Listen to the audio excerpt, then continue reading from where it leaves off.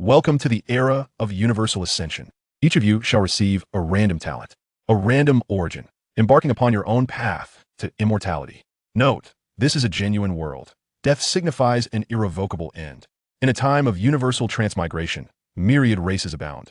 Some are born into dynasties, others into sects, while some are reduced to mere fodder for beasts. Yet, Mo Bai finds himself commencing his journey within a dilapidated Taoist temple. Ding! Detected that the host is situated at the special location Fangcun Mountain Ruins. The sign-in system has been activated. First sign-in successful. Congratulations to the host for obtaining the great Immortal technique. The divine ability 72 transformations of the earthly fiend and cloud somersault. While others struggle for basic cultivation techniques, Lin Fan has already positioned himself at the threshold of myth. Chapter 1. Which good person would not transmigrate? June, Jiang City. The morning sun penetrated the curtains, casting a beam of light upon the desk, perfectly illuminating the gilded title of a new history of cultivation. Huff. Mo Bai slowly exhaled a breath of stale air, concluding an hour-long morning exercise. Sweat trickled down his chiseled jaw, splattering onto the aged wooden floor, creating a small darkened stain. His breathing was steady, yet his gaze bore a depth and tranquility far beyond his peers. Unbeknownst to anyone, within this 18-year-old body resided a soul from the Azure planet, one that had met death once before. In his previous life, he perished under the wheels of a runaway truck while rescuing a child who had strayed into the street. But in the final moments of consciousness, a singular thought lingered. Indeed, good deeds are rarely rewarded. When he opened his eyes again, he found himself reborn as an infant bearing the same name in this parallel world. Half a year prior, his parents had met with an unfortunate demise, and it was his uncle, Mo Rongchuan, who brought him into his home. This kindness had remained etched in Mo Bai's heart. Initially, he believed this was merely a simple reincarnation, a chance to amend past regrets. Yet, as he matured, he was astounded to discover that this world was far more chaotic and grand than he had ever imagined. It was an epic of universal cultivation. Brother, what are you daydreaming about? It's time for breakfast. We'll be late for school. The door swung open with a bang, and a spirited girl with a neat ponytail poked her head in, brimming with vitality. She was Mo Bai's cousin, Mo Li, 15 years old, with a personality as vibrant as a tomboy. That I'm coming, Mo Bai replied, wiping away the sweat and changing into his school uniform. At the dining table, his burly uncle, Mo Rongchuan, was engrossed in a newspaper. Upon seeing Mo Bai emerge, he set the paper aside and placed a freshly peeled egg into Mo Bai's bowl before turning to his daughter with a serious expression. Shaoli, how many times have I told you to knock before entering your brother's room? Oh, I know. Dad, you're so tedious. Mo Li pouted, dragging Mo Bai to sit down. She lowered her voice, her face alight with excitement. Brother, have you heard? This year's Ascension Day seems to be moved up. The mere mention of Ascension Day seemed to momentarily freeze the air, but a trace of barely perceptible concern flickered across Mo Rongchuan's stern face, and his gaze towards Mo Bai grew complex. Yes, it's been circulating in school, Mo Bai replied, calmly scooping up his porridge. Ascension Day marked the pivotal turning point for all citizens of 18 years or older in this realm. Once a year, a magnificent heavenly gate would open in the sky, drawing all eligible individuals into its embrace, transporting them at random to a true world of cultivation, where they could pursue the elusive path of immortality. Those chosen were referred to as ascenders. Those not selected would remain on Blue Star, living a life of tranquility.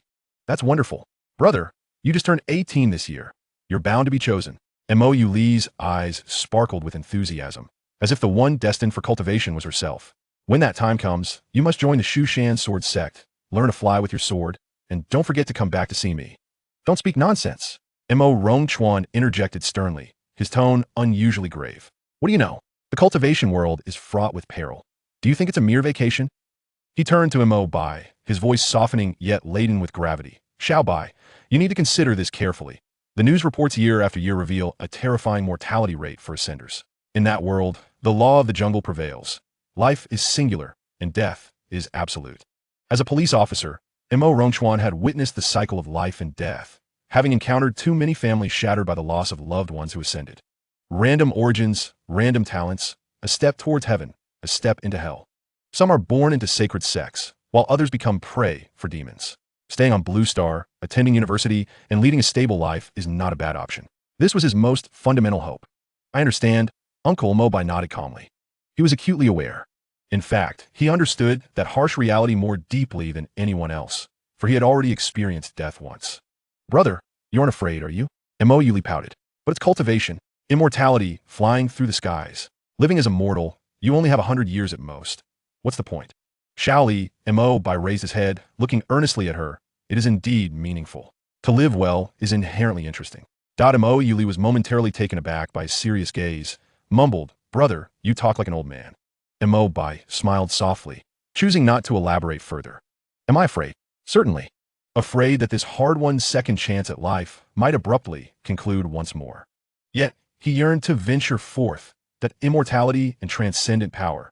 This desire is inscribed in the very bones of humanity. Moreover, he possessed an unparalleled advantage unknown to others. He was a transmigrator equipped with a mythical database. He had perused numerous forums about ascenders, discovering that the myriad monument in the Ascension Square would reveal messages from relatives of Blue Star upon touch on each Ascension Day, recounting tales of death or journeys to the celestial path. Amidst the myriad of information, some resembled the locations in Journey to the West like Fangcun Mountain or the Kunlun Void in Investiture of the Gods. Could these be mere fictional names in this realm? Perhaps they had left traces in this authentic world of cultivation. Should the opportunity arise, it would serve as his coordinates for survival and a chance to defy fate. 1 week later, June 15th, Ascension Day, the entirety of Blue Star descended into an eerie silence. Factories halted operations, schools suspended classes, and countless gazes were fixed upon the heavens. The Ascender Square was teeming with people, all eyes converging on the towering monument that pierced the heavens at the square's center. The monument is known as the Monument of All Realms, its origins shrouded in mystery.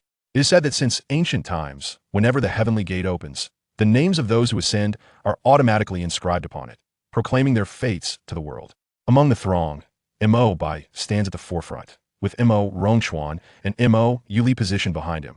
The usual teachings and exuberance have dissipated, leaving only a palpable silence as thousands hold their breath in collective anticipation. A resonant hum, seemingly echoing from the abyss of time, reverberates through the very souls of each individual present. Above, in the cerulean expanse of the sky, a luminous point appears without warning, swiftly expanding into a vast portal, formed by myriad runes that stretch across the heavens.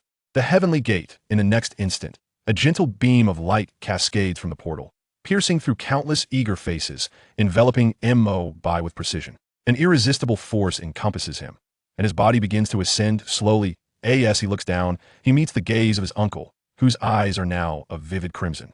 This typically stoic man now has his lips moving, his eyes glistening with unshed tears as he fervently waves his hand, as if trying to grasp something intangible. Beside him, Mo Yuli has already succumbed to tears, her sobs rendering her speechless. The words remember to come back and see me choked in her throat, unable to escape. "Uncle, Shaoli, I am departing now." Mo Bai silently bids farewell in his heart. Offering them a reassuring smile, he turns away, his gaze resolutely fixed upon the heavenly gate. In a past life, he met an untimely demise. In this life, he embarks anew. Whether he shall become a dragon or a serpent, a celestial being or a demon, all hinges upon this moment. Just as he is about to be engulfed by the heavenly gate, a cold, vast, and utterly emotionless voice resonates in the minds of all ascenders simultaneously. Welcome to the era of universal cultivation. Each of you shall receive a random talent and a random origin, embarking upon your own path to immortality. Notice, this is a real world. Death signifies the end. Chapter 2. The beginning at Fangcun Mountain, signing in for the supreme celestial technique. As the overwhelming dizziness and sensation of tearing dissipated, Mo Bai felt as if he had been tossed into a spinning washing machine and dried 300 times. The moment his feet touched the ground, he stumbled. He abruptly opened his eyes, a startled exclamation lodged in his throat, nearly choking him. Celestial aura? None. Ethereal palaces? Non-existent. What greeted his gaze was a landscape reminiscent of a set from a post-apocalyptic film, with crumbling walls and shattered stones at his feet, resembling a spider's web, overrun with malnourished weeds. The air was thick with a musty odor, sealed for millennia, mingling with the metallic scent of damp earth, assaulting his senses. The entire world was as silent as a graveyard, devoid of even a single bird's chirp. Surely, this cannot be the realm of cultivation? This starting point is akin to hellish difficulty. Mo Bai's heart plummeted. This wretched place bore no resemblance to the enchanting scenes of soaring cranes and ethereal mists he had envisioned. He attempted to draw in a breath, hoping to experience the legendary spiritual energy of heaven and earth. The result?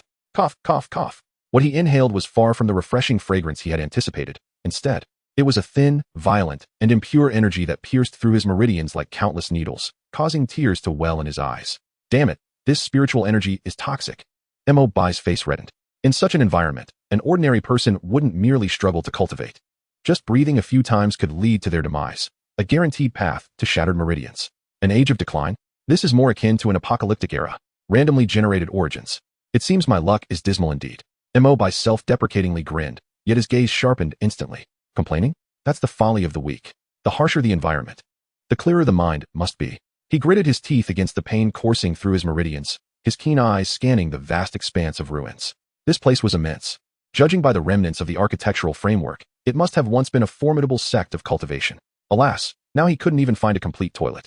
The broken flying swords crumbled to dust at the slightest touch, and the desiccated alchemical furnace contained nothing but a mass of dark substance. Everything he observed screamed one undeniable truth. The cultivation civilization here was utterly extinguished. Wait, there are no signs of battle. It seems more like this place has been forsaken by time. A terrifying thought crept into his mind. Could it be that the cultivation legacy of this world has been severed? Just as he was mulling over this grim possibility, at the edge of his vision stood a relatively intact, towering hall, like a giant amongst the ruins. That's it. Without hesitation, Mo Bai crouched and stealthily approached. The entrance to the hall was a gaping abyss, reminiscent of a monstrous maw ready to devour him. Cautiously peering inside, he confirmed there were no lurking demons or monsters before slipping in. Inside, dozens of massive pillars, each requiring multiple people to embrace, supported a roof with a gaping hole. Light streamed through the opening, and the air was thick with swirling dust. Mo Bai's attention was instantly captivated by the sole surviving plaque above the hall. The plaque was pitch black, crafted from some unknown divine wood, hanging for who knows how many years without decay.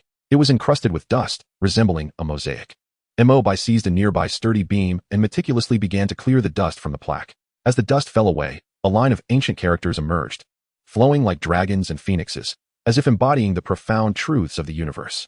The moment he discerned the inscription, a resounding crash echoed as the beam in his hand clattered to the ground, and he felt as though he had been struck by a divine lightning bolt. Petrified in place, his pupils constricted to pinpricks, breath halted, and his heart raced violently, nearly leaping from his throat. There, emblazoned on the plaque, were 5 colossal words: Xie Yu Sen Xing Dong, Ling, Tai, Fong, Ziyuan, Shan, Xie, Yu, San, Xing, Dong. Good heavens! A nuclear explosion of realization erupted in Mo Bai's mind. This was not merely the abode of the celestial being who taught the great sage Sun Wukong in Journey to the West, but the sanctuary of the Supreme Master, the legendary Bodhi ancestor. Xie Yu San Xing signifies the heart, and Ling Tai Fong Ziyuan also pertains to the heart. No wonder this place is astonishing yet in ruins. It must have been abandoned when the mythological era came to a close, leading the unparalleled power to flee. Leaving this sacred ground desolate, I began my journey at Fangcun Mountain. Mo Bai trembled with excitement. He had thought he had drawn a dismal lot. But who could have imagined that this wasteland was, in fact, the pinnacle of the mythological framework of Huaxia, a top-tier, bug-level novice village? This is not a dismal lot. It is a divine beginning, a royal flush with 4 twos, a plane soaring with wings. Just as he was swept away in exhilaration, nearly fainting from delight, a cold, mechanical electronic voice erupted in his mind with a resounding chime. Ding! Detected that the host is located at the mythological site of Ling Tai Fong Ziyuan Mountain Ruins. Meeting activation conditions. Mythological site sign-in system officially activated. The host may sign in at each new mythological location, receiving supreme rewards related to that place. Detected that the host has activated for the first time and is at Fangcun Mountain, receiving a novice gift pack. Would you like to proceed with the initial sign-in? System. Yes, sign me up. Mo Bai roared within his very soul. First sign-in in progress. Sign-in location: Ling Tai Fong Ziyuan Mountain, Xie Yu Sen Xing Dong. Sign-in successful. Congratulations to the host. You have received a mythological level reward trio. Boom. As the system notification faded, it felt as though an entire universe had been crammed into Mo Bai's mind. Reward 1. Supreme Taoist Technique, Depin Tian Xianju. Seizing the creations of heaven and earth, invading the mysteries of sun and moon. Countless golden runes instantly branded themselves into the depths of his soul. This was indeed the top-tier technique passed down by the Bodhi ancestor to the Monkey King. A direct path to immortality. In this era of toxic spiritual energy, this was his only hope, his sole escape. The ticket to immortality was in hand. Reward 2. Supreme Divine Ability, Di Sha Qi Shi Er Bien. Transporting through shadows, commanding spirits, bearing mountains, and restraining waters. 72 minor divine abilities in total.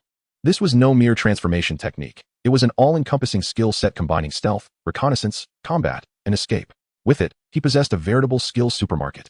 Reward 3. Supreme Divine Ability, Jin Do Yun. One somersault covers 100,000 miles. Ultimate speed. The top-tier life-saving technique. Who in this world could match his pace? If he couldn't win, could he not flee? 3 mythological level rewards, a leap into greatness. As the torrent of information subsided, Mo Bai slowly opened his eyes. A glimmer of golden light flashing in their depths. At that moment, his level of existence had already cleaved an insurmountable chasm between him and all living beings in this world. While others struggled for a breath of pure spiritual energy, he, Mo Bai, had begun his journey with a VIP ticket leading straight to the finish line. Phew. Mo Bai exhaled a deep breath, the ecstasy within him transforming into boundless ambition. He gazed upon the dilapidated grand hall, his eyes drawn to the plaque of the Ling Tai Fangcun Mountain, a wild smirk curling at the corners of his mouth. The age of decline? The severance of legacies? A desolate beginning, surrounded by adversaries? Mo Bai spread his palms, as if grasping the entirety of the future. But so what? From this day forth, I shall be the sole myth of this world. Chapter 3. The Path of Survival. The beginning of body refinement. His fervent declarations echoed through the vast, desolate hall, stirring subtle, inaudible reverberations that ultimately dissipated into the void.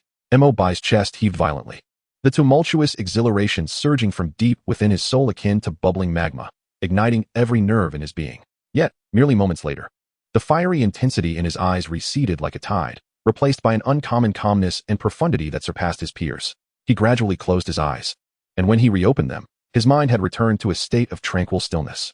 Reviving a myth, Mo Bai chuckled self-deprecatingly, a rational smile playing on his lips. One must consume food bite by bite, and tread the path step by step, until he possessed absolute self-defense capabilities. Any grand ideal was merely a death knell. He was not the sort to become arrogant upon gaining power. The life he led in his past, under the roof of others, had long taught him how to conceal his brilliance and how to navigate the crevices to secure his greatest gains.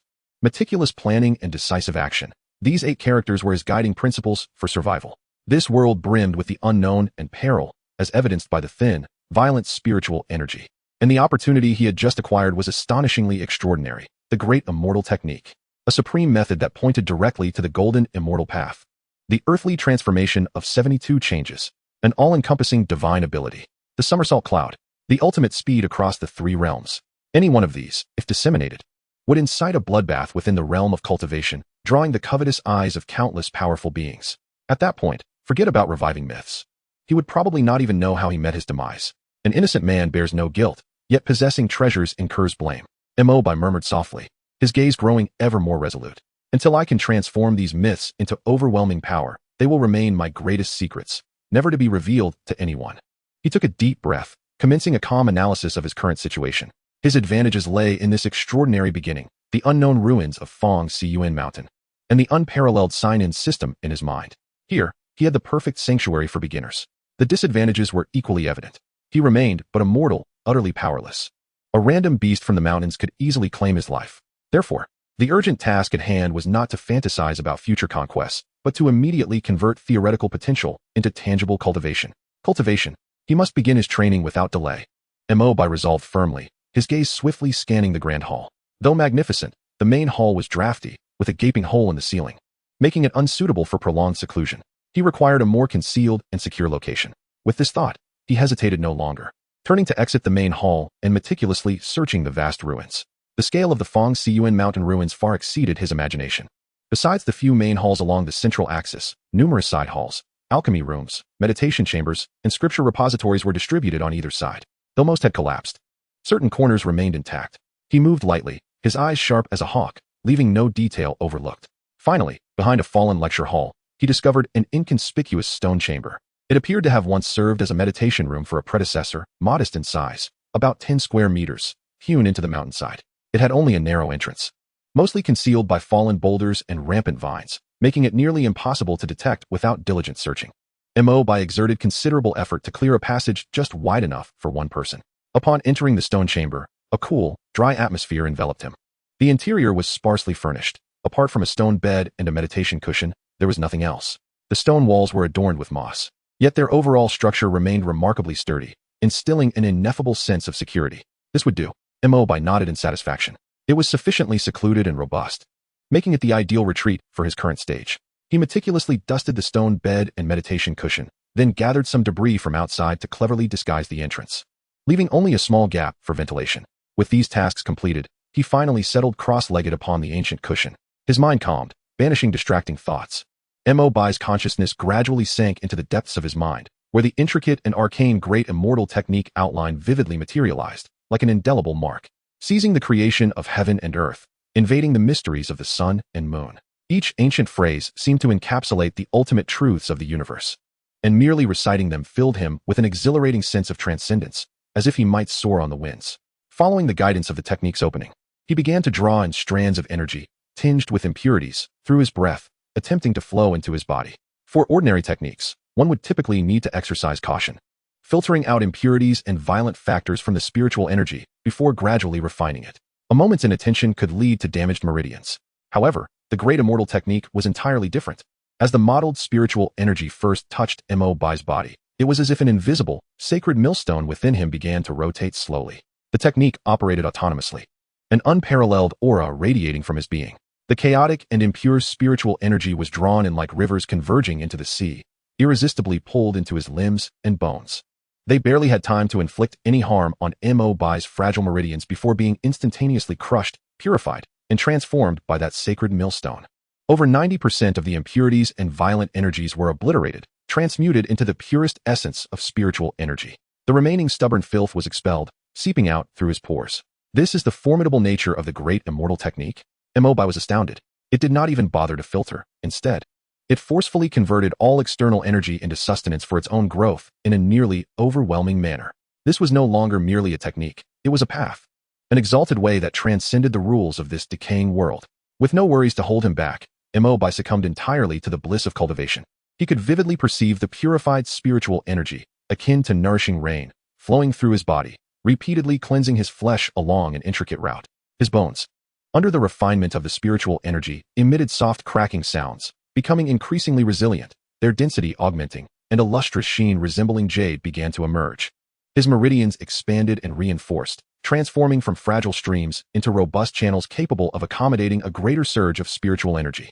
His flesh was undergoing a visible metamorphosis at an astonishing pace. The vitality of the cells surged to its zenith, with a metabolism so accelerated that it was almost beyond belief. Layer upon layer of greasy, foul-smelling black filth was relentlessly expelled from his pores, representing all the impurities and toxins accumulated within him since birth. As time passed, the black grime around him grew increasingly abundant, exuding a stench that was nearly suffocating. Yet, amidst this squalor, Mo Bai felt an unprecedented lightness and purity in his body. His senses, nourished by the ethereal energy, began to sharpen remarkably. The faint rustle of an ant traversing a crevice 100 meters away was distinctly audible to him. In the corner of the stone chamber, the trajectory of a droplet sliding off a moss-covered surface was infinitely slowed in his mind. He could even detect the unique sense of various particles in the air and perceive the minutest textures on the stone walls. This marked a transcendence in the realm of existence. According to the records in the Great Immortal Sutra, as well as the common knowledge of the cultivation world he had gleaned from the markets, Mo Bai understood that this was a sign of his imminent entry into the first realm of the mortal four realms, the body refinement realm. The mortal four realms are the starting point of the path of cultivation, namely, body refinement, chi refinement, foundation establishment, and golden core. The body refinement realm entails the honing of the physical form, ensuring the absence of illness and granting strength surpassing that of a charging bull, thus laying the most solid foundation for future cultivation. For the vast majority of transmigrators and local cultivators in this world, merely completing the body refinement would require months or even years of painstaking effort, complemented by extensive medicinal baths and pills. Yet for Mo Bai, all of this was simply a natural progression. It was uncertain how much time had elapsed when the last vestige of filth was expelled from his body, and when the strength of his physical form reached a critical threshold. Boom!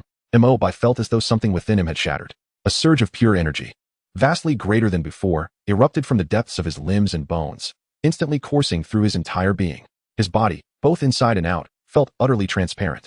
Power, an unprecedented sensation of strength, filled every cell of his being. Mo Bai suddenly opened his eyes, a flash of brilliance illuminating the dim stone chamber, bright as lightning. He had achieved the body refinement realm. Slowly rising to his feet, he felt the vigorous flow of blood and energy within him. Unable to suppress a low roar of exhilaration, he sensed that a mere punch from him could easily shatter a solid stone wall. Running, his speed rivaled that of the swiftest cheetah from his past life. And this was merely the initial stage of the body refinement realm. He glanced down at his body. The surface of his skin coated with a thick layer of dried black filth, emitting a noxious odor. Yet he paid it no heed, instead revealing a satisfied smile. This was the testament to his rebirth. Casually, he broke off a fist-sized piece of hard rock from the stone wall and gently squeezed it in his palm. Crack! The sturdy rock crumbled effortlessly, resembling tofu, reduced to powder with ease. The powder cascaded between his fingers, and as Mo Bai opened his palm to admire the smooth, unblemished skin devoid of any marks, his eyes sparkled with confidence. From this moment forth, he had truly acquired the foundational capital necessary to survive in this harsh world. Having resolved the most fundamental issues of existence, he could finally begin to delve into the two supreme techniques that would alter his destiny, the 72 transformations of the Earth Fiend and the Cloud Somersault. Chapter 4. The Emergence of Divine Powers, Exploring the Inch of Space. Within the stone chamber, Mo Bai abruptly opened his eyes, feeling the torrent of energy and blood coursing through him, yet a smirk played upon his lips. The body refinement realm, to put it plainly, was merely a super soldier with slightly thicker blood. Encountering someone adept at conjuring fireballs would render him a mere countdown to defeat. His mind was as clear as crystal. This sense of power might deceive mere mortals, but in this world teeming with myriad races and celestial beings, it was as fragile as a sheet of A4 paper. He must, at once, step into the chi refinement stage. Yet, therein lay the conundrum. This forsaken relic of a mountain, lacking even the slightest trace of spiritual energy, was hardly conducive to locating rare treasures. Mo Bai scoffed, realizing that his true trump card was never his brute strength, but rather the two exceedingly powerful abilities residing in his mind. With the great Immortal Sutra as the foundation, and the 72 transformations of the Earth Fiend and Cloud Somersault as his ace in the hole, this opening was simply delightful. Licking his parched lips, his eyes gleamed with the ferocity of a hungry wolf. No matter how formidable the divine powers, one must possess the requisite spiritual energy to wield them. The immediate priority was to find a small blue vial to facilitate his breakthrough from the novice village. Time waits for no one. Fortune must be seized by oneself. As soon as this thought crossed his mind, he shot out of the stone chamber like an arrow released from a bow. Not a moment's hesitation, not a sliver of internal conflict. To him, the vast expanse of ruins was akin to a treasure map. Passing by a dilapidated alchemy room, where the broken alchemical furnace lay in ruins like a QR code, he internally grumbled, poor rating, not even a scrap of alchemical residue remains. Observing the collapsed scripture pavilion, its tomes reduced to ashes, he lamented, what a pity. Otherwise I could have salvaged a few exquisite techniques. The deep, unfathomable sword scars and palm prints on the martial arts arena sent a chill down his spine. Goodness, what kind of enmity could provoke such ruthless strikes? It seemed prudent to leave this place swiftly and complete his objectives before making his escape. Danger? Of course. He had witnessed a serpent the size of a truck yawn and casually devour a body refinement realm tiger as if it were a mere snack, leaving him awestruck. Deeper within the mountains, there were even more terrifying presences that sent shivers down his spine, undoubtedly surpassing the chi refinement realm. Mo Bai activated the techniques from the great Immortal Sutra to conceal his presence, transforming into a specter that glided silently across the ground. At last, in a half-buried abandoned medicinal garden, he caught a whiff of a faint yet pure spiritual energy that made every pore of his body yearn to sing. He had found it. Instantly shifting into predator mode, he stealthily approached. At the center of the garden, amidst the parched, cracked earth, stood a small red plant, defiantly bearing 3 cherry-sized fruits. The red sungrass. Mo Bai's heart raced like a motor. A first-tier spiritual herb, a godsend for the novice village. The fire attribute spiritual energy contained within the fruits was sufficient to break through the barriers of the chi refinement realm, if not more. However, just as he prepared to seize this opportunity, a foul wind surged towards him. Hiss! A slender, jet-black venomous snake, no thicker than a thumb, had coiled itself beside the red sun grass, its cold, triangular eyes fixated on him, its forked tongue flicking ominously, emitting a warning that sent shivers down his spine. The black-scaled serpent, a manifestation of mid-body refinement realm demonic energy, posed a grave threat, especially with its glimmering fangs. Retreat? Behind him lay a precipice, a life of mediocrity. Advancing was his sole path to survival. Gritting his teeth, Mo Bai's eyes blazed with a fierce determination, igniting the reckless bravery of a desperate warrior. There was no thought of retreat. Instead, he unleashed the fiery energy coursing through him. The ground beneath him quaking as he surged forward like a cannonball straight towards the black-scaled serpent. The serpent, clearly taken aback by such an audacious prey, momentarily froze in shock. Now was the moment. From the very beginning, Mo Bai's objective was never the serpent. What he sought was the grass. In a flash, the intricate movements he had simulated countless times in his mind unfolded with fluid grace. As his body twisted in midair at an astonishing angle, he narrowly evaded the small snake, and with a powerful extension of his arm, he uprooted the precious qiyang grass, soil, and all. Hiss! The black-scaled serpent finally reacted, its piercing hiss nearly shattering the eardrums. It transformed into a blurred streak of black lightning, its venomous fangs aimed directly at Mo Bai's back, poised to strike with ferocity. The chill of death was palpable, yet Mo Bai's expression bore no trace of fear. Instead, a sinister grin crept across his face. You little rascal. I've been waiting for you to open your mouth. At the very instant the fangs were about to pierce his skin, he twisted his waist and shifted his hips, unleashing a sharp stone shard hidden in his palm, channeling his entire life force into it, and hurled it back with blinding speed at an unconventional angle. Thud! The stone slice, accompanied by a piercing sound, struck true, entering the serpent's gaping mouth and exiting through the back of its skull, spewing forth a spray of dark blood. One blow, and the serpent was silenced. Gasping for breath, his back was already drenched in cold sweat. He opened his palm to behold the intact Qiyang grass, and a fire ignited in his eyes like never before. My path, I shall carve for myself. My life, I alone shall dictate. Without a moment's delay, he raced back to the stone chamber, sat cross-legged, and stuffed all 3 crimson fruits into his mouth. Boom! The pure and violent fire elemental aura detonated within him like 3 miniature nuclear bombs. The sensation was akin to swallowing molten lava. By the heavens, the force is immense. Mo Bai gritted his teeth against the excruciating pain coursing through his meridians, fervently channeling the great immortal technique, directing this overwhelming power towards his Dantian's core in a reckless surge. Time lost meaning as he succumbed to the flow, and when he finally opened his eyes again, 2 streaks of lightning flickered momentarily in the pitch-black stone chamber. Within his Dantian, a thread finer than a hair yet pure and condensed to perfection had quietly formed. He had achieved the Qi refinement stage. Exhaling deeply, Mo Bai felt a distinctly different power within him, transcending his very being. If the body refinement stage was akin to a Nokia, then the Qi refinement stage was a smartphone. 2 entirely different dimensions. However, he remained vigilant, acutely aware that he had nearly perished at the hands of a mere snake. Brute force alone was that of a fool. One must also possess cunning and the ability to flee. His mind dove into contemplation, delving into the 2 supreme techniques. The 72 transformations of earthly fiends, stealthy and cunning. Perfect for reconnaissance, assassination, and group confrontations. Truly essential skills for any household. The cloud somersault, unparalleled speed, the ultimate method for escape and pursuit. For one like him, a pragmatist who believed in fighting when able and retreating when not. Both were indispensable. Both must be formidable. He resolved to begin with the 72 transformations. Transform. Mo Bai summoned the precious thread of power within his Dantian, cautiously activating the invisibility transformation technique as recorded in the great immortal technique. He braced himself, mentally prepared for failure 100 times over. After all, this was a legendary ability attributed to Sun Wukong. How could it be so simple? He aimed to first transform into a stone to test the waters. Yet, the next moment shattered his expectations. Buzz, a mysterious and profound resonance emanated from him, expanding outward. The anticipated agony of dislocated bones and restructured muscles never materialized. Instead, his body seemed to be instantaneously deconstructed into countless fundamental particles, only to reassemble in a manner defying the laws of physics, transforming seamlessly into a stone. What the? A mixture of suppressed joy and astonishment flooded Mo Bai's thoughts. Is this it? One successful attempt. What happened to the promised 81 trials? What of the countless forges?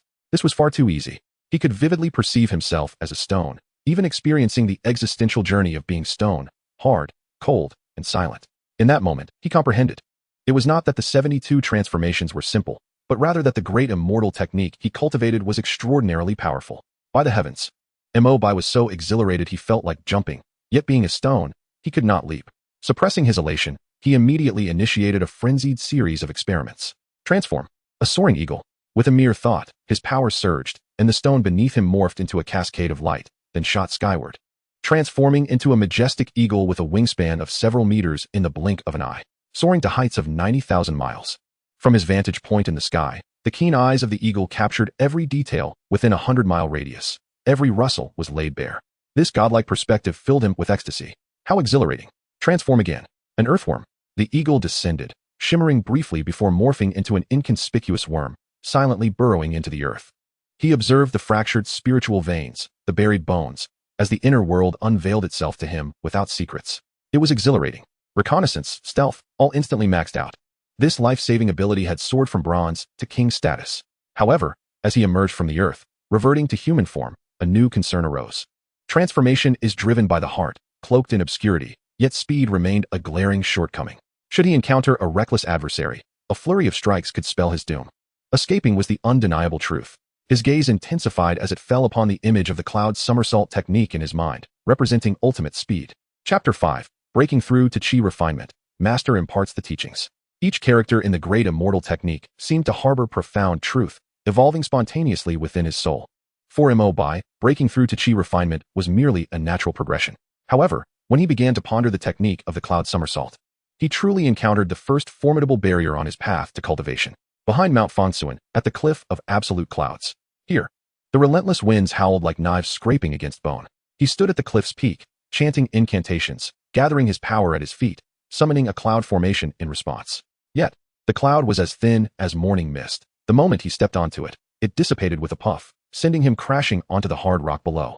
Gritting his teeth in pain, once more, he refused to be deterred, brushing himself off. Once, twice, 100 times, 1,000 times.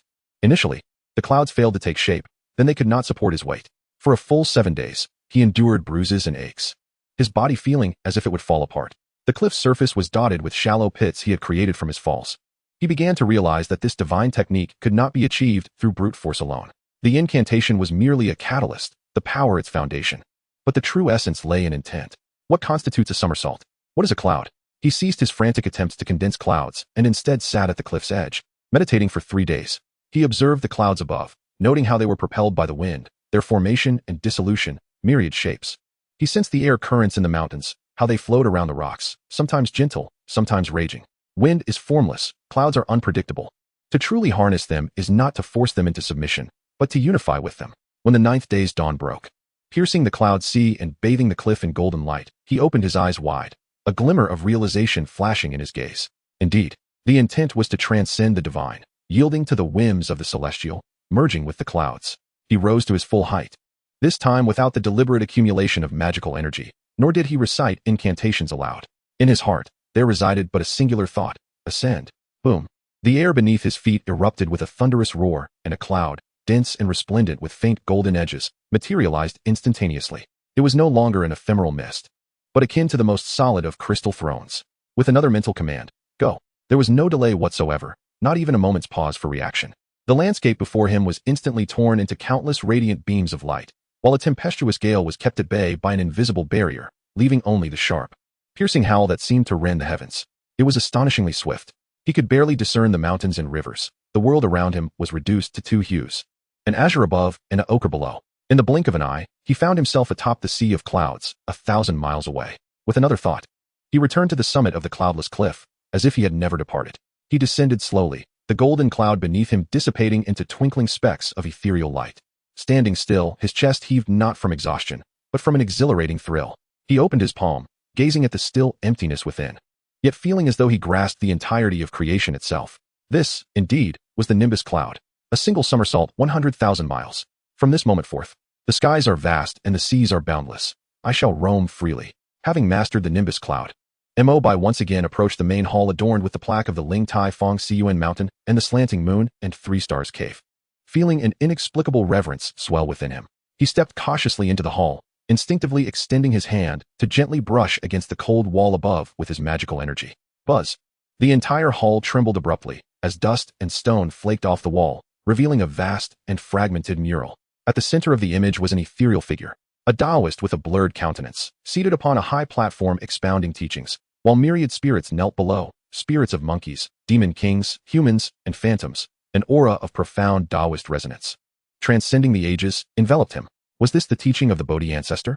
Mo Bai's spirit jolted. Within him, the great celestial immortal technique began to operate autonomously, resonating intensely with that Taoist essence. Enlightened, he promptly sat cross-legged, channeling his magical energy into the mural. Boom! The mural radiated with brilliance, the Taoist's indistinct visage momentarily sharpened. His eyes, imbued with the mysteries of the cosmos, pierced through time and space, locking gazes with Mo Bai. A gentle yet authoritative thought echoed in his mind. The air of the great celestial immortal technique, both fated and destined. Mo Bai's heart surged with joy, and he quickly responded with his consciousness. Disciple Mo Bai pays respects to the ancestor. That thought seemed to scrutinize him, and after a moment, it slowly spoke. Though you possess divine powers, your methods of application are rudimentary and riddled with flaws, a pearl cast into obscurity. Your earthly transformation 72 changes. Its essence lies not in mere shape-shifting, but in grasping its spirit. Without the spirit, it remains mere superficial technique, hollow and empty. Your Nimbus Cloud, too, is shrouded in misunderstanding. The swiftness of this divine ability does not stem from the explosive force of magical energy, but from the subtlety of space. Blindly relying on brute force is but the conduct of a simpleton, squandering 99% of its potential without achieving even a fraction. Mo Bai's heart sank. Humbly receptive to guidance, disciple is dull-witted. I beseech the ancestor for enlightenment. The Tao cannot be conveyed through words. This mural is but a manifestation of a thread of Taoist resonance from my past teachings. Your fortune lies within. How much you can comprehend depends on your own cultivation. Remember, this mountain's spiritual vein has been severed. It is now but a rootless reed. Once fledglings have grown their wings, they must leave the nest and soar into the vast sky. Remaining here will limit your future achievements. The voice gradually faded, the mural's brilliance dimmed, reverting to its fragmented state, as if everything had been but a dream. Mo Bai bowed thrice in respect before the mural, etching every word of the ancestor into his heart. In the following 6 months, he plunged into frenzied cultivation. Each day, he sat before the mural, immersing his spirit in the vast Taoist resonance of the myriad beings listening to teachings. Initially practicing the earthly transformation 72 changes, he transformed into a fish, nearly drowning in the pond, possessing the form, yet lacking the power. He became a fierce tiger, only to be chased in disarray by the wild wolves of the mountain, merely the appearance, devoid of its might. Failure, attempts, further failures, and renewed attempts. He contemplated the essence of the demon king depicted in the mural, understanding the will of roaring proudly through the forest. Finally, a month later, as he transformed once more into a soaring eagle, he felt not the simulated wings of magical energy, but the true instinct of a sovereign of the skies. The claws that could rend stone, the might of flapping wings, the intent to prey, all aligned within a singular focus. He had succeeded. He had grasped the key to capturing the spirit. From that point onward, whether it was the concealment of mosquitoes or the stillness of boulders, he could attain a fragment of their true essence within their transformations. The cultivation of the nimbus cloud was even more arduous. Initially, each activation was like a wild horse breaking free, consuming immense magical energy, resulting either in crashing into a mountainside or soaring 100 meters before collapsing. He heeded the ancestors' guidance, ceasing the relentless pursuit of speed, instead calmly seeking to comprehend the subtleties of space. He condensed his magical energy into the finest threads, reaching out, prying, and understanding the flow of the wind, the ripples of space. Seasons changed, and after a full 5 months, one clear morning, he stood at the mountain's peak, a single thought igniting within him. Buzz. Beneath his feet, a cloud as solid as jade appeared silently, supporting him steadily. With a slight shift, he executed a nimble somersault, and the scenery before him did not recede, but rather folded instantaneously like a scroll, drawing near, silent and swift, yet faster than tenfold. He stood upon the clouds, gazing down at the entirety of Fangcun Mountain, feeling the magical energy within him flow freely, his heart brimming with ambition. However, he also acutely sensed that under the operation of the great celestial immortal technique, the sparse spiritual energy of Fangcun Mountain had become akin to a mere drop in the bucket for him. The ancestor was right. It was time to depart.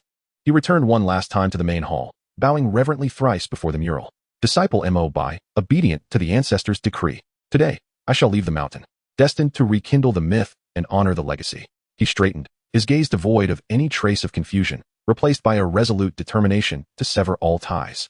The world beyond the mountains held endless dangers, yet also boundless opportunities, as well as the next mythical relic, Wuzhuang Temple, Jinyuan Daxian. A fervent light flickered in Mo Bai's eyes as he turned, striding confidently out of the hall. Ascend. The nimbus cloud responded to his summons, transforming into an almost invisible streak of light, soaring into the heavens. He stood upon the clouds, casting a final, deep gaze upon the sacred mountain that had granted him rebirth and a future. Farewell, Fangcun Mountain. In the next moment, he pivoted, resolutely flying towards the vast and uncharted realms beyond. Xingyo, I am coming. Chapter 6, Blackstone Town, Treasure Pavilion. The sea of clouds roiled, fierce winds howled.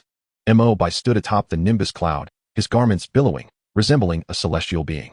After the Bodhi ancestor's personal guidance, his comprehension of the cloud path spatial technique had evolved immensely. Now, commanding the nimbus cloud was no longer the crude, forceful exertion of magic, but rather an exquisite finesse of manipulating space, harmonizing with the wind's currents. His speed surged 100-fold, yet the consumption was merely a tenth of what it once was. The clouds moved with his heart, silent and unobtrusive, truly embodying the nascent form of the legendary journey of 100,000 miles in a thought. He cast a final glance at the silhouette of Mount Fangcun, which had vanished into the depths of the clouds and mist, feeling no lingering attachment in his heart. With resolute determination, he soared towards the vast expanse of Xingyo, as directed by the wisdom of his master. After approximately half a day's flight, estimating that he had completely distanced himself from the confines of Fangcun Mountain, Mo Bai began to decelerate, seeking a desolate forest to descend. The journey ahead was long and fraught with peril. Both his identity and appearance were no longer suitable for the path he must tread. Innocent men may suffer the consequences of possessing treasures. The admonitions of his master echoed in his ears, bearing the great immortal technique and 2 formidable divine abilities. Should he be exposed, he would undoubtedly become a target, attracting relentless pursuit. Until he possessed absolute means of self-preservation, he must adhere to the principle of survival. Standing by the stream, he gazed at the youthful reflection in the water, and with a thought. The power within him began to quietly operate according to the 10,000 transformations returning to truth technique. This was no longer the coarse transformation that merely sought outward resemblance. It was a comprehensive remolding that encompassed bone, muscle, breath, and even essence. The reflection in the water shimmered, his bones emitted subtle cracking sounds, his stature slightly increased, and his shoulders broadened. The once delicate contours of his face hardened, acquiring a touch of the harshness of the elements. While the corners of his eyes bore the weight of worldly experience and fatigue, he deliberately controlled his power to disguise his aura as that of a cultivator at the first or second layer of chi refinement, fluctuating in strength and weakness, presenting himself as an unremarkable rogue cultivator of mediocre talent. Moments later, an ordinary-looking middle-aged man, with a somber demeanor and appearing to be around 35 or 36 years of age, replaced the youthful Mo Bai.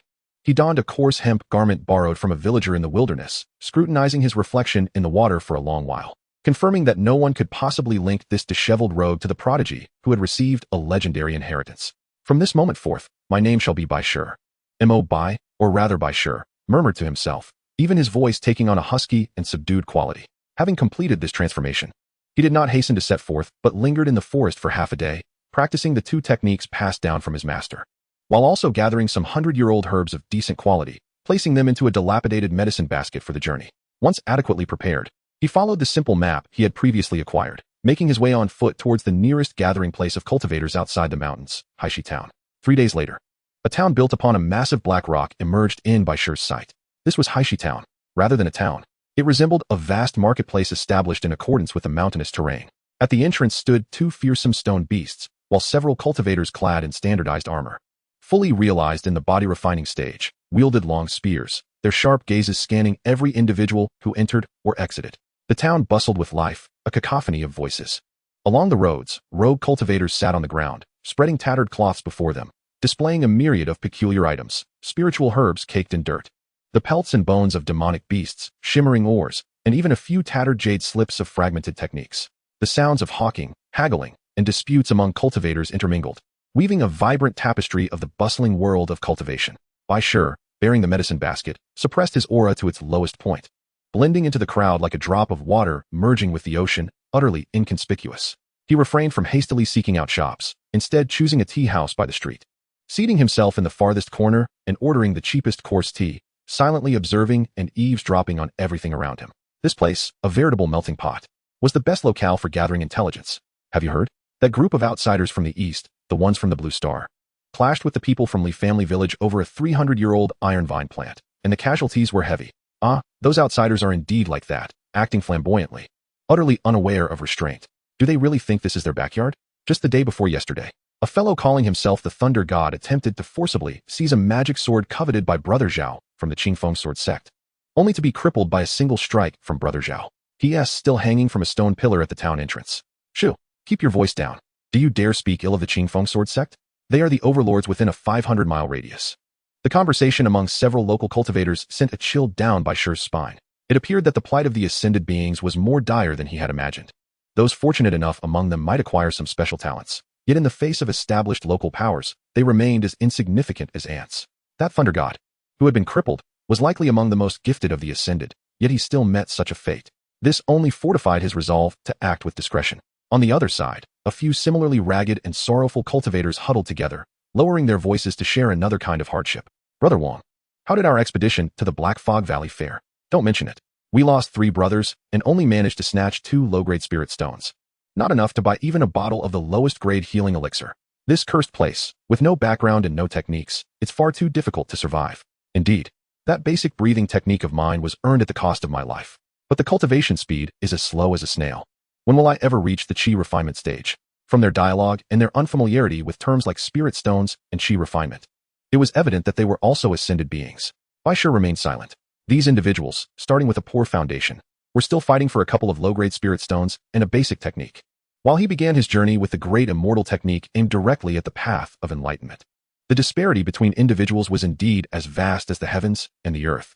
Sipping the bitter tea, he pieced together the fragmented information in his mind. Using the pretense of needing to relieve himself, Bai Shur wandered around the tea house. Upon returning to his seat, he discreetly acquired several storage bags, which he unobtrusively stowed away. After gathering information in the tea house, he had a comprehensive understanding of Haishi Town. This place was dominated by the local sect, the Qingfeng Sword Sect, which supposedly had an elder at the foundation establishment stage in residence. Furthermore, they were often in conflict with the Demon King, the Black Sha Bear King, who resided in the Haisha Mountains. Meanwhile, the random ascended beings and local rogue cultivators struggled to survive amidst the crevices of these two formidable powers. Downing the last of his tea, Baishur had already formulated a plan in his heart. He rose from his seat and made his way towards the most imposing three-story building in the town's center, the Treasure Pavilion. This was the largest shop in Haishi Town, reputed to have substantial backing, even eliciting respect from the Qingfeng Sword Sect. As soon as he stepped inside, a medley of scents, medicinal, inky, and faintly spiritual, wafted towards him. A young attendant clad in blue immediately approached, a professional smile adorning his face. "Welcome to the Treasure Pavilion, esteemed guest. How may I assist you today?" Baishur cast a glance around the shop, which overflowed with an array of goods, from talismans and elixirs to magical instruments and formation plates. Though most of the wares were of low grade, they were enough to incite envy among the rogue cultivators. Ignoring the young attendant, his gaze settled on the elderly man with white hair behind the counter, leisurely fiddling with an abacus while holding a ledger. The old man, dressed in a brocade robe, exuded a restrained aura. Yet Baishur could sense that his cultivation was at least in the late stage of qi refinement, far beyond that of the attendant at the entrance.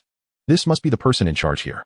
He approached the counter directly, removed the medicine basket from his back, and gently placed it upon the surface. "Shopkeeper, do you accept herbal medicine?" he inquired with a raspy voice. The old shopkeeper, hearing the query, gradually lifted his head. A glimmer of astuteness flickered in his seemingly murky eyes. He surveyed the attire and unremarkable aura of the visitor, already forming a judgment in his mind. A casual herbalist with neither particularly fortunate nor unfortunate luck. "Yes, we do accept," the old shopkeeper replied, setting down his ledger. "However, at Baibauj, we only acquire aged spiritual herbs. Common herbs do not pique our interest." Voabath offered no further words. He unfastened his herb basket, meticulously laying out the well-prepared herbs upon the counter. Among them were white grass roots for hemostasis, dragonberries for heat clearing, and a specimen of polygonatum that appeared to be approximately 2 centuries old. While these were merely mundane herbs, their pristine condition indicated they had been carefully harvested and preserved. A hint of surprise flashed in the old shopkeeper's eyes. He had anticipated yet another impoverished fool attempting to pass off inferior herbs. To his astonishment, this man was evidently knowledgeable. Although these herbs bore little monetary value, they were a much-needed commodity for the townsfolk and lower-tier cultivators who lacked the spiritual stones to purchase elixirs. "These seem to be of decent quality," the old shopkeeper remarked, picking up the polygonatum and nodding. "I shall take all of these. In total, I will offer you 6 low-grade spiritual stones." This price was neither exorbitant nor meager, deemed fair. "Very well," Mo Bai agreed with a nod, foregoing any negotiation. The old shopkeeper casually tossed 3 faintly glowing azure stones towards him. Upon receiving them, Mo Bai sensed the meager spiritual energy contained within, stirring something within his heart. This was the universal currency of the cultivation world, spiritual stones. The transaction concluded, Mo Bai did not make an immediate departure. He feigned casualness as he inquired, "Shopkeeper, I am new to this place and wish to purchase a map of the surrounding area. Do you have one available?" "A map?" The old shopkeeper's face broke into a knowing smile. "Of course we do. The most basic one, marking the rivers and mountains within a 300-mile radius of Haishi Town, costs 1 low-grade spiritual stone. Should you desire a more detailed version, highlighting perilous locations, beast distributions, and the entrance to the Qingfeng Sword Sect, that would be 5 low-grade spiritual stones." "I will take the detailed one," Mo Bai said without hesitation, handing over 2 additional stones he had just acquired. "Splendid." The old shopkeeper's smile broadened, more genuine now, as he retrieved a scroll of beast skin bearing the map and handed it to him. "You must be from out of town. You appear to be quite sincere. Allow me to offer a word of caution. Haishi Town is not a peaceful place. When out and about, exercise caution. Do not trust others too readily, nor offend anyone lightly. Especially those from the Qingfeng Sword Sect. They are notoriously haughty." While his words seemed well-meaning, they were also a subtle warning and probe. Mo Bai, understanding fully, displayed an expression of heartfelt gratitude as he cupped his hands in thanks. "I appreciate your reminder, shopkeeper. I am Buffet, and should I gather better herbs in the future, I shall return to you." Of course," the old shopkeeper chuckled, pocketing the spiritual stones as he resumed his ledger. Mo Bai secured the map and turned to leave. Yet his attention was drawn to a scene in the corner of the hall. A small group had gathered around a woman clad in a pale blue silk dress, her face veiled by a thin gauze. Unlike the others, she did not set up a stall. In front of her stood merely a wooden sign inscribed with the delicate words, "All inquiries welcome." Her voice, cool and melodious, cut through the clamor of the crowd, clearly reaching Baishur's ears. The specifics of the Qingfeng Sword Sect's inner door assessments, 3 mid-grade spiritual stones. Recent movements of the Black Fiend Tiger King, 1 mid-grade spiritual stone. Clues regarding the cave of the foundation building cultivator Sunjio, who perished 3 months ago in the Black Mist Valley, 10 mid-grade spiritual stones. A stir rippled through the nearby cultivators. One scoffed, a mere girl, yet her tone is quite grand. If you know everything, why not seize it for yourself? The woman did not take offense, merely casting a cool glance at him. Those who believe may inquire, those who do not, may leave. I, Sujiyu, never coerce. Sujiyu? Mo Bai halted. Was this the information broker of Ascenders? In this information-secluded cultivation world, the value of intelligence sometimes far surpassed that of techniques and treasures. This woman, bold enough to openly peddle such secretive information, must either be a madwoman or possess an exceptionally powerful source of intelligence and self-defense capabilities. He observed her slender figure, radiating an unusual confidence, and for the first time, he felt a genuine intrigue towards an ascender other than himself. However, he refrained from approaching her.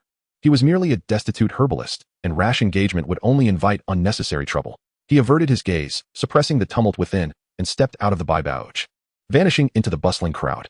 This night, he would find a place to rest and thoroughly study the map. As for the Wuzhuang Temple, it promised to be a long and perilous journey. Chapter 7. All inquiries welcome, Sujiyu, Part 1. Bai Shi did not venture far. Like a drop of murky water merging into a stream, he silently blended into the chaotic yet vibrant throng of Haishi Town, weaving through 2 alleys before finally coming to a halt in a corner where he could gaze toward the entrance of the bybauch, partially obscured by a dilapidated stone statue. He did not hasten to locate an inn, nor did he immediately study the map worth 5 low-grade spiritual stones. His gaze traversed the bustling crowd, once again landing upon the veiled figure of Sujiyu standing before her all inquiries welcome sign. An ascender daring to sell information in such a tumultuous marketplace was an unusual occurrence in itself. The content she offered, from sect secrets to the whereabouts of formidable beings, was nothing short of a double-edged sword, capable of inviting lethal peril. By what means did she do this? Did she possess a powerful organization backing her? Or was her own strength unfathomable enough to quell any threats? Or did she hold some unique method of acquiring intelligence and ensuring her safety? Mo Bai's thoughts raced. He understood far too little about this world, and Sujiyu was undoubtedly an excellent breakthrough point. Yet he refrained from approaching, until he had a clearer understanding of her background. Any rash move could shatter the fragile existence he had painstakingly cultivated. He needed to observe, to analyze. As time slowly drifted by, within the span of a single incense stick, several cultivators were drawn to the wooden sign, stepping forward to inquire. However, upon hearing the steep prices, most turned away, cursing under their breath. Sujiyu remained composed, her icy gaze unwavering, as if the insults merely passed her by like a gentle breeze, leaving her unaffected. Such composure surpassed that of 99% of the cultivators present. At last, a young man of considerable standing made his appearance. Clad in an opulent robe adorned with cloud patterns, a finely crafted jade pendant hung at his waist, flanked by 2 imposing guards with bulging temples. You are Sujiyu? He demanded, pointing at her with a haughty chin. I have heard you know everything. I ask you, regarding the Qingfeng Sword Sect's recruitment of outer disciples, aside from the official assessments, are there any unspoken rules? A hush fell over the surrounding cultivators, all casting looks of reverence. To brazenly inquire about the Qingfeng Sword Sect in such a manner indicated this individual was no ordinary person. Sujiyu finally lifted her gaze, her voice as cool as ever. Indeed, there are 3 unspoken rules, along with the personal preferences of an inner elder. The bundle price is 50 mid-grade spiritual stones, or an equivalent of second-tier spiritual items. What? The young man resembled a cat, whose tail had been stepped on, instantly bristling with indignation. 50 low-grade spirit stones? Why don't you just go and steal them? My father, as the lord of the city, receives no more than that in a month's tribute. The lord's son? A hint of barely perceptible mockery laced Sujiu's tone. You must be in greater need of this information then. After all, should you fail the assessment and tarnish the reputation of the lord's residence, it would not merely be your future at stake. You. The young man was rendered speechless, his face flushed with embarrassment, yet he found himself unable to retort. Stepping forward, the guard behind him unleashed a powerful aura characteristic of the late stage of chi refinement, coldly admonishing, Miss, please speak with more decorum. My young master deigns to converse with you out of respect. However, the oppressive force fell upon Sujiu like a stone cast into the sea, stirring not a ripple. She didn't even cast a glance at the guard, merely addressing the young man with an air of indifference. I adhere to my principles. They are immutable. You may choose to believe or not. Furthermore, I advise you to have your companion retract that laughable display of pressure, or else.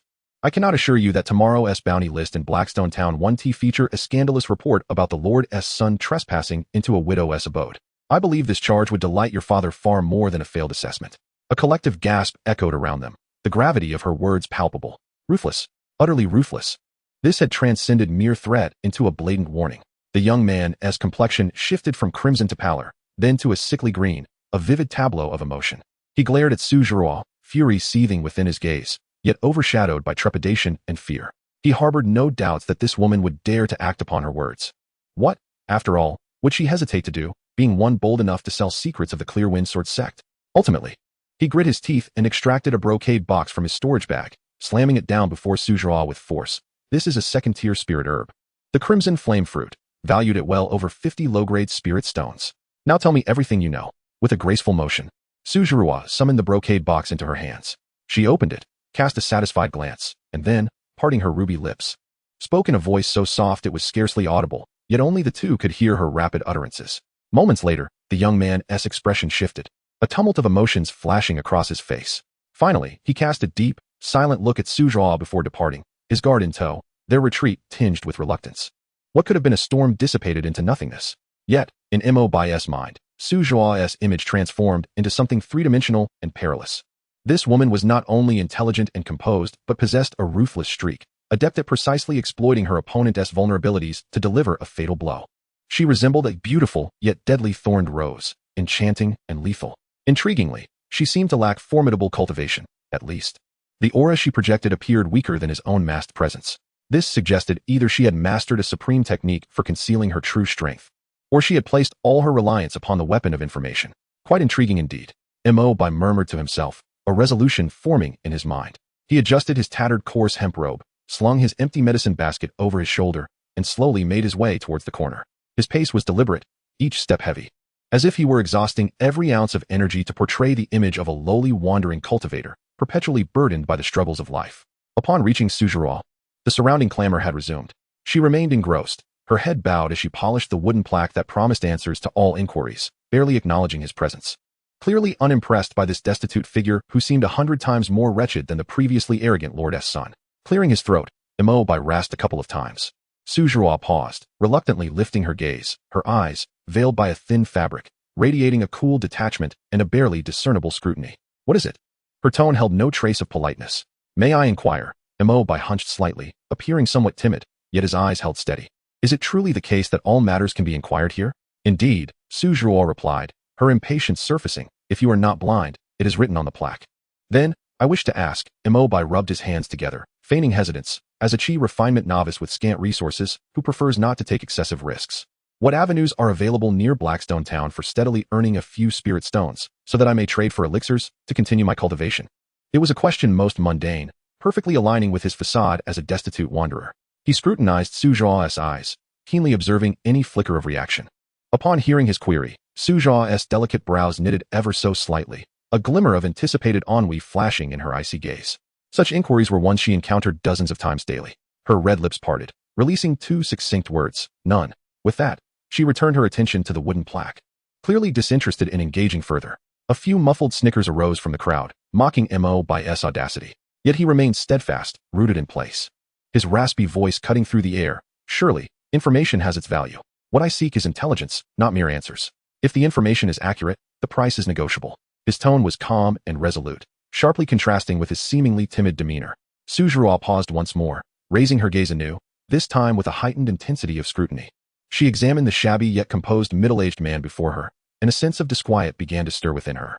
A genuine lowly cultivator, faced with her indifference, would either retreat in shame or lash out in anger. Yet the man before her remained unsettlingly tranquil, as if he were a bottomless ancient well. Oh. A playful smirk danced upon Sujuruo's lips. The price is negotiable? How much can you offer? 1 low-grade spirit stone, or perhaps 2? Mo Bai fell silent for a moment, then produced 3 low-grade spirit stones from his robes, the entirety of his wealth amassed from selling herbs at the treasure pavilion. He placed the stones beside the wooden plaque, speaking earnestly, "This is all I possess. I seek merely an opportunity to survive and to earn the next 3 spirit stones. Should your information hold value, it is yours. If not, I shall reclaim my travel expenses and seek elsewhere." He uttered no superfluous words, laying bare his needs, his bargaining chips, and his limits with clarity. He resembled not a supplicant, but rather an equal in the trade. Sujuruo regarded the 3 spirit stones, yet her gaze lingered upon his face for an extended moment. His words, his demeanor, were not those of a destitute cultivator willing to deplete his savings for a mere 3 stones. Who is he? Is he testing me? In an instant, a flurry of thoughts raced through Sujuruo's mind. A smile graced her features, her cold eyes shimmering as if thawing ice sent ripples through a still pond. Quite intriguing, she extended her delicate finger, pushing the 3 spirit stones back toward him. This transaction is agreeable, but not for your spirit stones. Pausing, she leaned slightly forward, lowering her voice to a conspiratorial whisper, out of consideration for the fact that you are somewhat more pleasing to the eye than those fools. I shall grant you one piece of information free of charge. 300 miles west of Blackstone Town lies a rocky slope abundant with a mineral known as moss stone, a crucial ingredient in crafting first-tier purification talismans. The Qingfeng Sword Sect consistently issues acquisition tasks in that area, where a single moss stone can be exchanged for 10 contribution points, and 100 contribution points can be traded for a low-grade spirit stone. There are hardly any demonic beasts there. The only peril lies in the presence of other impoverished souls also seeking to mine. Once she finished speaking, she leaned back into her original position, resuming her demeanor of cold indifference, as if the fleeting moment of intimacy had merely been a figment of Mo Bai's imagination. However, a tempest of emotions surged within Mo Bai's heart. This intelligence was extraordinarily detailed. The location, the product, its value, the exchange method, and the associated risks were all meticulously outlined. Such information could not be conjured from mere hearsay. This woman truly possesses something substantial. He cast a profound glance at Suzeraw, tucked the 3 spirit stones back into his bosom, and clasped his hands in gratitude, saying, "Thank you, miss, for your guidance. Bai Shi is immensely grateful." With that, he turned to leave. This probing had yielded the results he sought. Yet, just as he pivoted, Suzeraw's cold voice drifted into the air once more. "Wait." Mo Bai paused, slowly turning back, his eyes tinged with an appropriate hint of confusion. He beheld Suzeraw's gaze, now razor-sharp, as if it could pierce through his facade and gaze directly into his soul. What I just shared was a lifeline for the impoverished Bai Shi. She shifted her tone, a trace of enigmatic amusement lacing her words. "However, I possess another piece of information. A pathway to the heavens for the hidden dragon." Mo Bai's heart sank suddenly. Has she discovered my secret? No, it cannot be. The 10,000 transformations returning to truth taught by the Bodhi Patriarch cannot possibly be discerned by a mere ascendant like her. She is attempting to deceive me. Maintaining a facade of calm, Mo Bai rasped, "Miss, you jest. I am merely a humble herbalist, hardly a dragon." "Is that so?" Suzeraw chuckled lightly. Opting not to argue further, she continued, "This information pertains to a foundational-grade spiritual herb on the verge of maturity, known as the Millennium Vermilion Fruit. Its location is within the Black Wind Mountain Range. I have received confirmed news that Zhao Qian, the eldest senior brother of the Qingfeng Sword Sect, has already led a team there. Simultaneously, an elite squad composed of Irun, or ascendants as we are, has also set its sights on this prize. When the clam and the snipe contend, it is the fisherman who benefits. Should circumstances go awry, it could lead to utter annihilation. Yet, if successful, the attainment of foundational cultivation is within reach." With each word she uttered, Mo Bai's heartbeat quickened, not out of panic from being seen through, but from the thrill of the emerging target. This is precisely what he needs. Resources for foundational cultivation. Why are you divulging this to me? Mo Bai suppressed the turmoil within, asking solemnly, "Such news bears immense value. It is likely beyond my means to afford." "You can afford it," Suzeraw stated with conviction. Extending a single finger, this intelligence includes a topographical map of the Black Wind Mountain Range, the precise location of the vermilion fruit, an assessment of the strength of the guarding beasts, as well as detailed information on all members of the Qingfeng Sword Sect and that group of traversers. The price is a flat rate of 3 mid-grade spirit stones. 3 mid-grade spirit stones. That is equivalent to 300 low-grade spirit stones. This is no trivial sum. How can she be so certain that a ragged herbalist like me could produce such wealth? Mo Bai fell silent. He understood that he had laid bare his circumstances, not his identity, but his financial capability. Perhaps it was his unhesitating offer of 5 low-grade spirit stones for the map. Or perhaps the composure he displayed during the probing, which had alerted this astute woman to a hint of something unusual. She is gambling, betting that he is a disguised high-stakes client. And does he need this intelligence? Indeed, desperately. To know oneself and one's adversary is the key to victory in every battle. With this information, his odds of success in seizing the prize would soar to over 90%. The air felt as if it had solidified. The two stood in silent confrontation across a wooden sign. One awaited him to shed his disguise, the other weighed the pros and cons. After an extended pause, Mo Bai slowly raised his head, and a flicker of resolve passed through his weary eyes.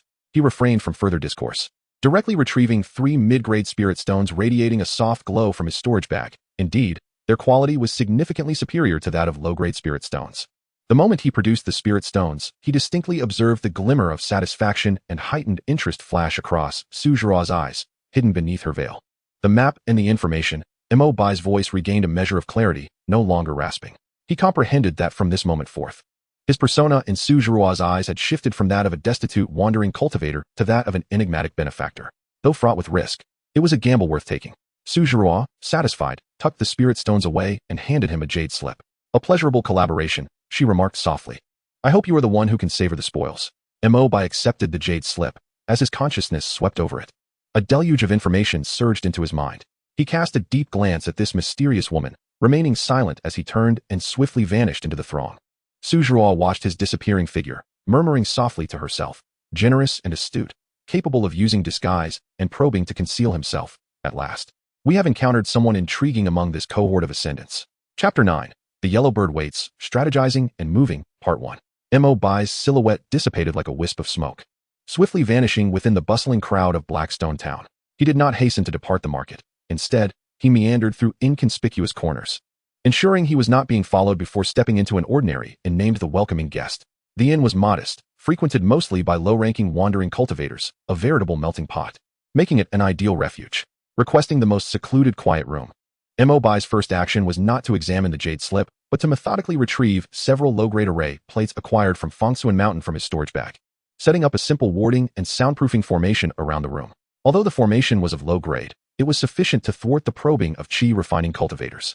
Once this was accomplished, he sat cross-legged upon a mat, exhaling a long breath of stale air. The exchange with Suzhirua appeared mundane, yet it was fraught with tension at every turn. That woman was as perceptive as a leopard lurking in the shadows.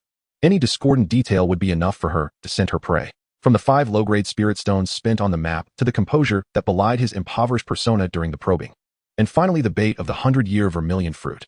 All these steps gradually dismantled his disguise and tested his limits.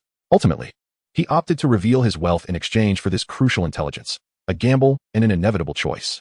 In the face of absolute disparities in power, all schemes and stratagems are in vain. To emerge as the ultimate victor in the impending storm at Blackwind Mountain, one must possess ample information. Suzhirua's intelligence serves as the fulcrum to leverage this precarious situation. I hope these 3 mid-grade spirit stones prove their worth. Mo Bai murmured to himself as his consciousness finally delved into the warm jade slip. Boom. A torrent of information, vast as an ocean, surged into his mind. The first thing to greet his eyes was an incredibly detailed 3-dimensional map of the Blackwind Mountain Range. The topography, the undulations of the terrain, the distribution of dense forests, the sources of streams, and even the locations of several natural concealed caves and demonic beast lairs were all meticulously marked. In the heart of the map lies a valley marked by a crimson dot, clearly labeled with the words Zhugua Valley. Within this valley, the terrain, concentration of spiritual energy, and optimal routes for both infiltration and retreat have been meticulously delineated with various colored lines, offering at least 3 alternative paths. What an extraordinary work by Suzhirua. The worth of this map is no less than 10 mid-grade spiritual stones. Mo Bai silently praised. This is no mere intelligence report. It is akin to a military-grade operational blueprint. Following this, a detailed account of the Millennium Zhu fruit is provided. This fruit blooms once every 300 years, bears fruit another 300 years later, and only reaches maturity after a total of nearly 1,000 years. Its medicinal properties peak within a century post-maturation. Hence it is aptly named the Millennium Zhu fruit. It is one of the primary ingredients for crafting the foundational elixir crucial for establishing a foundation. If consumed directly, although much of its potency would be wasted, it still offers over an 80% chance of assisting a fully realized chi refining practitioner in breaking through to foundation establishment. An 80% probability. This is sufficient to drive any chi refining practitioner into a frenzy. The jade slip also notably mentions that the guardian of the Zhu fruit is a 9-layered chi refining black-spotted demon leopard, known for its incredible speed, sharp claws, and cunning nature, adept at utilizing the terrain for ambushes. At the end of the document, which Mo Bai values most, is a detailed account of the competing factions. Qingfeng sect team. Team leader, Zhao Qian, a pinnacle chi refining practitioner. A direct disciple of the Qingfeng sect's master, he is arrogant and dismissive of others. His primary cultivation method is the Qingyuan sword technique, excelling in wielding a superior-grade flying sword named Qingfeng, which boasts remarkable speed and deadly force. He possesses 3 talismans of sharp golden sword energy bestowed by the sect, capable of unleashing sword energy comparable to the full force of a foundational stage practitioner. Team members, 3 late-stage chi refining disciples, forming a trinity sword formation, demonstrating excellent coordination that could entrap an ordinary pinnacle chi refining practitioner. Weakness analysis. Zhao Qian's arrogance leads to underestimating the enemy and reckless advancement. Though the team employs a formation, their individual strengths vary greatly. Once the formation is broken, they will be akin to a scattered group. Ascender's team, self-styled as the Sharp Blade. Team leader, Wang Hao, a pinnacle chi refining practitioner. A metal elemental ability user from another world, He can manipulate metals and engages in combat with a deceptive style, excelling in close-quarter combat. He is self-assured and believes that human effort can conquer heaven, thus looking down upon local practitioners. Deputy Leader, Li Mei, a late-stage Qi refining practitioner. A wood elemental ability user. Proficient in healing and setting vine traps. Team Member, Zhang Wei, a late-stage Qi refining practitioner. A fire elemental ability user, capable of launching fireballs, characterized by impulsiveness. Serving as the team's offensive powerhouse. Overall assessment. The team members possess complementary abilities and a foundational tactical awareness. However, they lack an understanding of the brutal realities of the cultivation world, their approach heavily influenced by Blue Star mentality, making them prone to danger through underestimation and greed. Retaining all this information vividly in his mind, Mo Bai slowly opened his eyes, a flicker of brilliance flashing within. How intriguing, truly fascinating. Su Zhiruo's intelligence has precisely dissected the strengths and weaknesses of each participant, surpassing the capabilities of an ordinary information dealer. Zhao Qian's arrogance and Wang Hao's hubris will serve as exploitable weaknesses. Meanwhile, the 9-layered Qi refining black-spotted demon leopard represents the greatest variable in this grand play. In the struggle between the clam and the heron, it is the original fisherman.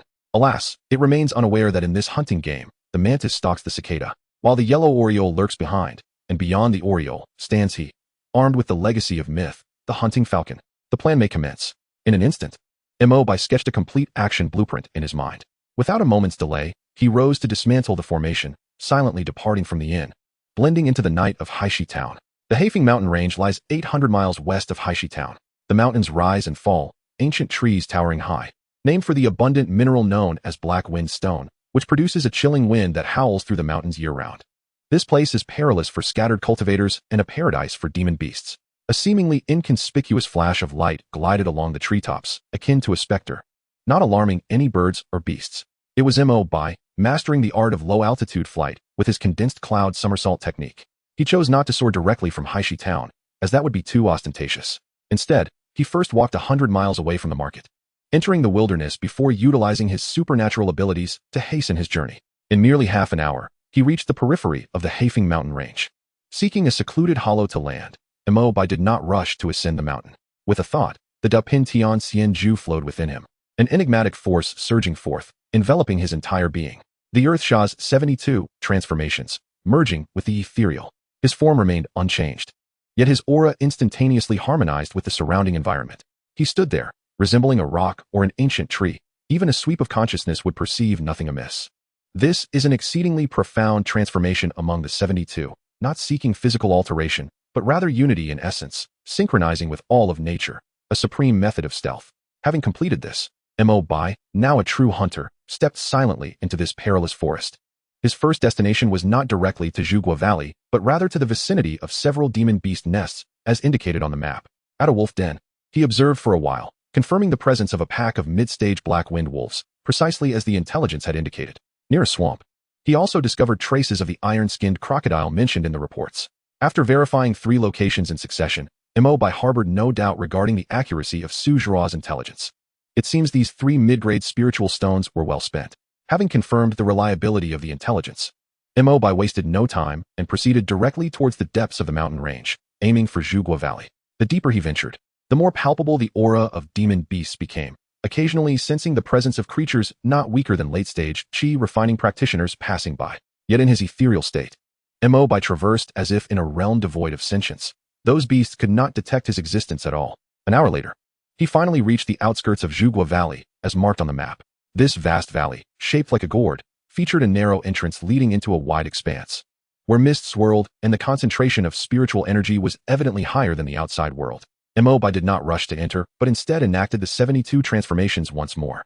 This time, his form twisted and morphed, and in an instant, he transformed into a palm-sized black beetle, its 6 legs lightly tapping as it silently adhered to the shadows of the rock wall, crawling into the valley.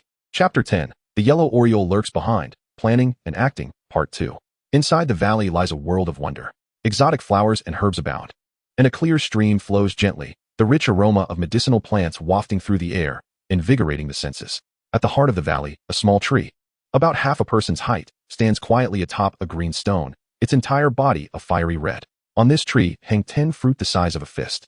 The fruits, translucent and seemingly carved from the finest red agate, shimmer with an otherworldly light, exuding an enticing fragrance that invigorates Mo Bai's spirit. Merely inhaling their scent makes him feel his internal energy surge. Undoubtedly, this is the Millennium Zhu fruit.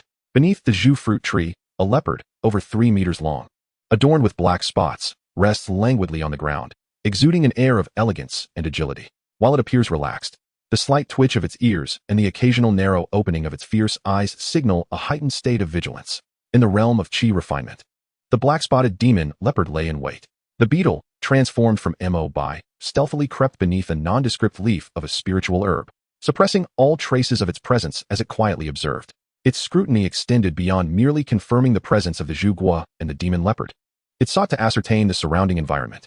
A prime hiding place needed to be identified, one that offered a wide vantage point over the entire valley, especially the entrance, while remaining sufficiently concealed to evade detection by any individual or beast.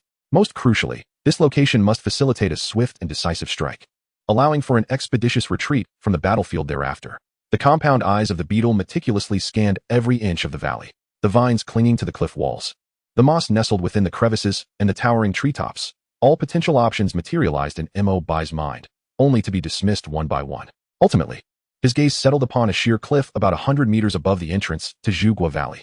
There, a protruding boulder loomed, beneath which, due to years of erosion, a natural recess had formed, blanketed in dark gray moss that blended seamlessly with the rocky surface. This elevated position afforded a commanding view of the battlefield. Any movement from the members of the Qingfeng sect or the traversers entering through the valley would be laid bare before him. Moreover, the recess's strategic placement made it exceedingly easy to overlook, whether from below or via spiritual scanning. Most advantageously, this spot lay within an ideal sprinting distance from the Zhugua trees below. Once the opportune moment arrived, he could descend from the heights, harnessing the explosive speed of his cloud somersault technique to complete the entire process of acquisition and withdrawal before anyone could react. That was the place. Mo Bai resolved within himself. He guided the beetle to quietly exit the valley, taking a wide detour to reach the summit of the cliff. Mo Bai did not hasten to revert from his beetle form. The black beetle crawled along the rock fissures toward the recess, its 6 legs gripping the moss while its antennae probed for hidden traps below. After a brief interval, the beetle's compound eyes discerned a faint crimson sigil deep within the recess, a trigger point for a soul-locking array. Should any living being step into the vicinity, the sigil would imprint their aura upon their spirit for the array's creator to track over great distances. Mo Bai felt a weight in his heart. Yet this also revealed a potential opportunity. A fragment of the array's pattern appeared hastily repaired. Following the gap backward, he quickly deduced that the repair had been made using reverse scale powder, a substance crafted from the reverse scales of dragon-type beasts, known for dispelling dark energies. This suggested that the array's creator was not entirely resolute. At least one individual sought to leave a path for escape. He instructed the beetle to excrete a small amount of corrosive acid to dissolve a new gap the size of a grain of rice in the reverse scale powder, then swiftly simulated the same cold aura as the rock face using his own spiritual energy, camouflaging the gap as a product of natural erosion. After completing this task, he transformed back into his original form, not immediately descending, but instead retrieving a piece of demon beast tendon, which he fashioned into a loop and secured around the foot of a pre-released gray-feathered mountain sparrow. The sparrow took flight, carrying the tendon through the mist, circling to the windward side of the mountain. There, the swirling gusts could shred any object falling directly downward into fragments. Yet they would also support a bait as light as a feather. Mo Bai tied the other end to his waist, allowing himself to be drawn like a paper kite by the sparrow, gliding along the cliff toward the recess. Just as he was about to descend into the hollow, the sparrow suddenly emitted a piercing cry, its feathers exploding into a mist of blood, as someone shattered the blood contract binding it from afar. The tendon lost its tether and plummeted. Seizing the momentum, Mo Bai twisted his waist, his toes striking the rock face, allowing him to deftly evade the sudden illumination of the crimson sigil above the recess, landing within the newly dissolved gap. Inside the recess, the lingering aura of the reverse scale powder had yet to dissipate, and a flicker of ethereal blue dragon essence danced within the rock fissures, as if silently beckoning him. Mo Bai held his breath, his fingertips brushing against the dragon essence, and a fragment of a memory surged into his consciousness. 3 days prior, on a rainy night, a cloaked maiden had used reverse scale powder to breach the array, only to be treacherously betrayed by her companions at the last moment, her blood staining the hollow. Before her demise, she had sealed a strand of dragon soul within the rock, awaiting the next individual capable of deciphering the reverse scales. Mo Bai raised his gaze and spotted a finely crafted dragon scale embedded in the stone, its tip pointed due north. This was the true hiding place of the array's creator, as well as the revenge coordinates left by the maiden. Suddenly, the wind stilled. Outside the recess, footsteps crunched over dried leaves, slow and heavy, reminiscent of a puppet being manipulated. Mo Bai tucked the dragon scale into his sleeve, his presence blending seamlessly with the rock wall, transforming into a shadow indistinguishable from the stone itself. This time, he awaited not prey, but the very individual who had made the repairs. Approximately 2 hours later, within the dense forest at the valley's entrance, faint footsteps and hushed whispers finally broke the silence. They had arrived. Mo Bai's gaze sharpened instantaneously. He beheld a quartet emerging from the thicket. Leading the group was Zhao Qian, clad in the attire of an inner disciple of the Qingfeng sect, wielding a green sword, with an unmistakable air of arrogance gracing his visage. Brother Zhao, according to the sect's records, passing through this misty forest should lead us to Zhugua Valley. The century-old Zhugua must lie within. One disciple trailed behind Zhao Qian, his tone laced with flattery. Zhao Qian, upon hearing this, lifted his chin slightly, a self-satisfied grin curling at the corners of his mouth. Naturally, a mere demon beast at the chi refinement stage dares to covet such rare treasures? They are truly ignorant of their own mortality. Soon, the three of you will set up the three-talent sword formation to trap that wretched beast, while I personally claim its head to provide a delicacy for our junior brothers. Brothers' might is unmatched. With you here, this endeavor will undoubtedly be effortless. The three disciples eagerly praised. Zhao Qian, clearly relishing the accolades, laughed heartily, waving his hand grandly. Let us proceed. Once we acquire the Zhugua, I shall petition the master for foundation establishment upon our return, and you shall not miss out on the rewards. With that, he boldly stepped forward, completely unguarded as he entered the bounds of Zhugua Valley. Observing this dramatic scene unfold below, Mo Bai remained utterly unperturbed. Everything transpired precisely as Su Zhurua's intelligence had foretold. This Zhao Qian was indeed a fool with an inflated sense of superiority. However, such ignorance was advantageous. The more foolish the prey, the easier the hunt would be. He shifted his gaze away from the four members of the Qingfeng sect, directing it toward another part of the forest. He was aware that another wave of actors was soon to make their entrance. Chapter 11. The Clam and the Heron Engage. Hidden perils lurk. Within the valley, the atmosphere abruptly thickened. The previously languid black-spotted demon leopard, upon sensing the presence of Zhao Qian and his companions encroaching within 100 meters of its territory, suddenly opened its eyes wide. They were icy, merciless vertical pupils, devoid of any confusion from slumber, only brimming with pure murderous intent and a bloodthirsty glint. With a low growl, laden with a potent scent of blood, the black-spotted demon leopard erupted into action, its body taut as a bowstring, launching itself forth in an instant. Its speed was unfathomably swift, leaving behind only a blurred afterimage as its razor-sharp claws sliced through the air, emitting a shrill shriek as it lunged toward the foremost figure, Zhao Qian, who radiated the most formidable aura. Wretched beast, seeking death. Zhao Qian, though arrogant, was no fool. As a direct disciple of the Qingfeng sect's leader, his combat experience far surpassed that of ordinary disciples. Faced with the thunderous onslaught of the demon leopard, he remained unfazed, taking a swift step back like a fluttering green leaf, while simultaneously drawing forth his azure blade with a sharp clang. A resplendent beam of azure sword light erupted forth, akin to lightning that rends the night sky, striking with impeccable precision towards the demon leopard's throat. Form the three talents sword formation, ensnare it, Zhao Qian commanded sharply. At his call, three disciples sprang into action, their forms intertwining as three identical long swords summoned their spiritual power, swiftly merging into an unending net of blades that enveloped the spotted demon leopard. Clang, clang. The demon's sharp claws clashed against the sword net, sending sparks flying in a dazzling display. Its physical body was astonishingly resilient, as the ordinary magical swords merely left shallow white marks upon its fur. Quite formidable. Mo Bai observed from the cliff, his gaze calm as he swiftly assessed the demon leopard's combat prowess. Its defense was comparable to high-grade magical artifacts, and its speed and strength far surpassed that of cultivators of the same tier. Had it not been for the formation restraining it, those three late-stage chi refinement disciples would likely have been torn to shreds in a single encounter. In the arena, Zhao Qian's expression flickered with impatience. As the esteemed senior brother of the Qingfeng sect, to require the assistance of his junior disciples to deal with a mere ninth-layer chi refinement beast would surely become a source of ridicule if it were to spread. Break it, Zhao Qian roared, pouring his magical energy unreservedly into the azure blade. The sword's radiance surged, and a 3-foot-long solidified sword aura erupted forth, exuding an intimidating might. This was the lethal move from the Qingyuan sword art, the Qingyuan slash. The demon leopard seemed to sense the imminent threat, letting out a thunderous roar as its demonic energy surged, defiantly swinging its claws to clash with the sword aura. However, just as the tension reached its peak, a light-hearted, mocking voice unexpectedly rang out from the direction of the valley entrance. Oh, aren't those local world cultivators? Wielding their firewood sticks with such bravado, they almost looked the part. As the voice faded, three figures emerged slowly from the dense foliage on the other side.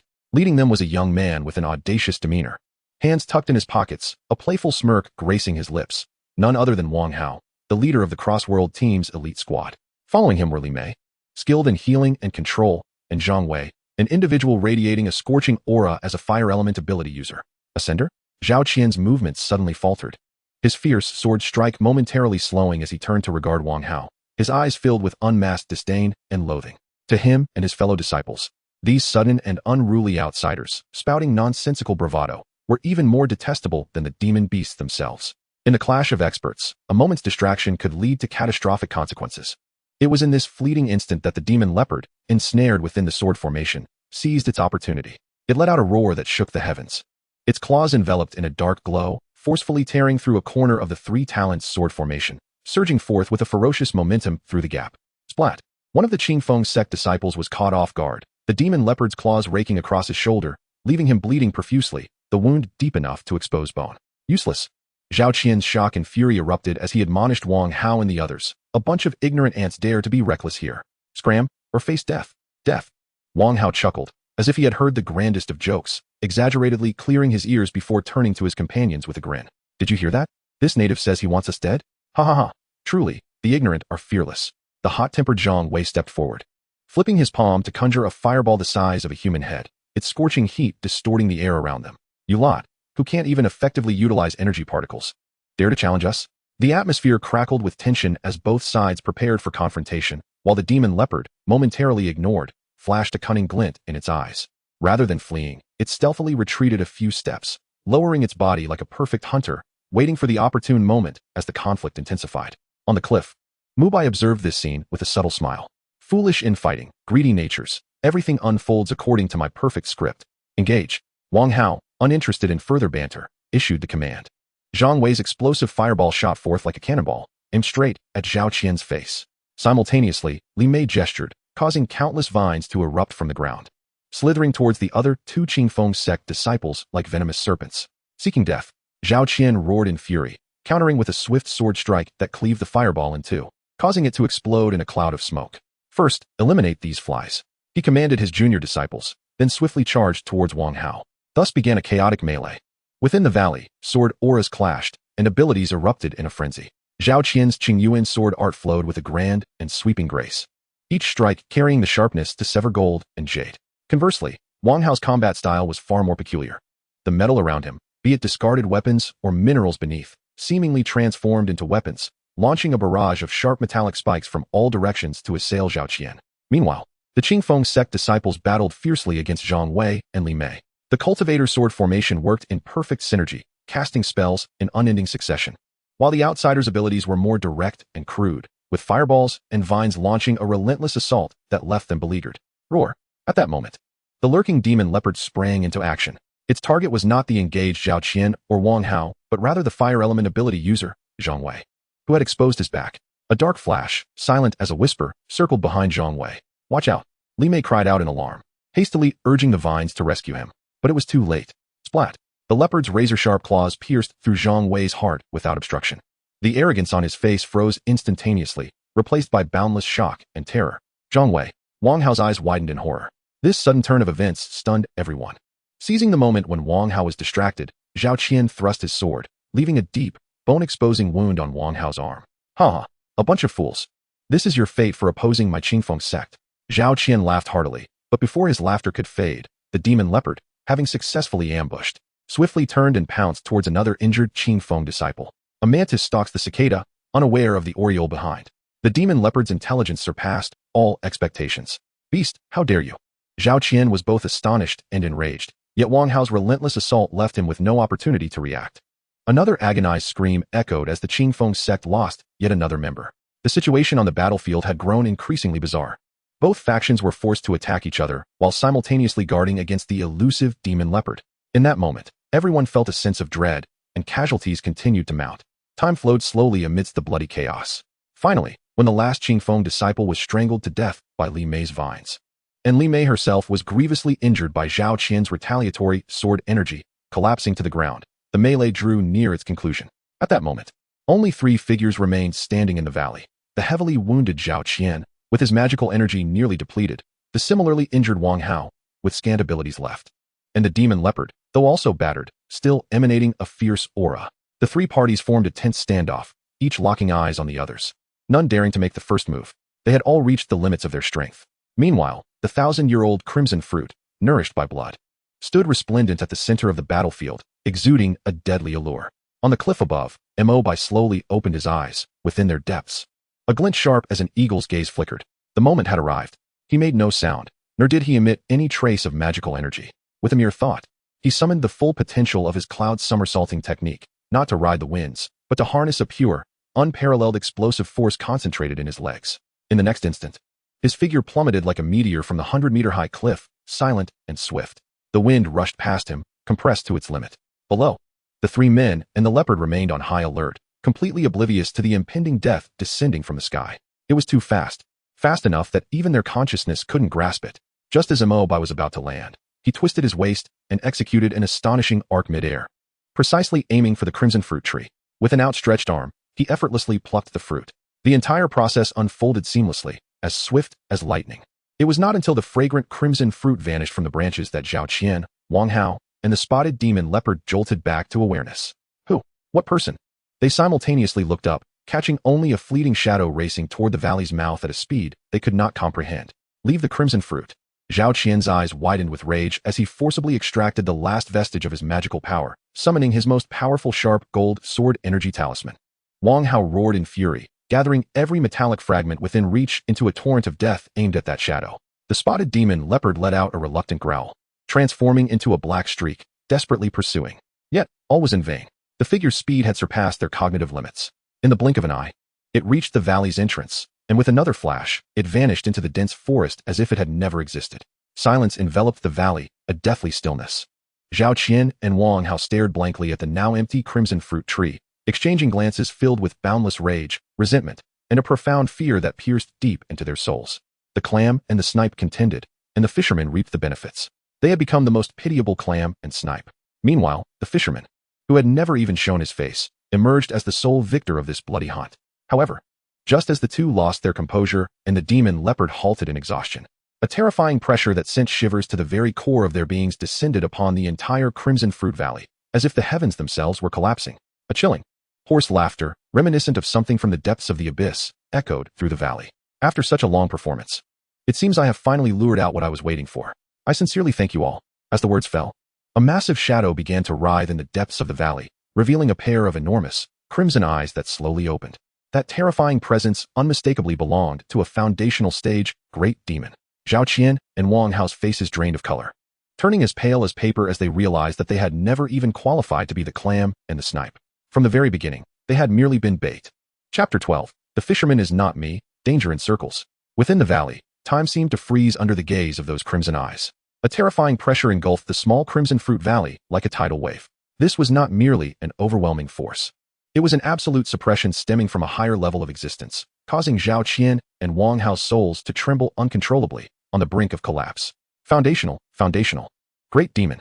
Zhao Qian's voice was dry as sandpaper, his complexion devoid of any color, leaving only an overwhelming sense of horror and despair.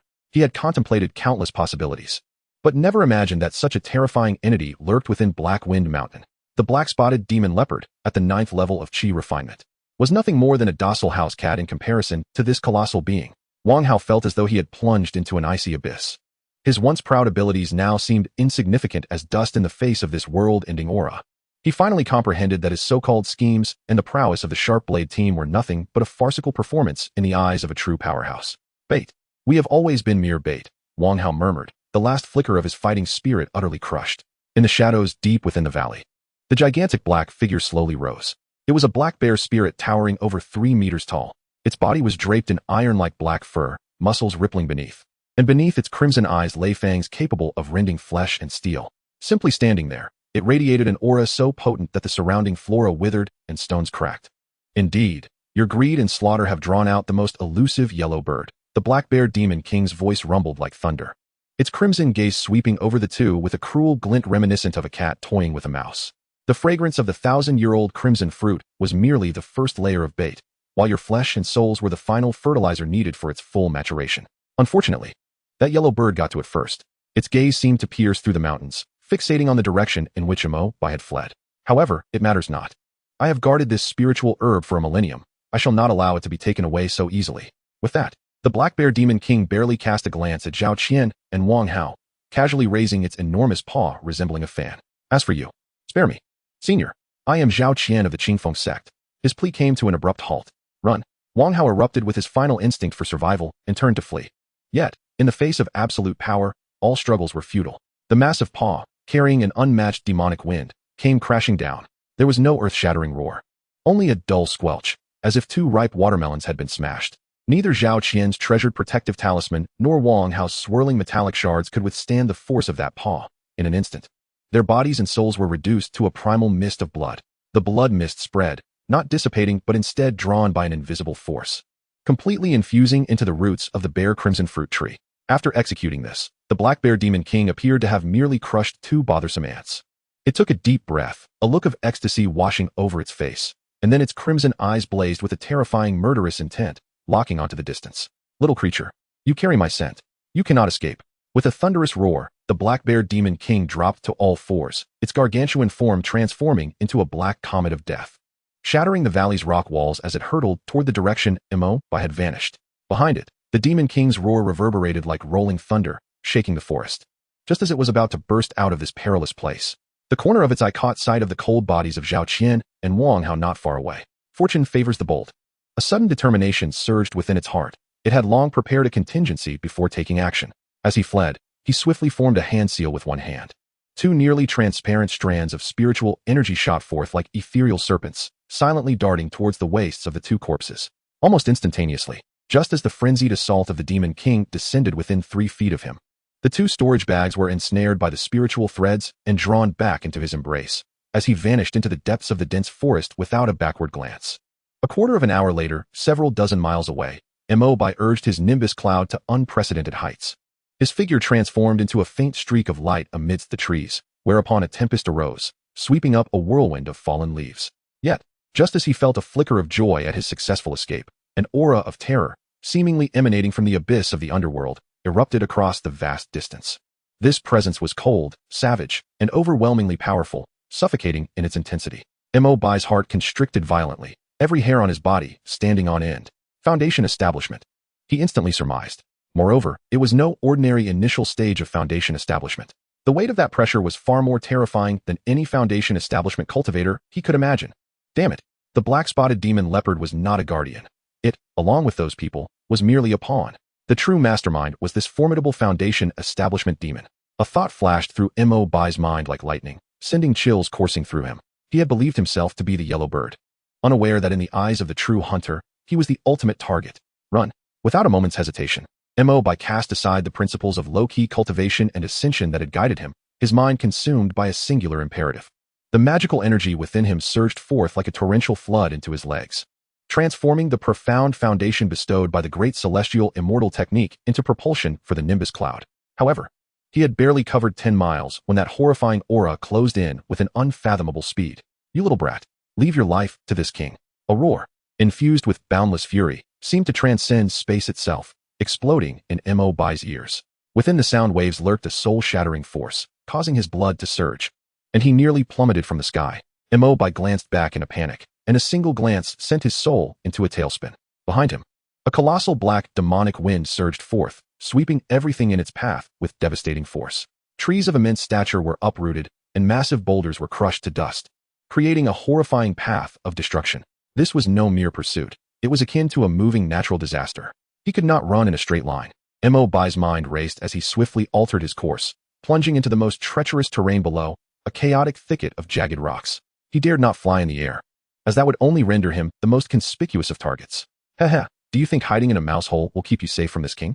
The mocking and cruel voice of the Black Bear Demon King echoed once more.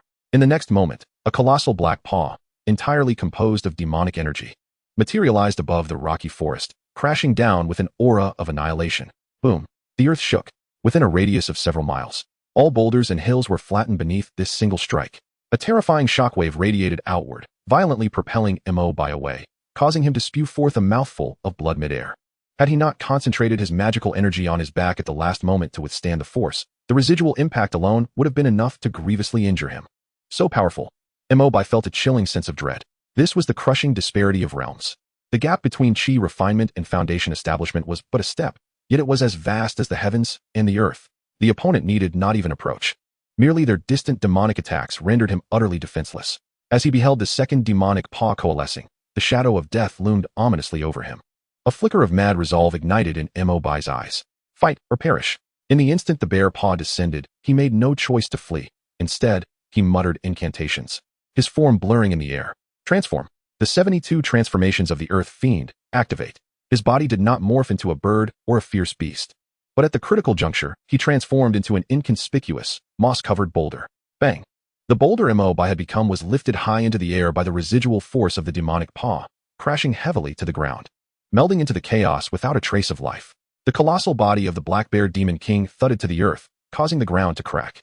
It scanned the ruins of the rocky forest with its blood-red eyes, its formidable consciousness sweeping back and forth like Mercury, searching relentlessly. It emitted a low murmur of confusion. Chapter 13, Wit in Peril, Counting the Gains.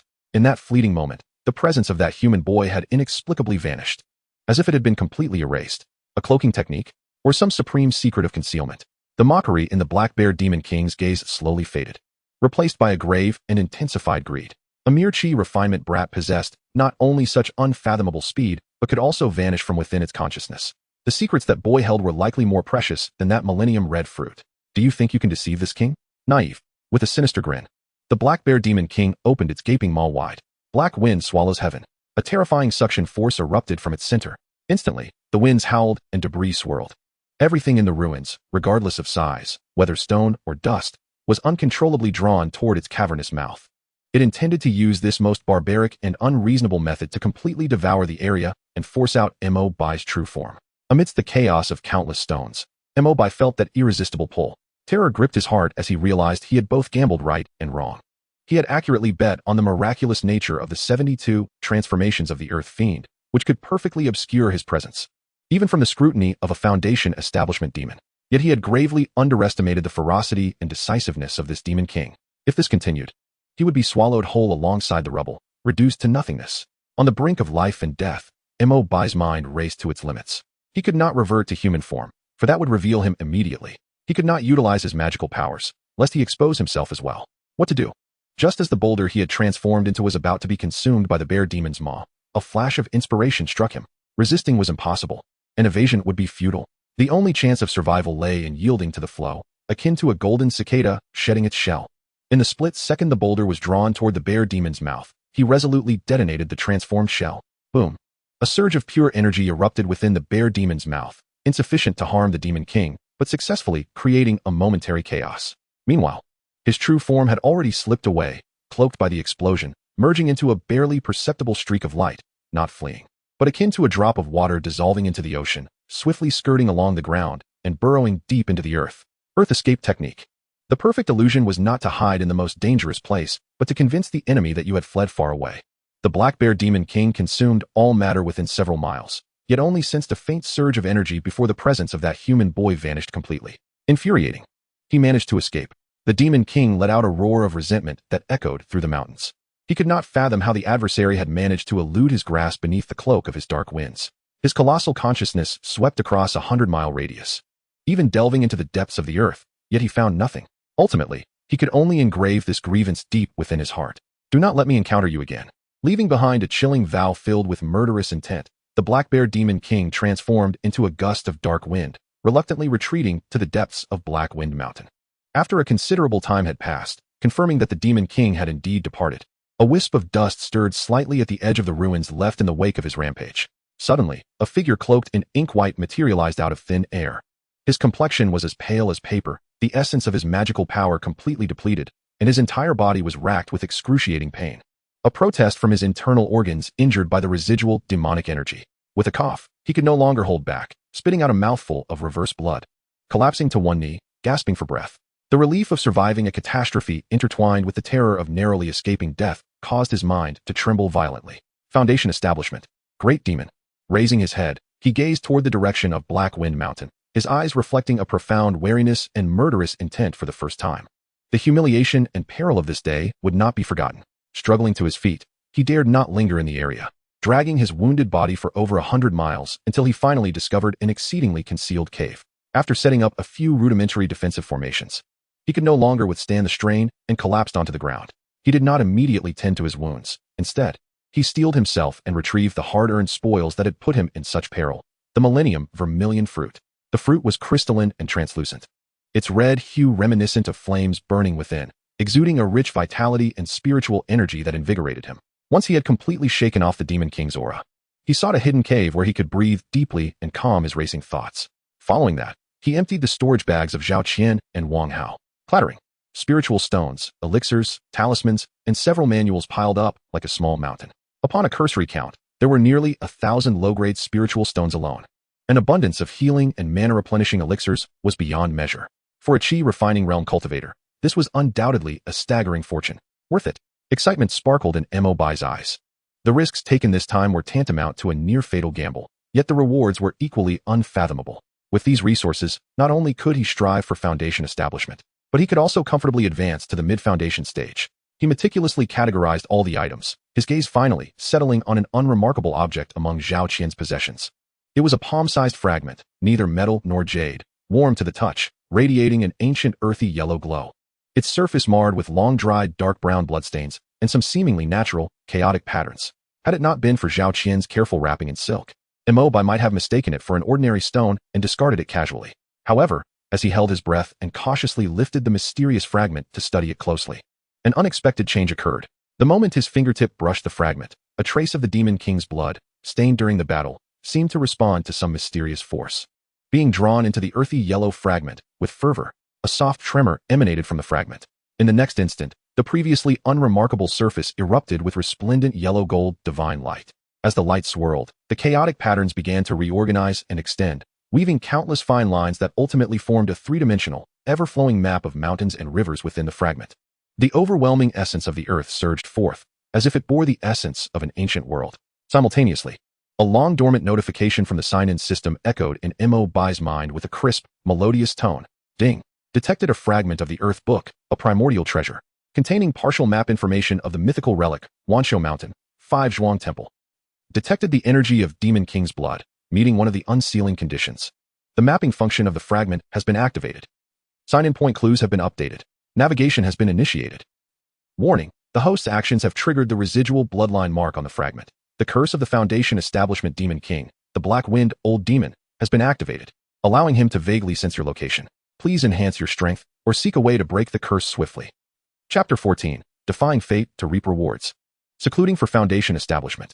The system's icy notification felt like a bucket of frigid water, instantly extinguishing the last flicker of hope that had arisen in Mo Bai's heart, due to his miraculous survival and newfound wealth. Bloodline Curse. Those 4 words sent a deeper chill through him than the shadow of the Black Wind Old Demon's enormous paw. This signified that he was no longer the hunter hidden in the shadows, but had become a prey that could be tracked at any moment. That terrifying Foundation Establishment Great Demon now loomed above him like a sword of Damocles, ready to fall at any time. Enhance strength swiftly, or seek a way to break the curse, Mo Bai murmured, a fierce glint flashing in his eyes. The notion of a solution felt elusive, and he had no means to pursue it at present. Thus, his only choice remained, to enhance his strength. Between the chi refining and Foundation Establishment realms lay an insurmountable chasm.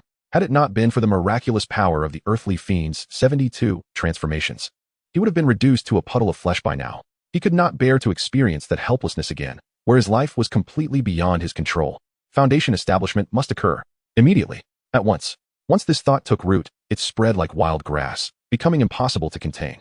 Mo Bai suppressed the surging energy within him, seated himself cross-legged, took a deep breath, and began to assess the true rewards of this journey.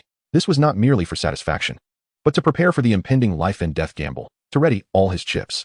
His consciousness delved into the storage bag, and the first thing that caught his eye was the Millennium Vermilion Fruit, the very prize for which he had wagered his life. The fruit was no larger than a fist, crimson as blood, crystalline and translucent, resembling a perfect ruby. Natural patterns flowed across its surface, intertwining life essence and fire attribute spiritual energy that surged upward, evoking a deep yearning in Mo Bai's dry dantian and weary body merely through proximity. What a treasure! Mo Bai exclaimed in heartfelt admiration. This item, not only suitable for Foundation establishment, might even significantly enhance the cultivation of a golden core true person. Following that, he laid out the entirety of Zhao Qian and Wang Hao's possessions, a large pile of items spilling across the cave floor, shimmering with spiritual light, nearly dazzling his eyes. He stifled his excitement, beginning to categorize and organize them. Spiritual stones served as the hard currency within the realm of cultivation. As the senior disciple of Qingfeng's sect, Zhao Qian possessed considerable wealth, contributing over 600 low-grade spiritual stones alone, while Wang Hao's team of transmigrators had plundered numerous wandering cultivators, amassing over 300 stones. Altogether, nearly 1,000 low-grade spiritual stones. This immense wealth would make any Qi refining realm cultivator envious, and could even drive some impoverished foundation establishment cultivators to madness.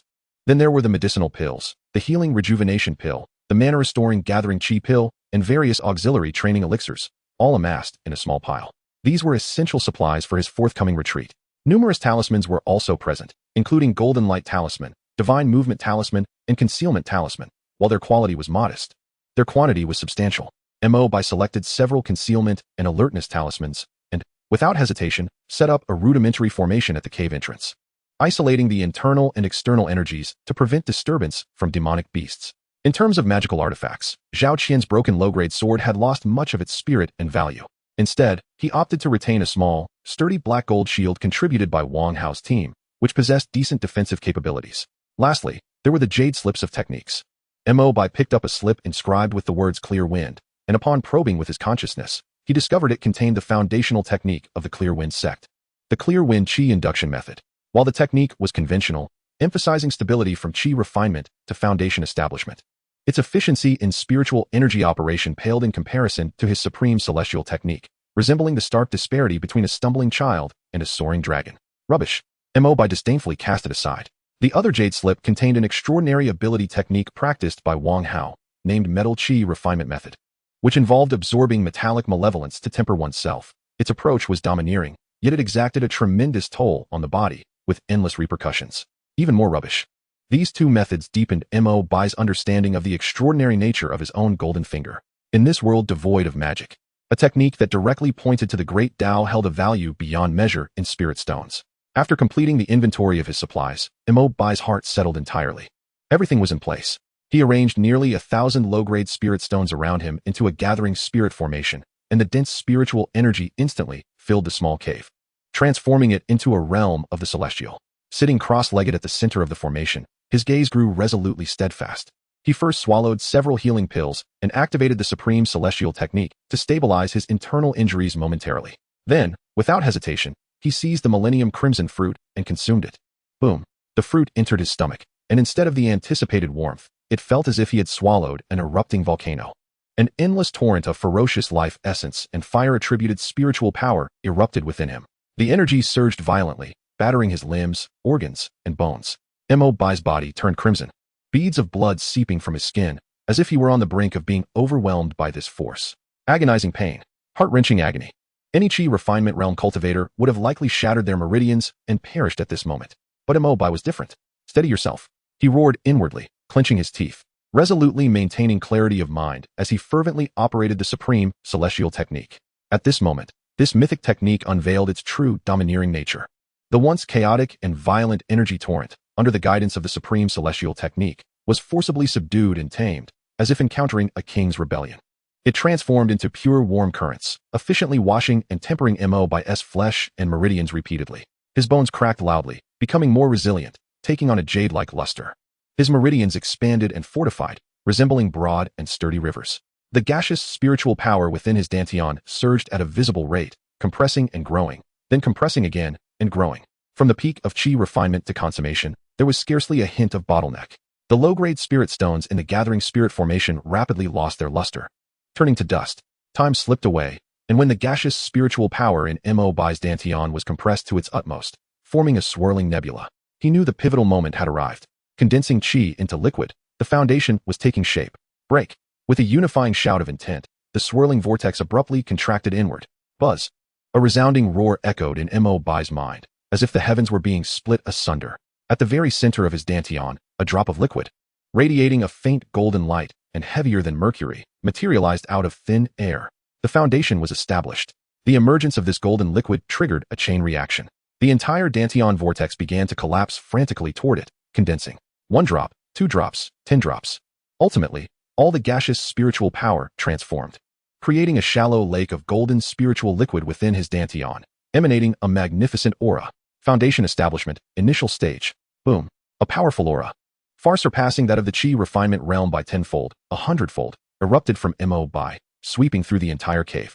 The alert formation at the cave entrance glowed brightly under this pressure, only to extinguish in an instant. Mo Bai suddenly opened his eyes. 2 beams of golden light flashed, leaving deep scorch marks on the opposite stone wall. He slowly stood, feeling the ceaseless flow of golden liquid spiritual power within, experiencing a transformation of his body, and sensing the heightened acuity of his 5 senses and divine consciousness. An unprecedented sense of power filled his heart. He could clearly perceive the elemental spiritual energies drifting in the air, hear the sound of an ant crawling 100 meters away, and with a sweep of his consciousness, he grasped all movements within several miles. His lifespan had directly surged to 500 years. This was foundation establishment. The extraordinary first step. Black Wind, Old Demon. Mo Bai clenched his fist, feeling the terrifying strength capable of crushing metal and iron coursing through his fingers. A chilling murderous intent gleamed in his eyes. Just you wait. The gifts of today will be repaid 100-fold in the future. The confidence stemming from his explosive power temporarily quelled his fear of the bloodline curse. With a thought, he began to reevaluate his spoils of war. This time, with the clarity of a foundation establishment consciousness, many previously overlooked details came into sharp focus. His gaze first settled upon an inconspicuous black pearl among Wang Hao's belongings. The pearl, roughly the size of a longan, bore a pockmarked surface and concealed spiritual energy. He had previously dismissed it as mere crafting material. However, now, under his potent consciousness, he sensed a faint, almost extinguished wave of spiritual essence emanating from within the pearl, akin to a flickering candle in the wind. Soul-sealing pearl? Mo Bai's mind stirred as he cautiously infused a thread of golden foundation establishment energy into it. Who dares disturb this lord's peaceful slumber? An ancient, frail yet somewhat threatening voice abruptly resonated in Mo Bai's mind. Crack! The surface of the black pearl cracked open. A translucent figure, clad in tattered official robes and possessing a turtle-like head, drifted forth from within. It initially surveyed its surroundings with confusion, but upon spotting Mo Bai, it immediately adopted an air of unfathomable profundity, looking down upon this feeble cultivator with a hint of disdain.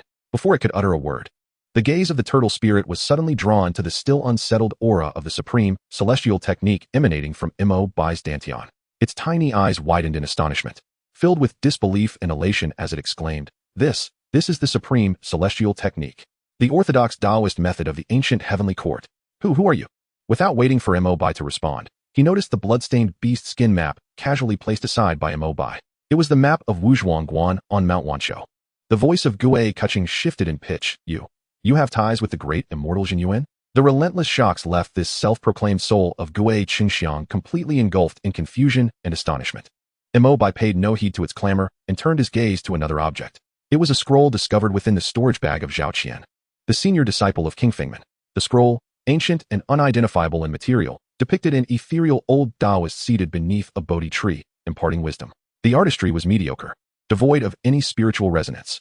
Previously, Mo Bai had regarded it as merely a decorative piece of Zhao Qian's pretentiousness. However, after establishing his foundation, his perceptive eyes, capable of discerning the essence of spiritual energy, caught a glimpse of a supreme Taoist aura that seemed entirely out of place within the world. Intrigued, he extended a finger and gently tapped the old Taoist's brow with a strand of golden mana infused with the essence of the grand celestial technique. With a hum, the entire scroll suddenly radiated a gentle, yet seemingly boundless light, imbued with the profound truths of heaven and earth. The originally static old Taoist in the painting slowly opened his eyes, his profound gaze appearing to transcend the eons, landing upon Mo Bai. A sense of solemnity, vastness, and compassion gradually flowed into Mo Bai's heart. A successor of the grand celestial technique, who would have thought that a mere thought I left behind in years past would manifest in this degenerate era? Finding a junior of the same sect? The voice of that thought was gentle and distant, tinged with a hint of relief. Disciple Mo Bai pays respects to the ancestor. Mo Bai's heart trembled as he immediately bowed deeply. Without a doubt, the being before him was the true master of the Shiyue Sanshin cave on Mount Fangcun, the Bodhi ancestor. Even if it was merely a lingering thought, no need for excessive formalities. The Bodhi ancestor's thought spoke slowly. Since you have inherited my teachings and activated this painting, it is indeed a matter of fate. Do you have any perplexities regarding your cultivation? Happiness arrived too abruptly. Mo Bai suppressed his overwhelming joy and eagerly presented his queries concerning the earthly fiend's 72 transformations and the Somersault cloud, as well as his confusions about the world's flawed origins. The Bodhi ancestor's thought began to patiently elucidate each of his inquiries, each word piercing to the core, akin to a divine awakening, illuminating many previously obscure and convoluted notions. The 72 transformations are not merely tricks of deception, but rather a simulation of the primal essence of all things through one's own mana, achieving transformation in form, spirit, and aura. which collectively leads to mastery. At present, I have merely grazed the threshold of form transformation. The somersault cloud is not solely a pursuit of speed. It is the embryonic form of wielding spatial power. When a thought arises, the winds and clouds follow. Wherever the heart desires, the body shall go. The essence of speed lies in the heart. Becoming imperceptible is its true principle. Mo Bai was enraptured in this baptism of profound truths, intoxicated by the wisdom imparted. After what felt like an eternity of discourse, as if merely a fleeting moment, the Bodhi ancestors' thought conveyed the intricacies of the grand celestial technique from foundational establishment to the golden core stage, along with the exquisite applications of the earthly fiend's 72 transformations and the somersault cloud within the foundational realm, elucidating everything to Mo Bai. Those previously nebulous and elusive methods now unfurled clearly within his mind, their connections laid bare. Thus, it is revealed that the 72 transformations are not simply a veil of illusion, but a profound enactment of the primal essence of all existence. I now understand that I have only touched the threshold of form transformation.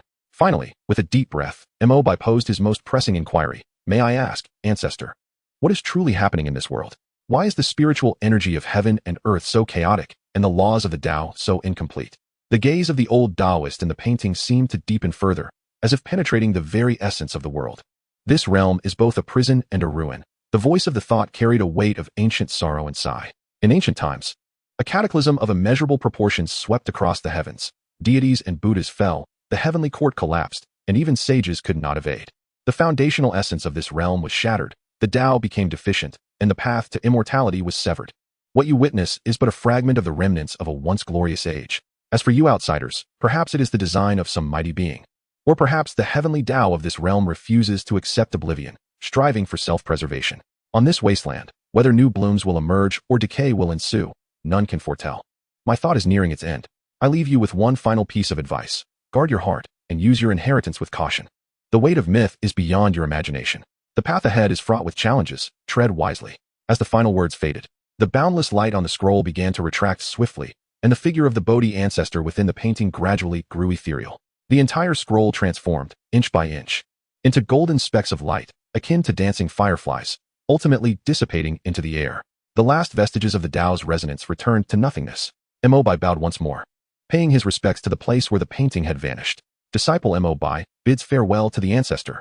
This time, it was a genuine expression of reverence.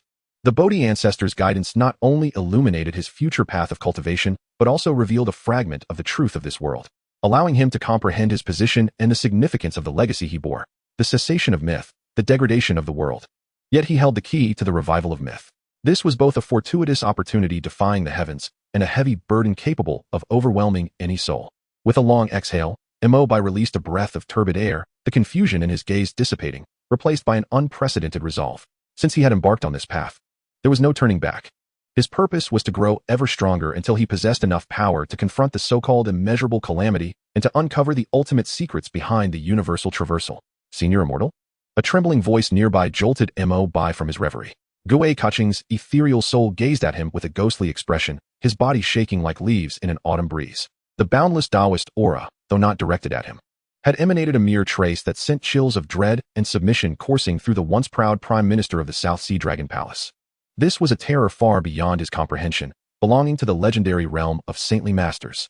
And here stood this seemingly unremarkable foundation establishment youth, having gained the favor and guidance of such an existence. In that instant, all traces of condescension vanished from Gui Kaching's heart, leaving only boundless reverence and astonishment. He realized he had perhaps latched onto an unimaginably formidable ally. What is it? Mo Bai collected his thoughts, casting a casual glance at him. Old Gui Kaching pays respects to the senior immortal. Gui Kaching suddenly knelt, performing a deep bow that brought his entire body to the ground. I, being blind to the grandeur of the immortal, did not realize you were a disciple of a saint. Please forgive my ignorance. I am not a disciple of a saint. Mo Bai shook his head, correcting him, merely fortunate to have received some inheritance. Rise, he commanded, observing the opportunistic demeanor of the old turtle before him. His mind racing with thoughts. Though timid and fearful, this creature was from ancient times, well-versed in many secrets and knowledge of this world, likely far more than he. The traveler. Perhaps he could glean some useful information from him. You claim to have been the Prime Minister of the South Sea Dragon Palace? Mo Bai inquired. Indeed, indeed. Upon perceiving Mo Bai's interest, Gui Kaching promptly rose, puffed out his non-existent chest, and with an air of self-satisfaction proclaimed, in my heyday, I served the old Dragon King, strategizing and securing victories from afar. The myriad shrimp soldiers and crab generals of the East Sea would divert their paths upon encountering me. Get to the point. Mo Bai interjected, cutting through the boastful rhetoric. Ahem. Kaching's aged face flushed with embarrassment as he sheepishly replied. The crux of the matter is that I possess a modicum of knowledge regarding the ancient territories of the 9 provinces, particularly concerning the primordial relics and blessed lands. If you wish to venture to Wanshou Mountain's Wuzhuang Temple, it is the sacred domain of the Earth Immortal, Jinyuan. The place is fraught with intricate mechanisms and pervasive prohibitions. Without a knowledgeable guide, traversing it would be exceedingly perilous. He cautiously scrutinized Mo Bai's expression, ingratiatingly adding, This old fool, despite my shortcomings, would be honored to serve as your guide and illuminate your path. Mo Bai's heart stirred. This was precisely what he required. Although he possessed a system to find sign-in locations, he was utterly ignorant of the surrounding environment, the distribution of forces, and the potential dangers. Having an ancient being with countless years of experience by his side would undoubtedly help him avoid unnecessary troubles. Act as my guide, then, Mo Bai nodded. However, you are currently in a soul state, too weak and frail, which presents numerous inconveniences. You shall remain within this soul-sealing pearl and not venture out indiscriminately. Yes, I shall heed your directions. Kaching rejoiced, hastily retreating into the black pearl. For him, to accompany a being suspected to be a disciple of a sage, even in the capacity of a guide, was an extraordinary fortune. The future benefits were almost unimaginable.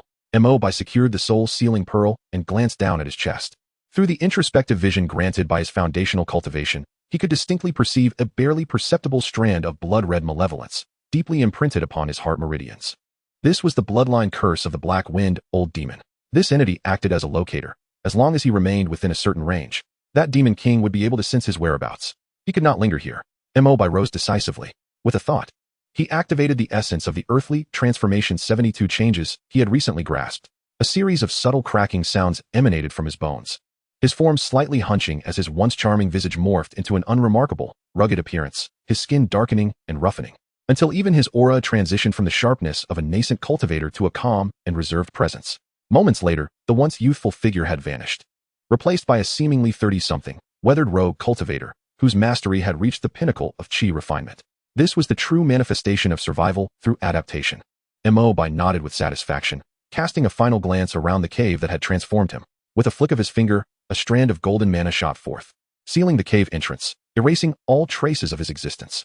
Subsequently, he departed the mountainous region without a sound. Half a month later, in Shinyo-Huzhou, along the official road, a weary rogue cultivator ambled along at a leisurely pace. This was the disguised Mo Bai, who had traversed countless miles over the past fortnight. To avoid exposure in densely populated areas, he traveled as an ordinary cultivator, relying on his legs or using low-tier magical artifacts. Once he reached desolate mountains, he would unhesitatingly employ the Somersault cloud. With the guidance of Patriarch Bodhi, his mastery of the Somersault cloud had vastly improved. When he summoned the cloud, he moved like lightning, swift yet silent. A single somersault could cover tens of thousands of miles. Although his current magical power was insufficient to achieve such mythical feats, his full effort far surpassed the escape speed of ordinary foundational cultivators. Throughout his journey, he truly witnessed the brutality of the immortal cultivation world. He had witnessed 2 fellow ascenders engage in mortal combat over a century-old chi-gathering herb in the forest, ultimately perishing together, their bodies consumed by beasts. He had also observed an inner disciple of a major sect, merely displeased, reduce an offending rogue cultivator to ashes, his demeanor indifferent, as if he had crushed an ant. In this realm, the law of the jungle prevailed. Life was as fragile as grass. Here, without strength, there was no dignity, and even the right to live was denied. These experiences anchored Mo Bai's heart, which had become slightly unsettled due to his surge in power, solidifying his resolve to cultivate discreetly. Until he reached the pinnacle of De Xiaoyao and De Changsheng, any ostentation would be tantamount to courting disaster. Master, after another 800 miles, we should reach the vicinity of Wanshou Mountain. Kaching's voice emanated from the soul-sealing pearl. Oh, what significance does Wanshou Mountain hold? Mo Bai inquired as he continued his journey. The significance is considerable. Kaching's tone turned serious. Wanshou Mountain is a celestial blessed land in Shinyo-Huzhou, a convergence of spiritual veins. Typically, it is concealed by the formations of Jinyuan, rendering it virtually undetectable to outsiders. However, it seems the formations have recently weakened, resulting in a faint aura of the celestial estate leaking out, which has attracted many cultivators' covetous gazes. But you must exercise caution. The emergence of such treasures will undoubtedly attract a myriad of powerful entities, righteous sects, demonic behemoths, formidable beasts, and top-tier ascenders like yourself. We are arriving at a time when chaos reigns, and one misstep could lead to annihilation. I understand, Mo Bai nodded. His purpose for this journey was clear: to sign in, claim rewards, and then retreat 1,000 miles to continue his seclusion. As for competing for treasures in the celestial estate, he had no interest in participating at this time. After half a day's travel, the turbulent and chaotic fluctuations of spiritual energy in the air became increasingly apparent.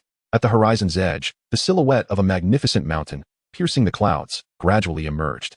At the mountain's base, a cacophony of voices indicated the formation of a sizable temporary market. Mo Bai concealed his aura, blending into the crowd as he entered the market. Surveying the scene, he noted a myriad of people from all walks of life. There were disciples from sects clad in standardized robes, exuding an intimidating presence, huddled in groups, looking down upon the surrounding rogue cultivators with disdain. There were teams of ascenders, each adorned in diverse gear, their eyes wary, tightly clustered together, exchanging information in hushed tones, both eager for opportunities and wary of local factions. Most numerous were rogue cultivators like Mo Bai, who, in their disguises, emitted mixed auras and roamed independently, their eyes glinting with greed and anticipation, making them the most volatile element in this chaotic zone. The sounds of hawking, disputes, and the muffled thuds of magical clashes arose in a continuous symphony. The entire market was enveloped in a tense atmosphere, akin to an impending storm. All gazes, whether intentional or not, drifted towards the mist-shrouded Wanshou Mountain. There, it seemed, lay a slumbering ancient beast on the verge of awakening, radiating both lethal danger and boundless temptation. Mo Bai sought an inconspicuous corner, silently observing all that transpired, committing every useful piece of information to memory. Chapter 16. Chaos and Serpents, Celestial Maidens Selling Tea. Mo Bai refrained from hasty actions, instead blending into the bustling throng like a droplet of water merging into the ocean. Making his way towards the most humble tea stall at the center of the market. The tea stall was modest, featuring a few rough wooden tables and benches. Its thatched roof only just sufficient to shield against the dust and wind. Yet, in this seemingly inconspicuous place, a veritable medley of individuals from various backgrounds coalesces, making it an ideal locale for gathering intelligence. He settled into a corner, ordering a pot of the cheapest coarse tea, sipping the bitter brew in small increments while attentively absorbing the surrounding discussions. Have you heard? Li Qingxian, the famed Jinhong sword of the Kunlun sword sect, has also arrived. He is renowned as the foremost of the younger generation in the Western Yue continent, reportedly at the initial stage of the Golden Core realm. But that's not all. Members of the Netherworld Palace have also made their appearance, led by a sinister elder clad in black robes, whose very gaze sends chills down the spine. And let's not overlook the Ascendants, who are no trifling matter. The vice leader of the Skywalker Alliance is personally at the helm, said to possess a rare treasure capable of unraveling the illusions of formations. Alas, such celestial fortunes are beyond the reach of mere wandering cultivators like us.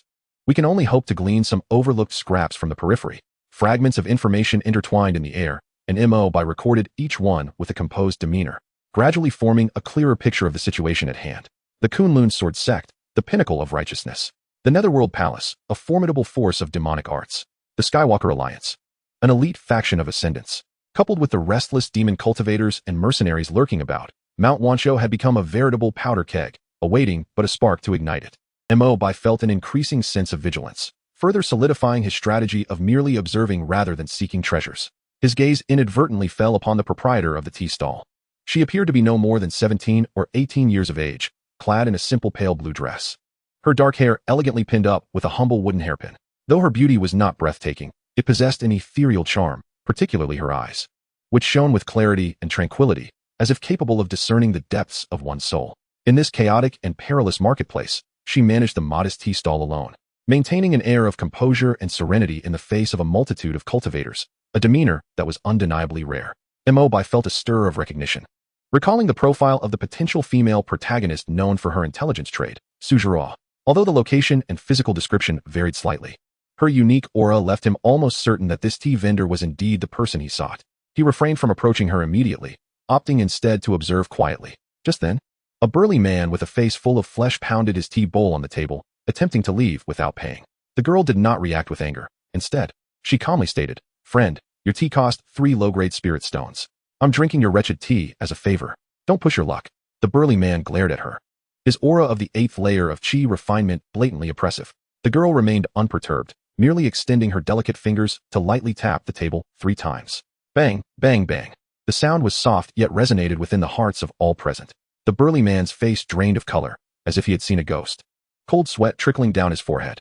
He cast a terrified glance at the girl, scrambling to retrieve 3 spirit stones from his storage bag and tossing them onto the table before fleeing the tea stall without a backward glance.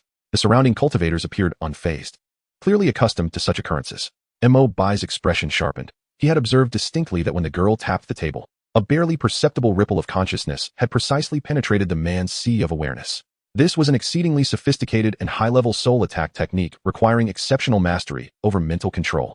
This woman was undoubtedly extraordinary. Evidently, obtaining useful information from her would necessitate a considerable degree of sincerity. Finishing the last sip of his tea, Mo Bai rose and approached the girl. His current disguise was that of a weary, middle-aged chi refiner, exuding a steady aura. His eyes reflecting the caution and weariness characteristic of a wandering cultivator. "Miss, do you sell information here?" he inquired in a low, gravelly voice. The girl lifted her gaze, her clear eyes surveying him thoroughly, showing no sign of disdain despite his unremarkable garb. She simply nodded slightly yes. "What is the price?" "It depends on the information you seek." Her voice was melodious and refreshing, akin to a mountain spring. "Basic intelligence regarding the distribution of forces and changes and restrictions around Mount Wanshou is 10 low-grade spirit stones per report. Advanced intelligence, encompassing the cultivation levels and unique techniques of the leading figures of major factions, is 100 low-grade spirit stones. As for core intelligence," she paused, the corners of her mouth curling into a subtle, enigmatic smile. "Core intelligence is not for sale." Mo Bai understood immediately. This girl was indeed a professional information broker. "I would like a report of advanced intelligence." Without hesitation, he produced a small pouch from his storage bag and placed it on the table. A flicker of surprise flashed in her eyes. 100 low-grade spirit stones was no small sum for someone who appeared as impoverished as a wandering cultivator. Yet this man paid without so much as a flicker of an eyelash. She discreetly accepted the spirit stones, confirming their authenticity with a sweep of her consciousness before handing Mo Bai an unremarkable gray jade slip. "All the information is contained within. It is imprinted with consciousness. It will self-destruct after reading." Mo Bai received the jade slip, nodding in acknowledgement, preparing to turn away. Just then, a raucous laugh echoed from outside the tea stall. "Ha ha. In such a remote backwater, there exists such a comely young lady." A group of 5 or 6 young cultivators, clad in white robes with golden trim and armed with long swords, swaggered in, with the foremost being a handsome youth whose gaze radiated unabashed arrogance and lewdness. The cloud pattern insignia on their robes unmistakably marked them as members of the Kunlun sword sect. "Look at this girl. Her skin is so tender it seems one could squeeze water from it. Far more enticing than the sisters at our mountain gate." One of the sycophantic disciples chimed in with a grin. The leadingly turned his gaze brazenly over Su Zhuruo, grinning lecherously. "Little lady, serve me the finest tea. If you do well, I shall reward you handsomely." The atmosphere in the tea stall plummeted to an icy chill. The surrounding wandering cultivators hastily lowered their heads, fearful of being caught in the crossfire. Su Zhuruo furrowed her brow ever so slightly, yet her expression remained impassive as she replied calmly, "Please take a seat. The tea will be ready shortly." She seemed thoroughly accustomed to handling such situations. However, the presumptuously pressed on, stepping closer and reaching out as if to caress Su Zhuruo's cheek. "I don't fancy tea. I want to savor you, my dear." As that lewd hand drew near to Su Zhuruo's face, Mo Bai remained rooted in place, his gaze turning frigid, yet he had no intention of intervening. He was not a meddling do-gooder, nor did he desire to reveal his strength in such a chaotic den of dragons and snakes for the sake of an unrelated individual. He was far more intrigued to see how the enigmatic Su Zhuruo would handle this situation. At that moment, a sharp flash of sword light erupted from a neighboring table without warning. "Kunlun scoundrels, dare to wreak havoc here."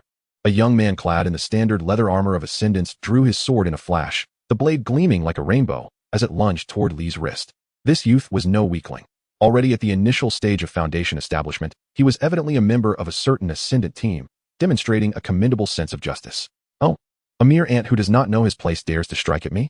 A cruel smirk flashed across Li's face. He did not even draw his sword, merely pointing his finger like a blade toward the incoming sword light with nonchalance. Clang! A crisp sound rang out. A visible golden sword aura surged forth, arriving ahead of its wielder and striking precisely at the tip of the Ascendant's sword. Crack! The sword in the hands of the Ascendant shattered into splinters like decayed wood. An overwhelming force reverberated back along the blade. Thud! The young man spewed forth a mouthful of blood, his body hurtling backward like a kite severed from its string, crashing heavily to the ground, his chest caving in significantly, leaving him on the brink of death. With a mere gesture, he had dispatched a fellow foundation-building cultivator in an instant. The might of a Golden Core realm expert was indeed terrifying. "What an absurdity," Brotherly spat disdainfully. As if he had merely squashed a fly. He turned back, leering at Su Zhuruo. "My lovely little beauty, it seems we are no longer disturbed." A glimmer of coldness flickered in Su Zhuruo's eyes. Her hand, hidden beneath the table, seemed poised for action. Yet, at that moment, a chilling and violent aura surged like a tide from the far end of the market. "Ha ha ha, the Scions of Kunlun still revel in their bullying." Accompanied by a shrill, Eerie laughter. Several dark figures appeared outside the tea stand like specters. Leading them was a hunched old man clad in black robes, his visage desiccated, eyes glinting with a ghastly green flame, and a swirling aura of demonic energy surrounding him. He was unmistakably a Golden Core realm elder of the underworld palace. Li Qingxuan's expression shifted, his flippant demeanor replaced with grave seriousness. You demonic scions of the underworld palace dare to tread in these murky waters? The immortal estate of Wanqiao Mountain has emerged. Such an opportunity is for all who behold it. If Kunlun can come, why should the underworld palace be excluded? The black-robed elder cackled. Yet here you are, Li Qingxian, abandoning your status as the pride of Kunlun to bully a mere tea-selling girl. Aren't you afraid of tarnishing your sect's reputation? Humph, I need not your old fiend's instruction on my affairs. Li Qingxian retorted coldly, but ultimately refrained from making a move. Though proud, he was not foolish. Engaging in conflict with an elder of the underworld palace over a woman was hardly a prudent course of action. Thus, the two factions stood in a tense standoff before the small tea stand, swords drawn, murderous intent thick in the air. Throughout the encounter, Mo Bai remained an inconspicuous bystander, silently retreating into the shadows of the tea stand, minimizing his presence. Yet, his consciousness meticulously recorded Li Qingxuan's earlier attack and the fluctuations of the elder's demonic energy, both invaluable pieces of information. The standoff did not linger long. Both parties seemed to harbor reservations. After exchanging a few threats, they dispersed, evidently reserving their energy for the moment the immortal estate would open. The turmoil dissipated without a trace. Inside the tea stand, tranquility was restored, albeit with a more oppressive atmosphere. Su Zhuo glanced at the body of the ascendant on the ground, a flicker of regret crossing her gaze, but she merely waved her hand, and the corpse transformed into ash, as if nothing had occurred. Mo Bai cast her a deep look before turning to blend into the crowd. He sought out a secluded cave, activated a restriction, and then probed the gray jade slip with his consciousness. Instantly, a torrent of information flooded into his mind. A topographical map of Wanqiao Mountain, weaknesses in its formations, the positions of major factions, and detailed profiles of key figures. The depth of the intelligence far exceeded his expectations. Su Zhuo is indeed extraordinary, Mo Bai murmured to himself. Armed with this information, his subsequent actions would undoubtedly proceed with greater ease. He committed the intelligence to memory, and then, as Su Zhuo had mentioned, the jade slip crumbled to dust.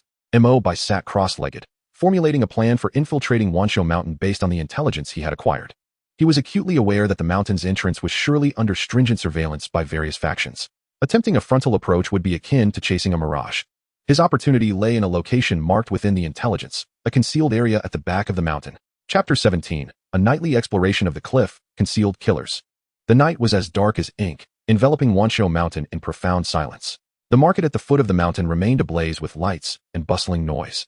Yet that lively atmosphere felt like a thin layer of oil floating on boiling water, seemingly vibrant, yet fraught with hidden dangers, ready to erupt. Mo Bai's figure had already slipped away from the facade of superficial splendor, merging with the shadows of the undulating Wanqiao Mountain range. He did not take any of the paths that appeared to lead upward. Instead, he utilized the intelligence gleaned from Su Zhuo to circumvent a wide arc. Arriving at the northwestern edge of Wanqiao Mountain, here lay a sheer cliff, rarely trodden by human feet. The cliff face was as if chiseled by blades, rising vertically for thousands of feet. The night wind howled past, whipping against the rocks and producing a ghostly wail. Even ordinary birds struggled to perch, let alone cultivators attempting to scale it. In the eyes of various factions, this cliff was a natural barrier, possessing no value for infiltration, which was why not a single guard had been stationed. Yet, this was precisely Mo Bai's opportunity. He gazed up at the massive black wall that seemed to merge with the night sky, took a deep breath, and began to circulate the power of the great celestial immortal technique within him. He did not employ any profound spells. Rather, he infused his limbs with energy, rendering his body light and resilient. Then, like a nimble ape, he began to ascend the cliff face. Foundation-building cultivators had physiques that far surpassed ordinary mortals, enabling them to traverse walls with ease. However, Wanqiao Mountain was no ordinary place. The mountain itself exuded a peculiar oppressive force, growing heavier the higher one climbed. Additionally, the cliff was beset by howling winds, not mere breezes, but infused with the thin essence of earthly pressure, which not only chilled to the bone, but could also erode protective energies and disturb a cultivator's mind. After scaling merely 100 feet, Mo Bai felt the expenditure of his energy draining far faster than anticipated. A typical foundation-building cultivator would likely run out of energy halfway up, and a moment's carelessness could spell disaster. He quietly assessed the might of his golden finger, gaining a deeper appreciation for its strength. The energy cultivated through the great celestial immortal technique was pure and enduring, remaining steadfast as it withstood the erosion of the earthly pressure winds, albeit with some consumption. However, he did not wish to squander too much energy here. With a thought, Mo Bai paused against the rock face. The 72 transformations of earthly pressure. He quietly recited the incantation, and his bones emitted a series of faint cracks as his muscles and skin undulated, undergoing transformation. In the blink of an eye, his human form vanished, replaced by a lizard of a bluish-gray hue, nearly indistinguishable from the cliff's surface. This blue rock lizard was a creature he had simulated based on the environment using the 72 transformations. Its limbs bore natural suction pads imbued with a trace of energy, allowing it to defy the peculiar pressure of Wanshou Mountain, firmly adhering to any smooth cliff face. Once the transformation was complete, Mo Bai felt an immediate lightness, as if the oppressive weight had vanished without a trace. He maneuvered his limbs, gliding effortlessly up the vertical cliff face. His speed increased manifold compared to before. As the night breeze caressed, the ethereal figure, draped in flowing garments, transformed into a gecko clinging to the wall. Although the scene was somewhat peculiar, the effect was astonishingly effective. This transformation, indeed, was the supreme art of stealth and evasion, a technique for traversing mountains and burrowing into the earth. Mo Bai felt a surge of delight within, just as he reveled in the convenience of his divine abilities. With only a few hundred zhang left to reach the mountain summit, an elusive sense of peril suddenly arose from the depths of his being, as if a pair of cold, unblinking eyes were fixated upon him from the shadows. Startled, Mo Bai halted his ascent, merging seamlessly with the rocky surface as the gecko, suppressing even his breath to the utmost extent. He did not turn back. Rather, he cautiously extended his spiritual awareness, like an invisible web, reaching downward. Soon, he discerned 3 fiery red figures approximately 500 zhang below, ascending the cliff with an uncanny speed, adhering to the rock face. Each of them stood upon a crimson flying sword, its tip firmly embedded in the stone, akin to a gecko's adhesive pads, supporting their weight.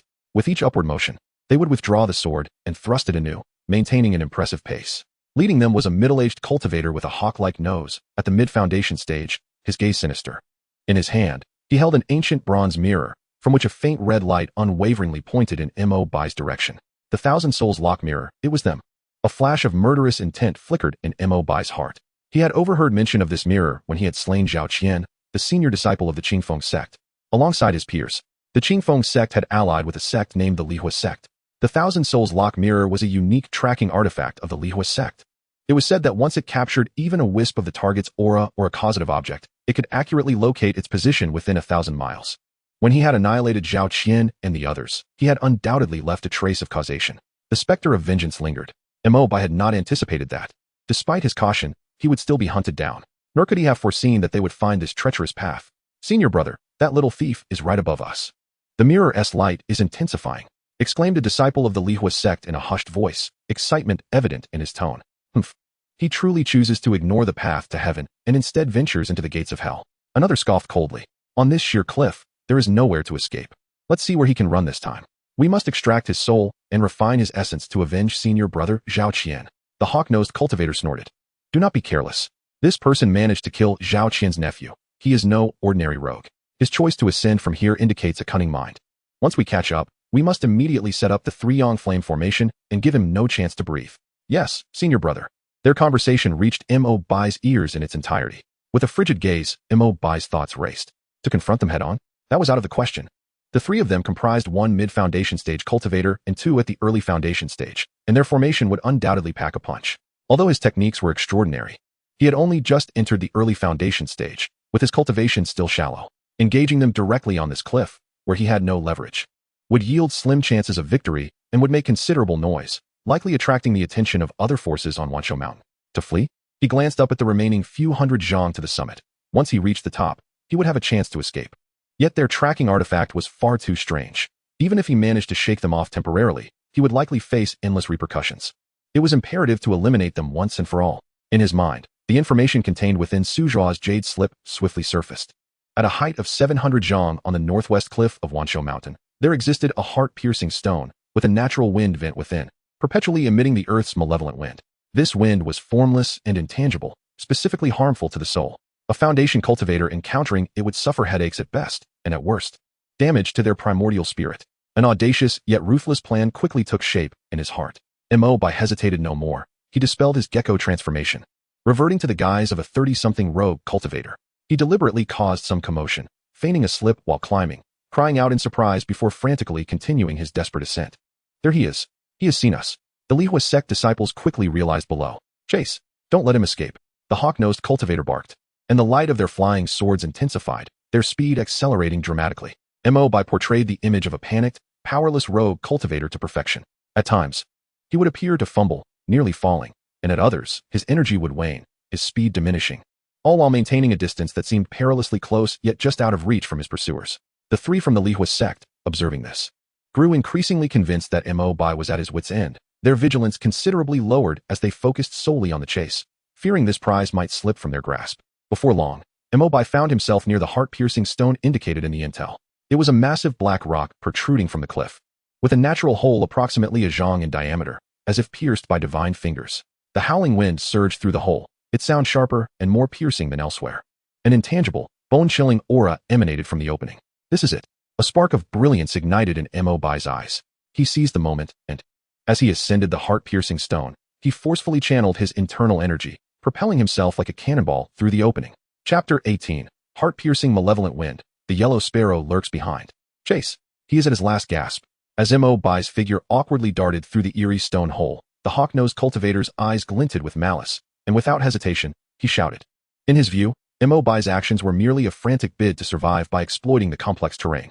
On this sheer cliff, there was no path for escape. What could passing through a stone hole possibly achieve?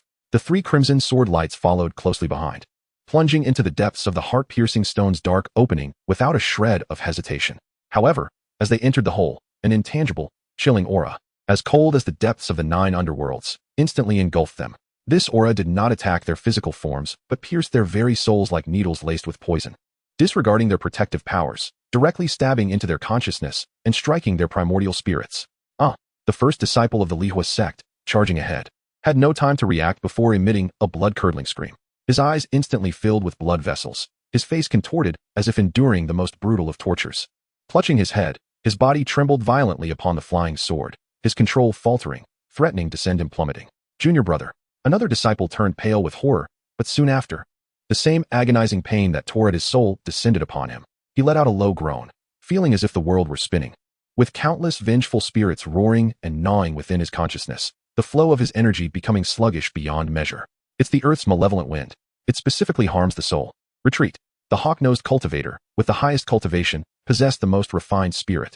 Although he too felt a heart-wrenching pain, his experience allowed him to recognize the deadly nature of this place instantaneously. Gritting his teeth against the torment, he bellowed, desperately channeling his power, attempting to forcefully reverse the flying sword and exit this cursed stone hole. Yet, it was already too late.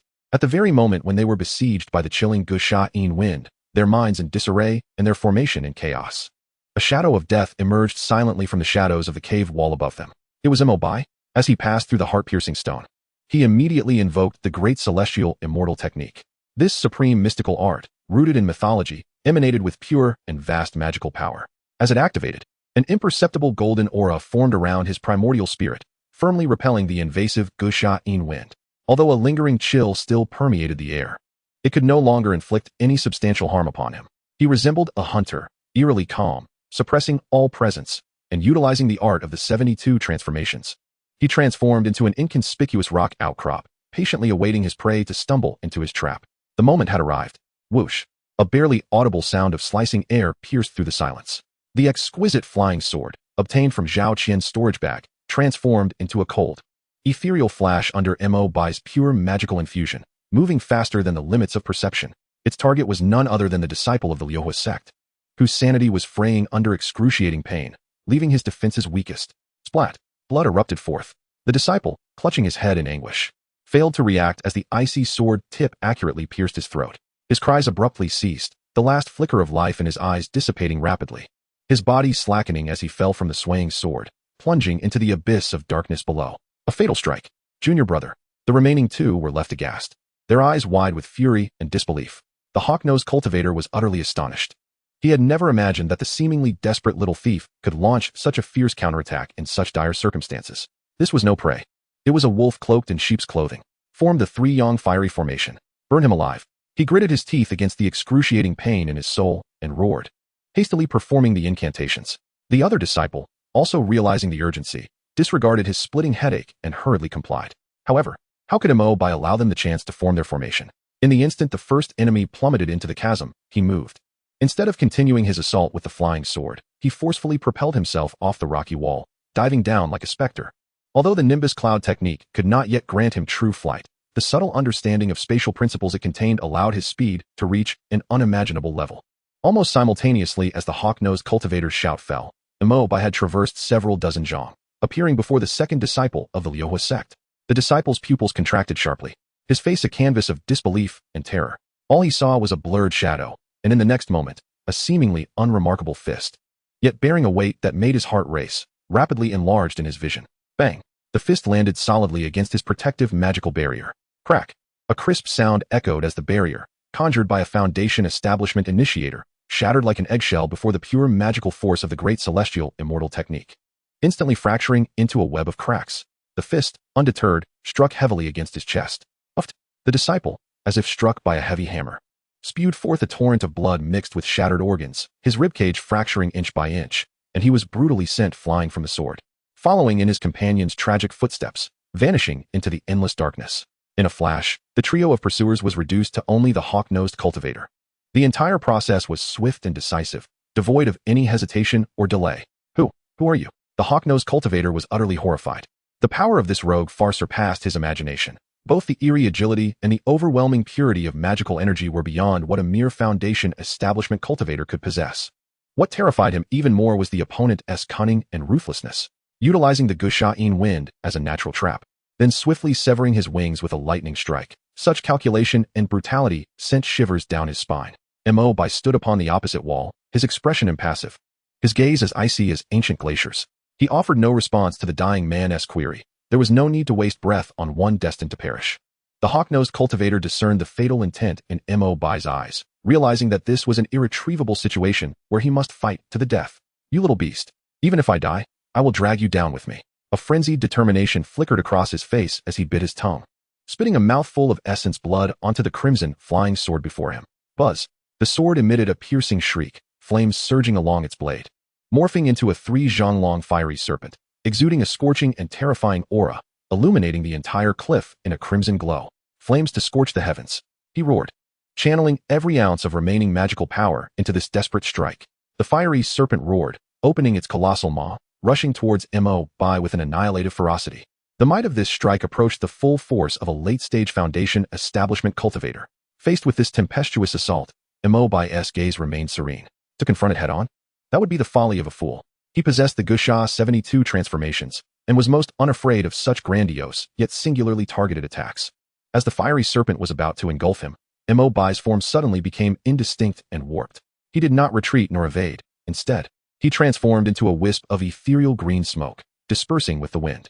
Mystical art, passage to the depths. The fiery serpent lost its target, and the wild energy crashed against the rocky wall behind Mo Bai. Boom! A deafening roar erupted as the mountain crumbled, debris flying through the air. The once solid cliff blasted into a deep crater, charred and seething with heat. The hawk-nosed cultivator, having missed his strike, felt his already weakened aura diminish further. He scanned the surroundings in confusion, unleashing his spiritual sense, yet he could not capture Mo Bai's presence, as if the man had evaporated into thin air. How is this possible? A wave of immense dread surged within him, just as his mind was in turmoil, leaving him wide open, a frigid killing intent, like the fangs of a venomous snake, stealthily emerged from the shadow at his side.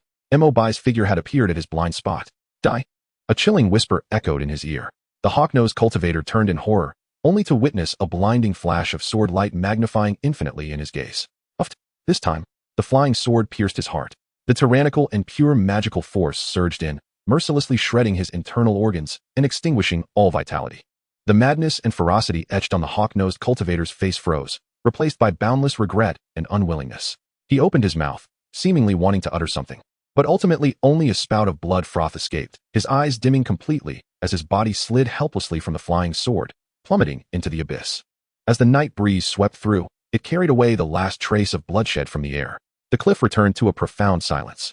Mo Bai retracted his flying sword, his expression calm as he utilized a manipulation technique to draw the storage bags of the 3 individuals and the ancient mirror of soul lock into his grasp. He scrutinized the archaic bronze mirror with great care, his consciousness probing within, immediately sensing a faint causal connection linked to certain items in his own storage bag. Indeed, this artifact was the source of the disturbance. Without the slightest hesitation, he channeled his magical energy, and with a sharp crack, he shattered this invaluable tracking treasure into fragments, allowing it to disperse into dust, carried away by the wind. To eradicate the root of the problem and leave no future troubles, This was the first survival rule he had learned in this merciless world. After completing this task, he began to tally his spoils.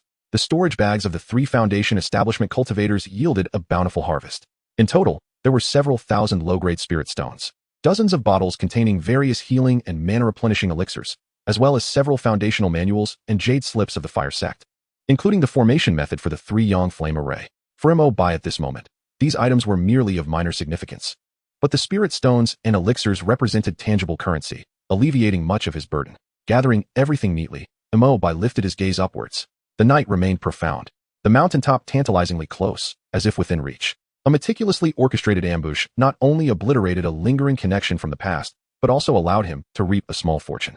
His state of mind remained utterly undisturbed, as if he had merely accomplished a trifling task. Regulating his breath, Mo Bai once again transformed into a green rock wall lizard, silently continuing his ascent towards the summit of Mount Wanshou. Chapter 19. The Emergence of Wuzhuangguan. All Heroes Assemble, Part 1. Mount Wanshou, renowned for its longevity akin to the heavens, boasted an elevation far beyond Mo Bai's imagination. As he ascended, the spiritual energy in the air grew increasingly dense and pure, almost materializing into a visible, pale white mist. The mountain breeze, rather than bringing a chill, instead offered a soothing warmth, as if each breath inhaled the essence of the world. Had he not witnessed it with his own eyes, it would have been difficult to believe that such a celestial paradise could be concealed within a mountain range nearly devoid of spiritual veins. Transformed into a green rock wall lizard, with claws like hooks, he clung tightly to the nearly vertical cliff face, ascending at a steady pace. His aura harmonized flawlessly with the surrounding rocks. Even those of profound cultivation, sweeping their consciousness across the area, would perceive him merely as an ordinary stone. The great Immortal technique operated autonomously within him, silently absorbing and refining the abundant spiritual energy, replenishing the energy expended during the earlier battle, while continuously tempering his magical power, rendering it denser and more substantial. This was the terrifying nature of mythical-grade techniques. There was no need for deliberate meditation. Every action, be it walking, sitting, or standing, was an opportunity for cultivation. An hour later, when a resplendent full moon hung high in the sky, its silvery light cascading down like liquid mercury, Mo Bai finally reached the cliff summit. Cautiously, he peered out, but the sight before him caused his brows to knit slightly.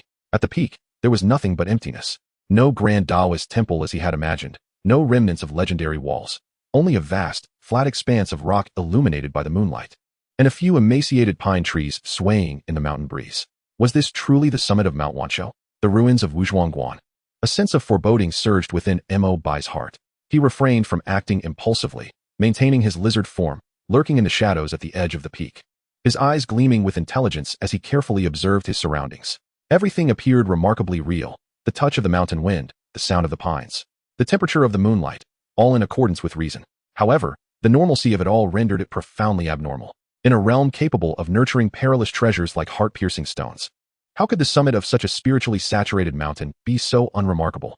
Mo Bai closed his eyes, no longer relying on sight, but instead plunging his consciousness into his sea of awareness, activating the great Immortal technique to elevate his perception of the world's spiritual energy to its utmost limit.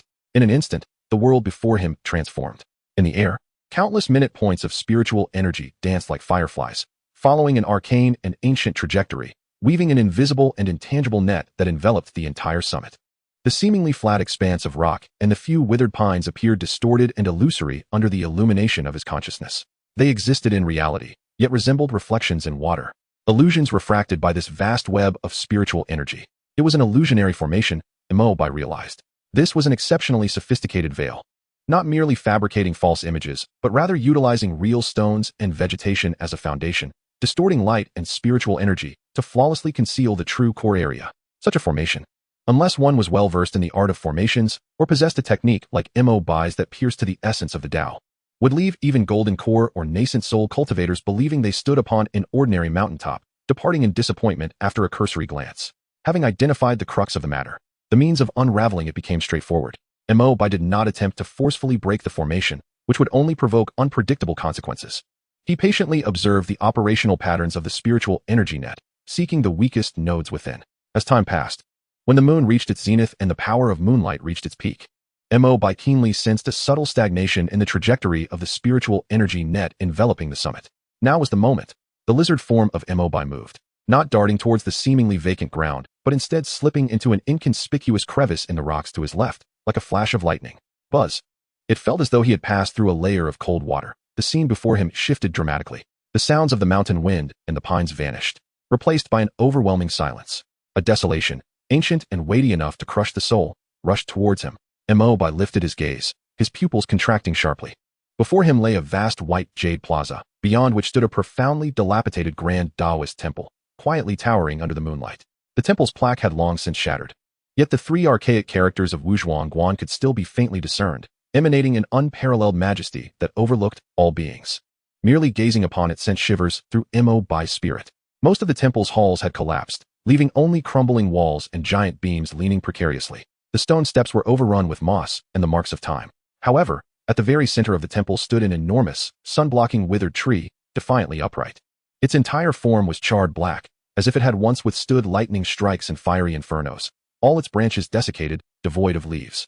Yet, upon that gnarled trunk, a faint, imperceptible emerald glow flowed, emanating a strangely intoxicating fragrance. A ginseng fruit tree.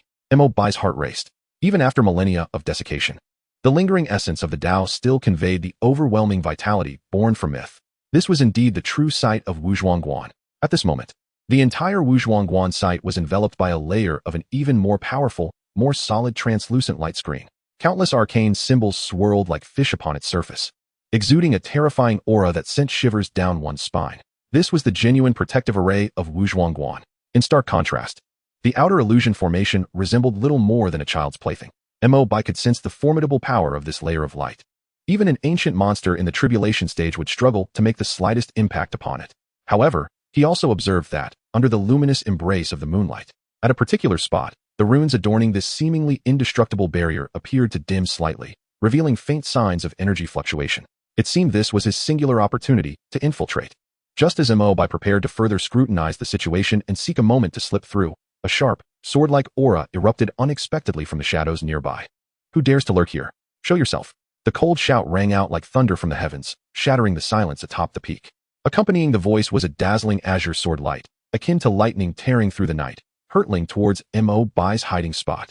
Before the sword light arrived, the overwhelming intent of the blade had already ensnared Mo Bai, thickening the air around him to a suffocating degree, leaving him with no avenue for escape. A golden core cultivator. Moreover, a top-tier expert among the golden core realm. Mo Bai's heart plummeted in terror. He had not anticipated the presence of others in this place. In a flash of insight, he activated the earthly fiend's 72 transformations to its utmost. The rock he had transformed into became as smooth as a mirror, reflecting the cold moonlight. This divine ability, Earthly Mountain, was a profound defensive transformation that allowed one to meld with stone, drawing upon the earth's strength for protection. Clang! The sound of metal clashing resonated like a thunderclap. The azure sword light struck fiercely against the rock Mo Bai had morphed into, sending sparks flying in a dazzling display. The violent sword aura radiated outward, carving deep ravines into the ground around him. Yet, the rock merely trembled, sustaining only a superficial white mark on its surface, having withstood that earth-shattering blow. There is some skill here. From the shadows came a soft gasp, clearly surprised by the outcome. A tall figure emerged slowly from behind a massive stone, clad in a moon-white cloud-patterned robe, with a face as radiant as jade and eyes like bright stars. The newcomer bore an ancient long sword on his back, exuding an ethereal, transcendent aura of a sword immortal. However, the gaze he directed was filled with a condescending scrutiny and indifference. So, it is merely a creature that understands some transformation and concealment techniques. How peculiar. Nevertheless, this place is coveted by me, Li Qingxian of the Kunlun Sword Sect. If you wish to live, be gone at once. Kunlun Sword Sect, Li Qingxian. Mo Bai felt a jolt of fear. This was the renowned leader of the Righteous Path, a top-tier sect on par with Shushan. And this young man, already at the initial stage of the Golden Core realm, was clearly a core disciple of the Kunlun sect. Such a prodigy was far beyond his current capacity to contend with. Just as Mo Bai pondered how to extricate himself, another sinister laugh echoed from a different direction. Hee. Li Qingxian, you carry quite a reputation. Since when did this ancient relic become the exclusive domain of your Kunlun sect? Before the words had fully escaped, a dense black mist materialized, coalescing into a gaunt old man clad in a black robe not far away. The elder leaned upon a white bone banner, from which dark energy swirled, faintly revealing countless vengeful souls wailing within, exuding a nauseating stench of blood and malice. His cultivation was unmistakably at the Golden Core realm. Moreover, his aura was chillingly sinister, rivaling that of Li Qingxian. Upon seeing the black-robed elder, Li Qingxuan's brow furrowed, a flicker of disdain and wariness flashing in his eyes. The ghost elder of the underworld palace? You, shadowy demons of the dark path. Dare to come here and claim a share? The ghost elder cackled ominously. If the righteous can come, why should we of the dark path be barred? Beneath the ruins of Wuzhuang Temple lies a rare source of malevolent earth energy, a most suitable supplement for cultivating supreme demonic arts.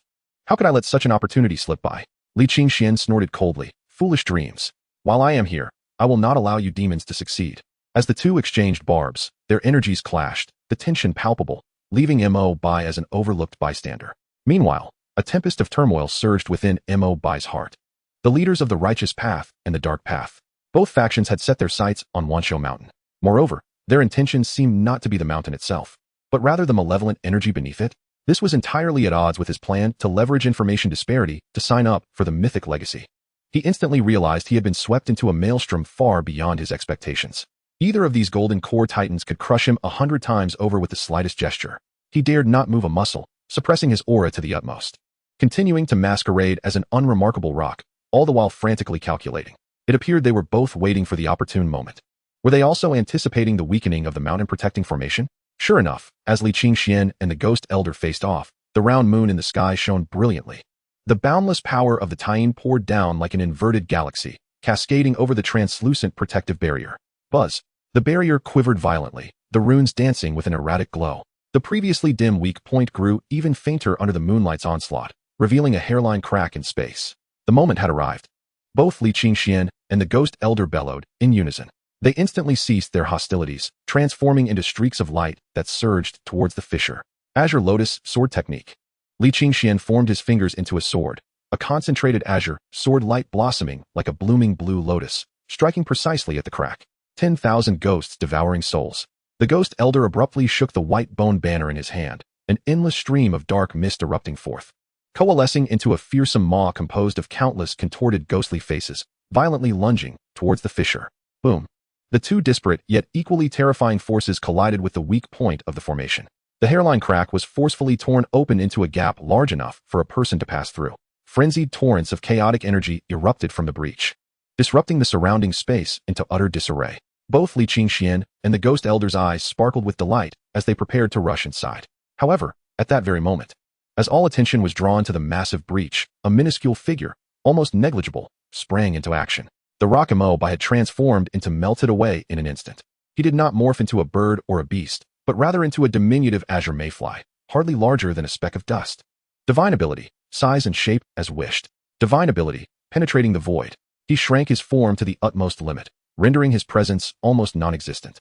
Like a grain of dust drifting on the wind, he did not attempt to seize the violently torn gap, for that was the most chaotic energy and the inevitable battleground for the two golden core titans.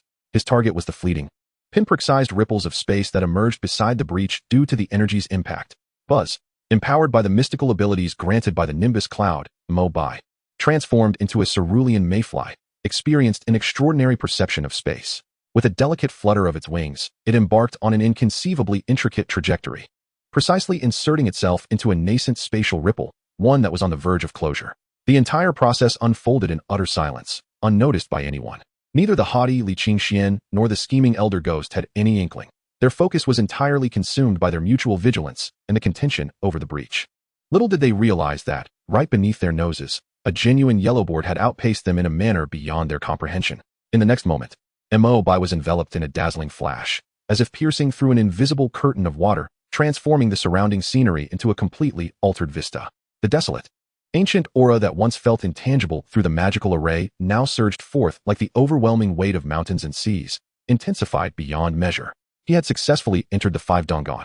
What lay before his eyes was a scene of dilapidation, abandoned by time.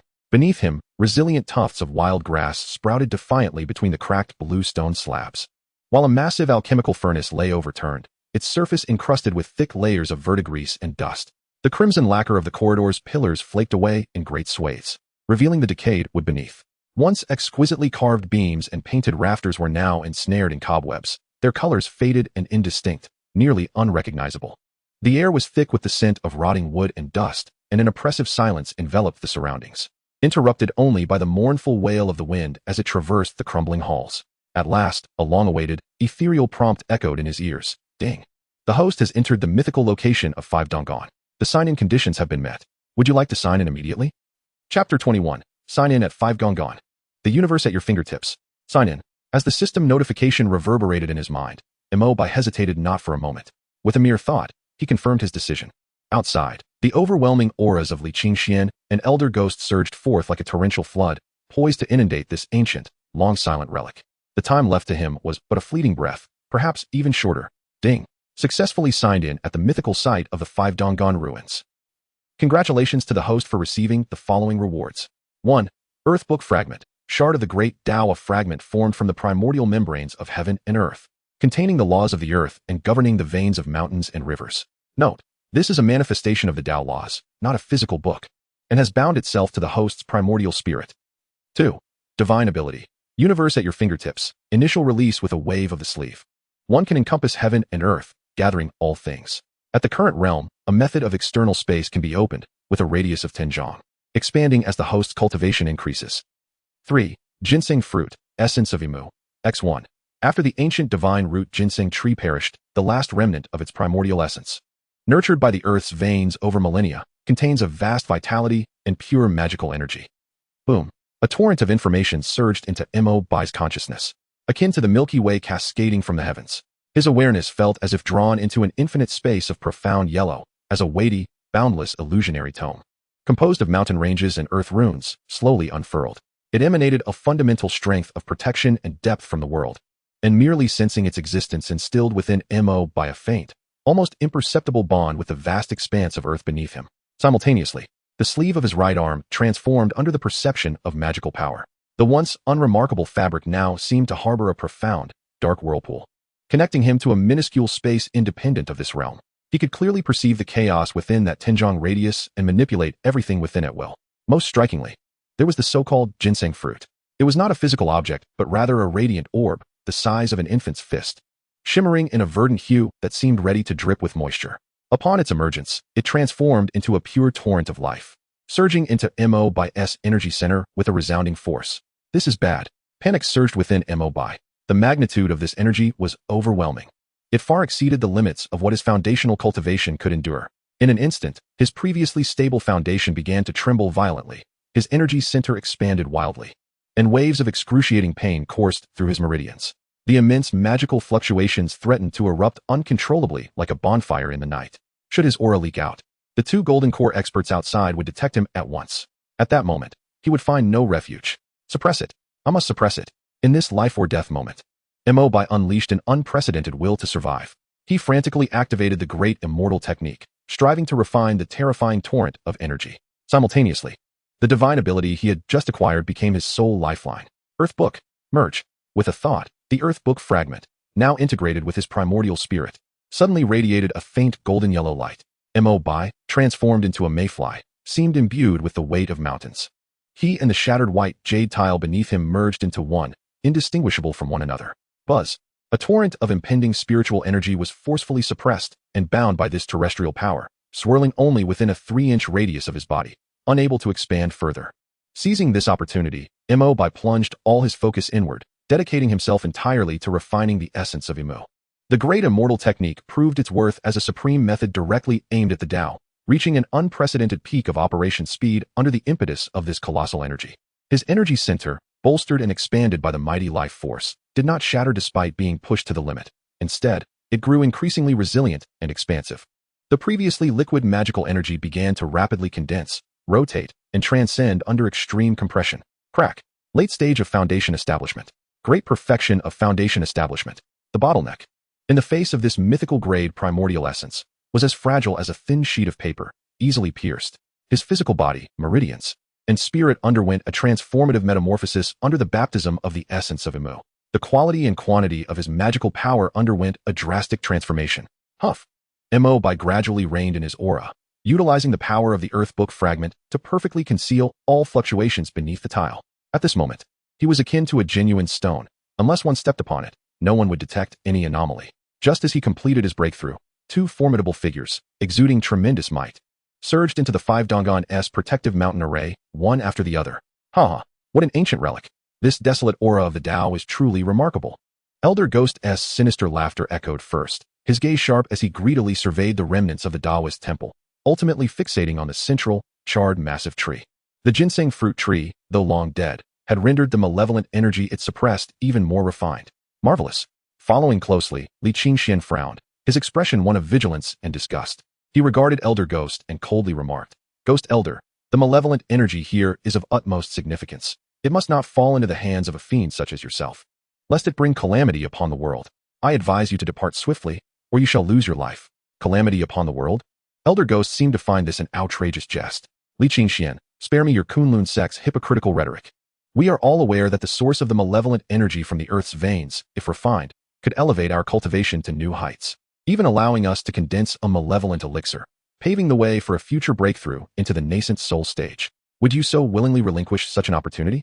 Li Qingxuan's expression turned icy, and he ceased his idle chatter. Our paths diverge. Let us not conspire together. If that is the case, let us see the true measure of our abilities. With a resonant clang, a clear and melodious sound of a sword echoed through the heavens and the earth. The ancient sword at Li Qingxuan's back unsheathed itself, transforming into a vibrant azure rainbow that hovered above his head.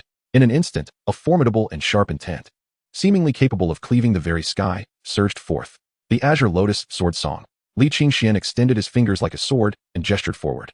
The flying sword above him emitted a profound hum, the blade quivering as it split into hundreds upon thousands of identical azure sword energies.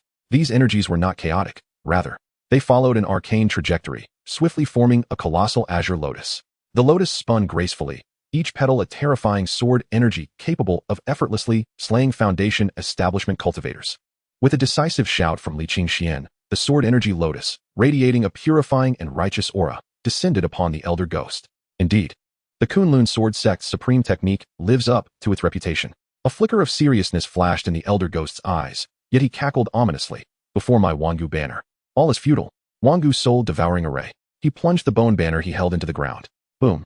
An endless tide of black mist erupted forth like a volcanic explosion, instantly transforming the 100-jong radius around him into an obscured, ghostly realm. Eerie howls, malicious curses, and frenzied roars emanated from the black fog. Countless twisted and grotesque ghostly faces bobbed within the mist, extending their pallid, shriveled claws to coalesce into a colossal ghostly hand that blotted out the sun, reaching toward the sword energy lotus. Thunderous roars. The clash of righteous sword energy and demonic ghostly aura erupted within the long-silent mythic ruins. The azure lotus world. Sword energies slicing through the oncoming vengeful spirits and malevolent ghosts, disintegrating them with sizzling sounds, while the enormous ghostly hand clutched tightly at the lotus. The relentless resentment and sinister energy voraciously eroding and tainting the pure sword energy. For a moment, neither side could gain the upper hand.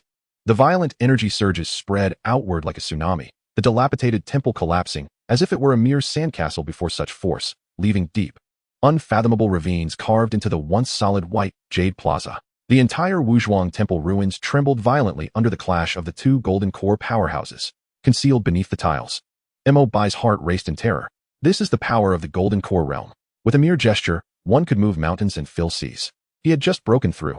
His realm was not yet stable, and his mastery of magic was far inferior to these seasoned powerhouses. Should he reveal himself now, he would likely be unable to withstand even a single strike. He further concealed his aura, resembling a true stubborn stone, quietly biding his time. His gaze traversed the two combatants, landing upon the charred ginseng fruit tree below. Under the influence of the energies from the two golden core powerhouses, the ground there began to exude wisps of visible, jet-black, eerie gas. That was the source of the malevolent energy from the earth's veins. It is the filth and negative energy sedimented during the flow of the earth's dragon vein, the epitome of darkness and malevolence, yet it also harbors pure destructive power. Their objective is the source of this malevolent energy, while my goal has already been achieved. The best course of action now is to slip away quietly. Mo Bai contemplated. However, an uncontrollable thought surged forth. Fortune favors the bold. I have just acquired the miraculous ability to manipulate my surroundings and am lamenting the lack of something to experiment with. This malevolent energy is useless to me, but if I could gather some, it would serve as an excellent resource for future confrontations or trades with other demonic cultivators. Once this thought took root, it spread like wild grass, impossible to suppress. With the remnants of the earth book shielding him, he could perfectly insulate himself from the corrosive effects of the malevolent energy.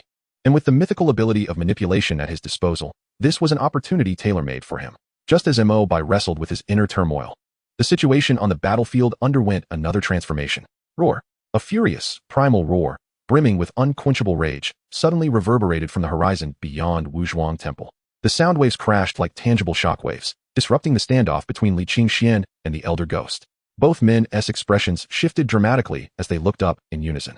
A colossal shadow, moving at an unimaginable speed, tore through the clouds, barreling straight toward Wuzhuang Temple. It was a black bear, as large as a small mountain. Its demonic aura soaring, eyes blood red, the Blackwind Mountain Demon King, in relentless pursuit. It was clear that it had traced them here through some secret method, yet was thwarted by the protective mountain formation. The actions of Li Qingxian and the Elder Ghost had conveniently opened a path for it. You audacious human cultivators dare to wreak havoc in my territory, seeking to snatch my fortune. You shall perish. The Blackwind Mountain Demon King reared up on its hind legs. Its paws, larger than millstones, enveloped in a rich, earthen demonic glow, crashing down toward Li Qingxian and the Elder Ghost below. This strike, unadorned yet imbued with pure, overwhelming power capable of shattering mountains, was terrifying. Foul beast, seeking death. Li Qingxuan's eyes glinted with coldness. Disregarding the Elder Ghost, he reversed the direction of the sword energy lotus, sending it soaring toward the Blackwind Mountain Demon King. Ha ha ha, splendid. Let you dogs fight amongst yourselves while I reap the benefits. The Elder Ghost cackled, his form shifting into a cloud of black mist as he aimed for the source of the malevolent energy from the earth's veins. Do not even think about it.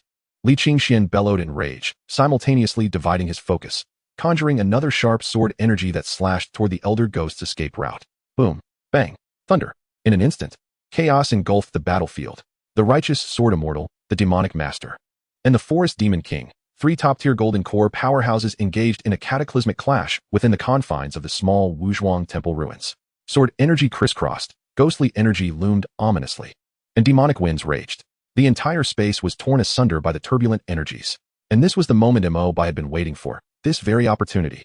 All attention was drawn to the tumultuous conflict. The chaotic energy fluctuations provided him with the perfect cover. Now is the time. A glint of determination flickered in Mo Bai's eyes as he cast aside any hesitation. Miraculous ability, manipulation of surroundings, in silence and stealth.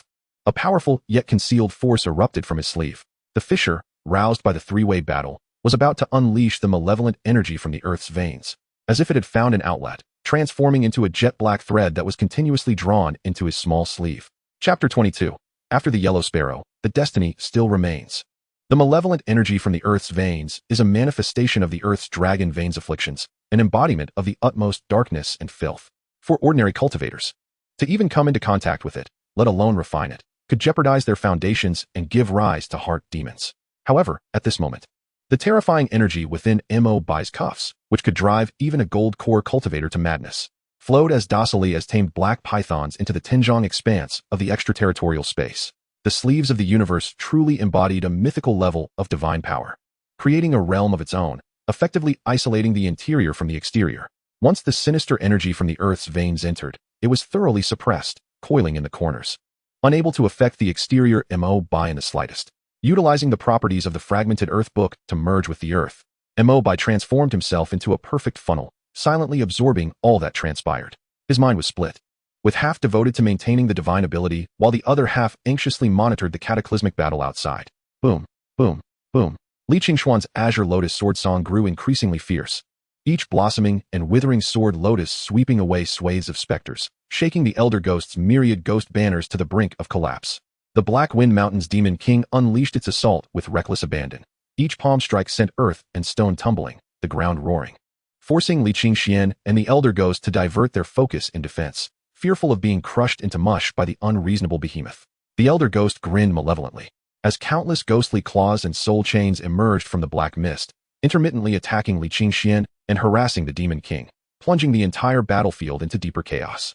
Each side harbored ulterior motives, unleashing their true power, and for a time, none could gain the upper hand. The turbulent energies ravaged the remains of the Wuzhuang Temple, creating inky black fissures throughout the space. This chaotic scene served as the perfect cover for Mo Bai.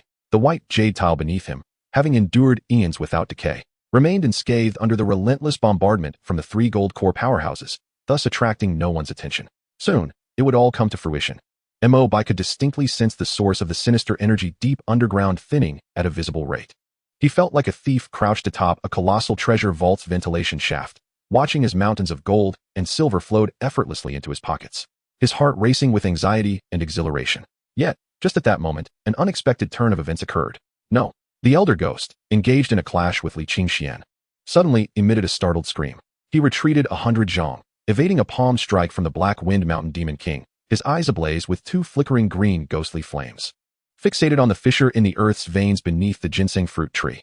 The concentration of the sinister energy was diminishing. As a titan of the demonic path, he possessed an acute sensitivity to such yin su xing nuglang. Moments ago, he had distinctly sensed that the torrent of sinister energy surging from the depths had faltered, as if something had severed its source. Elder Ghost, do not play tricks here. Attempting to seize the treasure, Li Qingxian scoffed, believing it to be the other party's ruse. He summoned his sword technique, and the massive sword chi azure lotus blazed forth once more, crushing toward the Elder Ghost. Roar! Although the Black Wind Mountain Demon King lacked human intellect, it recognized the Elder Ghost's sinister aura. Seeing his movement, it too roared, its massive form transforming into a black shooting star, charging forward recklessly. Two fools. The Elder Ghost cursed furiously. Yet he had no choice but to exert all his strength to fend off the joint assault. Myriad Ghosts Night March. He spat a mouthful of blood onto the white bone banner, causing the countless ghostly faces on its surface to come alive. Struggling to break free and morphing into a ghostly army suffused with ominous energy, charging at Li Qingxian and the Demon King, momentarily stalling them. Meanwhile, he transformed into a wisp of black smoke, recklessly darting toward the fissure in the earth's veins. A strong premonition surged within him. Aside from the three of them, a fourth party might be lurking in the shadows, attempting to profit from their struggle. Show yourself. The Elder Ghost bellowed, slamming a gigantic claw, formed from pure demonic energy, onto the ground surrounding the fissure. This strike was not aimed at seizing the sinister energy, but rather to flush out any potential hidden pests nearby through indiscriminate area damage. Mo Bai, concealed beneath the tiles, felt his pupils constrict. Here it comes. He had ultimately been discovered. He harbored no doubt that his ephemeral state could not withstand such an enraged strike from a gold core powerhouse.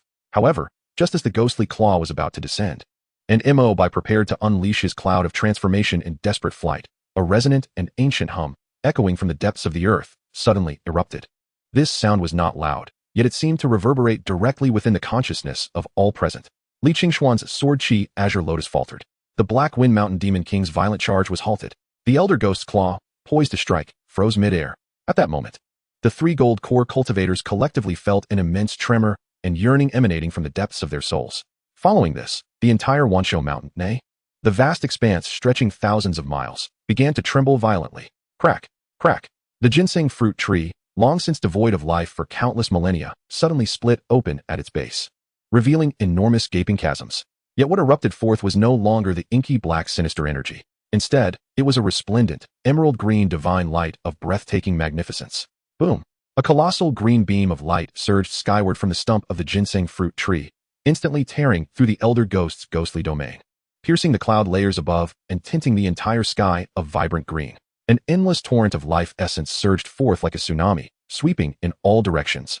Where it passed, the withered ruins of ancient halls transformed before the eye, the desolate grass turning verdant at an astonishing pace. In the parched earth, countless obscure flower and grass seeds were instantaneously stimulated, bursting forth from the soil, blossoming into radiant flowers within mere breaths.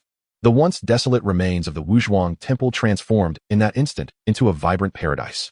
Li Qingxian stood in a daze, gazing at the unfolding scene, feeling the pure life energy that subtly loosened his nascent soul bottleneck, exclaiming in astonishment, the ethereal wood origin. This is the residual essence of the ancient divine root. The sinister energy from the earth's veins had merely served to suppress and seal. In the Elder Ghost's eyes, the chill vanished, replaced by insatiable fervor and greed. With the sinister energy drained and the seal lifted, this was the true opportunity of the Wuzhuang temple. Ha ha! Roar! The Black Wind Mountain Demon King, too, let out an ecstatic howl, sensing that if it could consume even a fraction of this energy, its bloodline would evolve anew, its power surging. It turned out that the sinister energy had not been an opportunity at all, but a tumor formed over countless years to suppress the last vestige of vitality from the ginseng fruit tree. The heavier the sinister energy, the more profound the source of vitality being suppressed. By a stroke of fortune, Mo Bai had drawn out all the sinister energy with his sleeves of the universe, inadvertently unraveling the ancient seal that had endured for millennia. It is mine. This origin is mine. The Elder Ghost was the first to react, unleashing a frenzied roar. Abandoning all thoughts of Li Qingxian and the Demon King, transforming into a streak of light, hurtling toward the source of that green beam. The demon shall not prevail. Li Qingxuan's eyes glowed a vivid crimson, and how could he allow such an unparalleled opportunity, one that could aid others in transcending to the nascent soul stage, to slip away? The Qinglian sword song was urged to its utmost limits, and in an instant, the sword lotus transformed into a radiant sword rainbow that pierced through the heavens and the earth, striking towards the Ghost Elder. Chapter 23. After the Yellow Sparrow, there lies fate. Part 2. Get away. The formidable figure of the Black Wind Mountain's Demon King erupted with a dazzling demonic light, manifesting a certain innate divine ability that exponentially increased his speed, akin to an ancient divine mountain soaring through the air, crashing violently towards the two. The three golden core cultivators utterly abandoned their mutual assaults, channeling all their strength into the fierce contest for this ancient source of emo. Meanwhile, Mo Bai was left utterly speechless by the astounding turn of events. He stared blankly at the sphere of pitch-black malevolent energy, compressed to its utmost in the space within his sleeve, and then gazed at the towering pillar of life force that reached towards the heavens. The yellow sparrow behind. Was it true that this yellow sparrow, was merely an appetizer? A feeling of helpless amusement surged within him.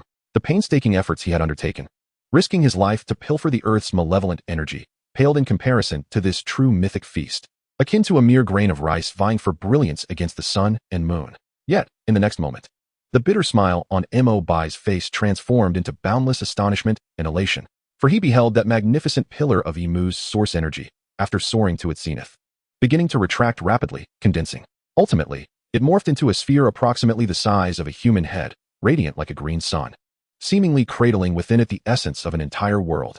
At the moment this orb solidified, it did not, as Li Qingxian and others had anticipated, hover in place awaiting their contention. Instead, it trembled slightly, as if imbued with its own life and will, locking onto a specific direction.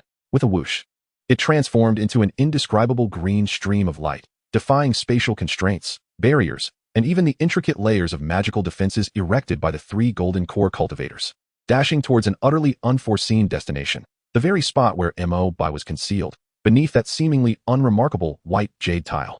What? The actions of Li Qingxian, the Ghost Elder, and the Black Wind Mountain Demon King came to an abrupt halt. The expressions of greed and fervor on their faces instantaneously froze, morphing into sheer shock and disbelief. They watched in stunned silence as that coveted opportunity, which they had yearned for, dove with pinpoint precision into the unassuming tile, vanishing without a trace. In that moment, it felt as though the entire world had been placed on pause. An eerie silence enveloped them, so profound that one could hear a pin drop. Mo Bai's mind, too, was blank. He felt a warm, vast torrent of life-infused energy surging into his body through the connection to the tile. This energy resonated with the essence of the ginseng fruit he had recently absorbed, originating from the same source. No, it should be said that the ginseng fruit was merely a fragment of this primordial energy, which had condensed over eons. What was now flooding in was the entirety of the divine root, the trunk and roots of the tree. It was everything. The great Fangcun Mountain did not even require him to actively channel it. It surged forth at an unprecedented speed. His recently attained yet still unstable realm rapidly solidified under the nurturing influence of this primordial energy, causing his magical power to swell at a terrifying pace. His physical body and spirit underwent a monumental transformation under the cleansing of this life source. Why is this happening? Enlightenment struck Mo Bai like a bolt. Because he had signed in to receive the ginseng fruit, the primordial resonance of this divine root had already been imprinted within him. This ancient Emu source, upon awakening, instinctively recognized him as its only kin and haven. This was destiny, an unparalleled, intricate web of causation brought forth by the signing system. Who is it? Who could it be? After the silence, the Ghost Elder's frenzied roar erupted. His eyes threatened to burst, black energy surging around him. Unable to maintain the composure befitting a master of the demonic path, the cooked duck, no, the dragon's liver and phoenix's marrow, was flying right before him. Such a blow could shatter the resolve of any cultivator. Give me back my chance. Li Qingxuan's face was as cold as ice, his teeth grinding together. With fingers pointed like a sword, a condensed azure sword light, ignited by endless fury, fiercely slashed towards the tile that had consumed the opportunity. Roar! The Black Wind Mountain Demon King, too, struck directly, his massive paw swirling with dense demonic power, descending upon the tile like the very collapse of the heavens. The three golden core cultivators, in unison, unleashed their mightiest attacks upon the source of their dashed hopes. Not good. Alarm bells rang within Mo Bai's mind. He realized he had been thoroughly exposed. Without time to consider the rapidly absorbing Emu's source, in this life or death moment, one thought occupied his mind. Escape. Divine ability, Somersault cloud. With a single thought, an enigmatic spatial fluctuation enveloped his body. His figure, beneath the tile, shifted from solid to ethereal, as if merging with another spatial dimension. Boom. Almost simultaneously, three world-destroying attacks struck the white jade tile. Sword light, paw print, and ghostly energy converged, igniting a cataclysmic explosion. The indestructible white jade plaza was forcibly shattered, creating a gaping pit 100 fathoms deep. The very fabric of space fractured, and the elements raged. Is he dead? The Ghost Elder glared at the center of the deep pit, his left hand clutching the stump of his severed right arm, blood pouring forth. His complexion as pale as a spectre. No, there's no trace of blood or flesh. His primordial spirit hasn't dissipated. Li Qingxian's face turned ashen. Blood seeping from his lips, the previous battle having drained much of his strength. He sensed his cultivation retreating and his once mighty artifact reduced to dust. A pain that twisted his heart. Where the hell is that little brat? The Black Wind Mountain Demon King's eyes were mere pits of blood. Driven mad with rage, straining to hear any sound in the vicinity. As they seethed with fury, a golden stream of light inexplicably flickered from the rift into shattered space, soaring skyward at a speed that surpassed their capacity to perceive. Within that stream, a youthful silhouette could be discerned. It was Mo Bai. There. Chase. Kill him. Reclaim the source. The three cultivators reacted simultaneously, straining their essence to pursue. The ghost elder staggered from the pain of his severed arm, while Li Qingxian's cultivation had plummeted. And the Black Wind Mountain Demon King could only rely on instinct as he rushed forward. Yet, they were fast, but the somersault cloud was faster. A single somersault traversed a myriad of miles. Mo Bai felt the scenery around him transform into countless brilliant rays of light, the entire world racing backward. He didn't even have time to glance back at the three frantic figures before he became a nearly invisible golden star, vanishing at the horizon's edge. The speed was utterly unfathomable. Only Li Qingxian, the Ghost Elder, and the Black Wind Mountain Demon King remained, utterly disheveled, suspended in midair, unable to even catch a glimpse of the retreating figure. For a long time, the Elder Demon could no longer suppress his injuries. He spat out a mouthful of reverse blood, gazing at his empty right arm. He raised his head to the heavens and let out a shrill, unwilling roar. Wretched child. Not only have you robbed me of my opportunities, but you have also caused me to lose my arm in this endeavor. I swear, I shall not rest until I avenge this grievance. In the wind, only his impotent fury remained. Meanwhile, the instigator, Mo Bai, had already ascended above the clouds. With a mere thought, he drew into his sleeve the ancient essence of the primordial wood, which continued to merge with his being, along with the unfortunate energy of the earth's veins. After accomplishing this, he exhaled a long sigh of relief, feeling within him a surge of power that had increased tenfold. A radiant smile, dazzling beyond measure, spread across his face. Chapter 24. A distance of 100,000 miles. Even Foundation establishment can suppress golden elixirs. Above the sea of clouds, the fierce winds cut like blades. Mo Bai's figure darted through the layers of cloud, the surrounding scenery transforming into a blur of flowing light. Left far behind, this was the pinnacle of the Nimbus cloud's speed. It was not merely flight. It involved an application of spatial principles. With a thought, he traversed mountains and rivers, an unfathomable mystery. After evading for the duration of an incense stick, Mo Bai estimated that he had crossed tens of thousands of miles before finally slowing his pace. A sweep of his consciousness revealed a vast expanse of primal mountains below. Ancient trees and wolf-infested woods, rarely trodden by human feet, a perfect hiding place. Without a moment's hesitation, he tucked his form in, descending silently like a meteor into the deep mountains. Upon landing, he immediately employed the earthly transformation of 72 changes, his shape twisting and blurring into an inconspicuous moth, alighting delicately upon the trunk of a millennia-old tree, seamlessly blending with the surrounding environment. Once he completed this, he plunged his consciousness within, beginning to inspect the astonishing harvest he had just secured. To his astonishment, even with his normally steady temperament, Mo Bai couldn't help but gasp in awe, his heart racing uncontrollably. Within his Dantian's sea of qi, the once pea-sized foundation had now transformed entirely into a miniature emerald star. An endless, supremely pure essence of primordial wood encircled it, flowing like a verdant galaxy. With each circulation, the foundation became increasingly solid and substantial. Yet, this overwhelming power did not surge to breach the boundaries of his realm. Instead, it followed Mo Bai's guidance, beginning to flood back into his limbs and bones in an almost savage manner, refining the very foundation of his physical form. The emerald essence rushed through his meridians like a torrent, inundating every inch of his being. The once resilient meridians groaned under the strain of this force, only to be swiftly repaired by an even stronger vitality, becoming wider and more robust, gleaming with a faint jade luster.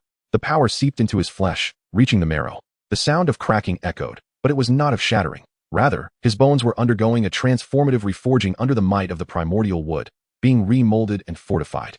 Each bone seemed to be refined through countless trials, its density and hardness surpassing even the finest steel, yet filled with an indescribable vitality. His blood surged, and within the once vivid crimson liquid, flecks of brilliant green began to emerge. Each heartbeat resonated like the thunder of war drums, pumping this life-infused blood throughout his body, repairing the damage wrought by the refining process and strengthening his physique. Mo Bai gritted his teeth against the searing pain and tingling sensations coursing through him. Yet his heart brimmed with ecstatic joy. He could distinctly feel his entry into the Foundation establishment realm being solidified like never before, fortified. This was not merely a transition of realms, but a transcendence of his very foundation. While ordinary cultivators would require years of painstaking effort to stabilize their realms, he had surpassed this in a matter of moments. At this instant, the torrent of primordial wood essence from the outside world gradually subsided. Mo Bai slowly opened his eyes, a brilliant emerald radiance flickering deep within his pupils. He clenched his fist, feeling the explosive power within him. A look of profound shock etched across his face. Was this truly the physique of a Foundation establishment cultivator? He murmured to himself, disbelief saturating his tone. At this moment, the quantity of his Dantian's power still lingered within the early stages of Foundation establishment, yet the strength of his body, the vitality of his blood, and the resilience of his meridians surpassed even those who specialized in physical cultivation during the golden elixir stage. The legacy of myths, terrifyingly potent. Mo Bai inhaled deeply, finally comprehending the path he had embarked upon and the vast chasm that separated him from other cultivators.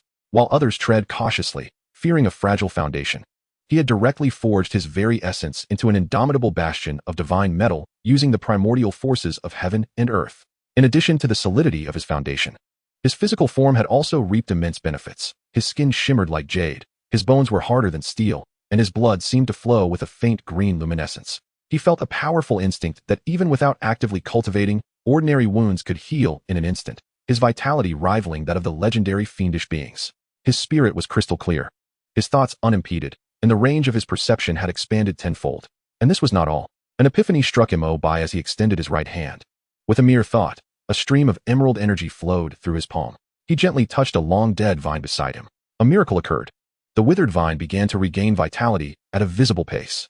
Tender green shoots emerged from the desiccated skin, swiftly covering the entire trunk, even blossoming into vibrant purple flowers.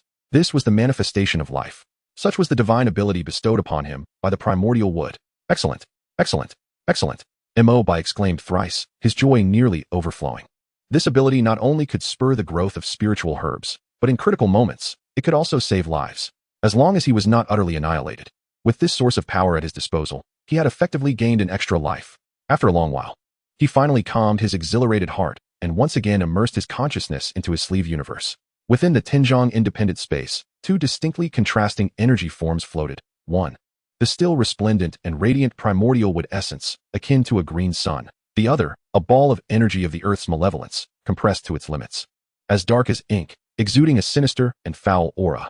Gazing at this malevolent energy, Mo Bai's eyes flickered. This substance was highly toxic, fatal upon contact for ordinary cultivators, while those of the demonic path sought it eagerly. For him, directly absorbing and refining it was out of the question. Yet, to discard it would be a waste, as it was a treasure capable of driving golden elixir fiends to madness. With the earthly transformation of 72 changes, which could morph all things, an idea sparked in Mo Bai's mind. Could he utilize this malevolent energy to forge an external avatar? Once this thought arose, it could no longer be stifled. If successful, he would possess an unfathomably powerful trump card. This avatar, composed purely of malevolent energy, would fear neither life nor death, nor comprehend pain, inherently serving as the perfect weapon of slaughter. In battle, it could catch foes off guard, and in the face of insurmountable danger, it could be detonated. The force likely enough to severely wound or even obliterate golden elixir powerhouses. The crux of the matter lies in the fact that this incarnation is fundamentally distinct from his true self's cultivation path. Even if one were to catch a glimpse of it, no one could possibly connect this formidable demon with him, a legitimate disciple of the Taoist lineage. It is indeed the perfect choice for a shadowy figure, a scapegoat, and a pathfinder. This scheme is feasible. Mo Bai promptly resolved to proceed. However, the crafting of an incarnation is not a task to be accomplished in haste. It demands meticulous planning. Now is not the opportune moment.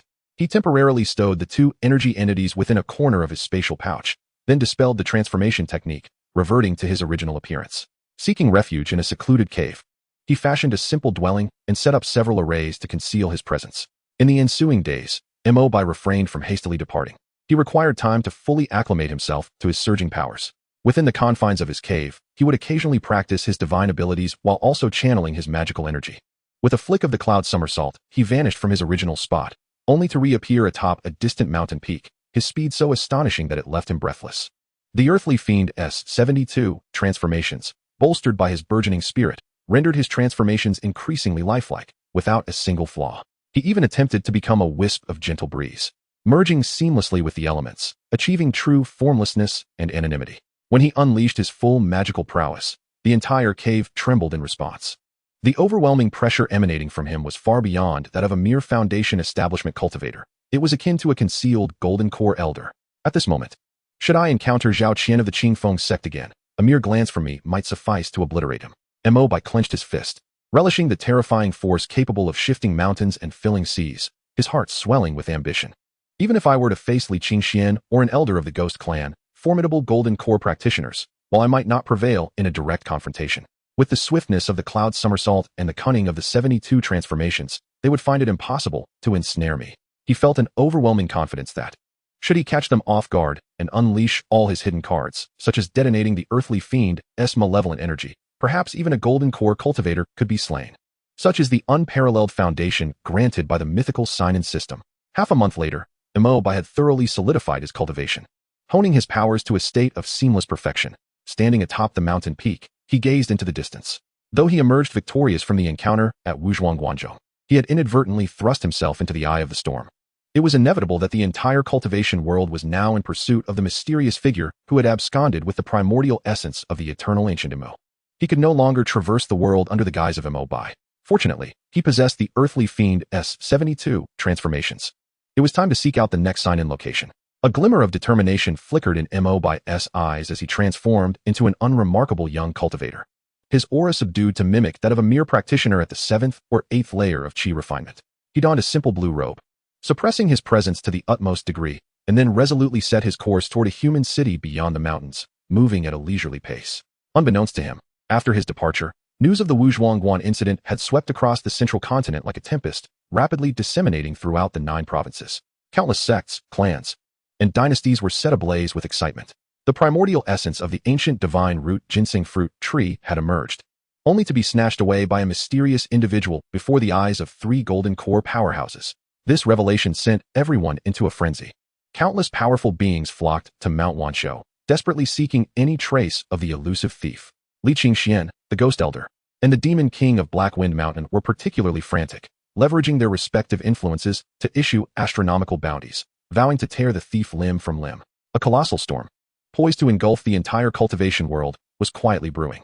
At the eye of this storm, the architect of it all, the individual that countless sought, was at this moment incarnated as an utterly unremarkable wandering cultivator, leisurely strolling into a mundane city known as Yunnan. Chapter 25. The Eye of the Storm, Yunnan City. Yunnan City, a humble settlement located on the fringes of Jizhou in central continent. The city walls, constructed from weathered gray stones, bore the scars of time, with moss flourishing at their bases. Inside the city, the streets bustled with activity. The sounds of merchants hawking their wares, children's laughter, and the rhythmic clanging from the blacksmith's forge coalescing into a vivid tapestry of life. For the ordinary inhabitants, today was no different from any other day. Yet, for Mo Bai, who mingled among the crowd disguised as an ordinary youth, this seemingly tranquil city concealed turbulent undercurrents. He perfectly suppressed his aura to the 7th layer of qi refinement, presenting himself as the most inconspicuous of cultivators. With an ordinary visage and a gaze that conveyed just the right amount of bewilderment and reverence for the future, no one would ever associate him with the enigmatic thief who had stirred the world into chaos. Upon entering the city, he did not rush to find a place to settle, but instead ambled into a tea house named Listening to the Wind Tower, a melting pot for all manner of people, making it an ideal venue for gathering information. Mo Bai chose a corner by the window, ordered the cheapest coarse tea, and perked up his ears to absorb the surrounding conversations. As expected, nearly every cultivator present was engrossed in discussion about a single topic: Manhwaaudibook. Have you heard? That ancient site on Manhwaaudibook has truly stirred up a tremendous commotion. A burly man with a bushy beard lowered his voice, excitement seeping through despite his efforts to contain it. Tremendous commotion hardly describes it. My uncle's cousin is an outer disciple at the Kunlun Sword sect, and according to him, even the esteemed Li Qingxian himself took action, only to suffer a great loss. A gaunt, sharp-featured cultivator interjected. A smirk of schadenfreude plastered across his face. Goodness, even a prodigy like Li Qingxian faltered? He is a golden core real person, renowned for his unparalleled mastery of the Kunlun sword technique. Not only Li Qingxian. I heard that a golden core elder from the demonic faction, the Netherworld Palace, and the Demon King of Black Wind Mountain also joined the fray. Those 3 golden core titans clashed fiercely over the primordial essence that emerged from that site. The primordial essence? Indeed.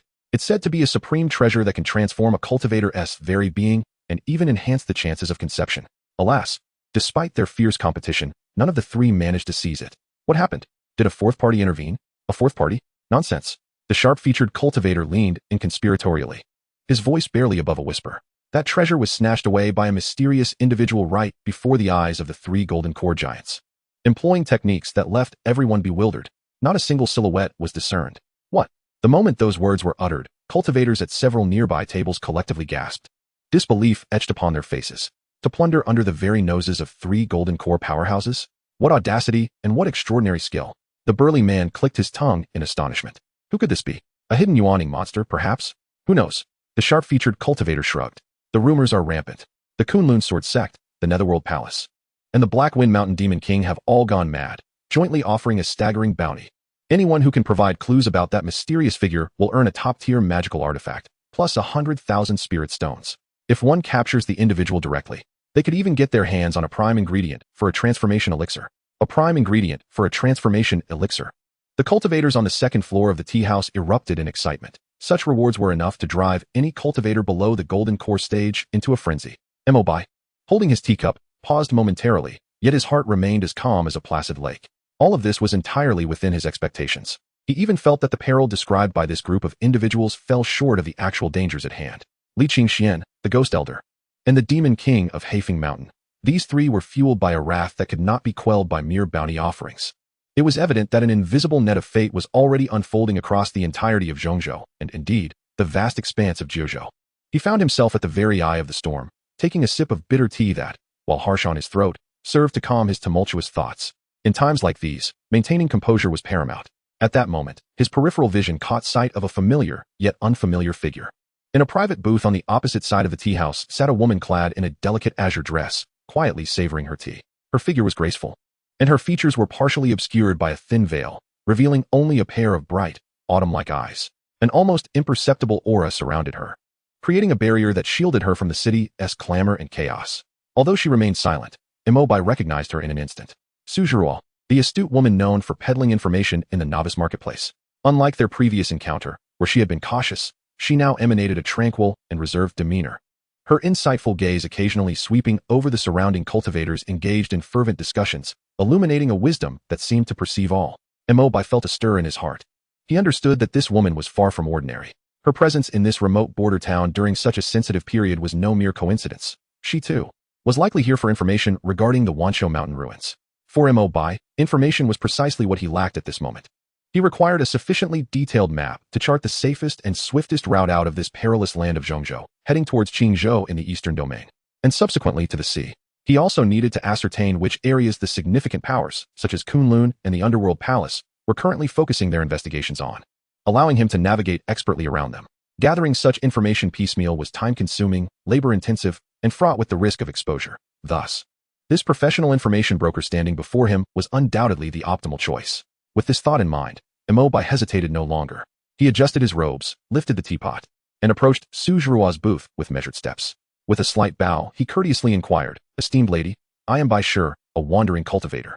Might I partake in a cup of tea with you in this cherished space?" His voice was calm and his demeanor polite, embodying the image of a casual cultivator seeking camaraderie. Suzhuruo raised her clear eyes and scrutinized him for a moment. His appearance was rather ordinary, the kind one could easily lose in a crowd. His aura was stable, revealing no signs of anomaly. Yet her intuition told her that this seemingly unremarkable wanderer was, in fact, quite different. His gaze was exceedingly tranquil. In a city rife with turmoil, where everyone was either excited or terrified by the exorbitant bounty, his calmness was itself extraordinary. "Please, do take a seat, fellow cultivator," Suzhuruo said with a slight nod, her voice crisp and melodious, offering no refusal. Mo Bai took a seat without hesitation, pouring a cup of tea for her and himself. He then got straight to the point. "Having just arrived in your esteemed locale, I have heard that you are well informed. I wish to purchase some intelligence from you." Suzhuruo's eyes sparkled as she smiled softly. "Bai Shi, you are indeed direct. Pray tell, what do you wish to know? The price, I must warn you, is not trivial. Money is not an issue," Mo Bai replied nonchalantly. "I require 3 pieces of information. First, the most comprehensive map of Jiuzhou, particularly detailing the route from Zhongzhou to the coastal area of Qingzhou in the eastern domain, with annotations of the major sects territories and any recent areas of activity. Second, the current locations of the primary forces from Kunlun, the Underworld Palace, and Hafeng Mountain that are pursuing the thieves of Wanshou Mountain. Third," Mo Bai paused, locking eyes with Suzhuruo as he slowly articulated, "I wish to know what other first-rate powers have exhibited unusual interest in this matter, aside from these 3. Suzhuruo's hand, which held the teacup, momentarily stilled in the air.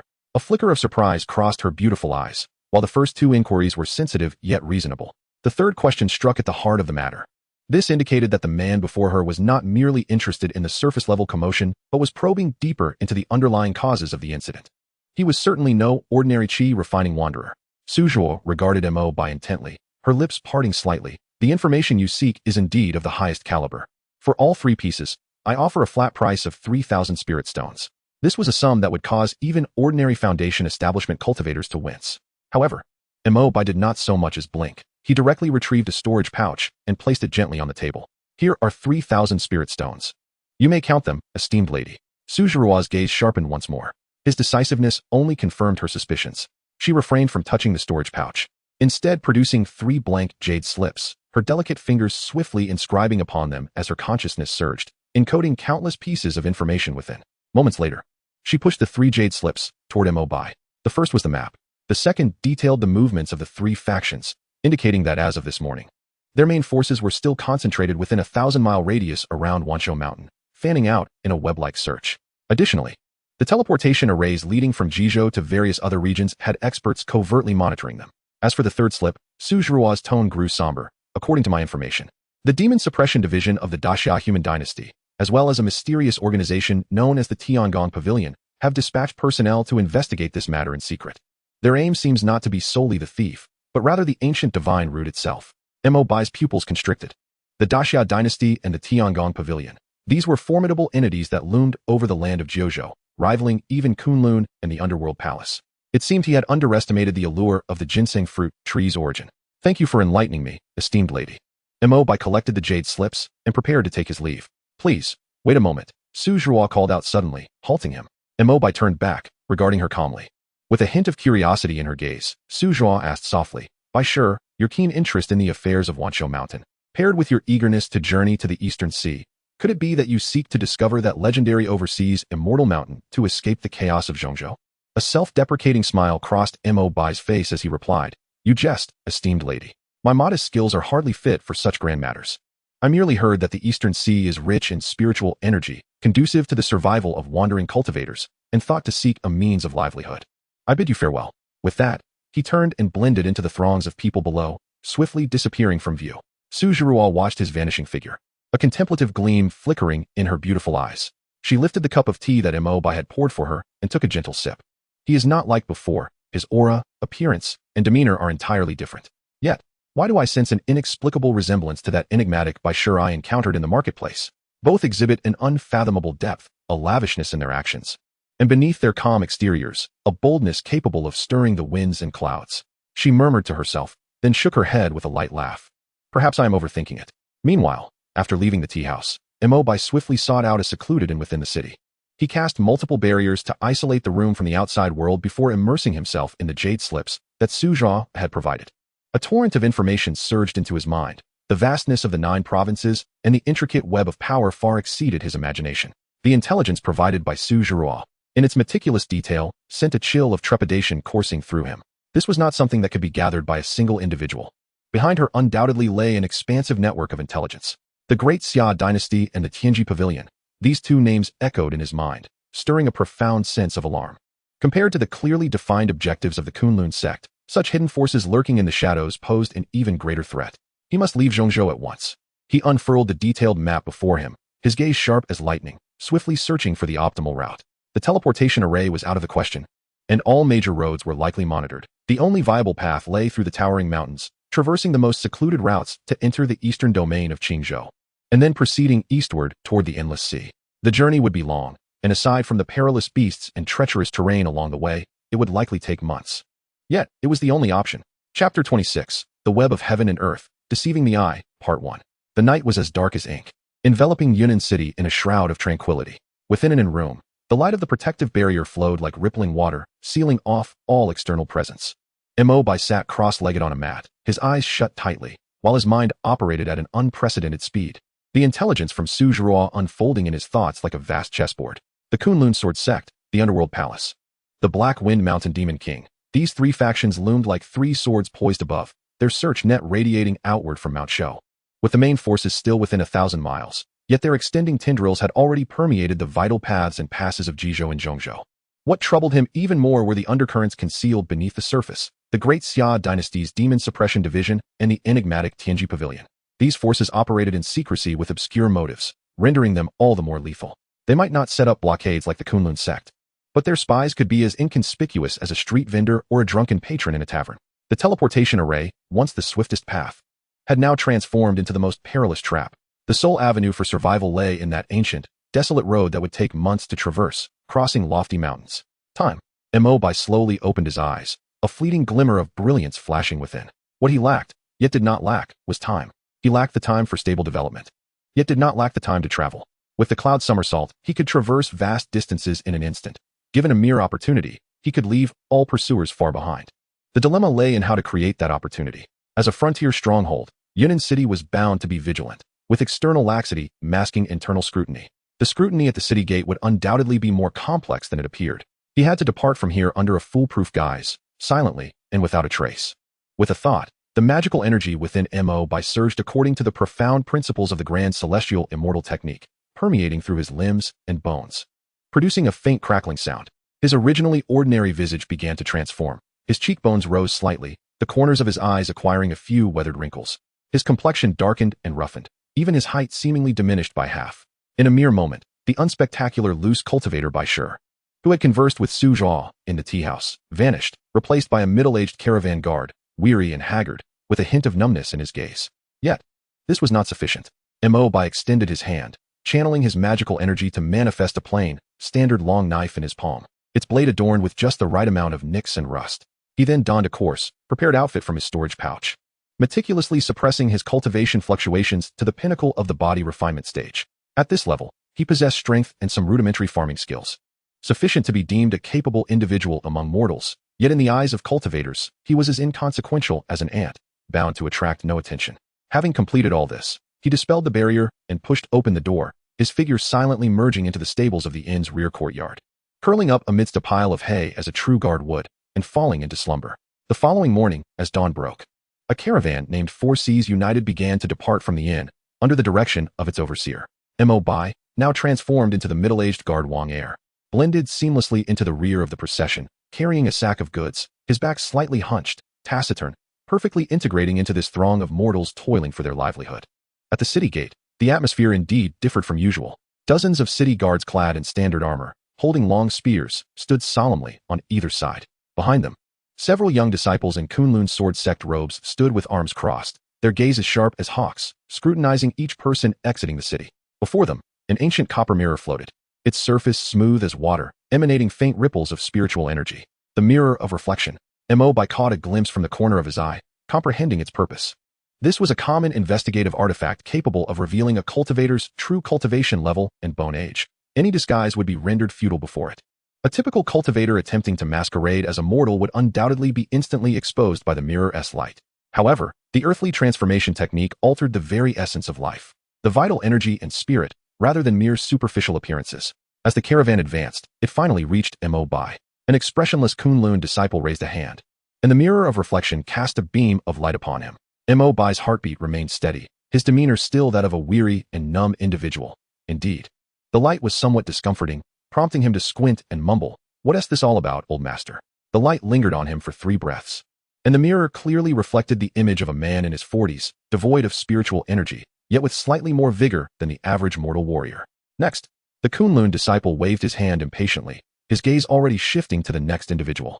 Mo Bai, carrying his burden, lowered his head and stepped forward, steadily exiting the city gate. Behind him, the caravan overseer was still ingratiatingly presenting a pouch filled with gold and silver coins to the Kunlun disciples, uttering flattering words about the hardships of the celestial masters. Thus, a web that could instill terror in countless cultivators was effortlessly traversed by him in the most unremarkable manner.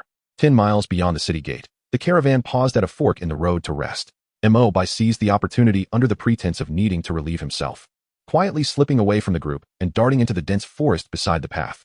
After navigating through the woods for about the span of an incense stick, confirming he was unpursued, he sought refuge in a secluded valley, a faint smile curling at the corners of his mouth. "My friends, it seems our next meeting is uncertain," he silently mused, and then, channeling his magical energy, he soared skyward. With a somersault, a cloud materialized beneath his feet, carrying him forth as a streak of golden light, tearing through the clouds toward the eastern horizon. Below, the earth raced past in a blur, mountains and rivers transforming into indistinct lines. This exhilarating release from constraint, soaring through the heavens, filled Mo Bai with an ineffable delight. Yet, he remained unclouded by this euphoria. After flying for about half an hour, he descended from the clouds, landing amidst a range of unending primordial mountains. On Su Zhiruo's meticulously crafted map, the location is distinctly marked as the Duanlong mountain range, serving as a natural boundary between Zhongzhou and Qingzhou. This region is rife with demonic beasts and shrouded in miasma, rendering even golden core cultivators hesitant to venture forth. However, for Mo Bai, it represents the ultimate sanctuary. He refrained from hurrying onward, instead seeking a secluded cave where he meticulously set up multiple protective barriers. He resolved to first assess the spoils from his expedition to Wuzhuangguan. Although fraught with peril, the gains from this journey far exceeded his expectations. With a mere thought, several items manifested before him. First, a root, no longer than an infant's arm, entirely emerald in hue, as if sculpted from the finest jade. It was the very essence of the ginseng fruit tree. Upon its emergence, a palpable vitality surged throughout the cave, causing tender green moss to sprout visibly upon the stone walls. As Mo Bai drew near, he felt every pore in his body expand, his spiritual energy flowing with newfound ease. Undoubtedly, this was the source of an innate spiritual root, igniting a fervent glimmer in his eyes. Yet, he was acutely aware that the energy contained within was overwhelmingly potent. With his current foundation at the foundation establishment stage, any attempt to directly refine it would result in catastrophic consequences. He needed to discover a gentler method or await a time when his cultivation had matured. With utmost caution, he encased it within several layers of jade boxes before turning his attention to the second item. It was an ancient jade slip, acquired during his sign-in at the main hall of Wuzhuangguan, alongside the essence of the ginseng fruit tree, an extraordinary ability known as Universe in Sleeve. Mo Bai probed within, and an immense torrent of information surged into his mind. This ability was not merely a method of storage, but a true divine power. At its zenith, one could summon the sun, moon, and stars, inverting the very cosmos. Though his current cultivation fell short of such cataclysmic feats, he could still manifest an independent space of approximately 10 zhang within his sleeve. This space was remarkably stable, capable of harboring living beings, and during confrontations, if the opponent's cultivation was lacking, he could swiftly ensnare them within his sleeve, leaving them at his mercy. This was indeed an essential skill for both home and adventure. And Mo Bai was overjoyed. With the Universe in Sleeve, storage bags could be wholly discarded. More importantly, this newfound ability afforded a novel approach to combat, striking from the shadows, leaving enemies defenseless. He promptly began to cultivate according to the methods described in the Jade Slip, with the solid foundation provided by the great Immortal technique. Mastering this related divine ability was almost effortless. After half a day, with a wave of his sleeve, an invisible force emanated forth, causing a massive stone weighing thousands of pounds at the cave's entrance to vanish in an instant. In the next moment, with a flick of his wrist, the stone reappeared. Unscathed. Success. He could distinctly feel a realm of chaotic nothingness within his sleeve, where the stone now floated peacefully. This ability was even more profound than he had imagined. Suppressing his excitement, Mo Bai continued his inventory. The third treasure was a few scrolls of ancient texts he had acquired while skimming through the alchemical chambers of Wuzhuangguan. Unfurling one scroll, he beheld 4 grand characters inscribed in ancient cloud script, 10,000 herbs, elixir canon. This was not merely a recipe, but an encyclopedia detailing the properties of countless ancient spiritual herbs, many of which had long since vanished from the world. The other scrolls contained genuine ancient alchemical formulas. 9 turns resurrection pill, capable of resurrecting the deceased, restoring flesh and bone, as long as the soul remained intact. Supreme essence nourishing pill, specifically designed to nurture and bolster the primordial spirit, an unparalleled elixir for breaking through to the god transformation stage. 3 pure transformative pill, aids the demon race in perfecting their transformation, shedding their monstrous form to become innate Tao bodies, thereby enhancing their cultivation of human techniques. Mo Bai's heart surged with excitement. Any one of these recipes, if disseminated, could incite a tempest of bloodshed throughout the entire realm of cultivation. Although he lacked the cultivation and resources to concoct these divine pills at present, they undoubtedly illuminated several promising paths for his future cultivation journey. Having catalogued all his acquisitions, Mo Bai exhaled a long, heavy breath. He had now truly secured the means to survive in this merciless realm of cultivation. Next, he would traverse the Duanlong mountain range. He once again took out the detailed map, meticulously plotting his route. However, just as he immersed his consciousness into the map, a subtle tremor of the great Immortal technique within his dantian sent a warning signal coursing through him. Someone was approaching. Mo Bai's pupils dilated in alarm as he swiftly concealed all his belongings, his figure transforming into a wisp of green smoke, silently melding into the shadows of the cave, while simultaneously suppressing his aura to its utmost limit. The earthly fiend's 72 transformations allowed him to merge with the shadows, rendering him invisible. Almost immediately after he concealed himself, whoosh, whoosh, whoosh, 3 fiery streaks of light blazed across the sky at an astonishing speed, precisely halting above the cave where he hid. As the brilliance faded, 3 cultivators clad in the garb of the fire sect emerged. At the forefront stood an elderly man with a hooked nose, whose cultivation had reached the late foundation establishment stage. He held a compass in his hand, its needle unwaveringly fixed on the cave below. Indeed, the scent of the 1,000-mile soul tracking incense leads here. That little wretch killed Zhao Qian and his companions, yet dares linger in this vicinity, truly unaware of his impending doom. A malevolent glint flickered in the old man's eyes. Beside him, a disciple flattered, Elder Lu. Your foresight is unmatched. You predicted he wouldn't dare use the teleportation array and would inevitably choose to traverse the Duanlong mountain range. We strategically set up incense trails, and he has unwittingly walked into our trap. Humph, this child possesses strange abilities. We must not underestimate him. Set up the 3-Yang fire formation and incinerate this entire mountain peak. Let us see where he can possibly hide. Yes. The 3 fire sect cultivators promptly took their positions, forming a trinity as they chanted incantations, releasing 3 crimson flags that billowed in the wind, transforming into 3 enormous flames that enveloped the entire mountain peak. A terrifying heat descended instantaneously, the stones began to melt, and the foliage turned to ash in mere moments. Inside the cave, hidden in the shadows, Mo Bai's expression turned icy. He had not anticipated that the consequences of his actions at Qingfeng Gate would catch up to him so swiftly. The 1,000-mile soul tracking incense must have inadvertently picked up a tracking mark when he seized Zhao Qian and the other storage bags. Confrontation was not a wise strategy. The 3 opponents included a late-stage foundation establishment cultivator, and they had set up a formation. Yet to flee? A fierce glint flickered in Mo Bai's eyes. He had never been one to merely endure blows. Since they had come to him, they would pay with their lives, forever entombed within the Duanlong mountain range. His consciousness quietly extended, merging with Su Zhuo's map, rendering the topography within 100 miles vividly 3-dimensional in his mind. Soon, he discerned a valley suffocated by dense miasma. Located 30 miles to the southeast, marked in blood-red letters as Blackwater Miasma Valley, a forbidden ground for nascent soul. A cunning plan of misdirection and treachery rapidly formed in his mind. In the next instant, as the formidable power of the fire formation was about to erupt, incinerating the cave into molten rock, a beam of golden light erupted from the mountainside, its speed so swift that even Elder Lu, at the late foundation establishment stage, could merely catch a glimpse of a fleeting shadow. Trying to escape? After him, Elder Lu bellowed in fury, retracting the formation flags as the 3 figures transformed into streaks of fire, relentlessly pursuing the direction in which the golden light had vanished. Chapter 28. Using a knife to kill, the mantis catches the cicada, Part 1. Above the Duanlong mountain range, a breathtaking chase unfolded, featuring 1 golden and 3 crimson streaks of light.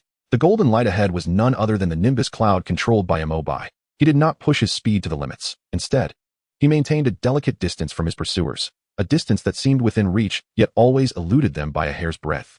This strategy not only stoked their fury and murderous intent, but also dulled their vigilance, preventing them from succumbing to despair. Among the 3 fiery streaks trailing behind, Elder Lu of the Fire Sect wore a grim expression. He prided himself on his profound cultivation and exceptional evasion techniques, bolstered by the sect's secret treasures. Chasing down a mere foundation-stage rogue cultivator should have been child's play. Yet, after pursuing for nearly 100 miles, the target slipped away like a cunning eel, always evading his attacks at the last possible moment. You insolent brat, cease your arrogance, Elder Lu roared, slapping his storage bag, from which a fiery sword surged forth, enveloped in crimson flames. The sword shimmered and split into dozens of fiery sword energies, forming an impenetrable net of fire that descended upon the golden light ahead. Mo Bai's expression remained unchanged, though a cold smirk flickered in his heart. He had been waiting for this moment. As the fiery net approached, he commanded the nimbus cloud to plunge downwards, then veered sharply at nearly a 90-degree angle towards a valley in the southeast, erupting in speed and forcing his way through a gap in the fiery net before it could close. Thinking to hide deeper within the mountains? A fool's dream. Elder Lu, witnessing this, assumed Mo Bai had exhausted his options and was attempting to use the complex terrain to evade. Without hesitation, he activated the escape light, leading his 2 disciples in hot pursuit. After flying approximately 30 miles, a chilling, decayed aura assaulted them. The sky ahead was shrouded in an impenetrable layer of black miasma, which seemed to writhe as though alive, consuming everything beneath it. In the valley, silence reigned. Not a single insect or bird sang, only the occasional sight of twisted, carbonized trees, long dead, revealed the despair that permeated this place. It is the Blackwater Miasma Valley, one of the Fire Sect disciples exclaimed, his face paling. Elder, the map indicates this area is a forbidden zone for nascent soul cultivators. It is said that even their consciousness would be corroded if they ventured within.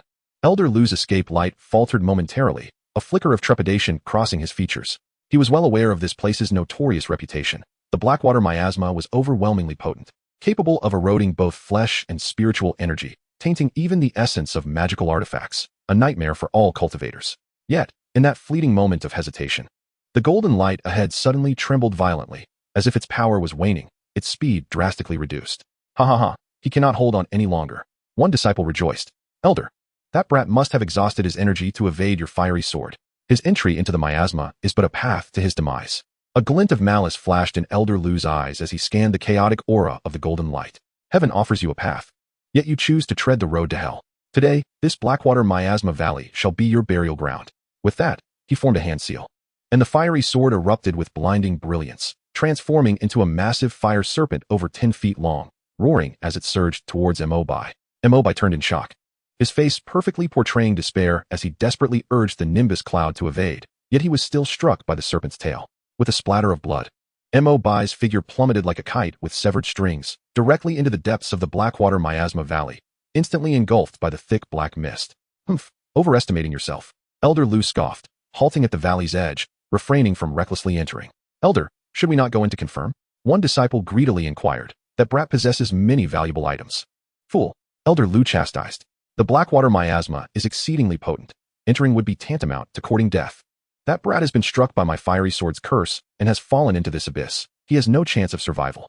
We shall remain here, using the three-yang fiery formation to disperse a portion of the miasma and refine his corpse, allowing his storage bag to naturally fall out. Wise as ever, Elder. The two disciples exclaimed, suddenly enlightened, and they promptly set to work, retrieving 3 formation flags and arranging them in a character formation at the valley's edge. As they activated the formation, 3 blazing pillars of fire shot into the sky, converging into an illusory blazing sun that radiated immense heat. Pressing down upon the black miasma below, the miasma hissed as it clashed with the scorching flames, emitting a piercing sizzle as large swathes evaporated into wisps of blue smoke. The scenery at the valley's edge gradually became clearer. However, none of them noticed that as they exerted their full strength on the formation, deep within the miasma-shrouded valley floor, a pair of immense, icy vertical pupils, like 2 dark moons, slowly opened. A terrifying pressure, originating from the primordial chaos, began to brew quietly, akin to a waking volcano. Deep within the miasma, Mo Bai had already concealed all his aura, transforming into an inconspicuous black rock, quietly adhering to the steep cliff face. The earthly transformation technique allowed not only the alteration of form, but also the mimicry of aura. At this moment, he blended perfectly with his surroundings. Even the consciousness of a golden core cultivator would mistake him for an ordinary stone, corroded by miasma for centuries. He gazed up at the blazing sun above, feeling the domineering force attempting to incinerate all, a cold smirk playing on his lips. Everything was proceeding according to his plan. He knew that cunning old foxes like Elder Lu would never easily take risks. The only way to create danger was to let them do it themselves. The Blackwater miasma valley had become a forbidden zone not merely due to the miasma. On Sujirua's map, there was a small vermilion annotation. A great danger lies at the valley's bottom. It reacts with fire and is beyond the ability of mere mortals to confront. This was truly Mo Bai's weapon of choice. As the power of the three-yang fiery formation reached its zenith, about to scorch the valley floor, a terrifying roar that resonated through the soul erupted from deep underground. The entire valley, no, the entire Duanlong mountain range, trembled violently at that moment. The thick, intractable black miasma seemed to respond to some calling, swirling back violently into a massive vortex at the valley's bottom. Elder Lu and his 2 disciples turned pale in an instant. Not good. Retreat. Elder Lu's heart raced. He sensed an overwhelming pressure from that roar capable of freezing his very soul. This was a power far beyond what a foundation stage, or even a golden core cultivator could possess. Yet, it was already too late. Boom. The ground at the valley's bottom exploded violently, and a serpent's head, larger than a house, shot into the sky. It was a colossal serpent covered in sinister black scales, its body adorned with profound natural patterns that seemed to embody the principles of the universe. 2 magnificent dragon horns sprouted from its head, and its long beard danced in the air, while its dark vertical pupils burned with a fury capable of incinerating the heavens. The Blackwater mysterious serpent. And it was a 1,000-year-old demon king on the verge of transforming into a flood dragon. It is a demon beast of the great perfection of golden core. No, it has even set foot into the nascent soul stage. Elder Lu's voice trembled, his heart filled with boundless regret and dread. The Blackwater Shen snake was evidently enraged by the yang fire they had unleashed. It opened its cavernous maw, and a stream of black venom. as thick as a water barrel, surged forth like the Milky Way descending from the heavens, aimed directly at the three of them. Before the venom could reach them, the air was pervaded by a nauseating stench, the very space around them corroding with a hissing sound. Form the formation. Defend with all your might. Elder Lu bellowed hoarsely. The three dared not delay for even a moment, channeling their entire magical essence into the three Yang fire formation. The illusory blazing sun erupted with an unprecedented brilliance, forming a colossal fiery barrier that enveloped them securely within. Boom! The torrent of black venom collided violently with the fiery shield. In an instant, black mist and flames intertwined. Toxic fumes clashed with pure Yang energy, unleashing a cataclysmic energy storm that swept in all directions. The surrounding peaks crumbled like paper under the force of the backlash, collapsing in fragments. The fiery barrier held for less than 3 breaths before it was riddled with spiderweb-like cracks amidst a cacophony of anguished wails. Crack, accompanied by a sharp sound. The shield shattered explosively. Chapter 29. Using a knife to kill, the mantis stalks the cicada, Part 2. No. The two disciples of the fire sect barely had time to emit a desperate scream before they were instantly engulfed by the flood of venom. Their flesh, magical artifacts, and even their souls were corroded to nothingness in an instant, leaving not a trace behind.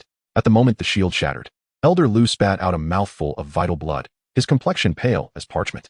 Without hesitation, he summoned an ancient red shield, which expanded in the wind, transforming into a solid wall of flames to protect himself. Simultaneously, he hurled a short spear engulfed in roaring flames, but his target was not the black water Xian snake, but a distant mountain peak.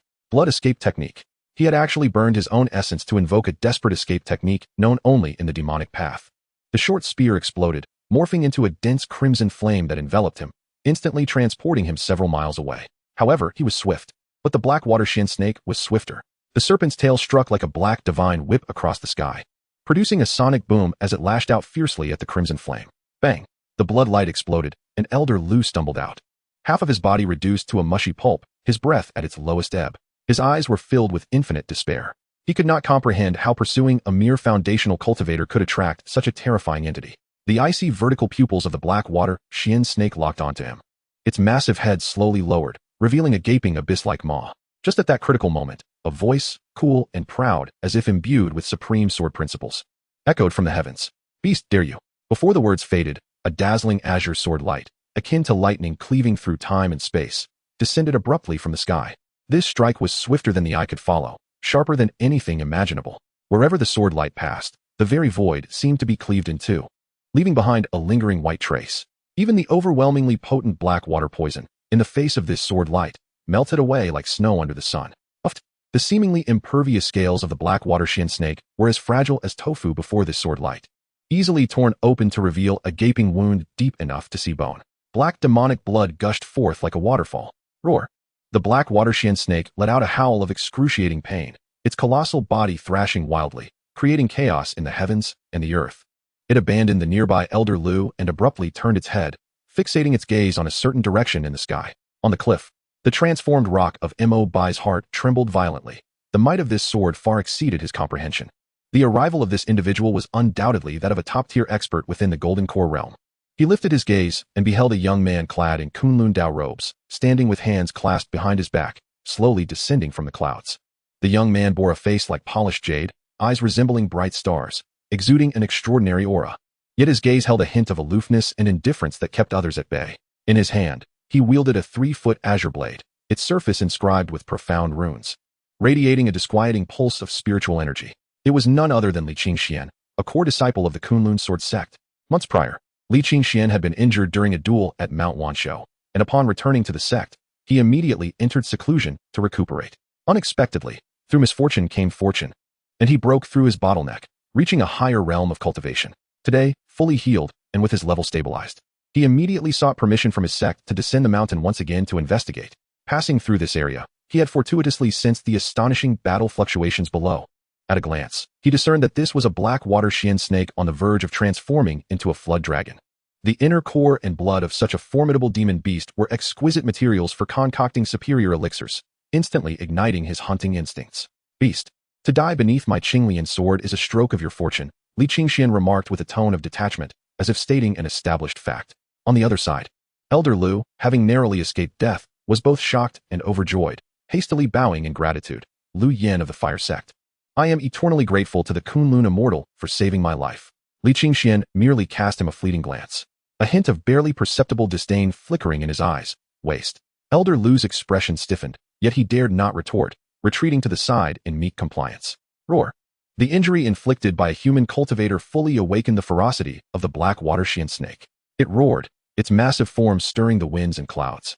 Enveloped in a shroud of toxic mist, lunging fiercely at Li Qingxian. A mere speck of dust, dare you shine? A cold smile graced Li Qingshuan's lips. And with a gentle sweep of his Qinglian sword, thousands of azure sword chi erupted, coalescing before him into a grand, slowly rotating azure lotus. The sword chi lotus was both sacred and lethal, each petal containing a terrifying sharpness capable of cleaving mountains asunder. Go. He flicked his finger. And the azure lotus surged forth, meeting the oncoming toxic mist and serpent body head-on. A cataclysmic battle was set to erupt. At that moment, no one noticed that the rock on the cliff was stealthily inching away in the opposite direction of the battlefield. Mo Bai's heart raced, sensing imminent danger. The mantis stalks the cicada, unaware of the oriole behind. He had thought himself the cicada, only to discover that behind him lurked a hunter wielding a sharp blade. Li Qingshuan's appearance had completely disrupted all his plans. He had to leave, immediately, without delay. Taking advantage of the distraction caused by the battle, he quietly slipped away from the cliff, transforming into an inconspicuous black beetle, scuttling swiftly along the ground towards another exit of the Poison Valley.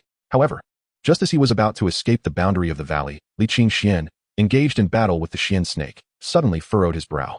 His consciousness swept across the battlefield, detecting a faint, yet somewhat familiar aura. This aura belongs to the thief who stole the origin of Imo. The glimmer of murderous intent surged in Li Qingshuan's eyes.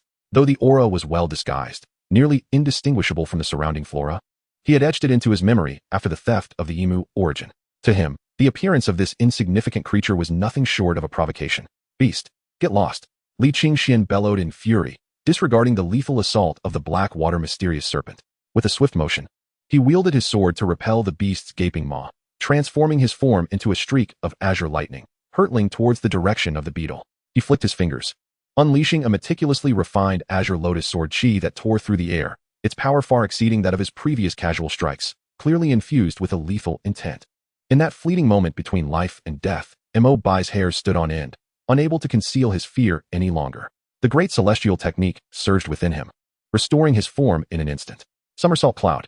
A golden light flashed as his figure vanished from sight, narrowly evading the deadly sword chi. Yet, the sharp sword intent brushed perilously close, leaving a deep wound beneath his ribcage, blood instantly staining his garments crimson. Indeed, it is you. Thinking to escape? Upon witnessing Mo Bai's use of evasion techniques, Li Qingshuan's certainty solidified, and the murderous intent on his face intensified. Just as he prepared to pursue, the black water mysterious serpent seized the opportunity, its massive tail crashing down like a mountain, carrying a deluge of black water aimed at his vulnerable back. Li Qingxian had no choice but to turn and block, his inner fury boiling over. He locked eyes with Mo Bai from afar, his gaze icy with lethal intent. Today, in heaven and earth, you shall undoubtedly perish. Despite the excruciating pain, Mo Bai summoned the essence of the wood source to mend his wounds. Aware that he was no match for a golden core cultivator, even with the giant beast's distraction, he dared not linger, propelling the somersault cloud to its utmost speed, transforming into a streak of light, vanishing without a backward glance into the horizon. Cursed. As he saw the thief fleeing, Li Qingxian was driven to the brink of madness. For him, allowing the thief who stole the sect's treasured artifact to escape right under his nose was a humiliation far greater than being ensnared by a monstrous beast. He unleashed all his unbridled rage and indignation upon the black water mysterious serpent before him. It is you, wretched beast, who has thwarted my endeavors. Die! Li Qingxian roared.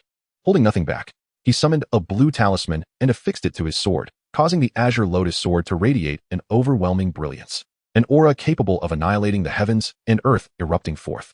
Secret technique. Azure lotus illuminates the world.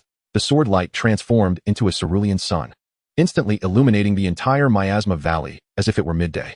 The black water mysterious serpent let out its final, mournful cry, its colossal form disintegrating inch by inch within the cataclysmic sword light, reduced to ashes. Meanwhile, hundreds of miles away, Mo Bai soared beyond the broken Dragon Mountain range, landing in an uninhabited valley. Unable to maintain his composure any longer, he expelled a mouthful of reverse blood, his complexion paling. In that final moment, although he had evaded the direct assault of the sword chi, the piercing sword intent had still infiltrated his body, injuring his meridians. Kunlun sword sect, Li Qingxian. Mo Bai leaned against a massive stone, his eyes flashing with cold radiance and profound trepidation. The strength of a golden core cultivator far surpassed his expectations. The circumstances of the day were intricately entwined, fraught with peril. Had it not been for his many trump cards and composed disposition, any misstep would have led to his demise. He sat cross-legged, silently circulating the great celestial technique to heal himself while formulating his next course of action. The pursuit by the Fire sect had been temporarily resolved, yet he had unexpectedly encountered the Kunlun Sword sect. He needed to elevate his strength swiftly, at the very least to possess the ability to safeguard himself against golden core cultivators. A glint of determination flashed in Mo Bai's eyes as he resolved, first, I must find a place of absolute safety and enter seclusion. Chapter 30. Purple Gold False Dan, Universe in the Sleeve. The night was as dark as ink. The moon obscured and stars dimmed. Mo Bai spent 3 full days and nights recuperating in a secluded mountain gorge. The great celestial technique proved its worth as a supreme cultivation method, its restorative capabilities far exceeding those of ordinary techniques. The meridians that had been wounded by Li Qingxuan's sword intent not only fully healed under the onslaught of his vast and pure spiritual energy, but also became even more resilient and expansive than before. Though his injuries had healed, the alarm bells in Mo Bai's mind continued to ring incessantly. Li Qingxian, Kunlun Sword sect. He opened his eyes. A fleeting glimmer of cold light extinguished within them. That earth-shattering sword strike had profoundly impressed upon him the terror of the world's top prodigies. Had he not relied on the unparalleled speed of the Somersault cloud, he would have long since become a lifeless corpse. His foundation establishment strength was ultimately still too feeble, akin to that of an ant before genuine gifted talents. I must break through to Golden Core immediately. This thought solidified resolutely within Mo Bai's heart. He rose, his consciousness unfurling like quicksilver, meticulously scanning the surroundings within 100 miles. After confirming there were no pursuers or spies, he flickered and transformed into a beam of golden light, racing eastward. He chose not to venture to well-trodden mountains and rivers, but instead sought out a vast, rarely visited lake known as Bai Boze, spanning thousands of miles, with turbulent undercurrents and complex terrain, an ideal hiding place. Without a moment's hesitation, Mo Bai plunged into the icy waters, descending rapidly like a fish. As he sank deeper, the light dimmed further, and the water pressure increased exponentially, capable of crushing steel to powder. Yet, Mo Bai's physique had undergone a metamorphosis during his foundation establishment, rendering this pressure trivial for him. Reaching the lakebed several hundred fathoms down, he finally discovered an ancient cultivator's cave covered in prohibitions amidst a colossal underwater mountain range. The array, worn by the ravages of time, was easily deciphered by him. The cave was sparsely furnished, containing only a stone chamber.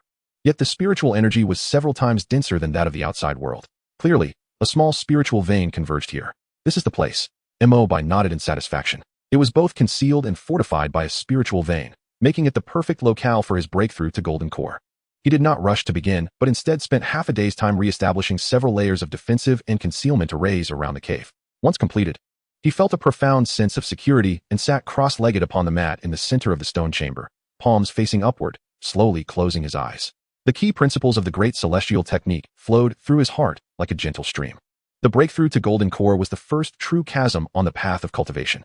It required the liquefied spiritual power within his body to be continuously compressed, refined, and distilled, culminating in a solidified Golden Core, a seed of the path to immortality.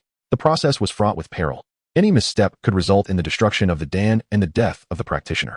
Ordinary cultivators preparing for this breakthrough needed to gather substantial medicinal pills, seek protective guardians, and proceed with utmost caution, with success rates barely reaching 20 to 30%. But Mo Bai was different. The great celestial technique he practiced was the authentic path of immortality, its profundity and purity of power far surpassing the fragmented techniques of this degenerate world. Condense. With a single thought, the vast sea of energy within his dantian surged violently. The liquefied spiritual power, drawn by an invisible force, frantically converged towards the center of the dantian, swirling into a colossal vortex. The rotation of the vortex accelerated, compressing the core's spiritual power to an astonishing density. Beginning to emanate glimmers of golden light, time seemed to lose its meaning in that moment.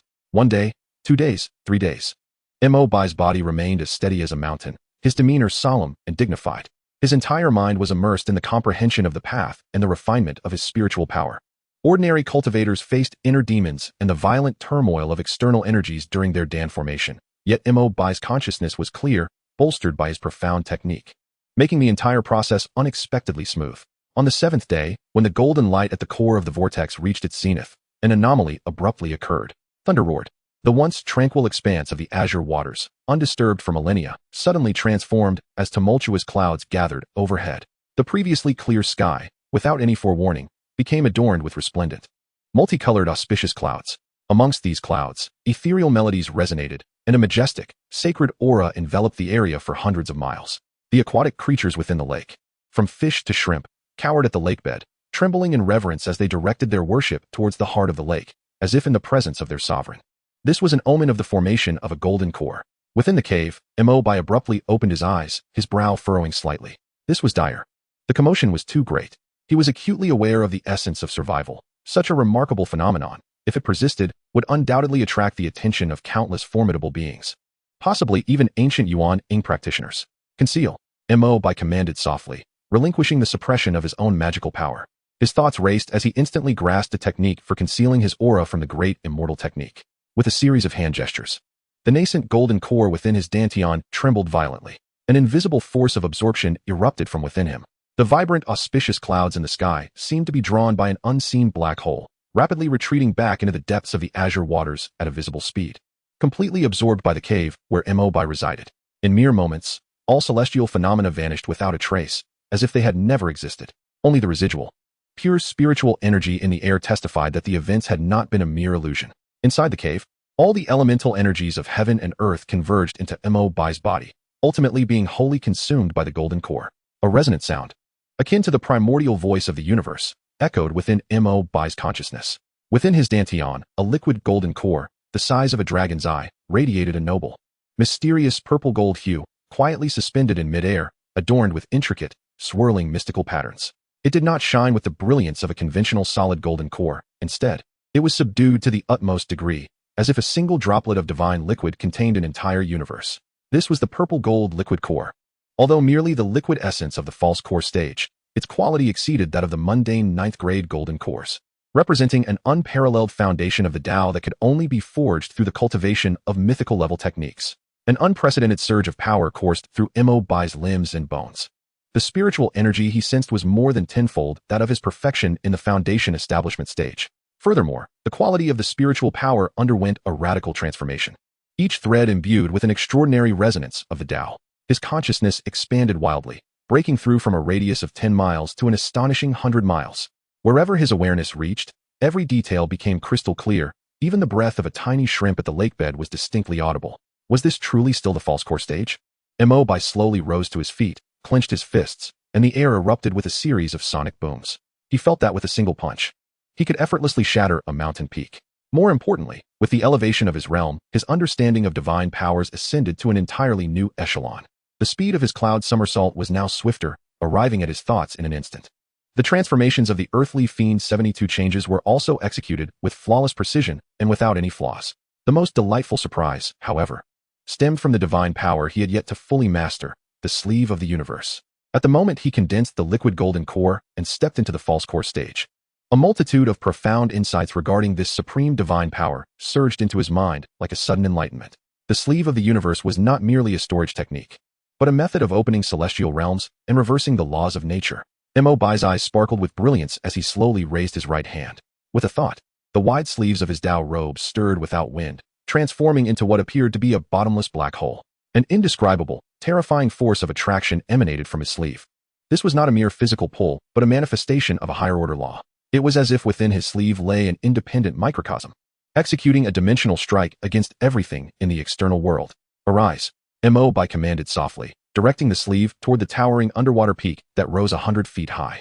The entire lakebed began to tremble violently. The immense mountain, harder than refined iron and standing for countless millennia, was uprooted by an unseen force. The mountain dramatically shrank, twisting under the power of the laws, transforming into a streak of light and uncontrollably shooting towards Mo Bai's sleeve.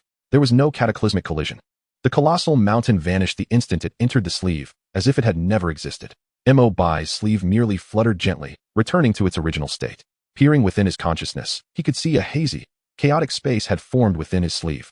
The mountain was rapidly disintegrating, being ground down by an invisible, tremendous force, ultimately transforming into the purest essence of earth and stone, dissipating into the chaos. What an overwhelming divine power! Mo Bai was astounded. This was the true essence of the sleeve of the universe. Suppression, absorption, refinement. Not only could a mountain be contained, but even a living golden core practitioner would likely be obliterated into dust in an instant, unable to escape their fate. Now that his strength had reached its zenith, it was time to depart. Chapter 31. The Duel with Li Qingxian, A Trial of Skill. Just as he was about to dismantle the cave's formation and prepare for his departure, a chilling, razor-sharp intent, as palpable as steel, suddenly descended from above. This sword intent was all too familiar to him. Mo Bai's expression shifted as his figure transformed into a streak of golden light, bursting forth from the lake's surface. There, above the azure waters, stood two silhouettes, hands clasped behind their backs. The foremost figure was none other than the proud prodigy of the Kunlun sword sect, Li Qingxian. Beside him stood another young disciple, similarly clad in a Kunlun robe, his demeanor respectful, his cultivation at the late foundation establishment stage. Indeed, it is you, Aunt. Li Qingxuan's gaze, sharp as the finest swords, fixated on Mo Bai, his expression shifting from astonishment to a more potent blend of murderous intent and envy. You have actually formed your golden core. No, it's the false core stage. He could distinctly feel that the aura emanating from this individual was worlds apart from what it had been just 7 days prior. It was a resonance of unblemished completeness, a power as vast as the sea.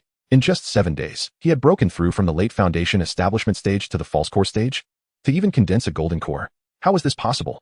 Even for himself, after consuming the most exalted elixirs, it had taken a month, and he had never heard of anyone achieving such a terrifying rate of progress. What alarmed him further was that just a few hours ago, he had sensed a fleeting yet overwhelmingly majestic phenomenon of heaven and earth nearby. He had initially thought it to be the emergence of an extraordinary treasure. Rushing over to investigate, only to find that he had instead encountered this ant he had presumed dead. Connecting the two events, an unthinkable conjecture surfaced in his mind. Could it be that the legendary phenomenon of the golden core formation was summoned by this individual? With this thought, Li Qingxuan's murderous intent reached a boiling point. This person undoubtedly harbored a monumental secret. Brother, is it him? The Kunlun disciple beside him inquired softly, a look of disdain in his eyes. A mere newly formed golden core rogue dares to act brazenly before my senior brother? Allow me to apprehend him. With that, he began to summon his flying sword. No need. Li Qingxian coldly obstructed his path, determined not to let this enigmatic figure escape again. The last failure had been a profound humiliation for him. This time, he vowed to personally crush this insignificant ant and extract all the secrets it harbored. Ant, reveal your name, for beneath my Qinglian sword, I shall not slay nameless specters. Li Qingxuan's tone was indifferent, as if he had already pronounced Mo Bai's death sentence. However, Mo Bai merely smiled at these words. Suspended in midair, he regarded the arrogant Kunlun prodigy with a calm demeanor. A defeated foe dares to inquire about my name? You seek your own demise. Li Qingxian could no longer maintain his aloofness. He was thoroughly incensed. Clang! A melodious sound of a sword echoed through the heavens. The Qinglian sword was unsheathed, and in an instant, myriad strands of piercing sword energy erupted, illuminating the sky in a brilliant azure hue. The first form of the Qinglian sword song, Sword Qi covers the river. With this strike, Li Qingxian unleashed the Kunlun sword sect's ultimate killing move. The infinite sword energy, as if guided by an unseen force, converged into a ceaseless river of sword aura, wielding the terrifying might to cleave mountains and tear apart the heavens. Surging towards Mo Bai, faced with this lethal blow capable of annihilating an ordinary early-stage golden core cultivator, Mo Bai remained unperturbed. Come forth, he proclaimed with a hearty laugh. Advancing rather than retreating, Cloud Somersault. In a flash of golden light, his figure vanished from the spot. The river of sword energy crashed down, carving a bottomless chasm into the lake below, causing the waters to surge violently, creating colossal waves. To attempt to flee with the same trick? Naive, Li Qingxian sneered. Having already locked onto Mo Bai's every movement with his divine sense, he formed a sword seal, and the vacated river of sword energy, as if animated, suddenly whirled around, altering its trajectory to pursue Mo Bai's new position with even greater speed. Yet this time, he miscalculated. Mo Bai's figure reappeared in midair, his speed so astonishing that even Li Qingxuan's divine sense nearly failed to capture it.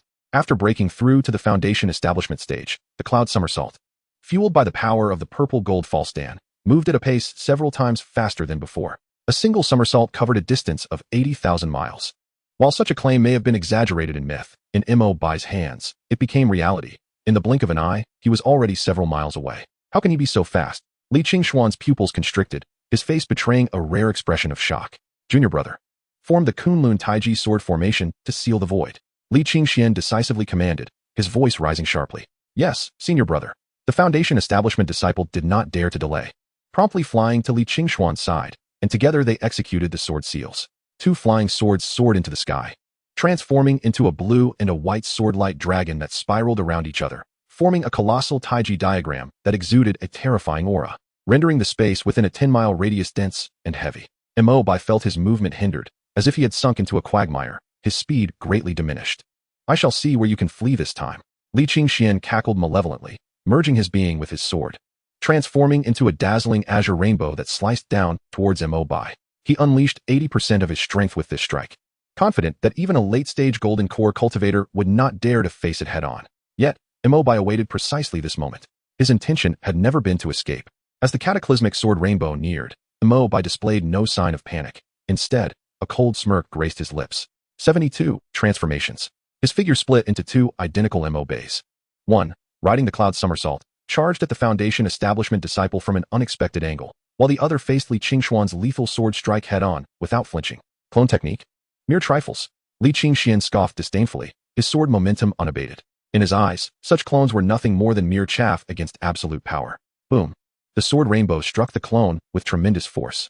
However, the anticipated scene of blood and flesh scattering did not unfold. At the moment of impact, the clone transformed into a wisp of azure smoke and dissipated, revealing it to be merely a diversion of hair. Not good. Panic surged within Li Qingxian as he turned abruptly. He saw Mo Bai's true form had appeared behind his junior brother without him even realizing it. The distance between them was a mere arm's length. The Foundation establishment disciple, wholly focused on maintaining the sword formation to block Mo Bai's escape route, was completely unprepared for the fact that he was the target. Senior brother, save me. He managed to scream in terror. Too late. Mo Bai's voice echoed like the whisper of death from the netherworld in his ear. In the next instant, the wide sleeves of Mo Bai's robe flared open. Divine ability, universe in the sleeve. Instantly, the world spun, and the cosmos was inverted. In the Foundation establishment disciple's eyes, the entire world vanished, replaced by an infinitely expanding, all-consuming black void. Within the abyss, chaos surged, stars extinguished, as if connecting to the ultimate void of the universe. An irresistible, incomprehensible force of supreme law ensnared him completely. His internal power froze in an instant, and the protective talismans he summoned failed to even ripple before the void, disintegrating into dust. His soul, his body, his very essence, stood utterly diminutive and powerless before this force. No. In a scream of utter despair, his figure was completely engulfed by the inky void, leaving not a trace of existence behind. You dare, wretched one. In the distance, Li Qingxuan's eyes widened with fury as he let out a frenzied roar. He could never have anticipated that the enemy would so audaciously employ such a bizarre and tyrannical method to claim his junior brother right before his eyes. What sort of divine ability was this? It had left him no opportunity for rescue. Seizing the moment of Li Qingxuan's mental collapse, as the Taiji sword formation revealed its flaw, Mo Bai laughed heartily, the golden light of the cloud somersault radiating beneath his feet. Whoosh! His figure surged through the weak point of the sword formation, appearing 100 miles away in an instant. Li Qingxian, I thank your junior brother for demonstrating my divine ability. The esteemed disciple of Kunlun was nothing more than this. This grand gift, Mo shall remember, and repay it in kind one day. His mocking yet frigid voice echoed from afar, ringing clearly in Li Qingxuan's ears. Oh! Li Qingxian howled to the heavens, his hair whipping about wildly, resembling a madman. The sword energy surrounding him erupted uncontrollably, churning the azure waves below into chaos. As countless aquatic beings were reduced to blood and foam in the wake of his fury. A profound humiliation. This was undeniably the greatest disgrace he had ever suffered in his life. Not only had he allowed his nemesis to escape from right beneath his nose once more, but he had also lost a fellow disciple in the process. What was even more intolerable was that throughout it all, he had been manipulated like a puppet. The seemingly chaotic retreat had been a ruse to lull him into complacency, creating an opportunity for this fatal strike. You despicable scoundrel. I, Li Qingxian, swear by the heavens that I shall not rest until your shattered corpse lies in pieces. His furious roar reverberated through the heavens and earth, lingering long after he fell silent. At this moment, 1,000 miles away, Mo Bai had already transformed into a flying bird, concealing all traces of his presence as he leisurely soared towards the east. His consciousness delved into the spatial realm within his sleeves, where he discovered that the Kunlun disciple had been obliterated by chaotic energy, leaving behind only a terror-stricken soul, firmly confined. With a mere thought, Mo Bai summoned the chaotic energy, refining it completely into the purest form of soul energy, nourishing this nascent realm within his sleeves. From the memories of the soul, he gleaned substantial information regarding the Kunlun sword sect and the recent disturbances at Wuzhuang Temple. The decisive nature of his actions, coupled with his cunning in outsmarting formidable foes, felt undeniably gratifying. As Mo Bai sensed the flawless purple-gold false Dan within him, he reflected upon the recent battle, his heart enveloped in tranquility. Through this confrontation, he gained a lucid understanding of his current strength. Although he fell short in directly contending with top-tier prodigies like Li Qingxian, armed with an array of mythic trump cards, he believed that as long as a Yuanying elder did not personally intervene, the world was his to traverse. Chapter 32, Beneath Mount Wanshou, Clouds Gather, Part 1. Countless birds soared, piercing through the clouds and into the mist. At this moment, Mo Bai had transformed into an utterly unremarkable azure-feathered falcon, blending seamlessly among the multitude of birds, utterly inconspicuous. He did not rush onward, but instead circled in the sky, his consciousness casting an invisible net over the earth below, meticulously untangling the chaotic information obtained from the soul-searching technique. Wuzhuang Temple, the dojo of Xinyuanzi, the progenitor of earth immortals, was rumored to house the remnants of a ginseng fruit tree. Possessing even a fragment of its essence could extend one's life by 1,000 years and solidify one's foundation in the Tao. Li Qingxian led the Kunlun Sword Sect's expedition for this very purpose. Besides them, righteous sects such as Shushan, Jixiao Academy, and the formidable demon faction, the Yuming Palace, along with the Hehuan sect and even the Northern Demon Court and several reclusive families, had dispatched their own representatives. It seemed that the upcoming journey to Wuzhuang Temple held far greater peril than he had anticipated. Mo Bai mused inwardly, his gaze growing increasingly composed. Given his current false Dan cultivation, directly confronting any major power would be akin to striking a stone with an egg. Yet, his advantages had never resided in brute strength. The disparity in information and his elusive supernatural abilities were the foundations of his existence. Li Qingxian, with his brilliant sword heart and keen perception, posed a substantial threat. If this issue were not resolved, his future endeavors would undoubtedly be hampered. A flash of insight crossed Mo Bai's eyes as a bold plan began to take shape in his mind.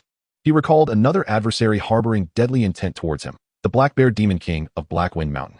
Previously, when he outsmarted the demon to obtain the spirit fruit, he had thwarted the Demon King's plans, and the latter would not easily forgive him. For now, he had the advantage of the 72 transformations to conceal his presence, making it difficult for the enemy to locate him. However, what if he were to intentionally reveal a hint of his trail, luring the disaster away, driving the tiger to swallow the wolf? Mo Bai's lips curled into a cold smile.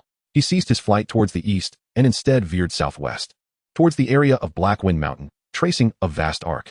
As he flew, he quietly activated the grand immortal technique, expelling a faint yet remarkably pure aura of mana from within. This aura was the residual essence of the spirit fruit he had yet to fully refine during his time at Blackwind Mountain. Following this, he employed the exquisite methods of the 72 transformations to deftly imbue this aura onto a feather, then wrapped it in mana, sending it soaring towards the direction of Baiboze. This aura was exceedingly faint, dissipating swiftly in the vastness of the world for most cultivators.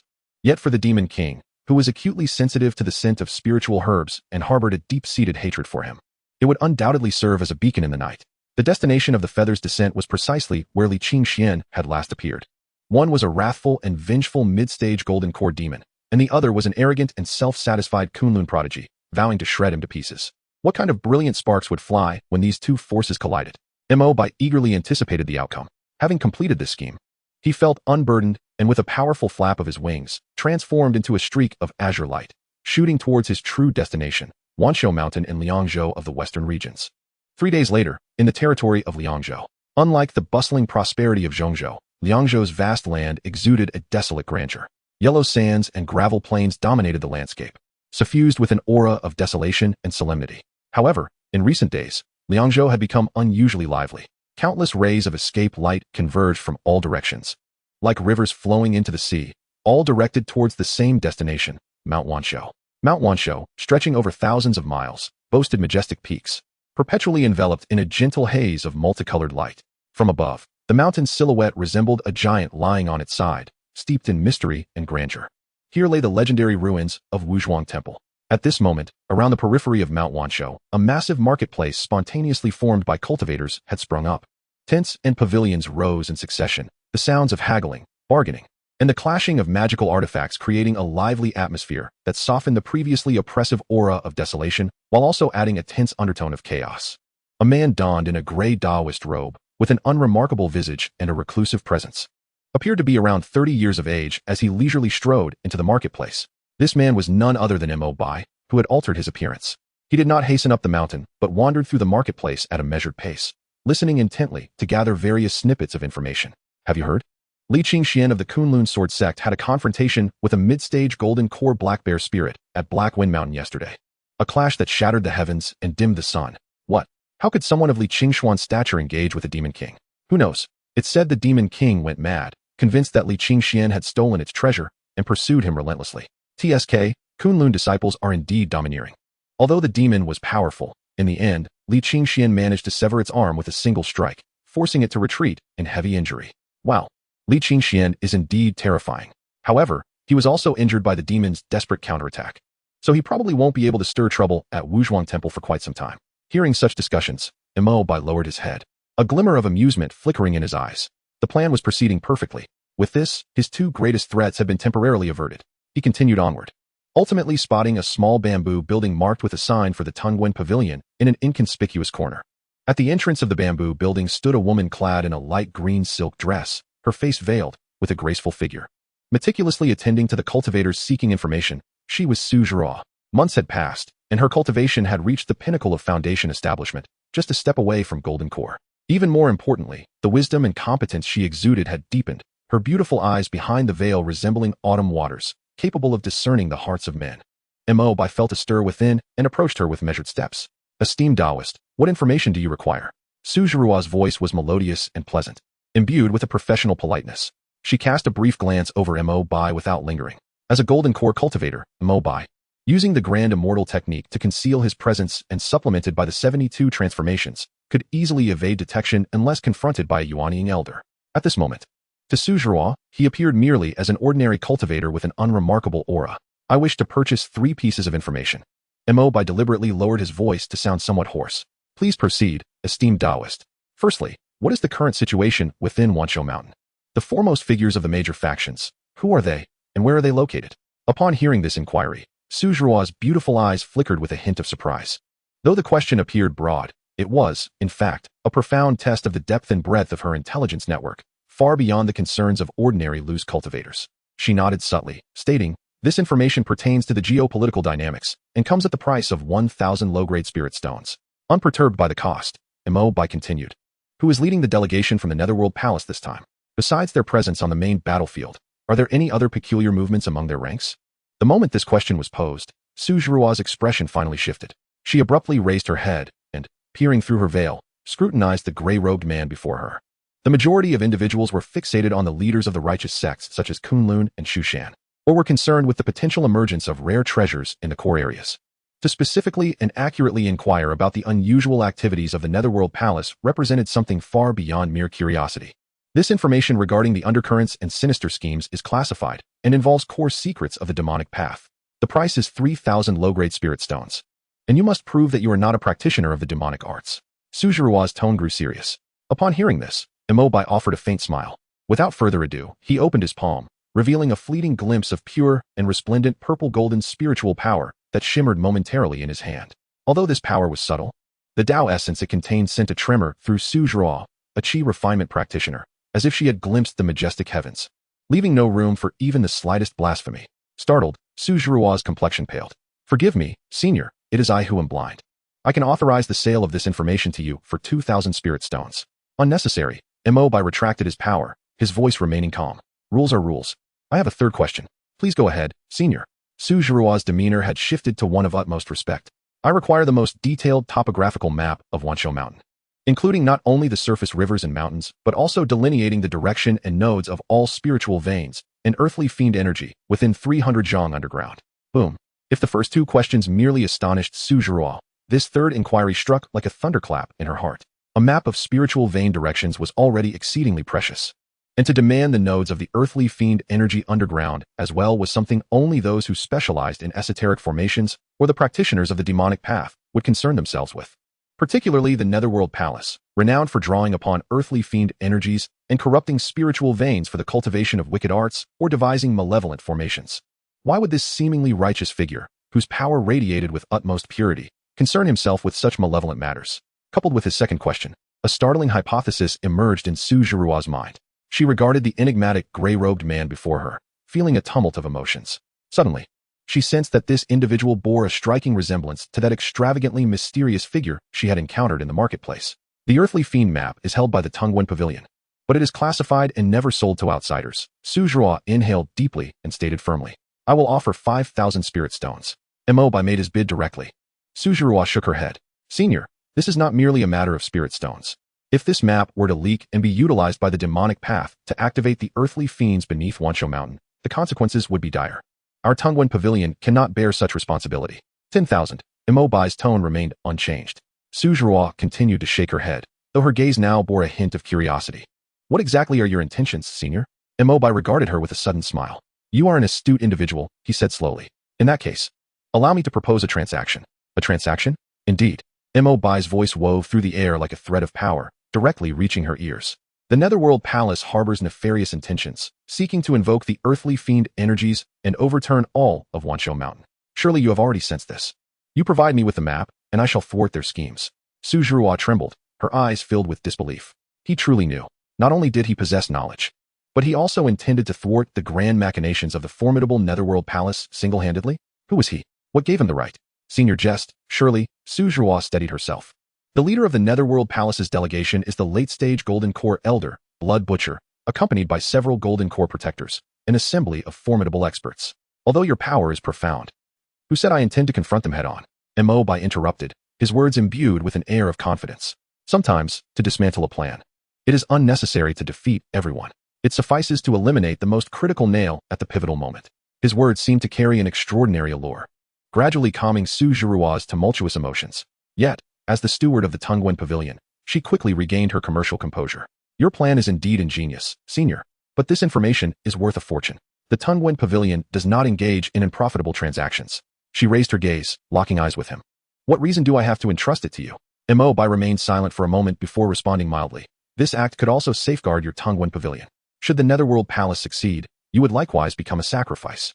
Business is business. Su Zhuruo stood resolutely. Opposing the Netherworld Palace is a matter of principle. But transactions are transactions. Without sufficient benefit, I would rather seal this information than hand it over for free. Her heart waged a fierce battle as she gazed at the mysterious gray-robed man. Reason warned her that this was akin to negotiating with a tiger for its skin. Yet her intuition, especially that of a woman, whispered that this person might truly be capable of creating miracles. Mo Bai regarded her intently, as if reassessing her. After a long pause, he finally spoke. What do you wish for? I do not seek spirit stones, Su Zhuruo articulated with conviction. I desire a promise. Should we succeed, if there are any gains, be they magical treasures, techniques, or rare materials, the Tongwen Pavilion shall receive a 20% share. Mo Bai's eyes glimmered with surprise, quickly transforming into admiration. Agreed. He nodded without hesitation. With the affirmative response, Su Zhuruo no longer hesitated.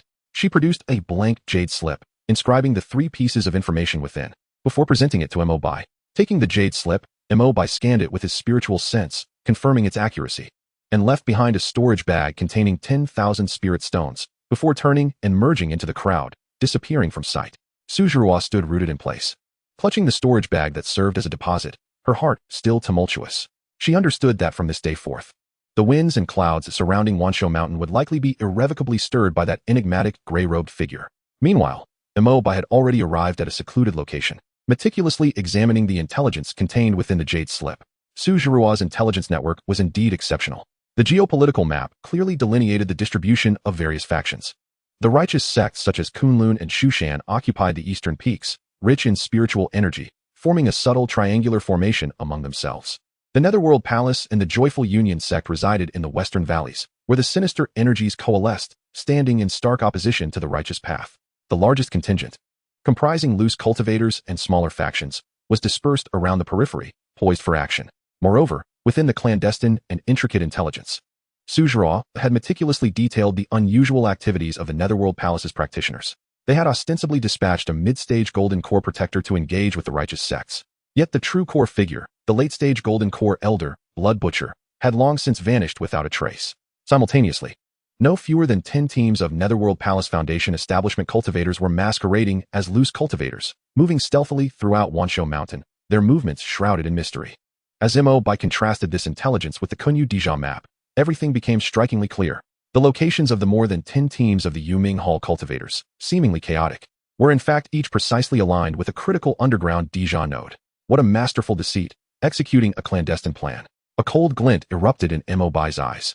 They were setting up a formation, a deadly array designed to harness the Earth's malevolent energy beneath Wanshou Mountain for their own sinister purposes. Once this formation was activated, not only would the spiritual veins of Wanshou Mountain be tainted, transforming into demonic soil, but all cultivators within the mountain would be consumed by the inexhaustible Dija energy. Their minds eroded, rendering them mere lambs to the slaughter for the Yuming Hall. And the true aim of the Yuming Hall was likely not merely to commit murder, but to utilize this overwhelming bloodlust and malice to perform some even more nefarious ritual or to birth an evil magical artifact. They must be stopped. Mo Bai stowed the jade slip, already formulating a plan in his mind. Storming the array to dismantle it piece by piece was undoubtedly the least effective strategy. What he needed to do was locate the core of this grand formation, to find the hidden blood butcher elder lurking in the shadows. Then, he would present him with an unexpected gift. Mo Bai raised his head, gazing into the depths of Wanshou Mountain, where a shroud of dense fog enveloped the area, and with a flicker, transformed into an inconspicuous butterfly, silently flitting within. Chapter 34. The Rise of Dija, the Shadow of Blood Butcher. Deep within Wanshou Mountain, a perpetual haze and thick mist formed a natural barrier. This fog was no ordinary phenomenon. It contained strands of peculiar energy capable of eroding one's consciousness and disorienting one's sense of direction. Ordinary chi refining and foundation establishment cultivators who ventured too deeply would easily become lost within, ultimately turning to mere skeletons. A vibrantly colored butterfly, its wings seemingly adorned with stars, traversed the mist in a seemingly slow yet remarkably swift trajectory, moving silently among the heavy fog. This butterfly was none other than Mo Bai himself. Through the technique of Dija's 72 transformations, he could alter not only his physical form, but also simulate the essence and aura of the creature he had become, blending seamlessly with the surrounding environment. At this moment, he was akin to the most ordinary spirit butterfly in the mountains. Even if a cultivator's consciousness swept by, they would merely perceive him as a harmless little creature, gliding past without a second thought. His flight path appeared erratic, sometimes spiraling, sometimes veering, but if one were to compare his trajectory with the Kunyu Dija map, they would discover he was efficiently avoiding natural hazards, deftly approaching a designated Dija node marked on the map. After the passage of an incense stick, faint energy fluctuations and muffled whispers reached him from the fog ahead. Mo Bai felt a stir in his heart, quietly retracting the last trace of spiritual light from his wings and landing upon a damp, decaying leaf, transforming entirely into a lifeless form. Peering through the gaps in the branches, he beheld a trio of black-robed cultivators, exuding an aura of chilling malevolence, busily encircling a freshly excavated deep pit in a concave valley. Their cultivation levels were all around the mid-foundation establishment stage. One of them, holding a compass, muttered incantations, while the other two cautiously retrieved a pitch-black formation flag from their storage bags, the top adorned with a grotesque, demonic visage. Quickly, the elder's orders are clear. We must implant this 13th Insha stake before noon, urged the cultivator with the compass, impatience lacing his tone. What's the rush? In this cursed place, with such dense miasma, who would come to their own demise? Grumbled another, though his hands moved without a moment's hesitation. He formed seals with his hands, dark magic flowing into the formation flag, igniting the demonic eyes with a sinister crimson glow, a chilling aura radiating outward. Mo Bai observed silently. It seemed this was one of the formation nodes established by the Yuming Hall. Their activities were clandestine, shrouded by dense fog. Without his precise map, it would have been impossible to uncover their operations. He did not act immediately. Eliminating these three was simple, yet if he alarmed others and stirred up a hornet's nest, it would be counterproductive. His gaze fell upon the formation flag, his consciousness quietly probing to analyze the runes and energy flow inscribed upon it. Moments later, he had devised a plan. All right, the time has come, descend. With the low command from the compass-bearing cultivator, the other two combined their efforts to thrust the Insha stake forcefully into the deep pit. Boom. An invisible wave radiated from the formation flag, deep underground. A faint yet exceedingly pure stream of Dija energy was summoned, slowly rising along the flag, ultimately converging into the demonic visage. The three Yuming Hall cultivators revealed expressions of joy. It worked. Let us move to the next site. They stowed their tools and turned to leave. However, just as they pivoted, an incredibly swift beam of golden light seemed to appear from nowhere, flashing past. Puff, puff, puff. Three nearly simultaneous muffled thuds echoed. The bodies of the three Yuming Hall cultivators suddenly stiffened, tiny blood holes appearing at their foreheads. Their eyes brimmed with disbelief and terror as life ebbed away like a receding tide, and they collapsed. The magic cultivated from the Great Spirit Immortal technique was inherently vigorous and righteous, possessing a natural restraint against these demonic cultivators. Coupled with his current Jindan stage consciousness and cultivation, ambushing a few foundation establishment cultivators was merely a matter of a flick of the fingers. He did not disturb the trio's storage bags, to avoid leaving any trace. Approaching the newly implanted Insha stake, he refrained from uprooting it, instead extending a finger to swiftly inscribe a few minuscule runes upon the flagpole in a subtle manner. These runes derived from a minor technique recorded in the Great Spirit Immortal technique, called reversing the heavens and earth. Alone, they bore no use. But once resonated with the energy core of the grand formation, they would instantaneously reverse the energy flow of that node. At that point, this flag would not only fail to supply energy to the formation, but would instead become a ravenous black hole, devouring the very essence of the array. If one node could do this, then if a dozen nodes were to simultaneously backfire, a cold smile curled at the corners of Mo Bai's lips.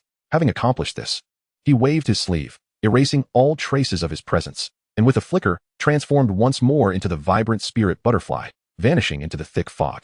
Outside Wanshou Mountain, in the Tungwen Pavilion, Suzhou sat on the second floor of a bamboo building, cradling a cup of spiritual tea, the curling mist obscuring her exquisite features. Though it could not conceal the contemplative glimmer in her eyes, she was replaying her interactions with the mysterious gray-robed figure, analyzing every detail. He was aware of the Yuming Hall schemes, and his objectives were clear, targeting the Dijon nodes, indicating that his knowledge of the Tungwen Pavilion's intelligence was no fleeting whim, but rather premeditated. His magic was radiant and righteous, exuding a majestic aura, far from that of a demonic cultivator. Even resembling not merely an ordinary disciple of a righteous sect, the Taoist essence he emanated was ancient and profound, seemingly pointing directly to the very source of the Tao. His generosity was evident, not flinching at the expenditure of 10,000 spirit stones. His style of operation appeared low-key and cautious, yet was audacious and far-reaching in its schemes. One label after another was affixed to this enigmatic individual by Suzhou. Suddenly, a long-buried fragment of memory flashed through her mind like a bolt of lightning. It was from several months prior, in the market of New Haishi Town. A similarly mysterious guest, equally extravagant, had sought to purchase seemingly inconsequential intelligence regarding the spiritual herbs of Heifeng Mountain. Initially, she regarded him merely as a fortunate individual who had stumbled upon some extraordinary encounters. However, in the aftermath of the cataclysmic battle at Black Wind Mountain, where the Qingfeng sect and an entire squad of ascendants were annihilated, even the foundational Black Bear Demon King was not spared, falling victim to another's greed. At that time, she sensed an enigma, convinced that a formidable figure lurked in the shadows. Now, reflecting upon it, that ability to conjure possibilities from the impossible and to orchestrate upheavals from obscurity bore an uncanny resemblance to someone she had in mind. Could it truly be the same person? The moment this thought crossed her mind, Suzhou instinctively shook her head, deeming it too coincidental. Yet, this notion took root in her heart like a stubborn seed. If it were indeed the same individual, the implications were terrifying. Since the onset of Black Wind Mountain's turmoil, he had consistently remained a step ahead of everyone else. While others scrambled for foundational resources, he had already set his sights on Wuzhuangwen. An astonishing rate of growth and information acquisition that defied all logic. What secrets lay hidden within him? Suzhou gazed into the depths of the fog-laden Wanshou Mountain, her enchanting eyes glimmering with profound intrigue. Suddenly, she realized that the value of this transaction might extend far beyond that mere 10,000 spirit stones.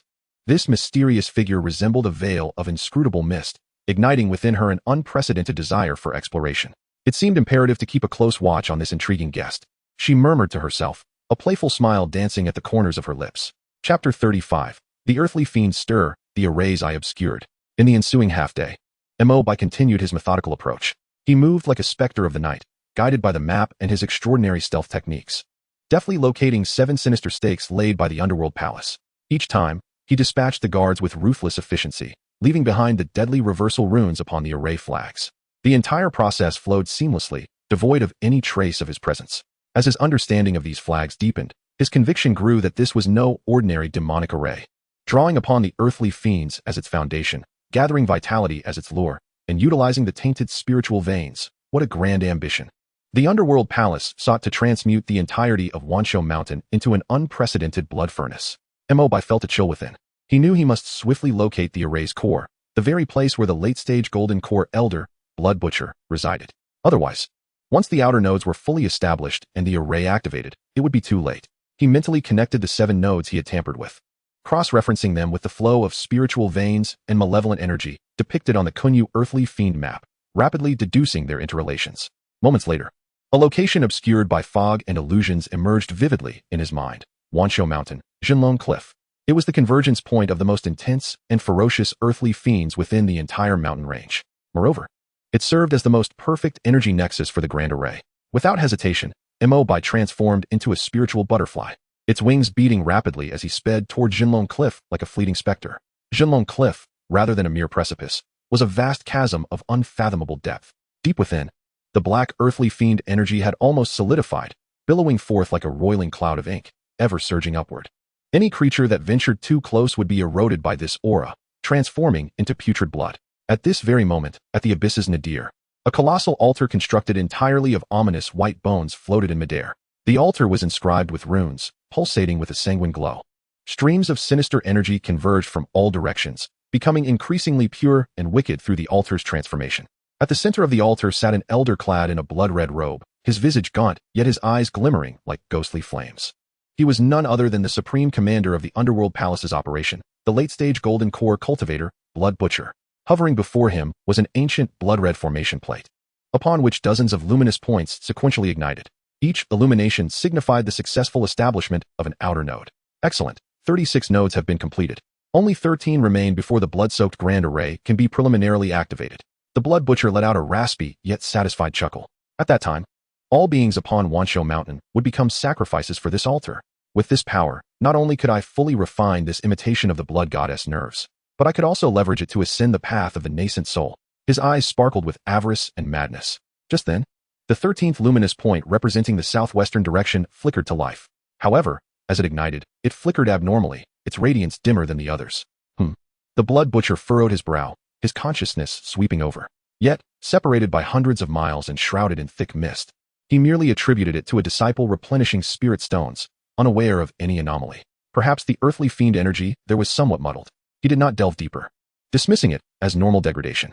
After all, the entire plan was flawless. Those righteous hypocrites were still on the eastern peak, scheming over a few potentially sprouting spirit herbs, utterly oblivious to the deadly snare that was quietly nearing completion beneath their feet. He closed his eyes, continuing to preside over the array. Unbeknownst to him, a minuscule black insect, nearly imperceptible, silently traversed down the cliff's rock face, finally alighting within the shadow of a bone spur beneath the white-boned altar. It was Mo Bai. He gazed up at the altar radiating overwhelming malevolence, feeling the unfathomable terror emanating from the Blood Butcher, his heart heavy with gravity. A direct confrontation was utterly impossible. With a mere thought, the adversary could crush him. He must employ cunning.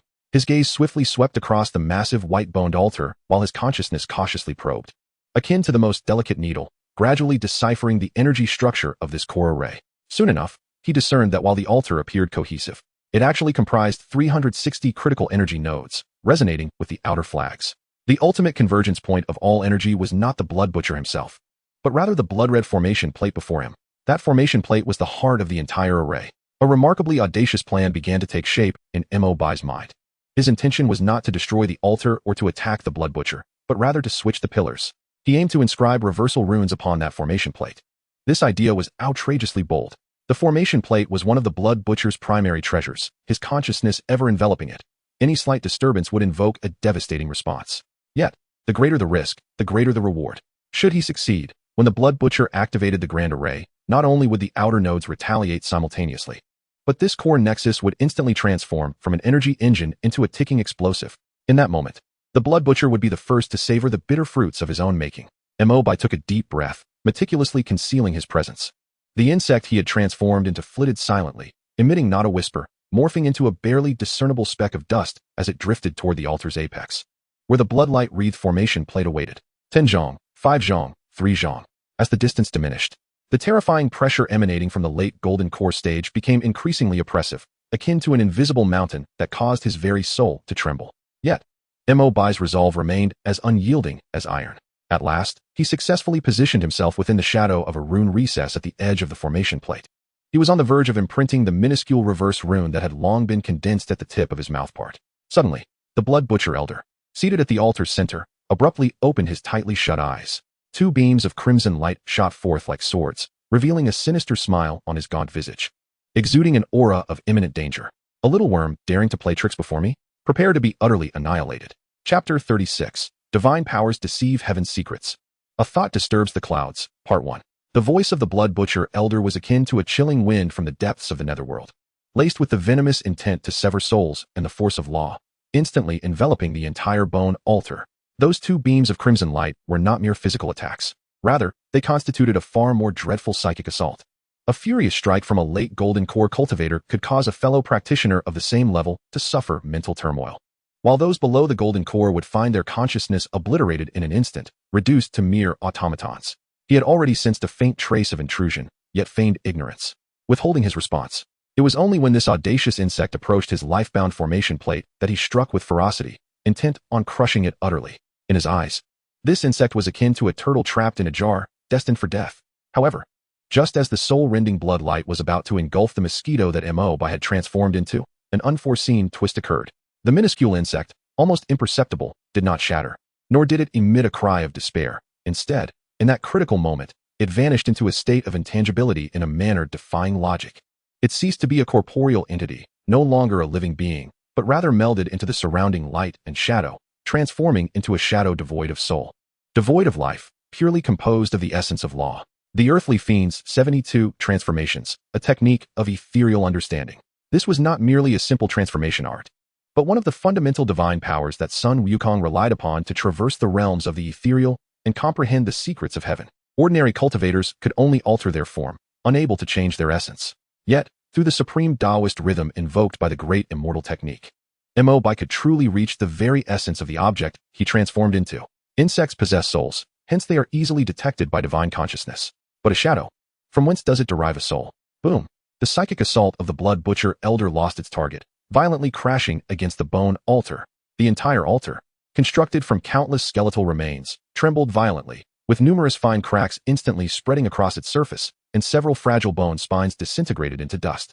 The residual energy surged forth, scattering the black smoke of the Earthly Fiend at the chasm's bottom, revealing a pitch-black abyss below. For the first time, astonishment and incredulity flickered across the gaunt face of the Blood Butcher Elder. Where did it go? Or rather, where was that insect? In his psychic perception, the presence of that insect had inexplicably vanished at the very moment he launched his attack. It was neither an escape nor concealment, but a complete evaporation from this realm. As if he had merely struck at an illusion. Impossible. A glint of fierce intent flashed in the Blood Butcher Elder's eyes, as he unleashed a far more expansive psychic force that swept across every inch of space within a 10-mile radius, even penetrating 100 feet beneath the earth, leaving no stone unturned. Yet he found nothing. That bizarre insect seemed to have never existed. Were it not for the clear impact marks on the bone altar, he might have thought himself beset by a delusion. What kind of being is this, to possess such an enigmatic divine ability? The Blood Butcher Elder's mind was filled with uncertainty, a chill creeping up his spine. After centuries of cultivation and countless kills, he had never encountered such a peculiar method of concealment. This transcended the traditional realms of elemental evasion techniques and invisibility talismans. It resembled a law of divine capability that deceived the very secrets of heaven. Just as the Blood Butcher Elder pondered and searched with all his might, he failed to notice that in the crimson light cast by his life-bound formation plate, a nearly imperceptible shadow silently slipped past the edge of his formation plate. In that fleeting moment, a rune, smaller than dust and shimmering with profound light, had silently inscribed itself upon an energy circuit of the formation plate. Having completed this act, the shadow did not linger, but glided down the altar's shadow, merging into the darkness of the chasm's rock wall. Then, with a flicker, it transformed back into an ordinary butterfly, flapping its wings to make a hasty escape. Thinking of fleeing, the Blood Butcher Elder was ultimately a late-stage golden core cultivator. Although he could not pinpoint Mo Bai's precise location, that fleeting trace of energy imprint allowed him to catch a glimpse of an ephemeral trail. He abruptly turned, his eyes ablaze with crimson light, as a gigantic hand of pure demonic energy, stretching 100 feet, surged forth towards the direction of Mo Bai's escape with a terrifying force capable of rending the very fabric of space. This grasp sealed the space, confined the spiritual energy, and severed all avenues of retreat. Yet, Mo Bai had awaited this very moment. Just as the ghostly hand was about to close in, the butterfly he had transformed into radiated a brilliant golden light. The cloud somersault technique. Buzz. The void rippled as if disturbed water. The image of the butterfly blurred in an instant, and the next moment, it reappeared amidst the thick fog 10 miles away, narrowly evading the grasp of the ghostly hand. Boom. The ghostly hand grasped nothing but air, crashing down onto the chasm's rock wall, causing the earth to tremble and rocks to scatter, leaving behind a terrifying palm imprint several tens of feet deep. Spatial divine ability. The Blood Butcher Elder's pupils constricted suddenly, his expression shifting from astonishment to seriousness and greed. First, the ability to deceive divine consciousness with that peculiar transformation, then the inscrutable spatial displacement. The manifestation of either ability within a single practitioner would suffice to elevate them to the pinnacle of their tier. Yet now, both powers manifested simultaneously within a seemingly inconspicuous individual. This person must harbor a tremendous secret. The Blood Butcher Elder suppressed the unease in his heart, replaced by boundless fervor. If he could capture this individual and seize their techniques, how could he fail to achieve his own nascent soul Tao? However, he forcibly suppressed the urge to pursue. The other was as slippery as an eel, and with that spatial ability, he might not be able to catch up. For the moment, activating the Blood Fiend's great array was of paramount importance. Once the grand formation was established, sealing the entire Wansho Mountain, come what may, be it any monstrous entity, they would all be trapped like turtles in a jar. Once I achieve my grand design, I shall extract your soul and refine your essence. Let us see where you can flee. The Blood Butcher Elder snorted coldly, resuming his seated position upon the altar, his gaze once more fixed upon the crimson formation plate before him.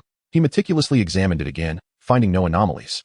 That reverse rune of cosmic transformation was indeed too profound, surpassing the bounds of his understanding, perfectly merging with the complex runes of the formation plate itself. Once confirmed, a glint of ruthlessness flashed in his eyes as his hands began to swiftly weave the incantations. The time had come. Blood Fiend's wrath, heed my command. Arise. A roar that seemed to emanate from the very depths of hell resonated throughout the entire base of Jinlong Cliff. The Blood Butcher Elder poured his immense golden core power unreservedly into the crimson formation plate before him. Buzz. Upon the array, the 49 luminous points, representing the peripheral nodes, were instantaneously illuminated, radiating a sanguine glow that pierced the heavens. An aura of malevolence and brutality, imbued with a breath of annihilation, surged forth from the heart of Jinlong Cliff, engulfing the entirety of Wanshou Mountain in an instant.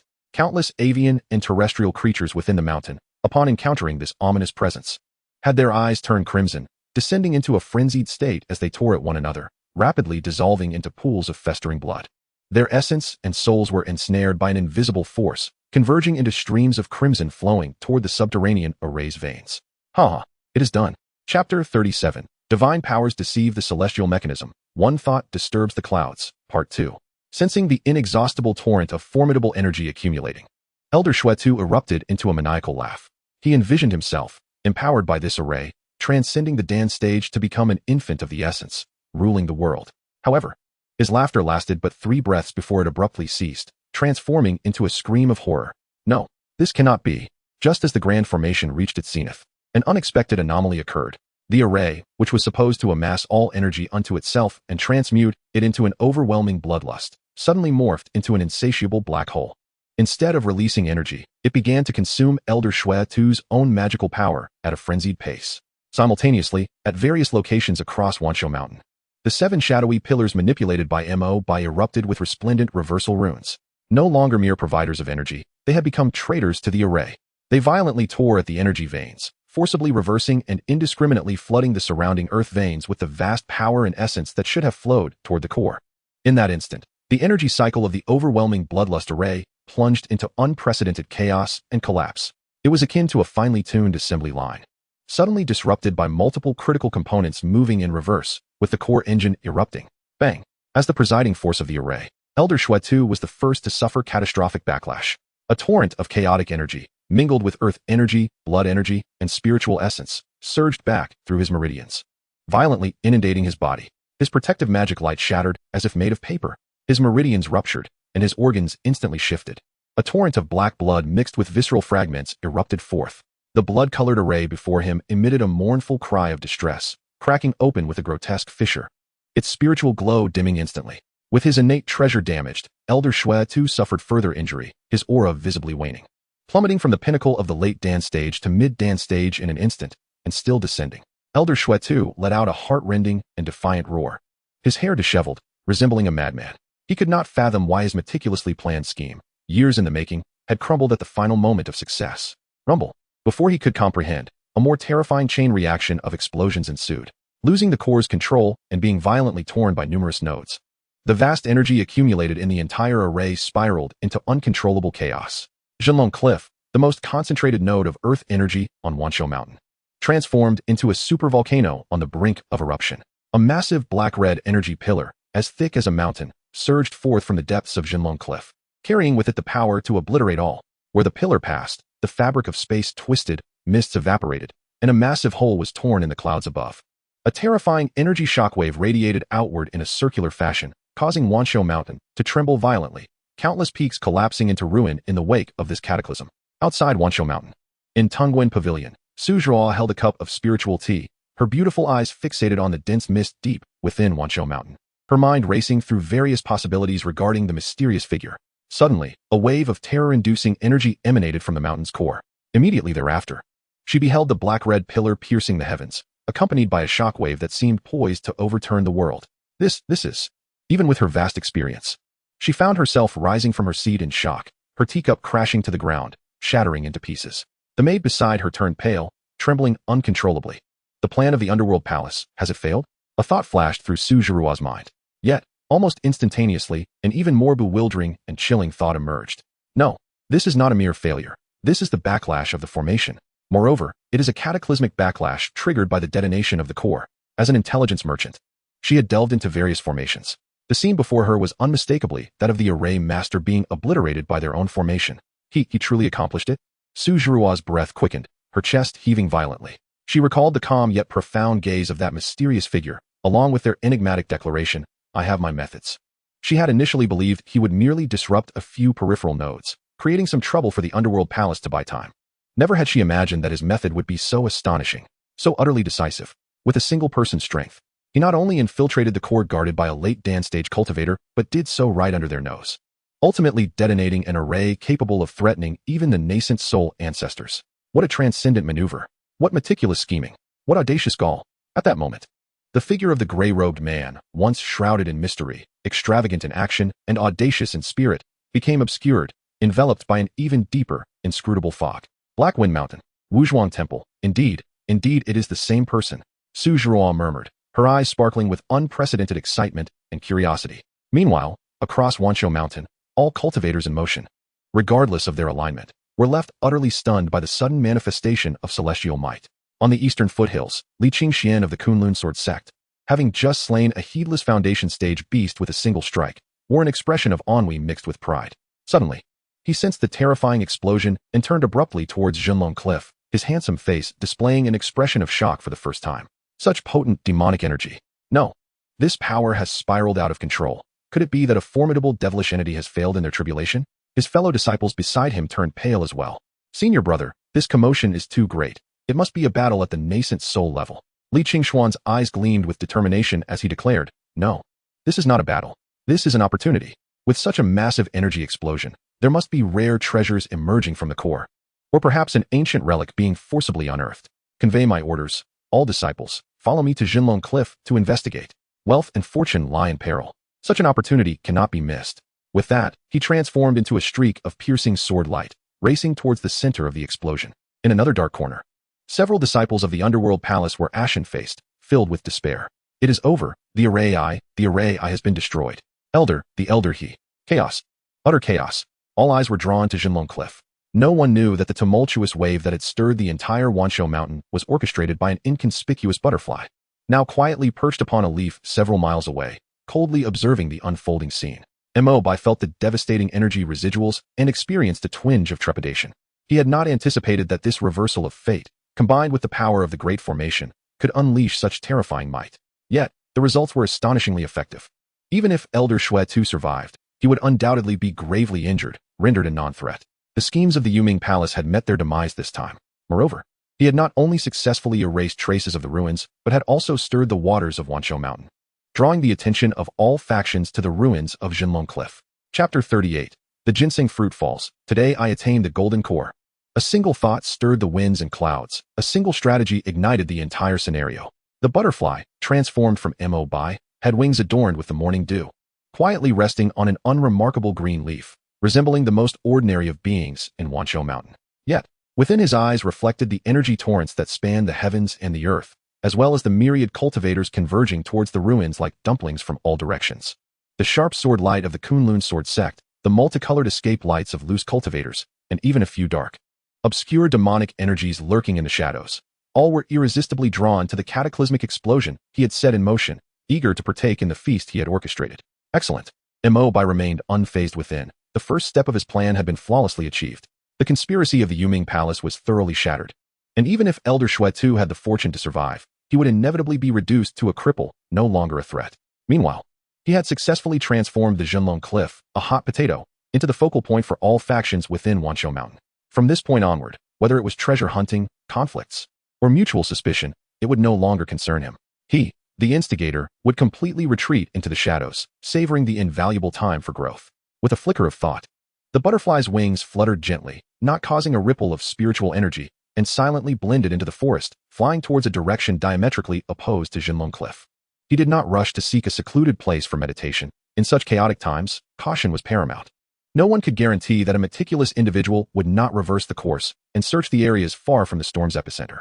Mo Bai patiently circled the periphery of Wanshou Mountain for half a day. At times, he transformed into a bird, gliding over the ravines. At other times, he became a fish, submerging into the streams. Occasionally, he morphed into a rock, observing the changes around him.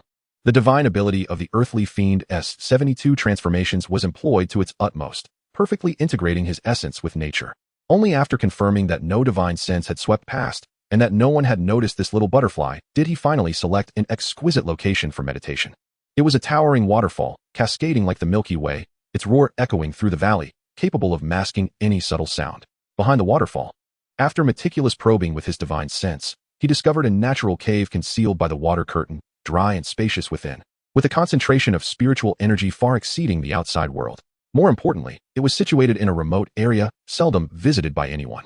Mo Bai, transforming into a wisp of azure smoke, silently slipped through the water veil and entered the cave. Inside was a hidden paradise, with towering stone pillars and stalactites hanging down. At the center lay a crystal-clear cold pool, exuding a refreshing chill. This is it.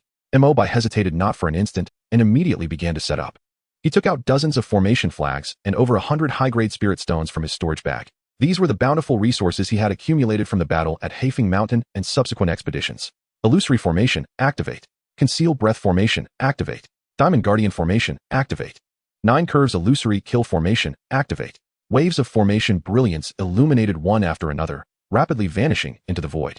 Mo Bai, with the character Mo at the forefront, meticulously laid down 7 layers of formations both inside and outside the cave. From the outermost to the innermost, they successively concealed celestial secrets, hid his aura, bewildered the 5 senses, provided physical defense, energy defense, created illusory disturbances, and finally, lethal strikes. These 7 layers of formations interlocked perfectly. Not even a golden core cultivator, let alone a nascent soul ancestor, could breach them silently in a short time without understanding formation techniques. After completing all this, he finally breathed a sigh of relief and made his way to the deepest part of the cave, sitting cross-legged. Everything was ready. Next would be the most significant gain from this adventure, and the most crucial transformation since he stepped into the world of cultivation. He would break through to the golden core realm. Mo Bai calmed his mind, adjusting his spirit, energy, and essence to their peak state.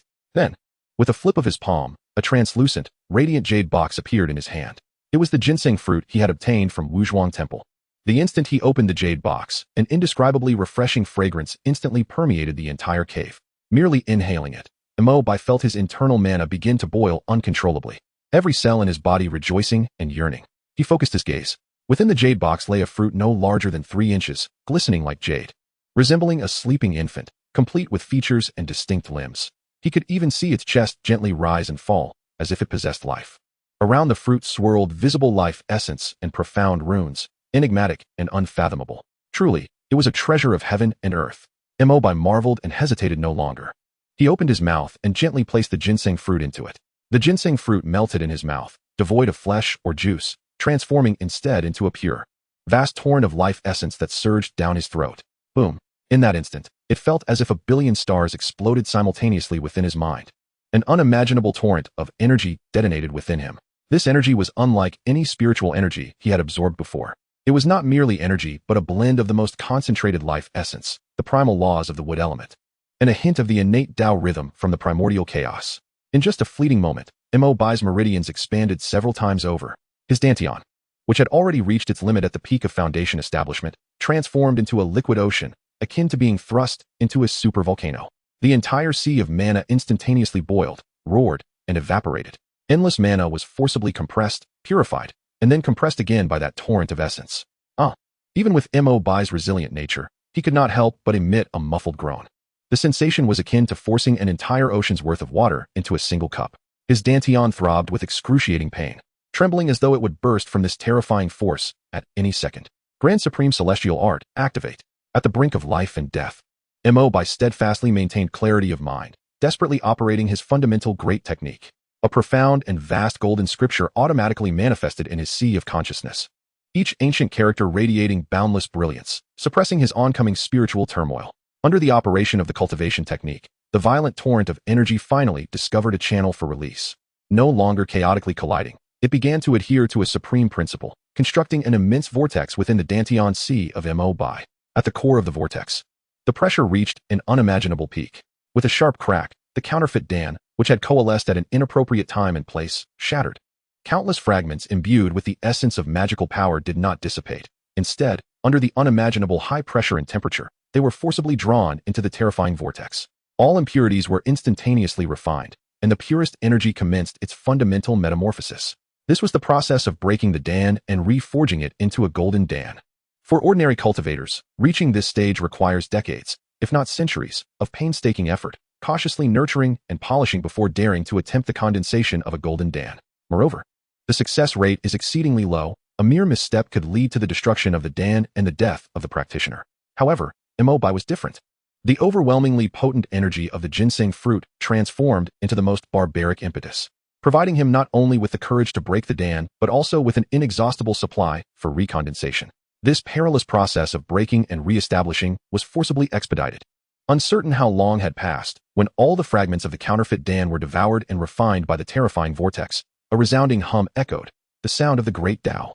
At the very center of the vortex, a Dan pill, roughly the size of a longan, perfectly round and flawless, its luster subdued yet seemingly containing the essence of an entire realm, slowly emerged.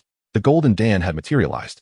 If it were an ordinary cultivator, achieving such a quality of golden Dan would undoubtedly incite ecstatic joy, for its formation signified a leap to immortality, extending one's lifespan to 500 years. However, for Mo Bai, this was merely the beginning. His path could not be confined to a mere inferior golden Dan. To break and then stand anew was the true essence of the great Tao. Mo Bai's eyes sparkled with brilliance, and a cry erupted from his heart. He did not nurture the counterfeit Dan. Instead, he activated the great celestial technique, transforming the remnants of the ginseng fruit, its most refined essence, into an invisible hammer of the great Tao, which he forcefully struck down upon the newly formed counterfeit Dan. With a crisp shatter, the sound echoed within Mo Bai's dantian. That counterfeit Dan, coveted by countless foundation-building cultivators, was thus shattered by his own hand. The fragments of the destroyed Dan transformed into countless points of pure energy, suspended in the now empty dantian, resembling a magnificent sea of stars. And at the heart of this starry ocean, a strand of chaotic Tao rhythm, emanating from the great celestial technique, quietly took root and sprouted like a seed. Then, an astonishing scene unfolded. The shattered energy points, as if summoned by some supreme existence, began to fervently converge towards that seed of Tao. This time, it was no longer a simple physical compression, but rather a reconstruction at the level of the laws. If the previous condensation of the Dan resembled molding a clay ball, then now it was akin to reconstructing a perfect star using the most primordial atoms according to a design from the mythic age. Buzz, buzz, buzz. Mo Bai's dantian transformed into a furnace. His spirit merged with the scripture of the great celestial technique, becoming the craftsman forging this mythical golden Dan. Scenes flowed through his consciousness, the stone monkey's emergence, radiating golden light and stirring the heavens, learning from a master, acquiring the 72 transformations, stirring chaos in the underworld and soaring through the dragon palace, wielding the golden staff and donning chainmail, a lone figure striking the heavenly palace, commanding the attention of all gods and Buddhas with his indomitable spirit. These were not mere illusions, but the imprints of the Tao etched deep within the great celestial technique. It represented a pursuit of great freedom, unrestrained by the heavens, daring to challenge the universe and break all shackles, an unparalleled will. As these realizations of the Tao unfolded, the golden Dan at the center of Mo Bai's dantian began to manifest arcane golden patterns upon its surface. The first pattern formed, resembling a lively spirit monkey, full of vitality and dynamic charm, a testament to the laws of the 72 transformations. The second pattern materialized, akin to a swift cloud, as if capable of traversing time and space, wandering beyond the three realms, a manifestation of the laws of the Somersault cloud. With each additional pattern, more Tao markings emerged upon the golden Dan, intertwining and merging. These markings were no longer mere energy lines, but the true traces of the great Tao, the embodiment of the laws. Each new pattern enhanced the presence of the golden Dan, making it more substantial, complete, and formidable. Ultimately, when 9 golden Tao patterns formed a perfect cycle upon the surface of the golden Dan, interconnected and everlasting, a thunderous roar erupted. An aura far surpassing any previous moment exploded from Mo Bai. The golden Dan within his dantian had now completely taken shape. It was no longer the size of a longan, but had shrunk to that of a pigeon egg, radiating a resplendent purple-gold hue, round and flawless, with a subdued brilliance that seemed to harbor the terrifying energy of a star. The surface of the golden Dan, adorned with 9 divine Tao patterns, slowly revolved, and within it, one could faintly glimpse the roaring phantom of a divine ape, gazing down upon the world. An upper-grade golden Dan? No, this had transcended the upper grade, surpassing the world's definitions of golden Dan levels. This was uniquely Mo Bai's, a 9-turn purple-gold Tao Dan carrying the legacy of myth. In the instant of its formation, an overwhelming force surged forth from the golden Dan, flooding into Mo Bai's limbs and bones. His flesh, under the tempering of this Dan energy, erupted with crackling sounds. Every inch of sinew, muscle, and skin undergoing a tremendous transformation, the intensity skyrocketing tenfold.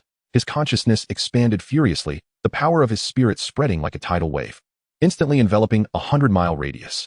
The contours of mountains, the breath of flora, the movements of insects, the entire world became unprecedentedly clear within his perception. Outside the cave, the seven-layered formation groaned under the strain of this power, the outermost layers, the illusory maze and breath concealment formations, even showing faint cracks. A flicker of purple-gold radiance uncontrollably pierced through the formation and mountain wall, shooting skyward. Fortunately, everyone's attention was focused on the dragon suppression cliff, and this flash of radiance was fleeting, drawing no notice. Within the cave, Mo Bai slowly opened his eyes. Two beams of solid purple-gold divine light flashed from his gaze, leaving two bottomless holes upon the stone wall ahead. He gradually spread his palm, and with a thought, a strand of purple-gold Dan energy coalesced in his palm. Feeling the explosive power contained within, capable of obliterating all, a confident smile finally graced Mo Bai's lips. In the foundation-building realm, one ultimately relied on the spiritual energy of heaven and earth. Yet, in the Golden Dan realm, one possessed their own energy core, every movement an extension of their intrinsic Tao power. The leap between the two represented a transformation of life levels. The Golden Dan had finally been formed. Chapter 39. Beneath Mount Wansho, the Black Wind Demon King. The silhouette of Mo Bai transformed into a luminous streak, nearly imperceptible to the naked eye. As it traversed the horizon, having entered the Golden Core realm, his mastery over the Nimbus Cloud technique had reached an ethereal level, no longer merely controlling mists.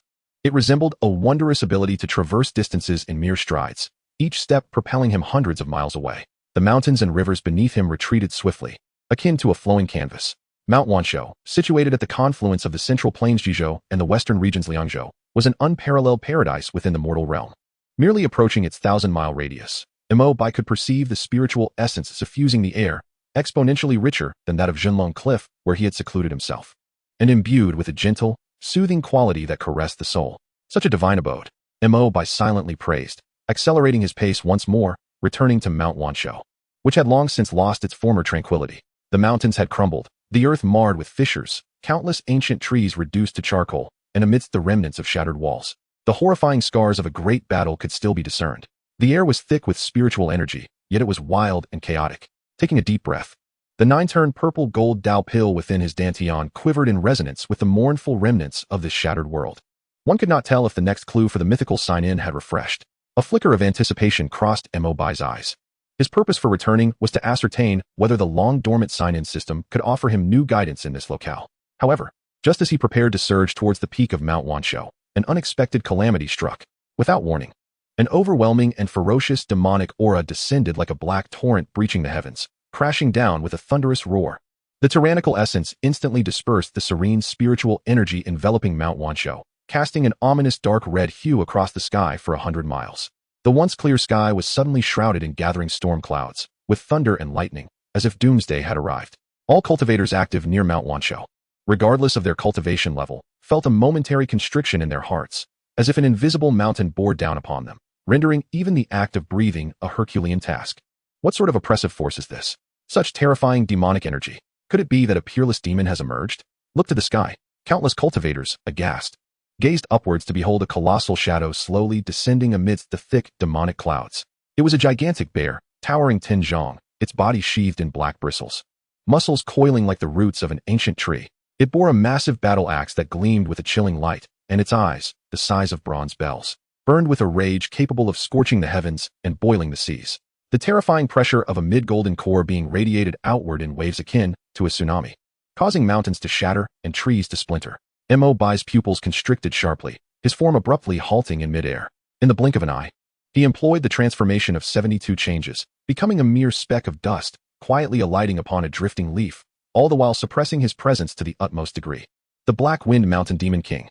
He instantly recognized the enraged giant bear as the very demon he had thwarted at Black Wind Mountain, which had laid a trap for spiritual herbs and lost its ultimate prize to him. Yet, how little time had passed for it to have already broken through to the Golden Core stage. Clearly, it had acquired other celestial treasures, facilitating a breakthrough far exceeding his expectations. Roar! The Black Wind Mountain Demon King descended at the foot of Mount Wansho, unleashing a roar that reverberated through the heavens and the earth. The sound waves surged forth, enveloping the surroundings. Some lower-ranked chi refining and foundation establishment cultivators were instantly stunned, blood streaming from their orifices as they plummeted from the sky. Its ferocious gaze swept over the terrified beings below, its voice booming like ancient ice shattering in every ear. Which scoundrel has destroyed this king's spiritual fruit and herb layout? Step forth and face your demise. The terrifying resonance caused the summit of a nearby hill to erupt violently. Mo Bai, now transformed into mere dust, floated with the falling leaves. Yet within him churned a tumultuous storm of realization. He understood instantly that the demon must have employed a bloodthirsty secret technique to trace its way here. After he had slain the fire sect cultivator, he had made no attempt to conceal himself, flying directly to Manhwaaudibook, thus allowing the demon to pinpoint his location with uncanny precision. Trouble had indeed come knocking, and in the most disastrous and conspicuous manner possible. At this moment, a multitude of renowned cultivators had gathered at the foot of Manhwaaudibook. Among them were formidable beings of the Golden Core stage. The Black Wind Mountain Demon King's ostentatious arrival had undoubtedly placed him squarely in the eye of the storm. Black Wind Demon King. This place is a blessed land of Manhwaaudibook, and now the earth pulses with energy, revealing rare treasures meant for those with destiny. You vile creature, do not think to rampage and seize them here. A venerable Taoist in the early Golden Core stage stood before the crowd, declaring sternly. He and the dozens of cultivators behind him had come drawn by the soaring light of treasure, intending to leverage their numbers to drive back the Black Wind Mountain Demon King that had long claimed this territory. Destiny bearers? The Black Wind Mountain Demon King's crimson gaze swept over the assemblage of cultivators, a cruel smile curling at the corner of its mouth. In this king's domain, power is the only destiny. This treasure is mine by right. Those who wish to live, get out of my way. The Demon King's voice boomed like a bell, the ferocious demonic aura crashing forth, overwhelming the cultivators to the point of breathlessness. The leading Taoist's face flushed red. He attempted to utter further words, but was rendered speechless by the sheer terrifying aura. Silence. It swung its massive axe, unleashing a black blade of energy spanning dozens of zhong, infused with a terrifying demonic might that cleaved downward. The early Golden Core Taoist was paralyzed with fear, desperately summoning his life-protecting artifact, an 8 trigrams mirror, in a futile attempt to resist. However, against the wrathful strike of a mid-Golden Core Demon King, all his defenses appeared tragically inadequate. Crack. The 8 trigrams mirror barely held for a breath before emitting a mournful cry, shattering explosively. The residual force of the axe struck heavily at the Taoist's chest. Poof! The Taoist was struck as if by lightning, blood spraying forth as his form flew backward like a kite, with its string severed, his breath instantly waning, gravely injured. Witnessing their leader gravely wounded by a single strike, with his life hanging by a thread, the lower-ranked disciples lost all sense of leadership. Fear overwhelmed their last vestige of courage as they scattered in a panic, fleeing desperately in all directions. The Black Wind Mountain Demon King watched the fleeing throng with a cruel sneer. It did not pursue but instead closed its eyes once more, its immense consciousness scanning the area like a radar, meticulously sensing every lingering breath. Its secret technique could only track to a general vicinity. Yet, it was convinced that the thief who had disrupted its path was still nearby, hidden among the fallen leaves. Mo Bai observed all that transpired, and rather than panic, he rapidly calmed himself, his thoughts racing. Exposing himself was an impossibility. Even if the Black Wind Mountain Demon King turned this place upside down, it would be unable to unearth the form he had assumed through the transformation of 72 changes. Engaging in a direct confrontation was equally unwise. Though he had just entered the Golden Core stage, his profound abilities were no match for this long-standing demon, especially in its furious state. Thus, Mo Bai's gaze drifted past the rampaging Demon King, landing upon the peak of Mount Wanshou, shrouded in ethereal mists, where the Taoist rhythms flourished. A bold plan silently took shape within his mind. Are you not seeking me? Mo Bai harbored a cold smirk within, reveling in the irony that he stood right beneath their noses, yet they would never perceive him. You have drawn the gaze of all, unwittingly crafting the most opportune moment for me. The overwhelming demonic aura, the chaotic scene, and the sheer panic amongst the cultivators upon this realization. Mo Bai cast aside any lingering hesitations.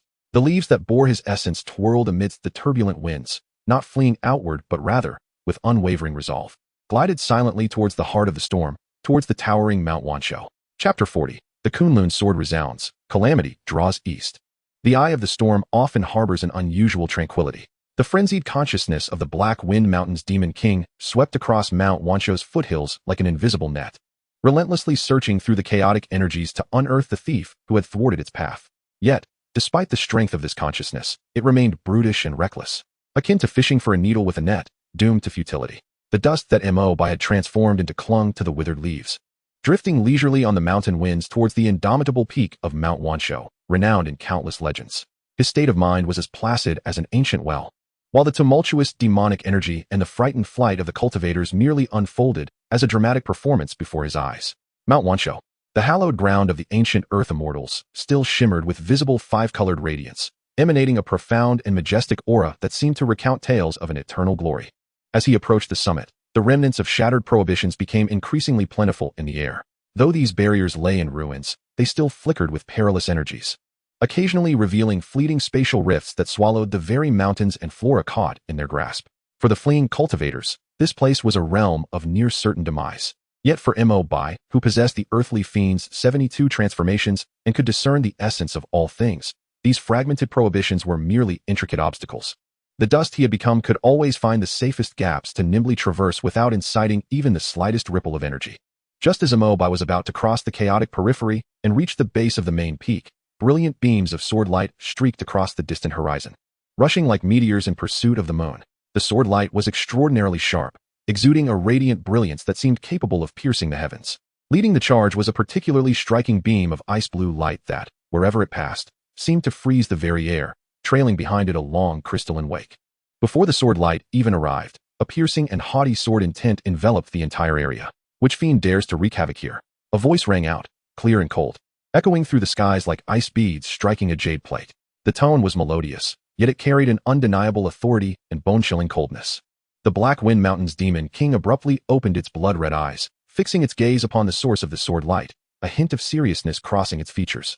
Several figures materialized in midair, all clad in snow-white robes, bearing ancient swords, exuding an extraordinary and ethereal aura.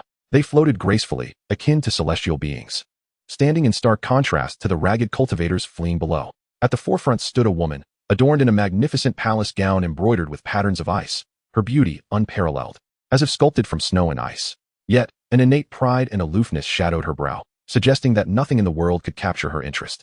Grasping a sword that radiated a faint sorrowful light, she exuded a formidable aura, unreservedly releasing her formidable presence, rivaling even the wrathful Black Wind Mountain Demon King. It was indeed a member of the Kunlun Sword sect.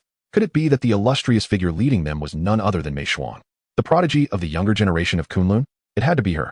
Just look at the sword she wielded, said to summon the sorrows of heaven and earth, when drawn. Even gods and demons weep.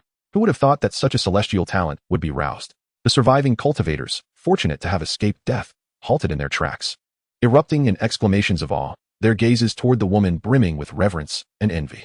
The Kunlun Sword sect, the pinnacle of righteousness, held dominion over the world. Each disciple within their ranks was a dragon among men, their pride soaring high, never deigning to regard ordinary cultivators. Mei Shuang's cold gaze swept over the tumult below, first landing upon the raging Black Wind Mountain Demon King, her brow flickering with disdain, before shifting to the ravaged Mount Wanshou, her eyes igniting with fervor. Sister, this demon bear boasts a formidable aura. It may prove challenging to contend with, cautioned a male disciple of early Golden Core stage behind her, his expression tinged with trepidation. Merely a beast that has usurped a mountain, Mei Shuang replied with a detached tone. The treasures of Mount Wanshou belong to Kunlun. How could such an abomination dare to lay claim? Any who obstruct my path shall be slain. Her voice, though soft, resonated clearly in the ears of all present, domineering and irrefutable. The Black Wind Mountain Demon King, already teetering on the edge of fury, felt its wrath surge upon hearing such contemptuous words. Its blood-red eyes locked onto Mei Shuang, a low growl emanating from its throat. Kunlun Sword sect? What audacity! Do you dare meddle in my affairs? Your affairs? Mei Shuang's lips curled into a mocking smile. This world is governed by the righteous. Your indiscriminate slaughter and tumultuous machinations have already warranted your death. Now, begone, or face annihilation. With a resounding roar, the Black Wind Mountain Demon King erupted in fury. It had come seeking vengeance, but now it found itself humiliated by these suddenly emergent cultivators, the pent-up rage surging forth uncontrollably. Hidden in the shadows, Mo Bai witnessed this spectacle, nearly bursting into laughter. Truly, heaven was aiding him. The arrival of the Kunlun Sword sect was impeccably timed. Moreover, their characters were perfectly tailored for his scheme, an enraged demon king blinded by revenge, and an arrogant noble prodigy dismissive of all. If they did not clash, it would be an affront to the very laws of nature. Yet, one final spark was required. Though the Black Wind Mountain Demon King was furious, its vendetta was aimed at the thief. It must not be allowed to remember its primary objective amidst the chaos of battle. He needed to ensure that this murky water was firmly splashed onto Kunlun, making them the sole enemies in the Demon King's eyes. As Mo Bai's thoughts raced, an ingenious plan surged forth in his mind. Just as Mei Shuang and the Black Wind Mountain Demon King stood at the precipice of confrontation, neither noticing the subtle distortion at the battlefield's edge, Mo Bai's figure flickered into existence. In that instant, his appearance, demeanor, and aura underwent a dramatic transformation. He metamorphosed into the guise of a seemingly inconspicuous late-stage Foundation establishment disciple of Kunlun, flawlessly mimicking their attire, sword, and the distinctive sword intent intrinsic to Kunlun cultivators, masterfully crafted. Without a single flaw, Fiend, Mo Bai, disguised as the Kunlun disciple, hurled a taunt at the Black Wind Mountain Demon King, his voice laced with provocation and disdain. Enough of your charade. Is it merely a millennium-old spirit fruit you seek? Do you truly believe we are unaware of your secrets? The words sent shockwaves through the crowd. Mei Shuang and her fellow Kunlun disciples froze, all turning to this previously overlooked peer, their faces a canvas of disbelief. Was this junior mad? What nonsense was he spouting? The massive form of the Black Wind Mountain Demon King quivered violently. Millennium Spirit Fruit. The mere mention of those words struck its most sensitive nerve like the most venomous curse. Its already blood-red eyes darkened further, almost oozing blood. I found them. It is they. The very individuals who have sullied their own paths and usurped the opportunities to refine their bloodlines are none other than this duplicitous assembly of Kunlun disciples. It was indeed you all. The Demon King of Black Wind Mountain let out a roar that echoed through the heavens, infused with boundless rage and resentment, causing the very fabric of the world to shift. Upon witnessing this, Mo Bai's lips curled into a cold smile of triumph. Rather than retreating, he laughed even more boisterously, proclaiming, "Ha ha ha, merely a foolish bear. That spiritual fruit has long been refined by my senior sister, aiding her in solidifying her foundation. Your arrival here serves only to deliver me some refining materials. Today, I shall slay you, bear demon, claim your demon core, and skin your pelt to forge a piece of armor." As his words fell, he suddenly bellowed, seemingly prepared to engage in a desperate struggle. His entire being ablaze with golden light, charging forward with an awe-inspiring momentum. However, this was merely a feint. As everyone braced for battle, he abruptly veered, transforming into a streak of golden light that pierced towards the most vulnerable point in Mei Shuang's defenses. Caught unawares, she faltered under the force of this deliberate strike. At that moment, he seized the recoil, shouting, "Cloud of transformation!" A golden flash, swifter than Mei Shuang's sword light, shot skyward, vanishing into the horizon in an instant. The entire sequence, transitioning from a feigned assault to a successful strike, followed by an escape leveraging the force, unfolded seamlessly, leaving onlookers breathless. The scene descended into an eerie silence. As all were caught off guard by this sudden turn of events, a beautiful yet pale expression overtook Mei Shuang's exquisite face, turning from ashen to ghostly white. At that moment, a furious roar erupted. The Demon King of Black Wind, eyes ablaze with crimson fury, thundered throughout the land. Kunlun Sword Sect. You must provide this king with an explanation today. Boom. The Demon King of Black Wind succumbed to madness, its demonic energy igniting into black flames. Its form swelling as its power surged, evidently utilizing a forbidden technique that burned its latent potential. It had cast aside all concerns for treasures and truths. To it, Kunlun had devoured its spiritual herbs, and that insolent lad had publicly confessed before arrogantly fleeing, while the individuals before it were clearly his accomplices. New grievances and old hatreds surged forth. Death. The mighty axe swung down, this time not as a mere probing strike, but as a full-force blow imbued with its lifetime of demonic power and unbridled rage. A colossal shadow of a black, demonic god materialized behind it, cleaving down alongside the war axe, tearing the very void asunder. This is dire. Mei Shuang's expression shifted dramatically, as she finally grasped that she had been ensnared. That mysterious figure not only mimicked her junior brother's appearance, but also deftly pinned the Demon King's wrath squarely onto the Kunlun Sword Sect. This was an insidiously crafted trap, yet at this moment, she had no time to ponder the identity of the slanderer. Faced with the Demon King's life-threatening strike, if she did not exert her utmost effort, none of the Kunlun disciples present would survive. Form the Kunlun Sword Array. Mei Shuang cried out, her weeping spirit, sword emitting a mournful wail. As ice-blue radiance soared into the heavens. Weep, spirit, heaven, mourning. Instantly, several Kunlun disciples behind her regained their composure, suppressing their fear, drawing their swords in unison. Their sword lights intertwining to form a net, merging their essence with Mei Shuang's. A massive ice-blue sword projection coalesced above them, its tip radiating a sorrowful aura capable of freezing one's very soul. Boom. The black demonic axe clashed with the ice-blue celestial sword above Mount Wanshou, producing a cataclysmic collision. In that instant, it was as if the sun had exploded in the low sky. A devastating energy storm erupted from the point of impact, sweeping outward with wild ferocity. The earth was upheaved in swathes, mountains crumbled like sandcastles, and the clouds above were instantaneously dispersed, creating a vast circular void. Those observing from afar were caught in the wake of this tumult, swept away like leaves in a tempest, screaming as they were hurled into the air. The weaker among them were reduced to mere blood mist. Meanwhile, the orchestrator of this chaos, Mo Bai, had already transformed into an inconspicuous bird. quietly alighting upon the eaves of this shattered site. He observed the cataclysmic battle behind him with an unperturbed heart. The Demon King of Black Wind, at the initial stage of the Golden Core, displayed combat prowess, nearing the later stage in its frenzied state. Mei Shuang, a mid-Golden Core prodigy of Kunlun, could also unleash the strength of the later stage with the aid of the Sword Array. This confrontation was destined to be a relentless struggle to the death. Regardless of the victor, both sides would be gravely weakened, unable to attend to other matters. Meanwhile, he could seize this opportunity to explore whether other valuable clues remained in this locale. Drawing misfortune eastward, driving the tiger to swallow the wolf, he could achieve 2 goals with 1 arrow. Mo Bai mused that in this realm of cultivation, employing one's wits proved far more advantageous than mere brute strength. He turned his agile head, his keen avian gaze scanning the remnants below, striving to uncover any other invaluable leads. Chapter 41. The Profound Earth Veins, the Body of Kuan Yuan. The ruins of Mount Wanshou had now transformed into a veritable purgatory. The residual energy storm lingered. The fierce battle between the Demon King of Black Wind and the Kunlun Sword sect had metamorphosed this ancient celestial haven into a scene of apocalyptic devastation in the eyes of mortals. The bird form that Mo Bai had assumed quietly perched atop a fractured stone pillar, its cold eyes reflecting the tumultuous energy at a distance. Each clash between the great axe and the celestial sword unleashed shockwaves potent enough to tear through the protective spiritual light of Golden Core cultivators. The intertwining black, demonic energy and ice-blue sword radiance painted half the sky in eerie hues. Mountains crumbled, the earth lamented, and spatial fissures gaped like the maws of monstrous beasts, intermittently appearing to consume all. Is this the full-throttle struggle of Golden Core warriors? Mo Bai felt a profound sense of dread, gaining a deeper understanding of the brutality and hierarchical power of this world. Whether it was the frenzied and empowered Demon King of Black Wind or the Kunlun prodigy, Mei Shuang wielding divine weapons and forming sword arrays, their destructive capacity far exceeded his current capabilities for confrontation, should he find himself ensnared within their clash. Even with the transformations of the 72 changes and the cloud of transformation, he would likely falter within mere moments. Fortunately, my intellect proves far more effective than their fists. This thought flickered through his mind, and Mo Bai no longer focused on the battlefield. As the clamorous battle raged, he recognized that it was the perfect moment for him, the fisherman, to cast his net. Silently, he took flight from the stone pillar, gliding toward the depths of Mount Wanshou's summit like a feather, weightless and unencumbered.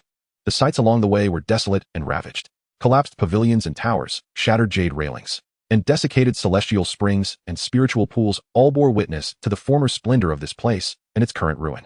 The air was thick not only with the volatile energy particles, but also with a heavy and melancholic aura of Tao. This Tao resonated with the earth, subtly harmonizing with the great pinnacle celestial technique Mo Bai practiced, filling him with comfort, as if each breath drew in the most primal essence of earth. Truly, this is the sacred ground of the progenitor of earth immortals, Mo Bai thought, his anticipation growing. As he ventured deeper, the remnants of prohibitions became increasingly dense and perilous.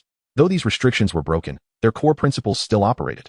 Some could distort light, crafting lethal illusions, while others could manipulate gravity, rendering a grain of dust as heavy as a mountain. Moreover, there exist minuscule spatial rifts that, upon contact, can instantaneously sever anything into fragments. A passing demon beast inadvertently trespassed into an area that appeared deceptively tranquil. In an instant, its form was ensnared and distorted by an invisible force field, culminating in a muffled explosion as it was reduced to a mist of crimson, unable to utter a single cry of despair. Yet, what would spell certain death for other cultivators appeared to Mo Bai as mere patterns to be deciphered. The essence of the earthly transformation's 72 metamorphoses lies in the profound understanding of the interplay of yin and yang, as well as the 5 elements, enabling one to penetrate the veil of all things illusions. Transformed into a bird, he perceived with his luminous eyes the intricate flow of the forbidden energies and their vulnerable nodes.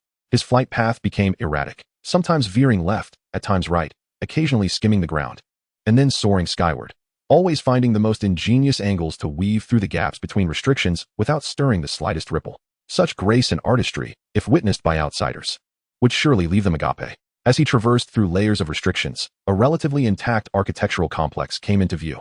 This seemed to be the core of the Wanshou Mountain, albeit still in ruins, with its principal structure remaining. At the heart stood a magnificent hall, its plaque long lost to time. Yet the solemn and weighty aura still conveyed an unparalleled majesty that resonated with the heavens. Mo Bai did not hasten to enter the hall. Instead, he circled to the rear. According to myth, the most treasured possession of the Wuzhuang temple was not any scripture or technique, but the celestial root of the earth, the ginseng fruit tree. Sure enough, behind the hall lay a vast and desolate garden. In the center, a colossal pit struck the eye, as if uprooted by some unimaginable force. The edges of the pit revealed soil of a lifeless gray hue, barren and devoid of any vitality. As if all life had been utterly drained from it. Mo Bai could sense that the essence of this land had perished. He landed on the brink of the pit, reverting to his human form. Squatting down, he touched the ashen earth, a wave of indescribable sorrow and stillness coursing through his fingertips.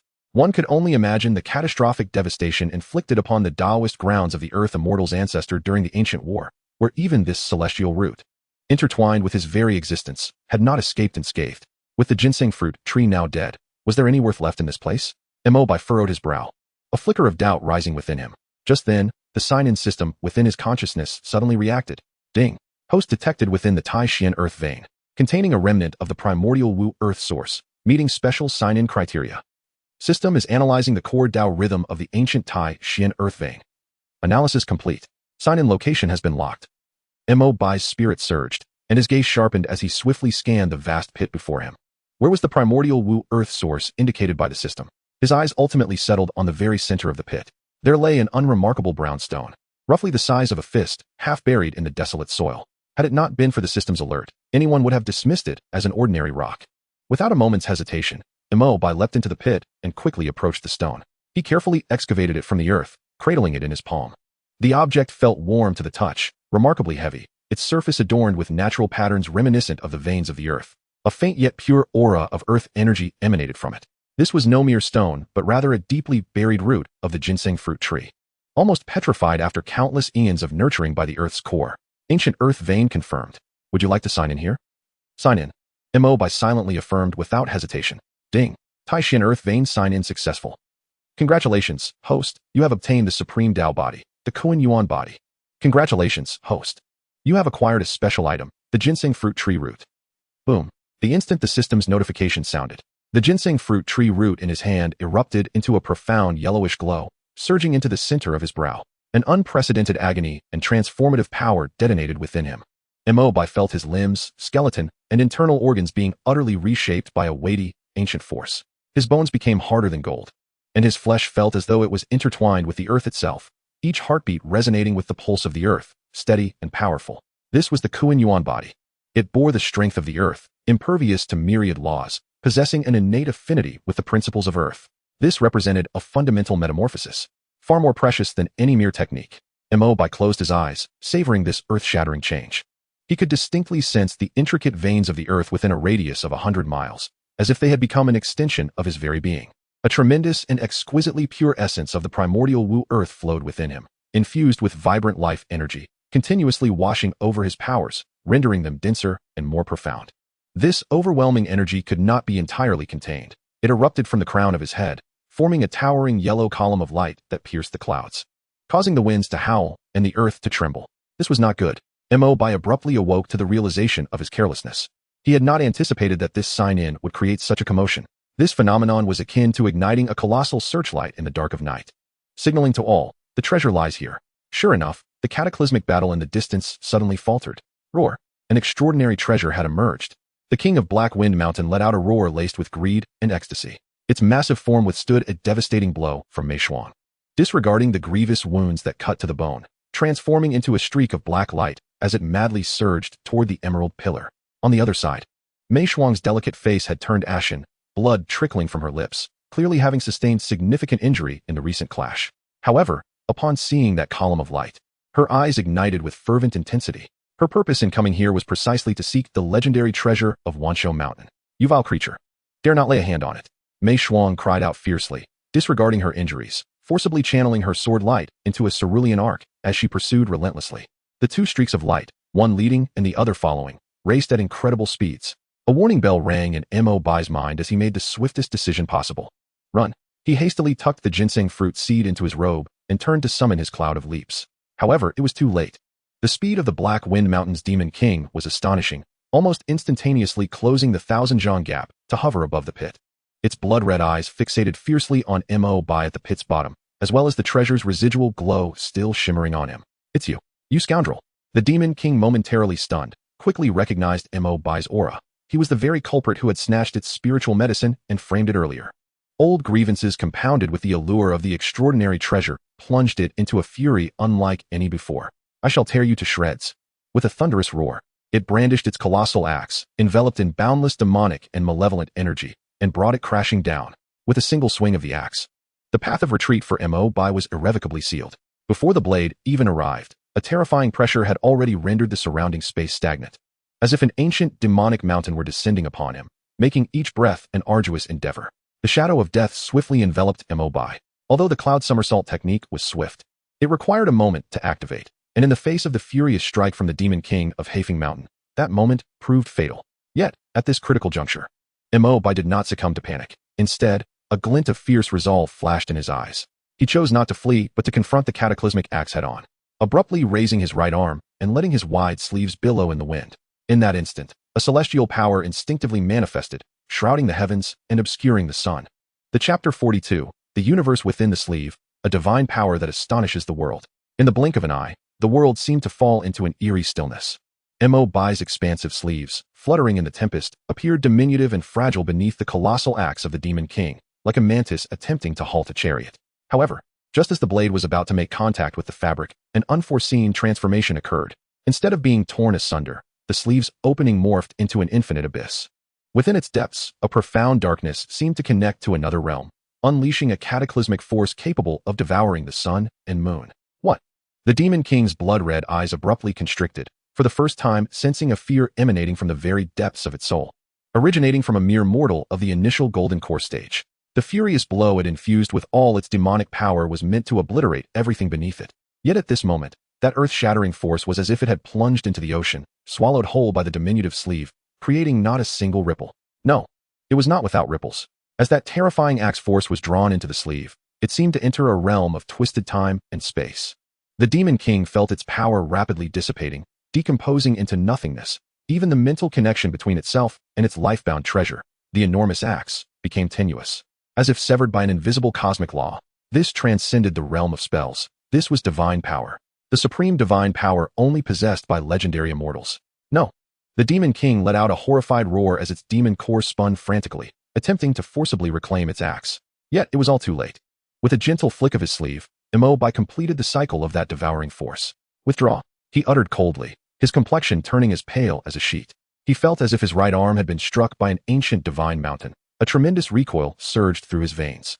Had it not been for the recently forged Kuan Yuan body operating instinctively at a critical moment, resonating with the Earth's energies below, drawing forth a fragment of the Earth's formidable power to safeguard his heart pulse, he would have likely been shattered by this backlash. Even so, in that instant, 70% of his magical energy was drained, his soul ached, and his vision darkened. The power of the universe within the sleeve indeed proved to be beyond his current realm's easy manipulation. This was not merely a depletion of magical energy. It was a manipulation of spatial laws. Were it not for the high tier of the great celestial immortal technique, he would not even have qualified to wield such power.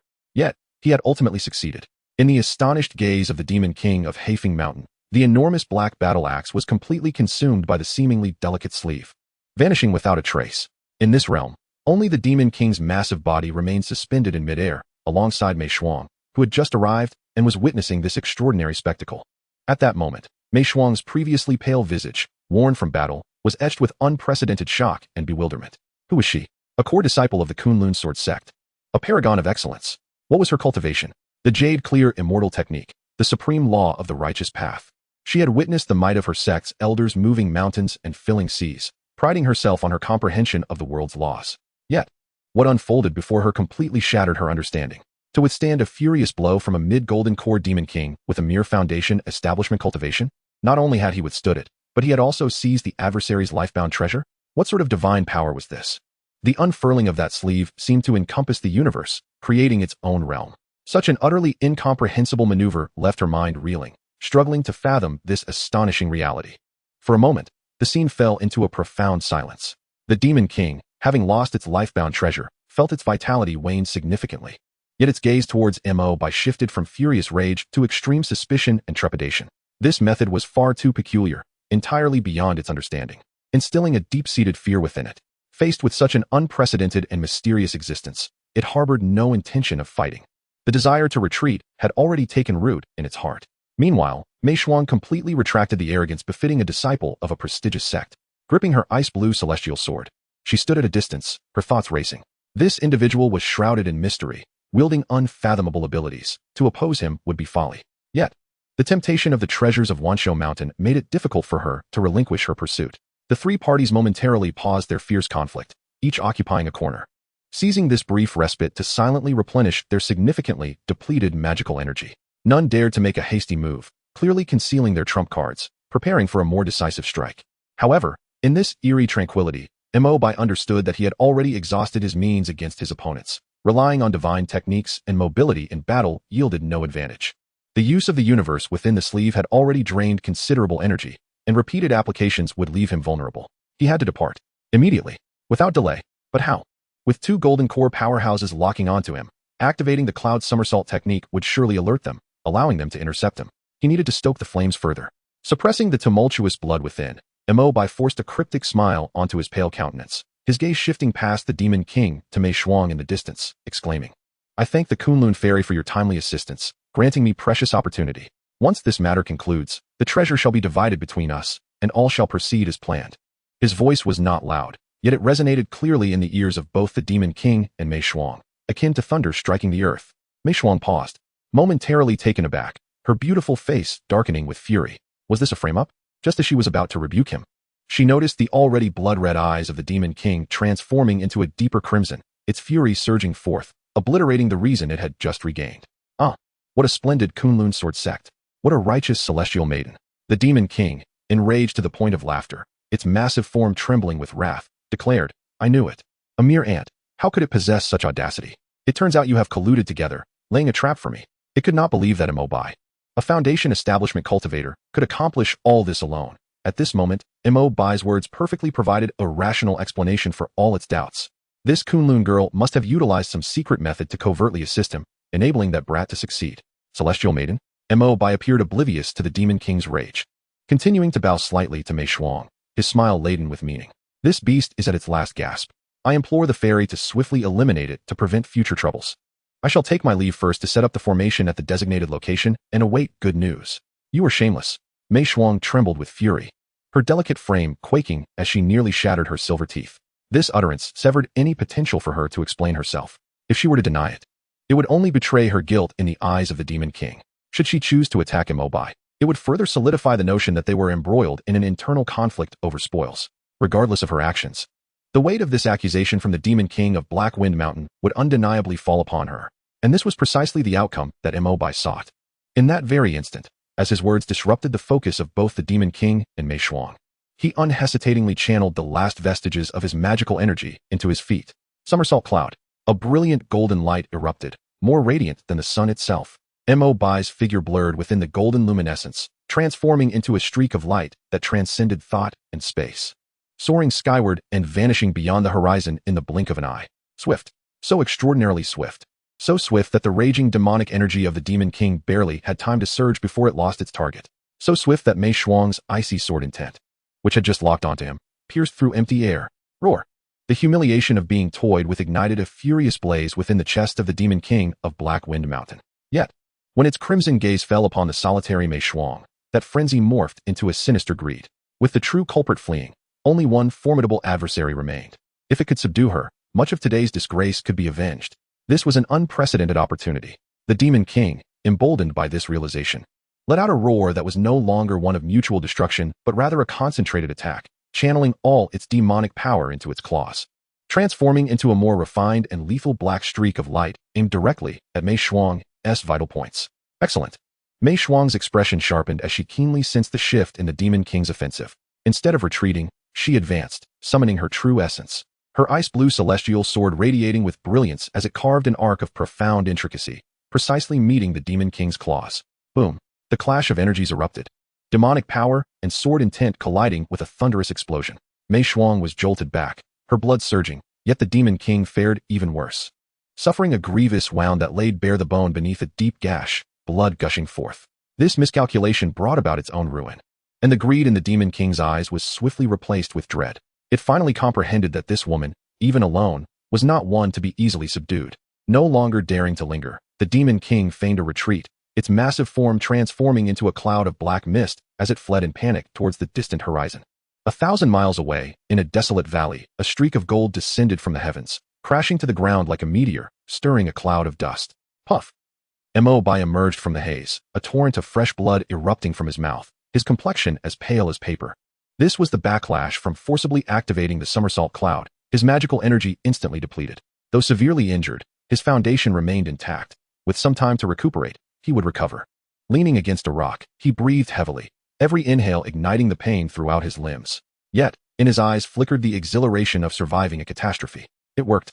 Amidst the assault of two formidable golden core cultivators, he not only successfully signed in to obtain the supreme Tao body, but also seized the Demon King's life treasure. Escaping unscathed. From his robe, he cautiously retrieved the now unremarkable ginseng fruit pit, appearing as ordinary as a common stone. When he acquired the Kuan Yuan body, most of the immense root essence and life energy contained within the ginseng fruit tree had been utilized to transform his physical form. Yet this pit retained a trace of the purest innate spiritual root aura. This object, if presented to the world, would incite madness throughout the entire realm of cultivation. This bounty was monumental, Mo Bai murmured to himself, feeling the resonance with the earth through his Kuan Yuan body, along with the black giant axe. Ensconced within the spatial confines of his sleeve, gradually losing its soul imprint under the power of his divine abilities. Chapter 43. Erasing the restrictions, the demon axe changes hands. The valley lay in silence, save for the mournful whisper of the wind. Mo Bai leaned against the cold rock face, gasping for breath, each inhalation tugging painfully at his entire being. His chest felt as though it were being scorched by raging flames, his meridians empty. His magical energy drained to its very dregs, unable to coalesce even a trace. The cost of forcibly activating the Somersault cloud was far heavier than he had anticipated. Yet, compared to the agony of his flesh, the excitement and satisfaction within him blazed like an unquenchable fire, impossible to suppress. Slowly, he opened his palm, the pit, which had absorbed all the essence upon the completion of his signing, now lay quietly within his grasp. At this moment, it had shed all its extraordinary qualities, appearing as a most mundane stone, unadorned and ancient. However, Mo Bai could distinctly sense the trace of the most primal and pure innate earth root aura contained within. This was the true invaluable treasure, Mo Bai murmured, carefully stowing it deep within his storage pouch. The Kuan Yuan body represented an ultimate manifestation of the earth elemental Tao. With a flicker of thought, he felt an intimate connection, akin to a blood bond, established between himself and the vast expanse of earth beneath him. The earth, profound and substantial, encompassing the power to nurture all things, seemed to become his most steadfast support. Though his magical energy was exhausted, merely standing there allowed streams of pure earthy essence to flow steadily into his body through his feet, slowly yet resolutely mending his damaged meridians and flesh. This rate of recovery was exponentially faster than relying solely on elixirs and meditation. What a remarkable Kuan Yuan body! It was truly an unparalleled divine art tailored for survival. Mo Bai's heart soared with joy. With such restorative capabilities, his resilience would undoubtedly escalate exponentially. Shifting his focus, he delved into the depths of his sleeve. Within the peculiar space opened by his sleeve world technique, a massive black battle axe hovered silently, exuding an air of ferocity and menace. The axe blade swirled with black mist. Faint echoes of countless vengeful spirits howling in torment could be discerned. However, under the suppression of the peculiar laws governing this space, the malevolent weapon appeared remarkably docile, its ferocity firmly restrained. At the core of the axe, a faint glimmer of spiritual light pulsed erratically. This was the sole imprint left by the Demon King of Black Wind Mountain. At this moment, that imprint was being gradually worn away and disintegrated by the omnipresent laws within the sleeve world. Erasing the sole imprint of a golden core demon was not a task to be accomplished in a day. Mo Bai assessed the situation and then settled into a meditative posture, channeling the minuscule amount of magical energy he had just regained into the great supreme celestial technique. His soul power, under the guidance of the technique, transformed into an invisible sword, piercing forcefully into that peculiar space, targeting the wavering soul imprint. "Break for me," Mo Bai roared inwardly. A chilling, unwilling howl reverberated, as if crossing 1,000 miles, exploding within Mo Bai's consciousness.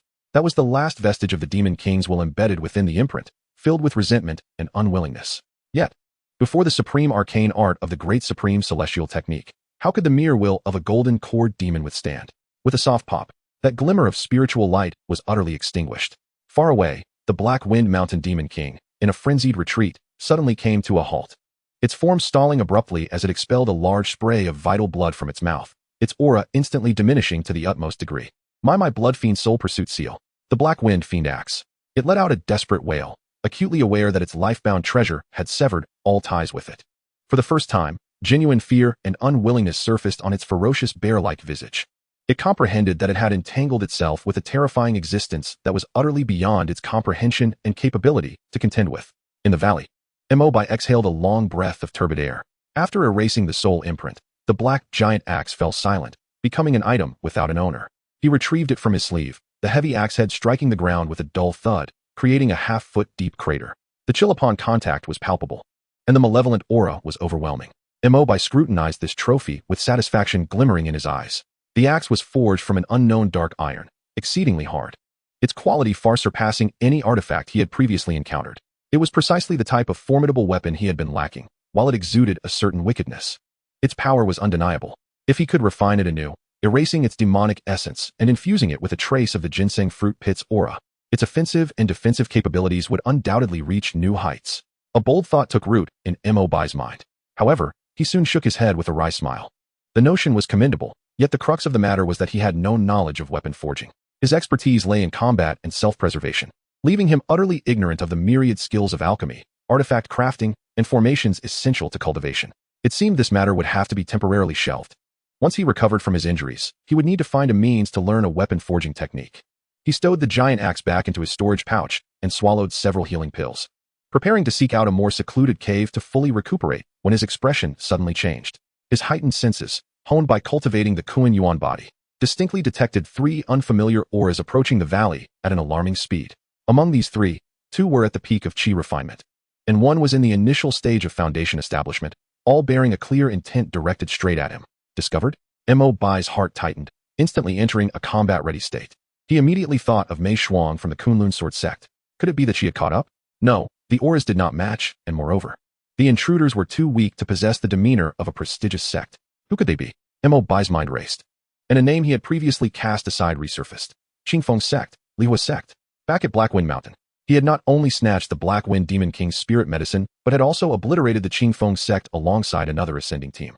Although he deemed his actions clean, the cultivation world was fraught with diverse strategies, and there was no guarantee that the opposition lacked any special tracking techniques. It appeared that vengeance had come calling, and they had chosen this most vulnerable moment when his magic was depleted and his injuries severe. Truly, an additional calamity upon misfortune. A glimmer of cold light flashed in Mo Bai's eyes. Rather than panic, he swiftly regained his composure. He surveyed his surroundings, his gaze sweeping over the terrain of the valley, and a plan took form in his mind. He forced himself to stand, deliberately leaving several conspicuous bloodstains on the ground before abruptly shifting his form, silently melding into a nearby boulder. The earthly transformation, stone form. With the affinity of his Kuan Yuan body for the power of the earth, he perfectly fused his aura with that of the boulder, becoming one with it, as if he had been born from the stone itself. Mere moments later, 3 streaks of light descended from the heavens, landing in the valley and revealing 3 cultivators clad in fiery red robes.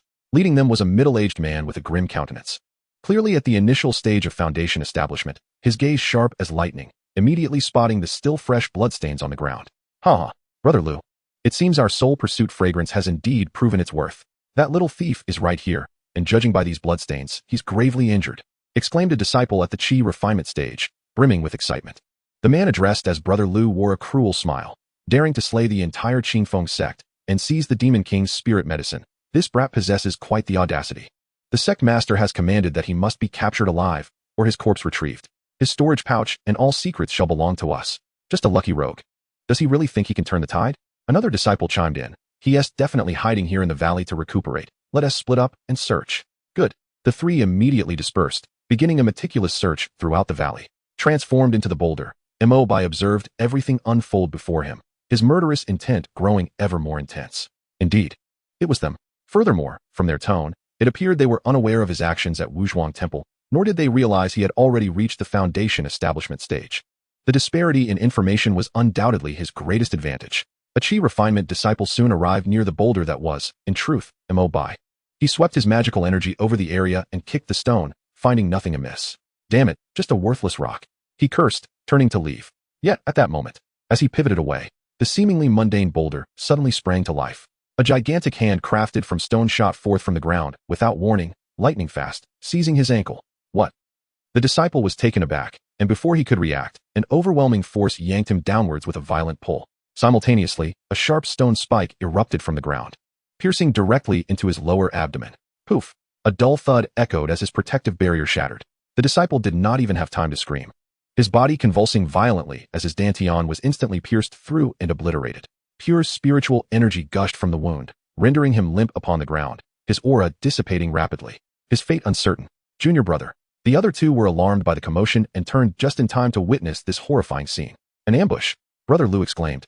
Both shocked and furious, his flying sword unsheathing in an instant, vigilantly watching as the stone arm retreated into the ground. Meanwhile, Mo Bai emerged from the boulder.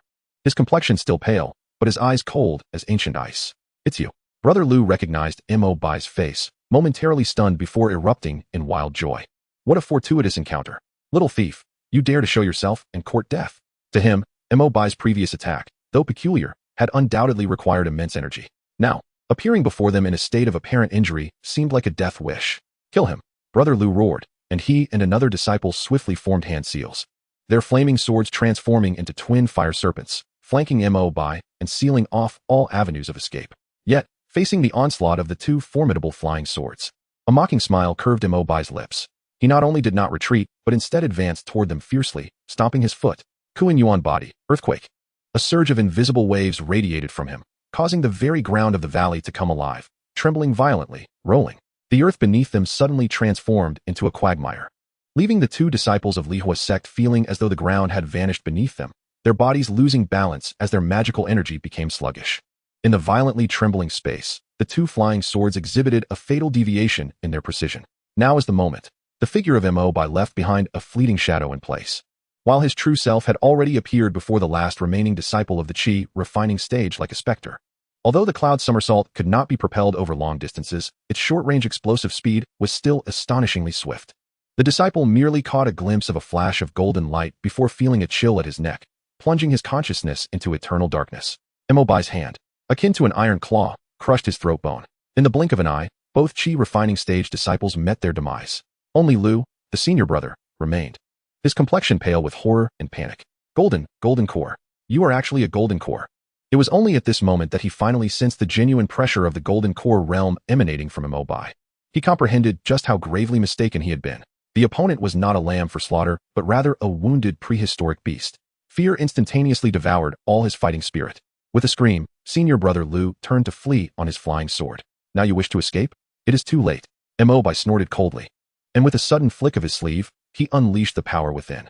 Although his magical energy had yet to fully recover, preventing him from wielding the earth-shattering might of the Demon King's giant axe, dealing with a mere initial stage foundation establishment cultivator was more than sufficient.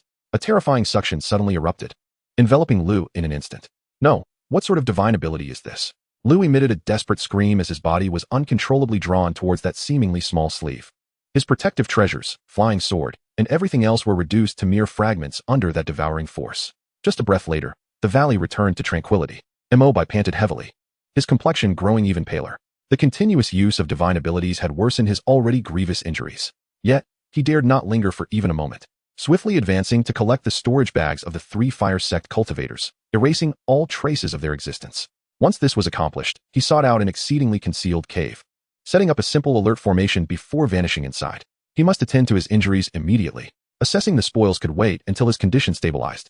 3 days later, within the cave, Mo Bai slowly opened his eyes, a glimmer of brilliance fleetingly illuminating his gaze. His wounds had healed substantially under the dual effects of the Kuan Yuan body and medicinal pills, and his depleted magical energy had gradually replenished. Only then did he take out the storage bags of the three fire sect cultivators. After a thorough examination, the bounty was indeed substantial. In addition to a plethora of spirit stones and medicinal pills, the most valuable finds included the mother scent of the tracking treasure, the 1,000 miles soul-chasing fragrance, discovered within senior brother Lu's storage bag, as well as a manual titled True Fire Scriptures, which could be cultivated up to the later stages of the Golden Core realm. The manual was commendable, serving as a reference or a potential resource for future trade. Mo Bai carelessly tossed the jade slip of the manual aside and continued to rummage through the bags. Suddenly, his movements halted. In the corner of one storage bag, he uncovered a peculiar token, neither metal nor jade. The token felt warm to the touch, presenting a dark silver hue, with 2 archaic seal characters inscribed on its front, Suzhou. The reverse side of the token bore an intricately detailed emblem. It depicted a snow lotus blooming atop a crystal of ice, with what seemed to be a faintly visible phoenix feather entwined within the heart of the lotus. This emblem. Mo Bai's heart jolted, an intense sense of déjà vu washing over him. He swiftly opened his earliest storage bag, rummaging within for a moment until he finally unearthed a damaged heart-protecting mirror. This was one of the spoils from the team of intruders he had dispatched at Blackwind Mountain. Flipping the mirror over, he noticed a corner that was nearly worn smooth, prominently bearing a mark identical to that on the token. However, The emblem on the heart-protecting mirror was much simpler, seemingly a symbol for an outer member. Two seemingly unrelated treasures, separated by 1,000 miles, were suddenly connected by the same enigmatic emblem. Holding the token, Mo Bai fell into contemplation. Chapter 45. The Insight of the Tortoise Chancellor targets Suzhou. I must uncover their true nature. A glimmer of determination flashed in Mo Bai's eyes. Whether to eliminate potential threats or to comprehend the significance behind this emblem, he could no longer remain passive. However, the Jiang family of Qingzhou and the Ji family of Zhongzhou were both profound hidden clans, their actions shrouded in mystery. Although I have ascended to the Golden Core stage, rashly intruding into Qingzhou would be akin to walking into a trap. He pondered, retrieving the jade slip of the true fire scriptures from senior brother Lu's storage bag. Immersing his consciousness within, he perused the manual from beginning to end in a brief moment. The technique was indeed exquisite, directly addressing the Golden Core path, with unique insights into the manipulation of fire energy that could be applied broadly. Yet for Mo Bai, its greatest value might lie in its introductory overview of the geographical powers of the 9 provinces. Qingzhou, land of the Eastern Domain, near the East Sea, abundant in celestial mountains, with gentle spiritual energy. The ancient descendants of the Shenong, the Jiang family, reside here, adept in alchemy, knowledgeable in myriad herbs, making it a holy land for alchemists. However, within Qingzhou, there are also great clans, their emblem a frozen lotus, rumored to possess ancient phoenix bloodlines, exceedingly mysterious. The account within the jade slip ended ambiguously, clearly indicating that even the fire sect could only glimpse the tip of the iceberg. The ice lotus and phoenix bloodline were indeed theirs. Mo Bai's suspicions were somewhat validated, yet the gravity of the situation increased.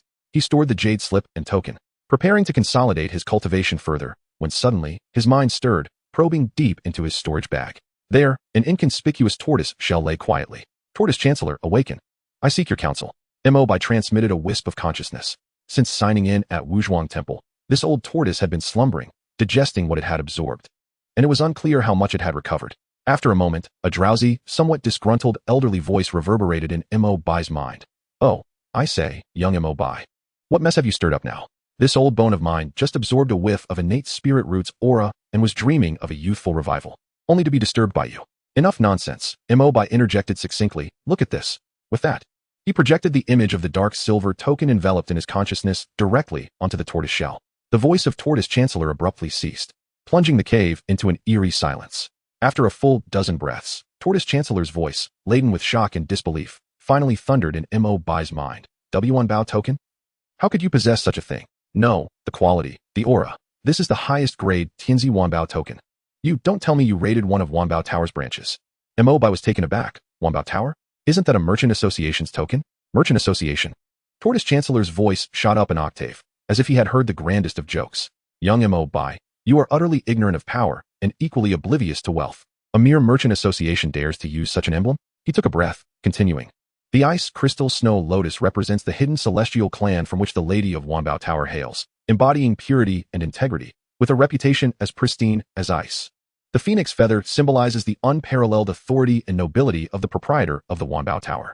It is rumored that he has ties to the ancient demon emperor, signifying rebirth through nirvana and an inexhaustible source of wealth.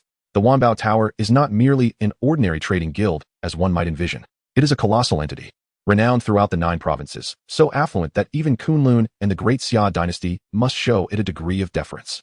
Their dealings encompass everything from minor magical artifacts and medicinal pills to vast paradises and intelligence regarding the lives of formidable beings. There is nothing beyond their reach. The celestial grade Wanbao token you hold in your hand is rarer than one can imagine, with no more than a handful issued throughout the entire realm of cultivation. Each token represents the most esteemed guests of the Wanbao Tower. To behold this token is akin to encountering the proprietor in person. The bearer is entitled to the highest standard of treatment at any branch of the Wanbao Tower, even possessing the ability to summon a portion of its formidable power. Mo Bai was utterly astounded.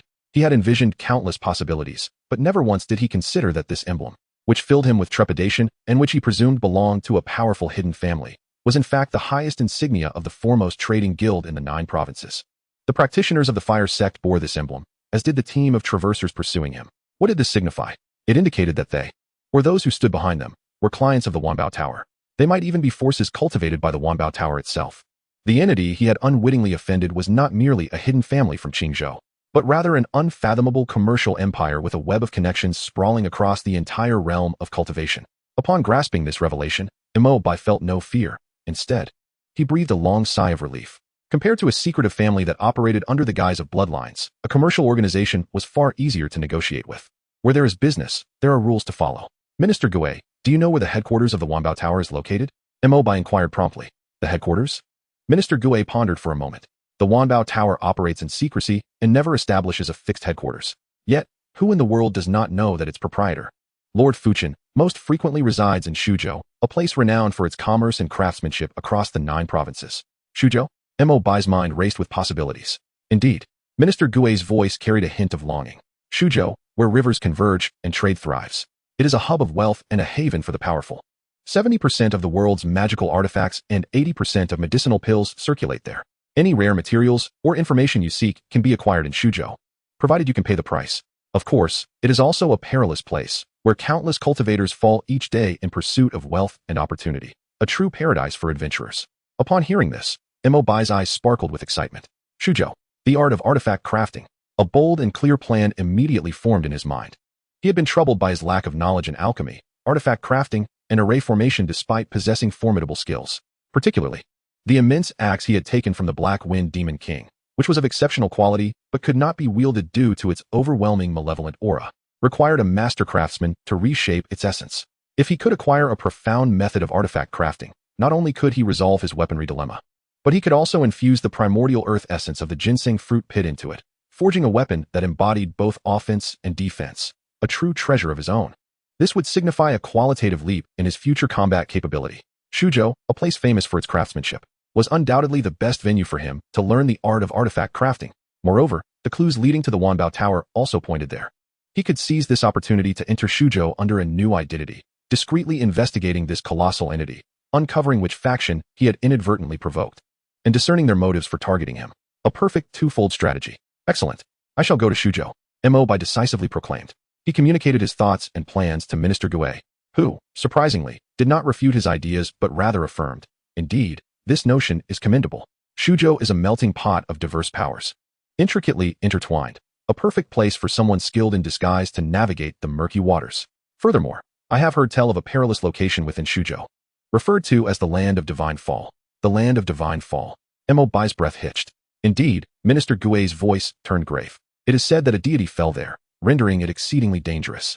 It is perpetually shrouded in toxic miasma, having become a paradise for demons and dark cultivators. Ordinary cultivators who dare tread their face near certain demise. This was nothing short of fortuitous. The greater the peril, the more bountiful the rewards. Can you recall its specific location? I cannot. Minister Gui's tone grew languorous. This old minister has exhausted his energy and requires further rest.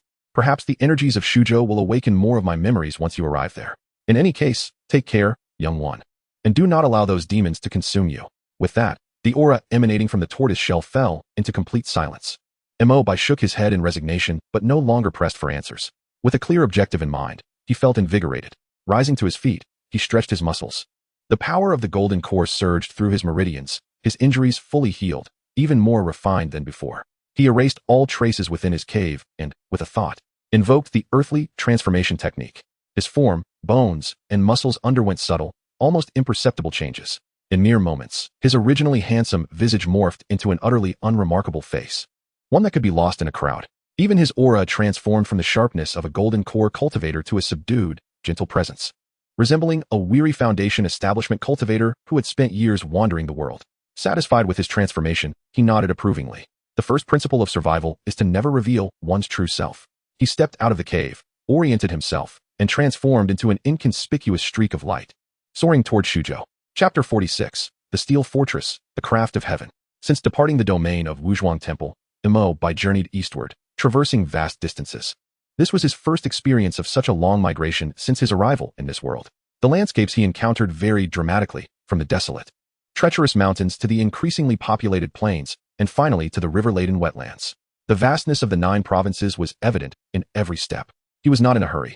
Each day he would fly for several hours using his powers, then find a concealed spot to land, meditate, and consolidate his golden core cultivation. The great heavenly immortal scripture was indeed a mythical level technique. Even in its initial stages, its innate ability to absorb spiritual energy far surpassed ordinary methods, allowing him to make continuous progress. After half a month, as the air began to thrum with a barely perceptible heat and the sound of metal clashing filled his ears, Mo Bai knew he was near the borders of Shuzhou. The further east he traveled, the more vibrant the skies became. Various flying artifacts appeared in greater numbers, some simple flying boats exhaling spiritual energy slowly, some opulent aerial ships adorned with intricate carvings and glowing formations, and even uniquely designed mechanical birds, their wings vibrating without any trace of spiritual energy, relying solely on their exquisite mechanical structures to glide through the air, leaving Mo Bai astounded. These sights underscored the fundamental differences between Shuzhou and other provinces. This was a land of craftsmanship, a paradise for artifact and mechanism artisans. After 3 more days of travel, the silhouette of a grand fortress finally emerged on the horizon. Even Mo Bai, usually composed, could not help but gasp in awe at the sight of the sprawling city. It was a colossal citadel of steel, beyond the realm of mere words. It did not rest upon the plains, but rather hovered in midair. Beneath the entire city lay an unfathomably vast circular abyss, where crimson magma churned and roared like a great dragon, emanating a terrifying heat that cast the sky in dark red hues. Countless chains, as thick as mountains, extended from the abyssal walls, firmly securing the city's foundation, as if binding an ancient behemoth.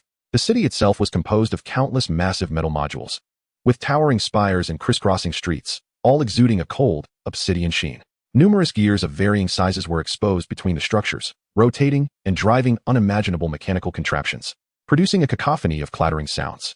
Streams of white steam gushed forth from chimneys scattered throughout the city, mingling with spiritual energy to form a perpetual mist that enveloped the skies. This was no mere city. It was a colossal war machine erected upon the crucible of the earth. As Mo Bai murmured in awe, his eyes reflecting the shock, he compared this magnificent city, a splendid amalgamation of future industrial punk and immortal cultivation civilization, to all the marketplaces he had previously encountered, which now seemed as trivial as rural hamlets. He restrained his presence, dimming his aura, and blended into the throng of people heading toward the city gates. The gates of the citadel towered 100 feet high, constructed not from ordinary bricks or timber, but from a single massive metal gate intricately etched with an array of runes. Flanking the gates stood not cultivators, but 2 towering mechanical puppets, each 10 feet tall. These puppets, forged entirely from bronze, exuded a formidable presence, their eyes glowing red and wielding enormous battle axes, radiating energy fluctuations that hinted at a foundation-building late-stage prowess. The stream of cultivators entering the city was unending, representing a diverse array of backgrounds. There were disciples clad in resplendent robes, fierce rogue cultivators, sword practitioners with massive sword cases slung across their backs, and arrogant artifact refiners adorned with various tools at their waists. Each individual was required to pay a fee of 10 low-grade spirit stones to enter. When it was Mo Bai's turn, he casually presented the spirit stones. The red glow in the puppet's eyes scanned him, and a mechanical, cold voice resounded. Bone age 20. Cultivation at foundation building late stage. No threat detected. Entry permitted. A shiver ran through Mo Bai.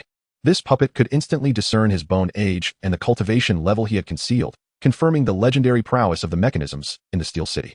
Passing through the imposing gate, a wave of heat, mingled with the sense of scorching metal, mineral dust, and various spiritual herbs, washed over him.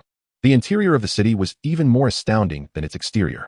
The streets were broad, paved with smooth black iron. Shops lined either side, each with its unique style. Some storefronts displayed glimmering magical swords, while others showcased intricate mechanical beasts in their windows. One shop even had a small artifact refining furnace placed at its entrance, where the proprietor, bare-chested, wielded a massive hammer, rhythmically striking a glowing iron ingot, sending sparks flying and drawing a crowd. Above, specialized tracks crisscrossed the air, with unmanned mechanized mine carts zipping back and forth, transporting materials from outside the city to various locations within, while delivering finished products to the docks. Every detail here proclaimed the city's essence, creation, and trade. Mo Bai did not hasten to seek out the whereabouts of the Wanbao Tower, but instead entered a bustling tavern named Baiwei Ju, a prime location for gathering information.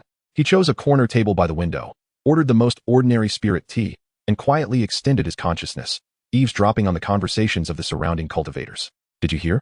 The young master of the divine weapon sect caused a ruckus in the western market again yesterday. He summoned his low-grade spirit treasure, the golden dragon scissors, just to seize a piece of celestial meteorite, nearly ruining the signboard of the 100 Refinements Pavilion. Who doesn't know him? He has been running rampant in the city, relying on his father being the sect leader. But this time, he's bitten off more than he can chew. The pavilion master of 100 Refinements is not to be trifled with. Rumor has it he has demanded that the young master's father personally come and apologize. The divine weapon sect? Please, they pale in comparison to the Wanbao Tower. I heard that at the end of this month, Wanbao Tower will host a once-in-a-century top-tier auction. And the scale of it, wow! Upon hearing the name Wanbao Tower, Mo Bai's spirit surged, and he listened intently. An informed, portly cultivator at the next table lowered his voice conspiratorially. I have insider information. The highlight treasure of this auction is of monumental significance. It is said to be a fragment of the long-lost supreme scripture, heavenly craftsmanship, from the ancient artifact-refining sect, Tiangong Pavilion. What? At this revelation, several tables of cultivators gasped in disbelief. Heavenly craftsmanship? The tome said to encompass all refining methods from mundane to divine artifacts? Impossible. Would Wanbao Tower really part with such a divine relic for auction? The portly cultivator took a triumphant sip of his drink and chuckled. Absolutely true. Though, it is merely a fragment. Even so, the comprehensive guidelines for artifact refining and several refining blueprints contained within are enough to drive any artifact refining sect into a frenzy. It is said that the elders from the Artifact Refining Hall in Kunlun Void and the Minister of Works from the Great Xia Dynasty have already dispatched people to Tiangong City. Mo Bai's hand holding the teacup momentarily stilled. Heavenly craftsmanship. The name seemed tailor-made for him. He had been pondering how to systematically learn the art of artifact refining. And the emergence of this scripture fragment was undoubtedly a shortcut to greatness. If he could acquire it, not only would the issue of the sinister giant axe be resolved, but he could also attempt to perfectly merge the innate earth essence of the ginseng fruit's seed with the ancient divine ape's spine, crafting a true divine weapon of his own. This temptation was utterly irresistible. Brother, the threshold for this auction must be quite high, right? Someone inquired eagerly. How doesn't he begin to describe it? The portly cultivator shook his head. For a typical auction, having a net worth of several thousand spirit stones might get you in to mingle. But for this top-tier auction, just the entry verification requires 100,000 low-grade spirit stones. Or, you must possess a mysterious VIP token issued by Wanbao Tower. 100,000 low-grade spirit stones. A chorus of gasps filled the tavern. This figure was astronomical for the vast majority of rogue cultivators, enough to deter them entirely. Yet, Mo Bai felt a stirring in his heart. He recalled the words of Gui Kaching. He possessed the highest grade Tianzi Wanbao token. However, he refrained from revealing this fact. He understood better than anyone the wisdom of discretion. Moreover, that token was of great importance. He could not afford to expose it easily until he discerned who his enemies were. Using spirit stones for entry was the most prudent choice. He assessed his resources. From Haifeng Mountain to Wuzhuang Temple, he had slain numerous cultivators and demons, amassing a veritable mountain of spoils within his storage bag. Merely the collection of artifacts, elixirs, and materials would easily surpass the 100,000 spirit stones required. Yet, such a plethora of items necessitated a reliable outlet for sale. Undoubtedly, the Wanbao Tower, renowned and reputable across the 9 provinces, was the optimal choice. A perfect solution to 2 problems at once. In the pursuit of disposing of superfluous spoils to amass capital for participation in the auction, while simultaneously seizing the opportunity to engage with and observe this magnificent edifice as an ordinary patron, Mo Bai resolved to advance without further hesitation. He ambled into the inner city, where he beheld the entire pagoda constructed from a unique stone, pure as jade, standing out remarkably amidst the surrounding obsidian-hued steel structures.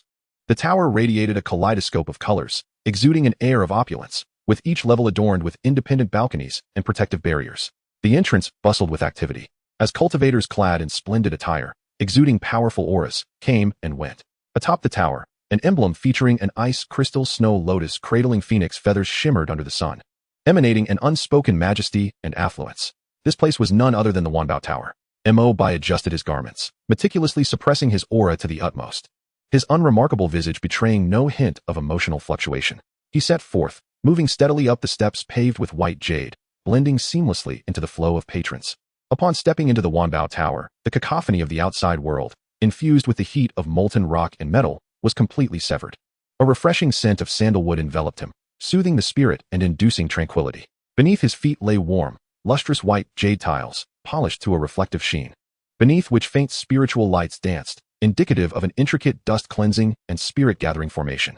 The hall was vast and lofty, its ceiling adorned with fist-sized luminous pearls that cast a soft glow, illuminating the space as brightly as day. The surrounding walls were crafted from a delicate azure spirit wood, embellished with exquisite landscape paintings that subtly conveyed profound principles. Despite the constant ebb and flow of patrons, an air of serenity prevailed, with the cultivators dressed in elegant attire and exuding a composed demeanor. Conversations were often conducted in hushed tones, their gestures imbued with an innate grace. Dozens of enchanting maidens clad in matching lavender palace garments navigated the crowd, each possessing cultivation at the chi refinement stage, their faces adorned with professional yet aloof smiles, guiding guests to various areas. Mo Bai surveyed the scene, nodding inwardly in appreciation. This was truly a premier trading association, its profound heritage and grandeur far surpassing that of ordinary sections. He refrained from lingering, making his way directly to a counter dedicated to appraisals and acquisitions. "Esteemed friend, how may I assist you?" inquired a beautiful maiden behind the counter as he approached, her polite tone belied by a subtle scrutiny lurking in her gaze. Mo Bai's disguise was exceedingly ordinary. His late-stage foundation establishment Cultivation was unremarkable in Tiangong City, and his simple azure robe rendered him akin to a financially constrained loose cultivator.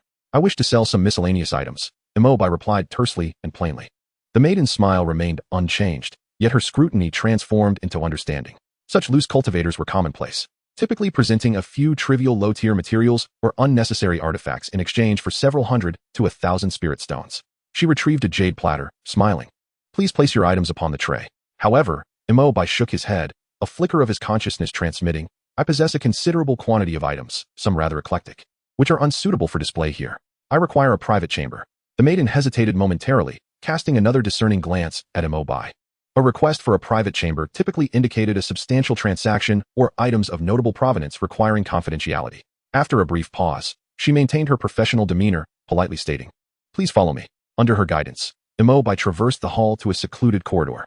The maiden paused before a door intricately carved from spirit wood, gently knocking 3 times. The door shimmered with light before silently opening inward. "Manager Liu, a friend seeks to appraise and acquire a substantial quantity of items. Please allow him entry." A cool, melodious voice emanated from within. Mo Bai stepped across the threshold. The private chamber, though modest in size, was exquisitely arranged. An antique display shelf stood against the wall, adorned with several indiscernible artifacts. At the center, a long table crafted from rosewood was occupied by a woman clad in a moon-white gown. She appeared to be around 20. Her beauty striking, her demeanor serene, with sharp, bright phoenix-like eyes that seemed capable of piercing the soul. Though her cultivation was not overt, Mo Bai sensed a profound steadiness and confidence emanating from her, indicative of someone accustomed to authority. This was the manager Liu, responsible for acquisition operations here. "Esteemed friend, please take a seat." Liu gestured for Mo Bai to sit across from her, then instructed the maiden at the door, "Serve the cloud mist spirit tea." Her gaze rested on Mo Bai as she calmly inquired, "Might I ask what you wish to sell?" Without unnecessary preamble, Mo Bai swept his right hand across the table. A cascade of light flashed. A cacophony of sounds ensued as the table was instantly filled with various items. Artifacts, jade slips, pill vials, an array of materials, and several storage bags of differing tiers created a dazzling display of treasures. These items were spoils he had acquired from the pursuers he vanquished after departing from Wuzhuangguan, including cherished possessions from the Fire Sect's cultivators and elders of the Underworld Palace. Liu, who had previously maintained a calm composure, now displayed a flicker of astonishment in her sharp eyes as she surveyed the items on the table. She had assumed him to be merely a loose cultivator with a few fortunate encounters, but was taken aback by the magnitude of his offerings. Her gaze lingered on several items, her heart racing with surprise. The slightly darkened bone banner, swirling with faint black energy, was evidently an artifact of the Underworld Palace, classified as a high-quality artifact. The pieces engraved with fire motifs were identification tokens for core disciples of the second-tier sect, the Fire Sect, in the territory of Shuzhou. A seemingly ordinary loose cultivator possessed items from both righteous and demonic cultivators, and in such quantity.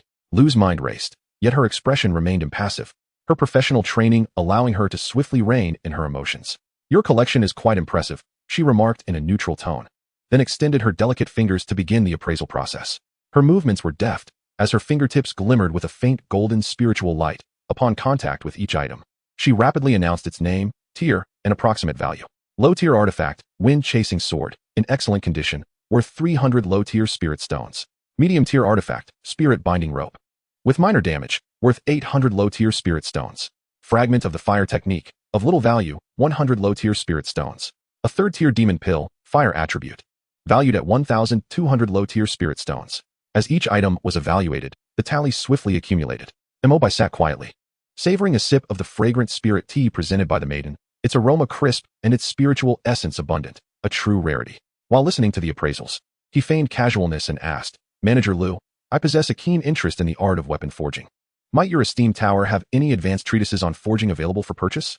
Without lifting her gaze, Liu replied nonchalantly while assessing a vial of pills, "You jest, esteemed friend. Genuine forging treatises are closely guarded secrets of the major sects and forging families, akin to fundamental techniques. Who would sell them? What circulates in the market are primarily basic forging methods or specific artifact crafting diagrams. Should you require, our Wanbao Tower's commercial area indeed offers an abundance of such materials." After a brief pause, she added, "Of course, occasionally, top-tier forging methods or fragments of tomes may surface through auction, such as the upcoming auction at the end of the month, which features a fragment of Tiangong Kai Wu as one of the key treasures. However, the level of contention at hand is beyond the imagination of ordinary cultivators like us. Mo Bai understood this all too well. This statement completely confirmed his prior suspicions and reinforced his resolve to secure that fragment of text. The conventional path was blocked. The auction was his only hope. At that moment, the door to the quiet room was abruptly thrust open from the outside. Bang! The resounding noise shattered the tranquility within. Lu Mei, the young master has arrived. Hurry out to greet him. Put aside the trifles of these paupers for the young master. An exceedingly arrogant voice echoed through the room. A young man clad in a brocade robe adorned with golden threads and wearing a purple gold crown swaggered in, surrounded by a retinue of guards. This young man had a pale complexion, deep-set eyes, and a staggered gait, clearly a figure whose vitality had been drained by indulgence. He held his chin high, his gaze filled with an imperious haughtiness. As he scanned the clutter on the table, a smirk of disdain curling at the corner of his lips.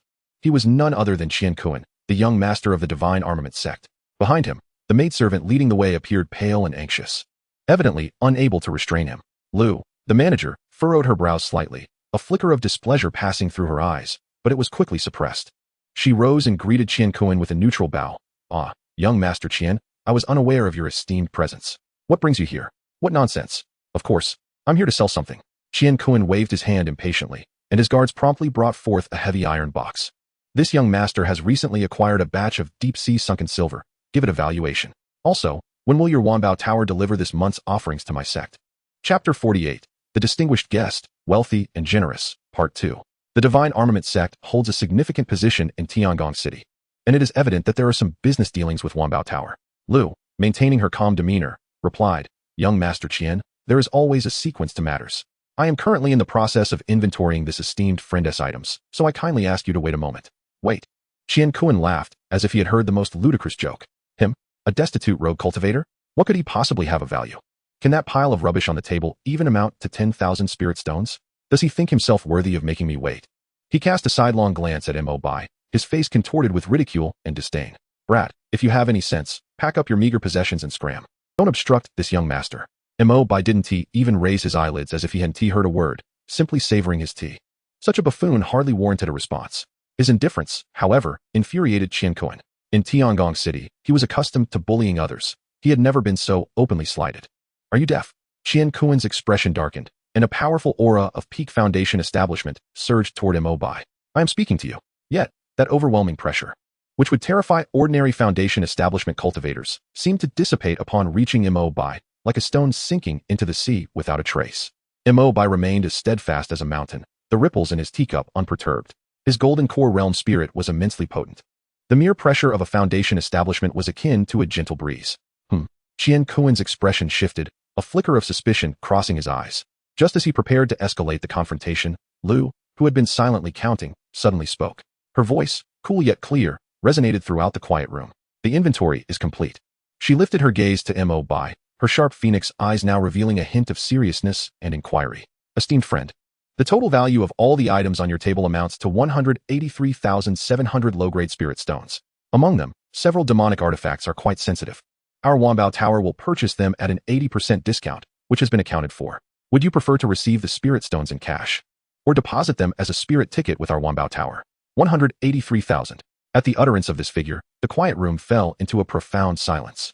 Qian Kuan's arrogant expression froze upon his face as if he had been dealt an invisible slap, burning with humiliation.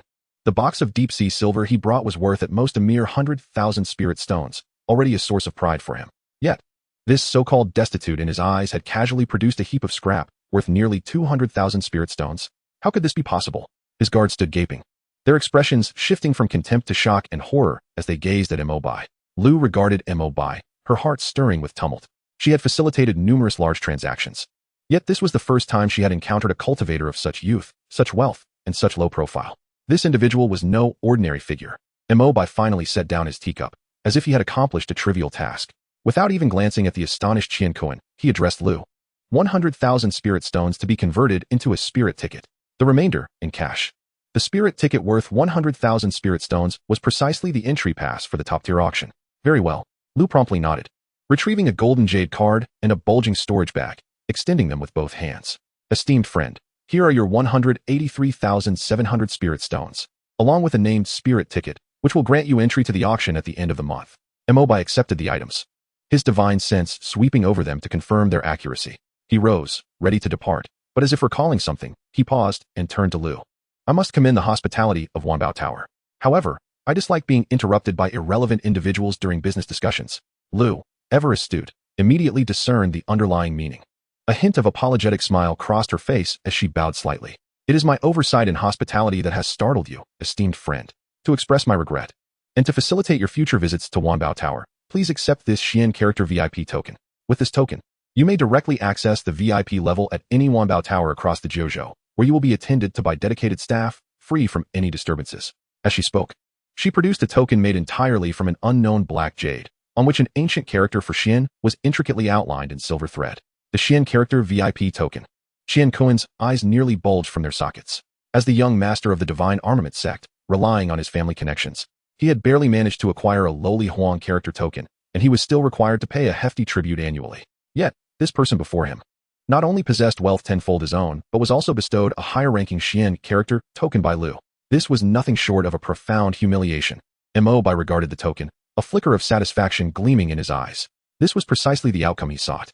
By wielding absolute financial power, he secured tranquility and convenience, while simultaneously intimidating the petty. A threefold gain. He reached out to accept the token, nodding at Lu, signifying his acceptance of her apology.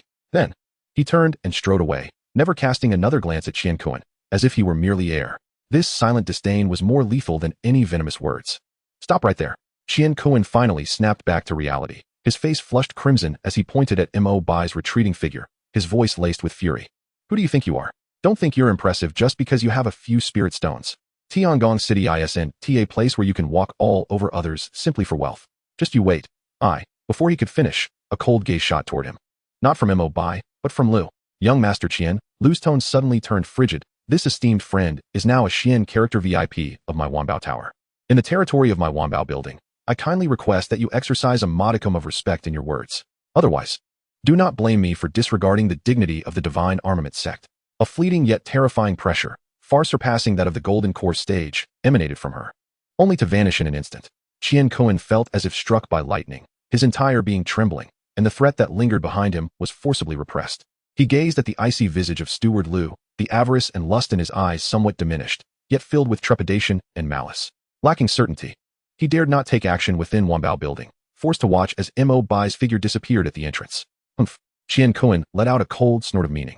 Swinging his sleeves as he exited the reception chamber, his mind replaying the attire and demeanor of that individual. An enigmatic rogue cultivator, a staggering fortune, a black-letter VIP token. How audacious to flaunt such things before me. Very well, I shall let you witness the methods of this young master. Investigate. Uncover this boy's background for me. He chuckled coldly to himself, eager to see if he possessed the fortune to exit Tiangong City with this wealth. As he stepped out of Wanbao building, the warm breeze greeted him. Mo Bai weighed the icy black token in his hand, his expression serene. He was acutely aware that he had become the target of a rabid dog. But so what? To covet treasures from him, one must be prepared to be devoured. Skin and bones alike. He lifted his gaze toward the crimson clouds above Tiangong City, his eyes deep with contemplation. The entrance ticket to the auction was already in hand. What followed was merely a wait for the unveiling of Tiangong Kaiwu. Anyone who stood in the way of his path to greatness would be ruthlessly crushed. Chapter 49. Who is the cat, and who is the mouse, remains to be seen. After departing Wanbao building, Mo Bai did not immediately return to the cave dwelling he had temporarily rented. He strolled into the bustling streets of Tiangong City, blending into the throng of passers-by.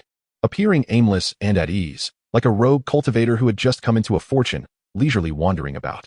However, beneath his calm facade lay a powerful golden core consciousness, unfurling like an invisible spider's web. Not too far away, 3 strands of divine sense, akin to a parasitic growth, locked onto him from 3 different directions. Neither too close nor too far. 2 belonged to late Foundation establishment cultivators, while 1 had reached the pinnacle of that stage. Their divine sense brimmed with unmasked greed and murderous intent, evidently from members of the Divine Armament sect. A barely perceptible cold smile crept across Mo Bai's lips.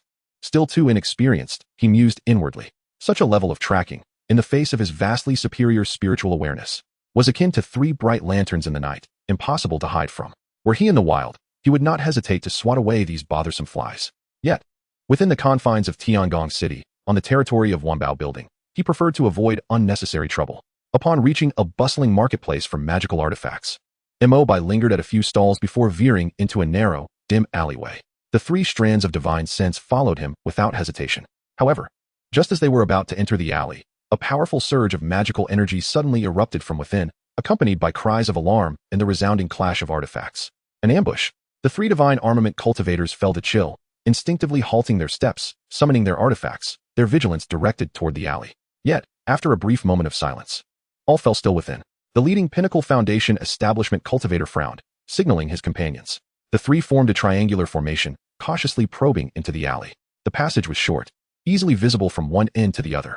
On the ground lay only a few shattered remnants of formation plates, still exuding faint traces of spiritual energy. Aside from that, it was utterly deserted.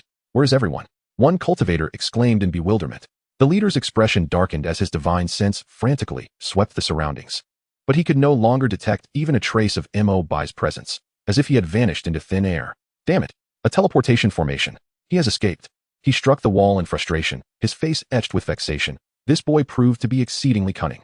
Meanwhile, several hundred meters away, on the second floor of a tea house, a robust and rugged man with a bushy beard was leisurely sipping tea. He watched with amusement as the three cultivators emerged from the alley, their faces covered in dirt and dismay. It was none other than Mo Bai.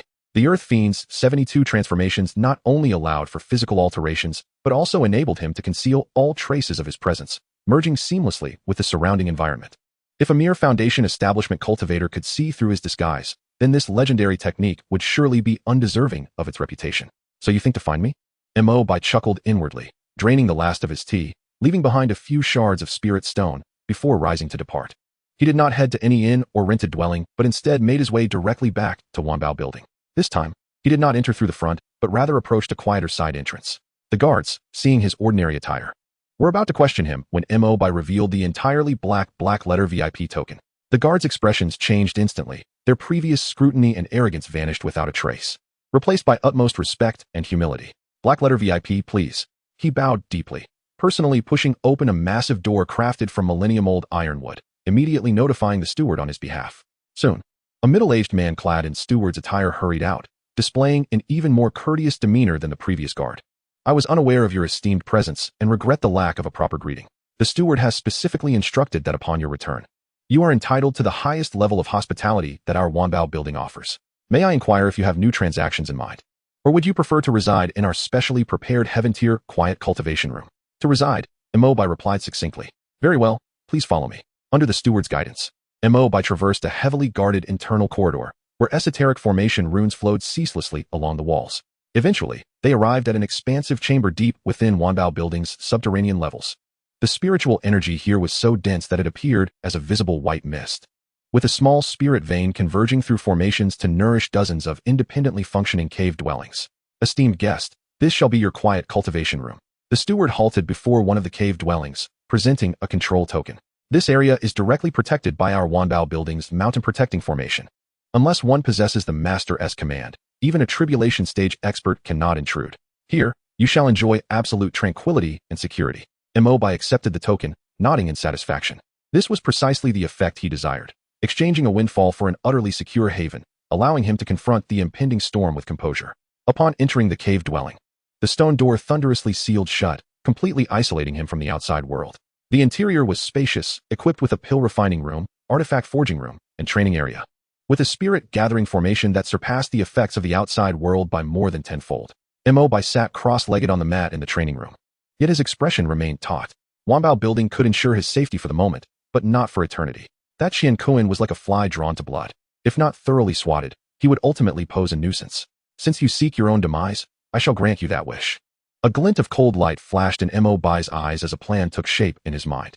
He retrieved a piece of low-grade magical clothing seized from a disciple of the Flamefire sect, and with a flicker of his consciousness, he infused it with pure magical energy, simulating an aura identical to his own. Thereafter, he took out a small puppet wooden figure and donned the magical clothing upon it. Having completed all of this, he flicked his fingers, and an almost imperceptible stream of magical energy struck the puppet. Instantly, the wooden effigy sprang to life, its form wavering and transforming into his likeness, bearing a striking resemblance to him in both shape and aura.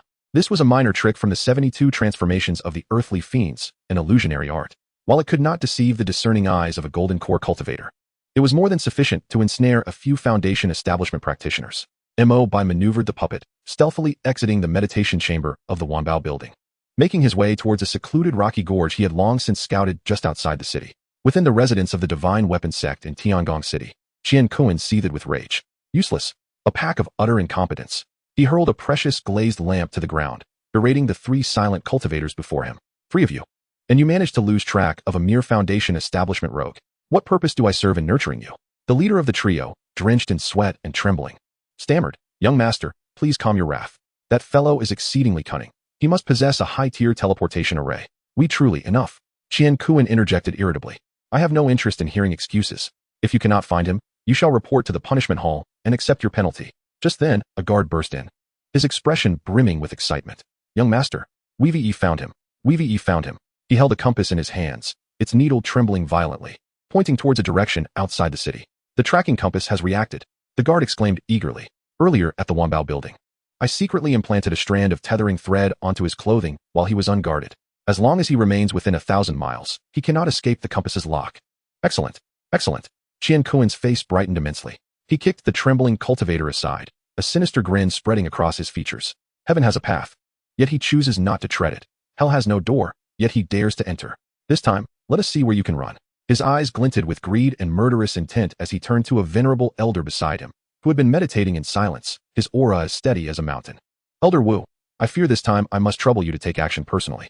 The elder, known as Wu, slowly opened his eyes, a fleeting glimmer of brilliance flashing within his murky gaze. He was indeed a genuine golden core cultivator. Fear not, young master, Wu's voice was raspy. A mere foundation establishment junior is no match for me. In 10 breaths, I shall ensure his head rolls. No. Qian Kuan licked his lips, his smile growing increasingly cruel. Do not grant him such a swift demise. First, I wish to shatter his limbs, strip him of his cultivation, and then slowly interrogate him about the origins of that vast fortune. I want the entire Tiangong city to know the consequences of offending Qian Kuan. Let us depart. At Qian Kuan's command, Elder Wu and a dozen elite cultivators from the Divine Weapon sect surged forth towards the city outskirts, exuding an aura of impending slaughter. Outside, at the rocky gorge, the moonlight was cold and the night wind mournful. The avatar of Mo Bai sat cross-legged upon a massive stone, eyes closed in meditation, his aura faint and seemingly healing. Meanwhile, several hundred meters away, Mo Bai's true form concealed all presence, blending seamlessly with the darkness like an unyielding boulder. He awaited the arrival of his quarry in silence. Before long, a dozen streaks of light pierced the night sky, landing at the entrance of the rocky gorge. Qian Kuan, watching the pinpoint on the tracking compass draw closer, wore a triumphant sneer. Still thinking of fleeing? What a fool, hiding in this pitiful place to recuperate. With a wave of his hand, the cultivators behind him dispersed, encircling the entire gorge, ensnaring it within a web of traps. Elder Wu stepped forward, unleashing his golden core pressure without restraint, akin to a mountain, crashing down upon Mo Bai's stone perch. Junior, with death at your doorstep, will you not surrender? Mo Bai's avatar seemed startled awake by the overwhelming pressure, eyes snapping open to reveal a visage of sheer terror as it turned to flee like a streak of light. Attempting to escape? Too late. Elder Wu scoffed coldly, flicking his fingers. A razor-sharp sword aura shot forth in an instant, piercing through the avatar's chest. Yet, at that very moment, the avatar erupted in a deafening explosion. With a thunderous roar, a cataclysmic energy storm swept outward, its might comparable to the full-force self-detonation of a golden core cultivator. Not good, it's a decoy. Elder Wu's face paled, shock etched upon his features as he shouted. Retreat. We've been deceived. Elder Wu narrowly escaped with a life-saving artifact, his blood vitality diminished, appearing somewhat disheveled. Unfortunately, the other low-tier cultivators who had drawn too close were not so fortunate, obliterated by the explosive shockwave. Qian Kuan, who had been waiting to witness the spectacle, felt his smile freeze in an instant. At that moment, a cold, indifferent voice, as chilling as a spring from the depths of the abyss, resonated behind them. Gentlemen, since you have come, why the haste to depart? All turned in horror. Beneath the cool moonlight stood a figure clad in a cerulean robe, having silently materialized behind them. It was Mo Bai, gazing at the ashen-faced Qian Kuan with a slight, humorless smile. Young master of the Divine Weapon sect, we meet again. As the night wind swept through the rocky gorge, stirring a chilling air, it also billowed the fabric of Mo Bai's azure robe. Alone, he stood before the dozen fierce cultivators of the Divine Weapon sect, his expression tranquil as a timeless abyss. As if he were the true hunter wielding the net of fate. The malevolent expression on Qian Kuan's face solidified for a moment before being swiftly replaced by a profound sense of humiliation and rage. You dare to toy with me? He pointed accusingly at Mo Bai, his voice sharp with fury. Do you think that as a mere lurking rogue, you can ensnare me with such pathetic tricks and survive in the presence of the Divine Weapon sect? Tricks? Mo Bai's lips curled into a faint, mocking smile. I merely sought a quiet place to escort you all on your journey. Within Tiangong City, the bloodshed is rather troublesome. Arrogance. Qian Kuan trembled with rage. having never encountered such an audacious foundation establishment cultivator who dared to utter such blasphemous words in front of a golden core elder. He turned to Elder Wu, shouting, "Elder Wu, do not waste your breath. Capture him for me. I wish to personally see him suffer." Before he could finish, a piercing scream interrupted him. One of the divine weapons sect disciples, who had been grinning maliciously and preparing to unleash his artifact, suddenly had a blood flower bloom at his brow, his gaze dimming as he collapsed backward. The thud of the body hitting the ground echoed hauntingly in the stillness of the rocky gorge. No one had witnessed how Mo Bai had struck. He remained rooted in place, his robes undisturbed. "Who dares to act against me, killing in my presence?" Elder Wu's murky eyes narrowed dangerously. Despite having suffered a setback, his imposing presence remained undiminished. A torrent of golden core pressure intermingled with palpable killing intent crashing toward Mo Bai. Finally acknowledging the seemingly unassuming youth before him, his unease began to mount. Sensing the strangeness and calmness radiating from Mo Bai, however, the overwhelming pressure that would have caused ordinary foundation establishment cultivators to tremble and plead for mercy washed over Mo Bai like a gentle breeze, failing to even alter his expression in the slightest. To kill one is murder, to kill many is also murder. Mo Bai spoke softly, his gaze sweeping over the astonished disciples of the divine weapons sect, who were still reeling from the sudden death of their companion. "Since you are so eager to accompany each other on the road to the Yellow Springs, I shall oblige." The moment his words fell, he made his move. Not rushing forward, nor retreating, he merely raised his right hand gently, and the expansive sleeves of his azure robe began to swell inexplicably, as if stirred by an unseen wind. Such sorcery! Attack together and shred him to pieces. Qian Kuan, recovering from his shock, roared with a voice that trembled with fear. A dozen foundation-building cultivators suppressed their terror, each summoning their magical artifacts. In an instant, blades glimmered, swords flashed, and the brilliance of treasures intertwined, forming a lethal net that descended upon Mo Bai. Unfazed by an assault potent enough to level a small mountain, Mo Bai maintained his composure, simply flicking his billowing sleeve toward the oncoming attack. The universe within the sleeve. He uttered the 4 words languidly, as if stating the most trivial of matters. In that moment, an indescribable and terrifying force surged forth from that seemingly ordinary sleeve. The air in the entire shattered stone valley felt as if it had been vacuumed. The wind stilled, and the spiritual energy froze. The disciples of the divine weapon sect, unable to even utter a cry, found their magical artifacts spiraling out of control, their bodies helplessly drawn toward that tiny sleeve. Their faces were etched with profound fear and despair as they desperately attempted to muster their powers to break free. But their struggles were as futile as flies caught in a spider's web. In the blink of an eye, the dozen figures, along with a myriad of magical lights, vanished into that minuscule sleeve, leaving no trace behind, as if they had never existed. Mo Bai retracted his sleeve and gave it a gentle shake, as if merely brushing off some dust from his garment. The entire shattered stone valley was plunged into a profound silence, leaving only Qian Kuan and Elder Wu, who stood paralyzed as if struck by lightning.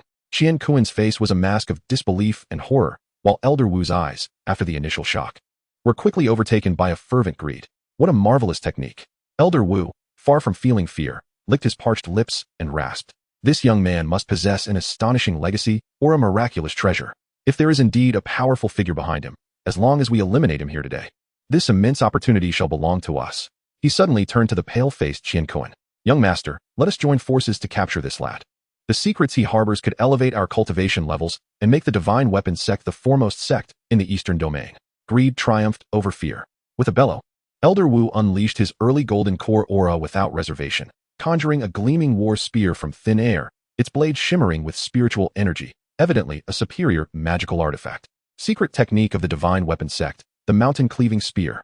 Elder Wu's hair stood on end as he swung the spear, creating a fierce gust that whipped up a storm of dust and stones, cleaving downward toward Mo Bai with the force to shatter mountains. He was confident that no matter how bizarre his opponent's abilities, they would be rendered powerless before absolute strength. Qian Kuan, too, was swept up in Elder Wu's greed. Gritting his teeth, he summoned his flying sword, launching a side attack on Mo Bai in an attempt to distract him. Even a grain of rice can shine. Faced with the thunderous combined assault, Mo Bai remained indifferent. He lightly pushed off the ground, his form shifting like a specter as he deftly evaded the spear's deadly arc. Boom! The spear crashed into the earth, carving a bottomless chasm. Simultaneously, Mo Bai, with a finger poised like a sword, flicked a burst of golden light that precisely struck Qian Kuan's incoming flying sword. Clang! The sharp sound rang out as Qian Kuan's sword, struck like a heavy blow, cried out in anguish, retreating dimly. Qian Kuan himself felt as if struck by lightning, letting out a muffled groan, blood seeping from the corner of his mouth, his eyes wide with horror. In a single exchange, the disparity was clear. This young man indeed possesses remarkable abilities. Elder Wu, undeterred by his missed strike, became even more fervent. He retrieved the spear and summoned a golden tortoiseshell shield inscribed with runes to protect himself, hastily forming hand seals. After hundreds of years of wandering, my hidden cards are not something a mere child like you can fathom. Let me show you the true strength of the divine weapon sect. With a roar, the spear before him and the tortoiseshell shield began to hum, merging into two streams of light above his head, coalescing into a magnificent, dual-purpose golden spear. The pressure radiating from the spear caused the entire valley to tremble. This was his ultimate technique, utilizing his life essence to fuse two superior magical artifacts, powerful enough to threaten even mid-golden core cultivators. However, this technique demanded immense energy and would damage the artifacts, and he would only resort to it in dire circumstances. Die. Elder Wu's expression twisted with fury as he swung his arm down forcefully. The colossal golden spear emitted a piercing shriek, locking onto Mo Bai's energy signature and shooting forth with ferocity. This strike was delivered with all his might, confident that none could withstand it. Yet, at the very instant he unleashed this tremendous blow, a hint of mockery flickered in Mo Bai's eyes. I've awaited this moment. As Elder Wu poured all his focus and strength into that earth-shattering strike, a fleeting, nearly imperceptible gap emerged in his defense. This was the opening Mo Bai had long anticipated. Buzz. Mo Bai's figure grew indistinct in that instant, employing the cloud somersault technique. He chose not to confront the formidable spear head-on, but rather, with a speed surpassing Elder Wu's reaction, he vanished from sight the moment the spear was released. The next instant, he appeared ghost-like before Elder Wu. What? Elder Wu's pupils constricted sharply, an overwhelming chill and despair washing over him. His strongest strike had been launched, his old strength spent, and new power yet to awaken. This was his most vulnerable moment. Too late. Mo Bai's voice resonated like a death knell in his ear. With a finger still poised as a sword, an exquisite golden light flared at his fingertip, a manifestation of pure power birth from the supreme celestial art. There was no earth-shattering aura, only the pure, ultimate sharpness and annihilation. Swish. The sword-like finger swept through without any hindrance. The ferocity and confidence that had once marked Elder Wu's face froze, replaced by boundless regret and reluctance. He opened his mouth as if to speak, but ultimately, only a series of gasps escaped. A head shot skyward, the headless body swaying momentarily before crashing heavily to the ground. In the distance, the enormous spear, now ungoverned, dissipated its spiritual light after flying 100 yards, reverting back to the war spear and tortoiseshell shield, clattering to the ground. An early golden core elder, having unleashed all his hidden cards in a fierce battle, was ultimately caught off guard and met his demise. This was the promise Elder Wu had previously made to Qiankun, but it had now manifested upon himself. Mo Bai slowly turned, fixing his gaze upon the only surviving disciple, Qiankun. Realizing the dire straits he was in, Qiankun frantically pulled a talisman from his robe and slapped it against his leg, transforming into a streak of light, fleeing the valley without a backward glance. Attempting to escape, Mo Bai's lips curled into a subtle, icy smirk, yet he refrained from immediately pursuing. Instead, he flicked his finger, sending forth an almost imperceptible mark that silently embedded itself into Qiankun's retreating figure. In a mere moment, just as Qiankun believed he had evaded capture, a shadowy figure materialized before him, unmistakably Mo Bai. You. Qiankun gasped in horror, realizing that even with the secret symbol of movement enabling instantaneous travel, he had still been overtaken by this individual. Understanding that escape was futile, a glint of frenzied resolve flashed in his eyes as he bellowed, ready to unleash his secret technique in a desperate bid against Mo Bai. However, he was swift, but Mo Bai was swifter. A beam of sword light surged forth, piercing through his dantian in an instant, shattering all vestiges of his vitality. Qiankun's corporeal form collapsed to the ground, but at that very moment, an ethereal silhouette enveloped in the radiance of a jade pendant shot forth from his crown, racing toward the heavens. This soul-preserving treasure was his final hope. Yet, he had scarcely flown 100 meters when he seemed to collide with an invisible barrier, rebounding violently. Mo Bai's figure awaited him, having appeared as if by design. No. Senior, spare me. I was wrong, truly wrong. Please do not kill me. I shall give you anything. As the last flicker of hope extinguished, Qiankun's soul quivered violently in the air, emitting a disjointed plea. Mo Bai's expression remained tranquil as he slowly raised his hand, fingers splayed. I have stated. I shall take it myself. With the words barely escaping his lips, an irresistible force erupted, drawing Qiankun's soul along with the protective jade pendant into his grasp. As he clenched his fingers, a chilling shriek abruptly ceased, and both soul and treasure were reduced to mere powder. Mo Bai deftly collected Qiankun's storage bag and meticulously handled the remains of Elder Wu alongside it. Subsequently, with a flick of his sleeve, a gust of wind swept through, erasing all traces of the battle and blood from the ground, leaving only a few desiccated corpses of low-tier cultivators drained of their essence. As for the rest, he would dispose of them using the special techniques within his spatial pouch. Having completed these tasks, he glanced at the cold moonlight above, his figure flickering before he utilized the cloud somersault technique, transforming into a wisp of light, vanishing into the night. From the initial setup of the trap to the annihilation of the golden core cultivators, the entire process flowed seamlessly, executed with precision and leaving no lingering repercussions. The roles of cat and mouse had been predetermined from the outset. Chapter 51. Counting Gains, The Artisan's Craft. In the depths of Tiangong City, under the cloak of night, the clamor of the city had long since faded, leaving only a few eternal lamps casting a warm glow upon the silent streets. Within an inn named Listening to the Wind Pavilion, in a room marked with the character for Tian, a barely noticeable glimmer flickered, and Mo Bai's figure materialized soundlessly in the center of the chamber. His azure robe remained immaculate, his demeanor calm and undisturbed, as though the harrowing slaughter in the rocky valley had been nothing more than a gentle evening breeze. Yet, Mo Bai did not immediately let down his guard. He first snapped his fingers several times, sending multiple beams of light into the walls and doors, establishing a rudimentary array to isolate and alert against external disturbances. Such was his habitual caution. Regardless of his surroundings, safety was always paramount. After ensuring his defenses, he settled onto a cushion, cross-legged, and, with a mere thought, began to tally the spoils of his venture. Before him lay the storage bags of several ordinary disciples from the Divine Armament sect. With a sweep of his consciousness, their contents became clear. Most were mundane pills, talismans, and low-grade magical artifacts, with the total of spirit stones barely amounting to over 10,000 low-grade stones. For Mo Bai in his current standing, these were naught but trifles, barely worth the effort. He organized these items with indifference, then turned his gaze to the two most substantial bags belonging to Qian Kun, the sect's young master, and Elder Wu, a golden core cultivator. He first lifted Elder Wu's storage bag, realizing that, as a cultivator in the early golden core stage, the elder's wealth was evidently more substantial. The bag's space measured several dozen feet across, neatly filled with a significant quantity of spirit stones. A rough count revealed nearly 30,000 mid-grade spirit stones, equivalent to 3 million low-grade stones. In addition, there were several vials of precious pills for golden core cultivation, a few standard techniques and insights from the Divine Armament sect, and various scattered refining materials. Mo Bai's gaze ultimately settled upon the golden tortoise shell shield, now cleaved in two by his sword. Though damaged, its material was exquisite diamond glass, an exceptional substance for crafting defensive treasures, worth considerable investment if reforged. Truly, the golden core elder possessed some depth, Mo Bai mused, nodding slightly as he organized these items. Next, a flicker of anticipation crossed his face as he grasped Qian Kuan's storage bag. As the young master of the Divine Armament sect, what extravagant surprises would this arrogant prodigy bestow upon him? Upon delving into the contents of Qian Kuan's storage bag, even Mo Bai, with his steady disposition, felt his breath momentarily stutter. Lavish. This was the sole thought that crossed his mind.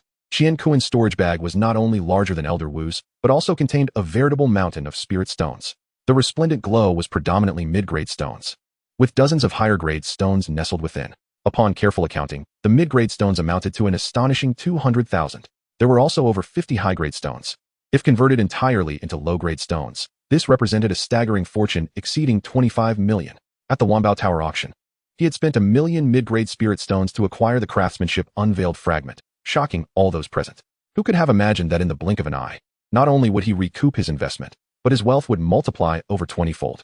In addition to the spirit stones, the storage bag contained various invaluable talismans for self-preservation, such as the Great Teleportation Talisman and the Substitute Puppet, each worth a fortune in its own right. Regrettably, under the absolute suppression of his spatial pouch, Qian Kuan had not even been afforded the opportunity to activate them. Furthermore, there were several powerful high-grade magical artifacts, an array of rare spiritual herbs, and even some mundane treasures, clearly intended for the young master's indulgence. To kill and plunder, gold belt in hand, the ancients do not lie, Mo Bai mused, pocketing this windfall without a ripple of emotion. He understood well that such wealth would drive any nascent soul cultivator to madness. Had it not been for his possession of the Cloud Somersault and the Earthly Fiend's 72 transformations, mythic abilities capable of erasing all traces, tonight's events would surely have summoned dire calamities. He meticulously rechecked, ensuring no unique marks of the Divine Armament sect remained before shifting his focus to the true centerpiece of the evening. He reached for the fragment of craftsmanship unveiled, the object that had incited covetous gazes at the auction, now resting quietly in his palm. The fragment, composed of an unknown beast's hide, felt warm to the touch, having withstood the ravages of time without a hint of decay. Inscribed upon it were ancient characters, chronicling profound truths. Mo Bai inhaled deeply, immersing his mind within. Buzz. The instant his consciousness brushed against the fragment, a torrent of vast, ancient information, brimming with the essence of creation and destruction, surged into his mind. This was not mere text or rigid schematics for artifact crafting. Instead, it was a series of vivid images and profound principles of the Tao. He seemed to behold a godlike figure, grand and towering, reaching out to seize the sun, moon, and stars, casting them into a blazing furnace. With heaven and earth as the hammer, and the void as the anvil, forging unparalleled treasures that would resonate through the ages. He witnessed a speck of dust, which, in the hands of this divine being, evolved into a vast and boundless world, where mountains, rivers, and all living beings existed in a mere thought. This transcended the realm of technique. It was the essence of the Tao. A tempest surged within Mo Bai's heart, the remnants of the Tiangong Kai Wu. On the surface, detailing the methods of artifact refinement, concealed at its core the supreme path of creation and genesis. A common artifact refiner might glean only exquisite techniques from it, but Mo Bai was different. He practiced the Depin Tian Xianju, which directly pointed to the source of the Tao, possessing a foundation and comprehension far beyond that of ordinary individuals. Under the impact of this profound Tao resonance, the Depin Tian Xianju within him began to operate autonomously, greedily absorbing these insights into creation. After a considerable time, Mo Bai finally opened his eyes, a fleeting brilliance flashing within them, as if his very aura had deepened with an ineffable profundity. Thus, he realized that the path of artifact refinement could range from crafting weapons and treasures to opening celestial realms, creating life, and even reconstituting the elements of earth, fire, water, and wind to recreate the cosmos. He fully comprehended the value of this scroll. It was not merely a manual for artifact refinement, but a key to a higher realm. With a thought, he retrieved the 9 Heavens secret silver, which he had previously outbid Qian Kuan for at the auction. Upon its emergence, the temperature in the room seemed to drop several degrees, radiating a cool and mysterious starlight. According to the supreme sword technique recorded in the remnants of Tiangong Kai Wu, Yin Sheng Lian, Jian Kai Tian Men, if this 9 Heavens secret silver served as the primary material, supplemented with several other rare treasures of heaven and earth, he could forge a sword that belonged solely to him, a sword of fate. Once completed, this sword would not only possess unmatched sharpness, but would also grow alongside its master's cultivation, ultimately capable of slicing through the void and opening the celestial gates to higher realms. Alas, he still lacked a few auxiliary materials. Mo Bai organized the information in his mind. To craft this sword of fate, besides the 9 Heavens secret silver, he required true gold of the sun, 9 nether cold iron, and the heart of the Jimu tree. Each of these was a legendary treasure, their rarity rivaling that of the 9 Heavens secret silver. However, now that he possessed this considerable fortune, he could venture to the cabinet of Wanbao building or the even higher level Yibao pavilion to seek his fortune. Mo Bai formulated his plans. He meticulously stored all his possessions. Then with a flourish of his sleeve, the bodies of the several disciples of the divine weapon sect, which he had concealed within his sleeve's chaotic space, were enveloped by an invisible force, crushed and refined. Ultimately, all flesh, bones, and even souls were decomposed into the purest essence, merging into a warm current that flowed through Mo Bai's limbs and bones. This was one of the formidable methods inherent to the sleeve universe, the ability to refine all things. Although the essence of these cultivators offered limited enhancement to the current Mo Bai, in accumulation, it would yield significant benefits, allowing him to thoroughly erase all traces and causes. After completing this, Mo Bai sat cross-legged, commencing the operation of the Depin Tian Xianju, stabilizing the slight fluctuations in his realm after slaying the golden core and comprehending the Tao. As the night deepened, a tumultuous wave surged through Tiangong City due to a piece of news. Have you heard? A team from the Divine Weapon Sect encountered trouble. What happened? Wasn't there the young master Qian Kuan and Elder Wu at the Golden Core stage station there? That was precisely the issue. Someone discovered the scene at the stone valley outside the city, where only a few low-level cultivator corpses lay, their deaths gruesome, as if drained of their essence by demonic arts. Yet, neither Qian Kuan nor Elder Wu could be found, neither alive nor dead. Hiss, how audacious of the demonic sect. The Divine Weapon Sect is surely going to be enraged. In a corner of the inn, Mo Bai leisurely sipped tea, absorbing the surrounding discussions, a barely perceptible smile gracing his lips. His carefully fabricated scene had successfully diverted everyone's attention towards the elusive demonic sect. Now, all he needed to do was wait discreetly for the storm to brew, affording him the precious time to craft his sword of fate. Chapter 52, The Demon King Pursues. The Pyryang Talisman, Part 1. The brewing storm was more intense than Mo Bai had anticipated. In just one night, news of the young master and golden core elder of the Divine Weapon Sect being ambushed outside the city, suspected to have fallen victim to demonic beings, spread like wildfire, reaching every corner of Tiangong City. Although the Divine Weapon Sect was considered a second-tier force in Shuzhou, it was nonetheless a local powerhouse, established on artifact refinement, intertwined with numerous factions. Now, with their young master and elder encountering trouble right at their doorstep, it was akin to a resounding slap to the face of the Divine Weapon Sect. The following morning, The city gates of Tiangong City were fortified with tenfold vigilance. Teams of disciples from the Divine Weapon sect, clad in standardized armor and wielding anti-magic crossbows, led by a late Golden Core elder, occupied the city gates, rigorously inspecting all who entered and exited. They wielded a special demon detection mirror. Upon its illumination, anyone harboring demonic energy or having practiced demonic arts would be rendered completely exposed. The entire Tiangong City was enveloped in a tense atmosphere, as if a storm were imminent. It appeared that the Divine Weapon sect was indeed furious. By the window of the Fangcun Pavilion, Mo Bai observed the hurried figures of cultivators and the noticeably increased patrols on the streets, his gaze tranquil. The scene he had fabricated last night was seamless, with all clues pointing towards the nebulous demonic beings, a situation he was pleased to see. Chaos was favorable for his schemes. However, for reasons unknown, since early this morning, an inexplicable unease had settled within him, as if invisible eyes were spying on him from afar, bringing a chilling sensation that resonated from the depths of his soul. This feeling did not stem from the Divine Weapon sect. It was a more primal, more brutal sensation, imbued with the essence of blood and resentment. Mo Bai furrowed his brow, immersing his consciousness within, meticulously examining himself, yet found no anomalies. His aura was harmoniously unified, and under the operation of the Depin Tian Xianju, ordinary spiritual imprints could not adhere to him. Qin Xiang, come forth, Mo Bai thought, summoning the Xianjia tortoise minister concealed within his sleeve's hidden domain. A flash of light appeared, and the tortoise minister, adorned in a splendid tortoiseshell robe and sporting a pair of little mustaches, materialized in the room. My lord, what is your command? The tortoise minister, still groggy from sleep, clearly roused from a pleasant dream, bowed respectfully despite his drowsiness. Please examine if there is anything amiss with me, Mo Bai spoke solemnly. Hearing this, the tortoise minister's expression turned serious. It understood Mo Bai's meticulous nature and would never act without reason. It approached, its small green eyes deepening as if countless ancient runes flowed within its pupils. It exhaled a stream of yellowish aura, enveloping Mo Bai like mist. Moments later, the tortoise minister's face paled dramatically, exclaiming, My lord, you have been afflicted with the blood curse of the Demon King. Blood curse of the Demon King? Mo Bai's gaze sharpened. Indeed, the tortoise minister's tone bore a hint of trepidation. This was an exceedingly domineering and secretive tracking spell.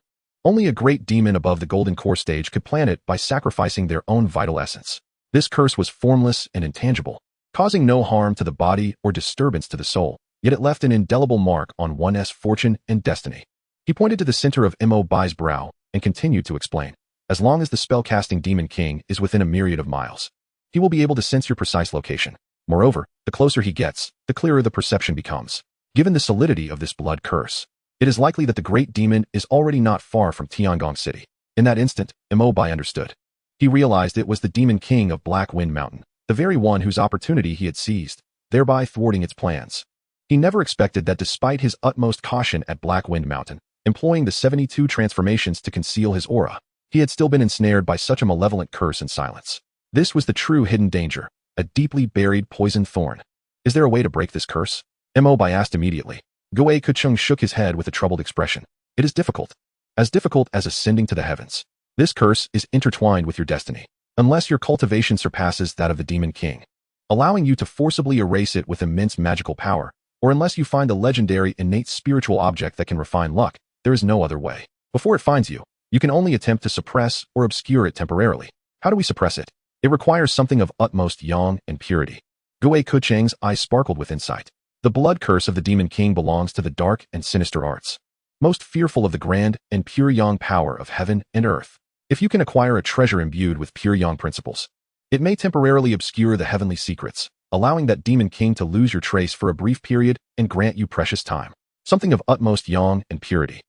Mo Bai's eyes flickered as several potential targets sprang to mind. One of the auxiliary materials needed for crafting his destined sword was true sun gold, which epitomizes the purest yang. Furthermore, he recalled hearing from the steward at Wanbao Building last night about various rare treasures specially sold to distinguished guests. Perhaps there might be such items there. It seemed that a visit to Wanbao Building was imperative. Time was of the essence, as the Demon King of Black Wind Mountain could arrive at any moment. Without a hint of hesitation, Mo Bai made up his mind. With a thought, his body and bones emitted a series of soft cracking sounds, transforming his appearance, height, and even his entire aura in an instant.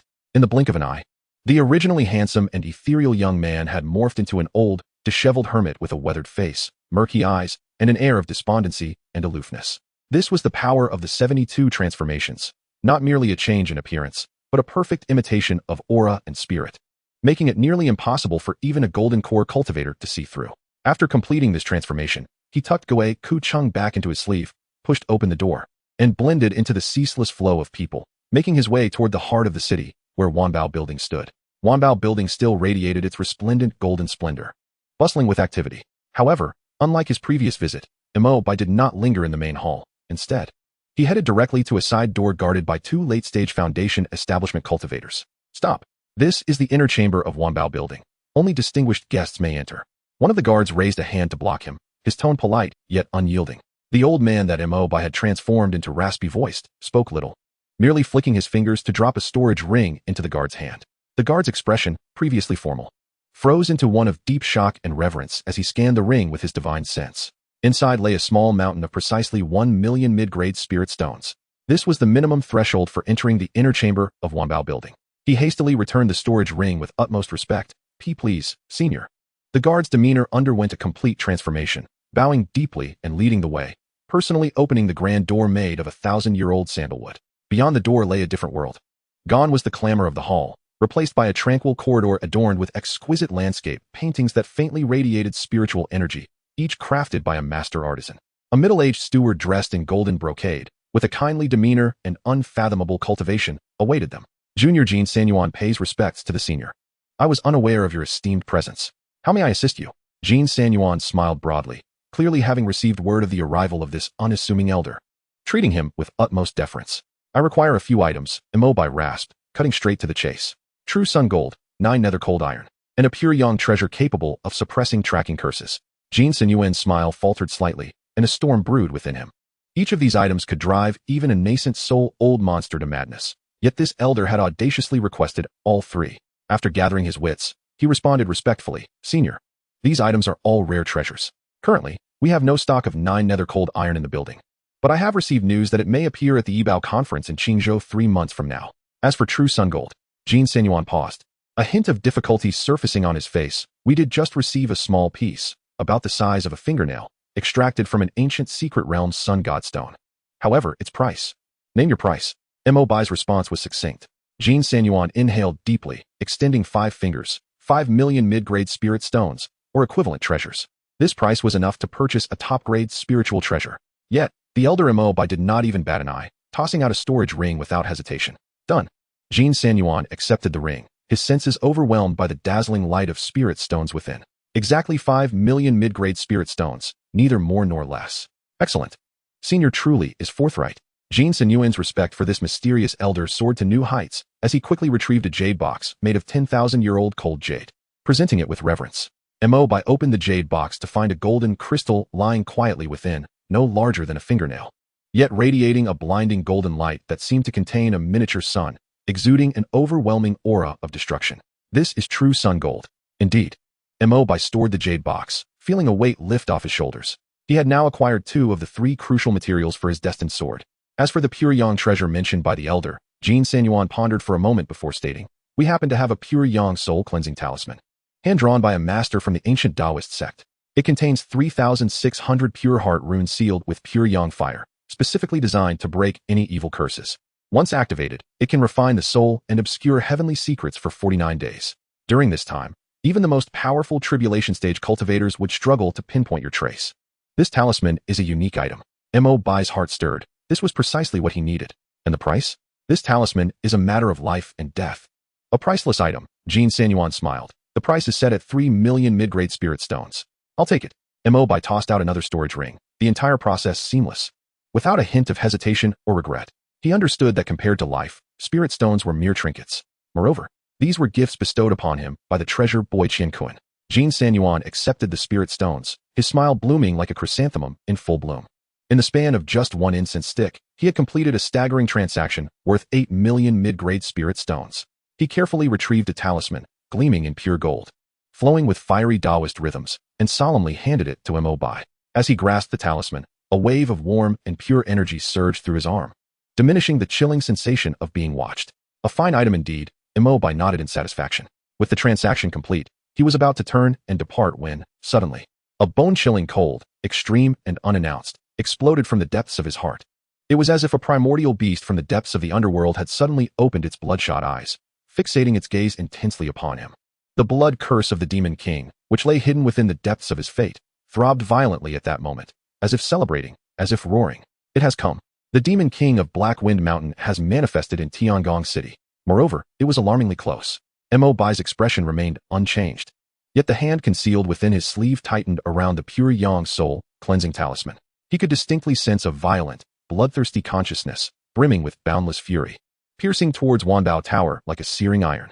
In the cabinet, the previously jovial Jin Sen Yuan's expression shifted slightly. He raised his head to gaze outside Wanbao Tower, feeling the unabashed, overwhelming demonic aura, his brow furrowing. What audacity! Which fiend dares to act so recklessly in Tiangong City? Clearly, he too sensed the anomaly.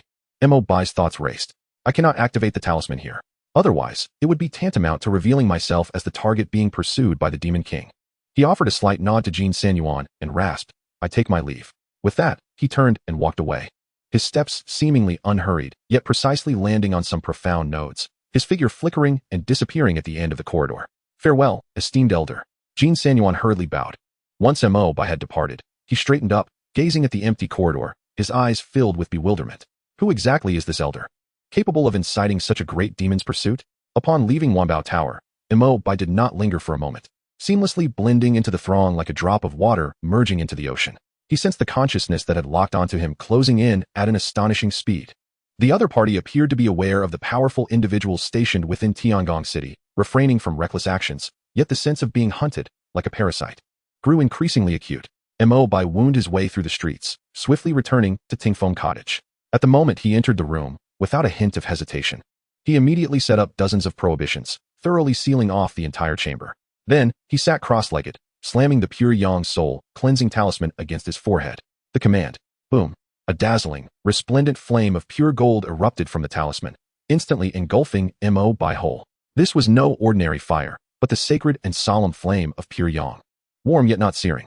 3,600 ancient heart-cleansing runes, like a swarm of golden tadpoles, soared from the flames, burrowing into Mo Bai's limbs and meridians, ultimately merging into his sea of consciousness, surging toward the ethereal depths of his fate. A roar, filled with unwillingness and fury, seemed to resonate from another dimension. Mo Bai clearly saw the blood-red curse entwined around his fate, shrieking in agony under the scorching of the pure yang flame and the refining of the heart-cleansing runes, visibly dimming and becoming illusory. Finally, with the last rune merging, the blood-red curse vanished completely, as if it had never existed. Simultaneously, in a certain location within the city, a pair of crimson beastly eyes suddenly snapped open. The sense of being locked onto was severed. Damn, this accursed human cultivator. How dare he erase this king's blood curse? A suppressed roar reverberated within a dark underground chamber, causing the entire space to hum ominously. Yet, you cannot escape. This king has already memorized your aura. Even if I must dig 3 feet into the ground, I will drag you out and swallow you whole. Inside Tingfeng Cottage, Mo Bai slowly opened his eyes, exhaling a long breath of turbid air. The prickling sensation of being watched had finally dissipated entirely. He glanced at his palm, where the talisman had turned to ash. 49 days. A glint of determination flickered in Mo Bai's eyes. This is my time. He chose not to flee Tiangong City, for he understood that evasion would not resolve the issue. Only by thoroughly eliminating the threat in its cradle could he secure his safety. He needed to utilize this precious 49 days to forge the fateful Tao sword capable of cleaving open the gates of heaven, facilitating a true transformation in his strength. Chapter 54, Secluded Refinement of Artifacts, The Talented Knock at the Door. As night enveloped the city, Tiangong City was both tense and relaxed. The inspections by the Divine Weapons sect continued, yet the intensity of the scrutiny had subtly lessened. After all, a commercial metropolis could not remain indefinitely under lockdown. The interests at stake were too vast. The true core of the storm had already returned to calm with the burning of the pure yang soul cleansing talisman. Within the tranquil chamber of Tingfeng Cottage, Mo Bai sat cross-legged, his demeanor as tranquil as a still pond. 49 days, he silently contemplated this number. Though it seemed lengthy, for cultivators accustomed to seclusions lasting several years, it was but the blink of an eye. Fleeing Tiangong City, that was the worst option. Although the Demon King of Black Wind Mountain had temporarily lost his trail, as long as he remained in this world, the wrath of that golden core demon would not subside. One could escape for a moment, but not for a lifetime. Doing so would only entrap one in a passive cycle of pursuit. The only way to break this impasse was to effect a qualitative leap in his strength within these 49 days. He needed to forge that Tao sword, capable of cleaving open the gates of heaven. Only by wielding a true blade could he possess the qualification to rewrite the game, overturning the roles of predator and prey. Refining the Tao sword was no trifling matter. The process would inevitably attract the spiritual energies of heaven and earth, resulting in tremendous phenomena. A guest house like Tingfeng Cottage, with its rudimentary formations and plethora of onlookers, was far from an ideal choice. He required a sanctuary that was absolutely safe and utterly secluded for his retreat. The following day, as dawn broke, Mo Bai once again transformed into the weathered visage of a wandering elder and departed from Tingfeng Cottage. He did not rush to achieve his goal. Instead, he first perused the largest cave-dwelling rental office in the city. Tiangong City, as the core of Suzhou, boasted a highly developed cave-dwelling rental business. From simple meditation rooms for qi refining cultivators to the top-tier cave dwellings capable of withstanding the full force of nascent soul cultivators, everything was available at transparent prices. Esteemed elder, are you looking to rent a top-tier cave dwelling? A flattering steward of the foundation establishment stage followed Mo Bai closely, his face full of deference. The elder's extravagant spending at Wanbao Tower yesterday had already circulated among the upper echelons of the city. Such a high-profile client was not to be treated with any negligence. I need one that connects to the main vein of the earth fire.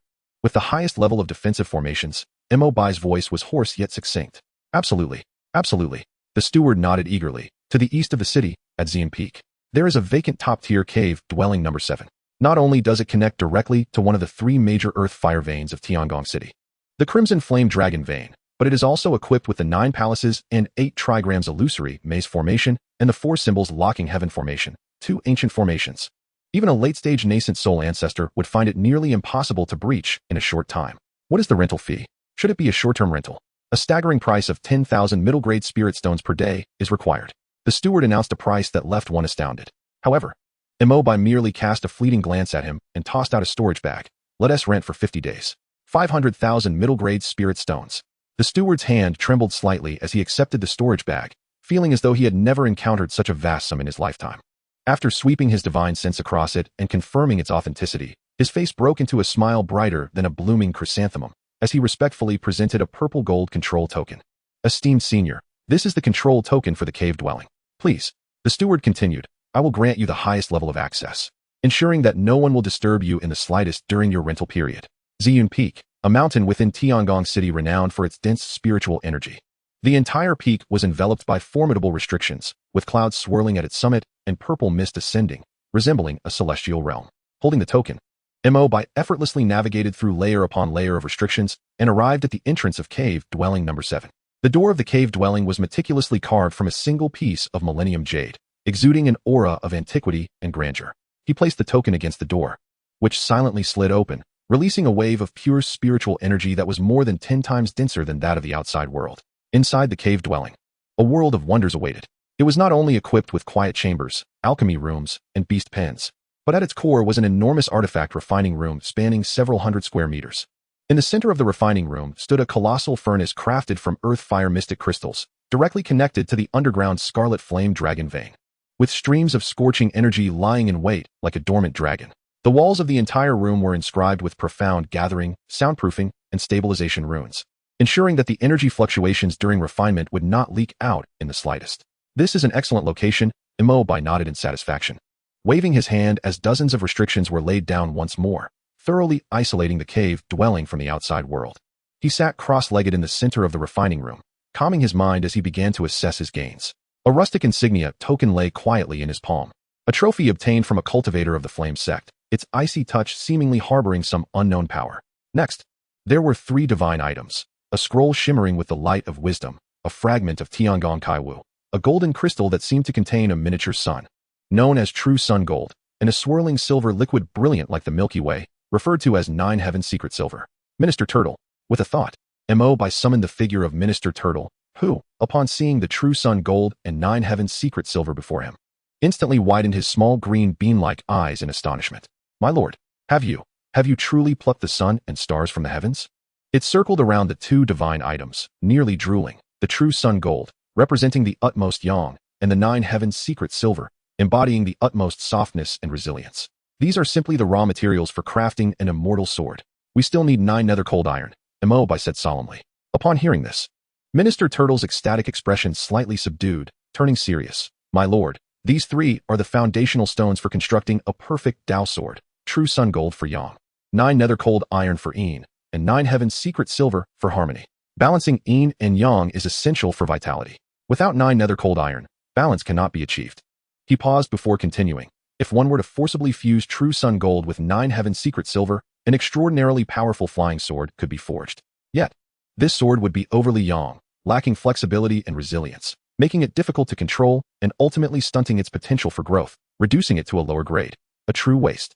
Mo Bai nodded. This aligned perfectly with his thoughts. His goal was to forge a sword that could accompany his growth and aspire towards the Tao. Thus its foundation must be impeccable. Therefore, in these 49 days, I do not intend to forge the sword. A glimmer of brilliance flashed in Mo Bai's eyes. What I aim to do is first thoroughly refine these 2 divine items, grasp their characteristics, and comprehend the overarching principles of artifact refinement within Tiangong Kaiwu. Once all preparations are complete, the day I acquire the 9 nether cold iron will be the day my Tao sword is born. This was a more prudent and sophisticated choice. My lord is truly wise. Minister Turtle exclaimed with genuine admiration. Without a moment's hesitation, Mo Bai placed the fragment of Tiangong Kaiwu before him, immersing his divine sense within, comprehending the ancient principles of artifact refinement word by word. The text contained profound insights, detailing everything from material identification, control of spiritual fire, to rune engraving and the forging of the weapon body, each aspect articulated with exquisite clarity, opening a new gateway to the path of artifact refinement for Mo Bai. 3 days later, Mo Bai slowly opened his eyes, filled with enlightenment. He took a deep breath, forming hand seals to draw upon the underground scarlet flame dragon vein. Boom. A muffled sound erupted as a dark red flame surged within the refining furnace, the terrifying heat instantly warping the air throughout the refining room. Mo Bai's expression turned grave as he cautiously placed a nail-sized piece of true sun gold into the furnace. However, even after an incense stick's worth of time had passed, and half an hour had gone by, the true sun gold remained unyielding under the searing flames, its brilliant golden glow showing no signs of melting. My lord, true sun gold is a divine item birthed deep within the core of the sun star. Ordinary earth fire, even the primary vein of earth fire, struggles to affect it in the slightest, Minister Turtle explained from the side. Mo Bai was not surprised. With a thought, he set the great pinnacle celestial technique into motion within his dantian, channeling purest essence of spiritual power through his meridians, coalescing it into a golden flame at his fingertips. This flame was the samadhi true fire he had condensed using his own Tao principles, though it was merely a nascent form. Its quality was far beyond that of earth fire. Go. Mo Bai flicked his fingers, and the samadhi true fire transformed into a streak of light, precisely landing within the refining furnace, attaching itself to the true sun gold. Buzz. It resonated as if a drop of cold water fell into boiling oil, causing the entire refining furnace to emit a violent hum. The once domineering earth fire appeared to bow before the samadhi true fire, submissively converging towards it, providing energy. Under the embrace of the samadhi true fire, the indestructible true sun gold finally began to slowly melt, droplets of molten gold resembling solar lava trickling down. This process was exceedingly slow and demanded an immense amount of spiritual power. Mo Bai dared not divert his focus for even a moment, wholly concentrating on controlling the samadhi true fire, meticulously refining the essence within the true sun gold. Time slipped away in this monotonous yet focused refinement. Meanwhile, outside Tiangong City, a white figure approached through the air. It was a woman, clad in snow-white garments, her flowing hair cascading like a waterfall, and her unadorned beauty was breathtakingly exquisite. Yet the cold aura she exuded seemed capable of freezing the very air around her. Her gaze was colder than a sword's edge and brighter than distant stars, fixated intently on an ice-blue jade pendant in her hand. The pendant emitted a faint yet urgent glow, its needle unwaveringly pointing towards the eastern direction of the city. This woman was none other than Han Bing, the proud daughter of the hidden family of Tian, in pursuit of her family's lost sacred relic insignia. She had traversed for months, finally tracking down a lead just days ago, locking her target onto Tiangong City. However, the recent lockdown imposed by the Divine Weapon sect had caused her to temporarily lose the trail, until just moments ago, when the jade pendant in her hand suddenly erupted with unprecedented brilliance, the unique aura emanating from the sacred relic insignia now clearer than ever. A figure is wielding powers associated with sacred artifacts. Han Bing's silhouette flitted through the city like a streak of light, eluding the gaze of all the guards, and made her way directly towards the Ziyun Peak in the eastern part of the city. The protective array surrounding Ziyun Peak could thwart golden core cultivators. Yet it was no match for a top-tier prodigy like her, well-versed in the art of breaking formations. She glided like a wisp of smoke, silently bypassing the restrictions, ultimately halting before the entrance of the cave dwelling numbered Tianzi number 7. The jade talisman in her hand radiated with an intense brilliance, humming incessantly. This was the place. A flicker of uncertainty passed through Han Bing's icy gaze. She could distinctly sense that within the cave, alongside the familiar aura of her family's sacred artifact, there was another presence, a terrifying surge of pure, unyielding energy that sent shivers down her spine. This power was pure, domineering, as resplendent as the sun itself. seemingly capable of incinerating all evil in the world.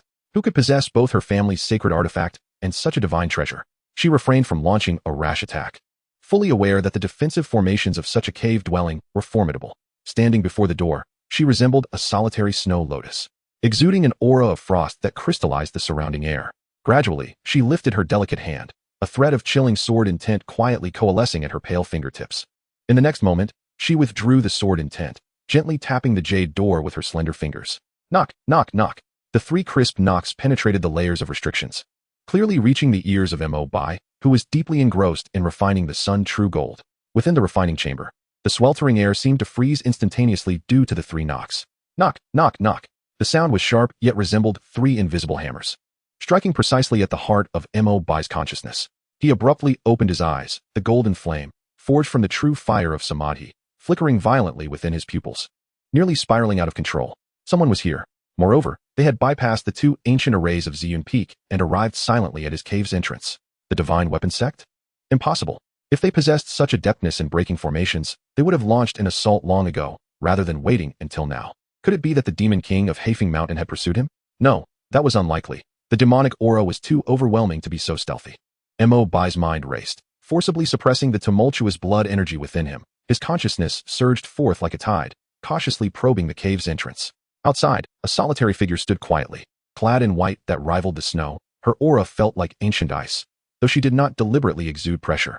The chilling intensity emanating from her very essence sent a bone-chilling cold through Mo Bai's senses. Golden core stage. Moreover, her foundation was robust, her power far exceeding that of an ordinary golden core prodigy. Mo Bai's gaze immediately fell upon the ice-blue jade pendant in her hand, its brilliance intensifying, its source pointing directly at him. He instantly recalled that ancient emblem acquired from the storage bag of a Liuhua sect cultivator, which Gu Keqing had warned might attract trouble. Trouble, after all, had come knocking. Master, this woman harbors ill intentions. Gu Keqing's voice resonated within Mo Bai's mind, laden with unprecedented gravity. This aura was pure, sharp, and could not possibly belong to a disciple cultivated by an ordinary sect. Mo Bai did not respond. He took a deep breath, altering his hand gestures and forcibly withdrawing the flickering samadhi, true fire from the sun true gold, returning it to his dantian. The golden liquid that had been on the verge of melting instantly solidified again, a surge of violent energy rebounding, causing Mo Bai to taste blood in his throat. Yet he resolutely swallowed it down. At this moment, he could not afford to show weakness. Who might you be? Why do you disturb my tranquility? Mo Bai switched to a voice that was aged and hoarse, transmitting his inquiry through the restrictions with an air of indifference. Outside, Han Bing's delicate brows furrowed slightly. This voice sounded frail and old, starkly contrasting with the overwhelming energy she sensed. Was it a disguise, or was there another presence within the cave? She refrained from wasting words, her voice as cold as ice crystals falling on jade. You have taken something that does not belong to you. Return it, and I shall consider this incident as though it never occurred. Her tone was placid, yet carried an undeniable command. Mo Bai scoffed inwardly. What an imperious woman. I am unaware of what you speak, he replied nonchalantly. This place is the official cave of Tiangong City, shielded by the Grand Array. If you have no urgent matters, I kindly ask you to leave swiftly, lest you bring misfortune upon yourself. The formation? Han Bing's lips curled into a frosty smile. It may protect you for a time, but it cannot shield you for eternity. I shall say this once more. Return my family's sacred artifact, or when I break this formation, what you will face will not merely be the return of the item. As her words fell, an overwhelming sword intent surged skyward. The sword intent, sharp and unyielding, manifested as an ethereal ice sword, spanning the heavens above Ziyun Peak, causing the temperature of the entire eastern district of Tiangong City to plummet by several degrees. Countless cultivators were roused by this terrifying sword intent, gazing in astonishment at the sky. What an incredible sword intent. Which sword master has descended? Within the cave? Mo Bai's expression shifted slightly. What a formidable intimidation. This woman was not only powerful, but also exceptionally astute. She was creating an atmosphere, applying pressure on him, while simultaneously warning all potential onlookers within Tiangong City. This place had caught her eye. It seemed this woman was no ordinary individual. Regardless of whether he could match her in battle, should a conflict arise here, his concealed identity and the divine treasures he possessed would be laid bare under the glaring sun. At that point, it would not merely attract a golden core prodigy, but rather an ancient nascent soul expert, or even a divine transformation master. He had to minimize the ramifications. Mo Bai pondered for a moment, already calculating his response. Very well, I can permit you to enter. His voice resonated once more. But on what basis do you claim that I have taken your belongings? Han Bing replied coldly. The sacred artifact of my family possesses its own sense of awareness. You need only allow me to take a glance, whether it is or is not, will be immediately evident. Allow you to search my cave and my belongings? You have quite the audacity. Mo Bai's tone suddenly turned severe. I care not for your origins. Should you wish to enter this door, you may. But it must be according to my rules. What rules? We shall establish a 3-strike agreement. Mo Bai spoke slowly, his voice imbued with a confidence that belied his aged appearance. You attack, I defend, you shall make 3 moves. If within those 3 moves you can force me to retreat even a half step or inflict any injury, I shall submit to your will. However, if after 3 moves I remain unscathed, you shall depart immediately and swear a great oath to never pursue this matter again. His words fell heavily, laden with the weight of a gamble. Outside, Han Bing was momentarily taken aback. She had envisioned countless possibilities. The opponent might stubbornly resist, feign bravado, or even call upon their backing, yet she had never anticipated such an audacious wager. With her status as a golden core prodigy, who among her peers would dare to claim they could withstand her 3 strikes without faltering? Who exactly was this individual? A true ancient master, or merely a madman bluffing? A flicker of curiosity and battle intent danced in her cold eyes. Very well, I accept your challenge, she declared, as she withdrew her sword intent. The pervasive chill in the air vanished without a trace. Mo Bai's eyes sparkled with brilliance. This was the outcome he desired. With a flourish of his sleeve, the millennial-old jade door of the cave silently slid open inward. Before Han Bing stood a stooped figure, his face weathered, as if he were a loose cultivator on the verge of returning to the earth. As Han Bing stepped into the cave, her gaze met Mo Bai's. And at that moment, time seemed to stand still. Their eyes locked, creating an atmosphere thick with tension. Han Bing beheld a pair of murky, yet unfathomable eyes, while Mo Bai was struck by the breathtaking beauty of her visage, which was as frigid as it was enchanting, capable of freezing the very soul. Shall we begin? Han Bing's crimson lips parted, devoid of any superfluous words, as her right hand deftly grasped a long sword, sculpted entirely from what appeared to be ice crystals, resting at her waist. Please, Mo Bai replied, hunching slightly, his hands concealed within his sleeves, resembling a flickering candle in the wind. Buzz! The sound of the sword echoed. The first strike was devoid of any embellishment. A streak of blinding white light, akin to lightning cleaving the night sky, instantly traversed the space between them, aimed directly at Mo Bai's brow. This strike was pure sword intent, locking onto its target, unavoidable and insurmountable. However, just as the blade was about to make contact, Mo Bai's seemingly decrepit form dissipated like smoke, vanishing without a trace.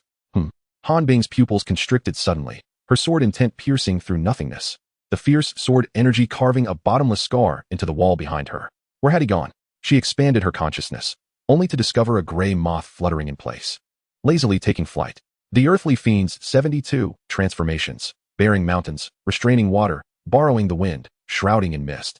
Each change was all-encompassing, and transforming into a mere moth was but the most trivial of manifestations. How intriguing! Han Bing snorted coldly, sheathing her sword, yet her aura intensified rather than diminished. The second strike.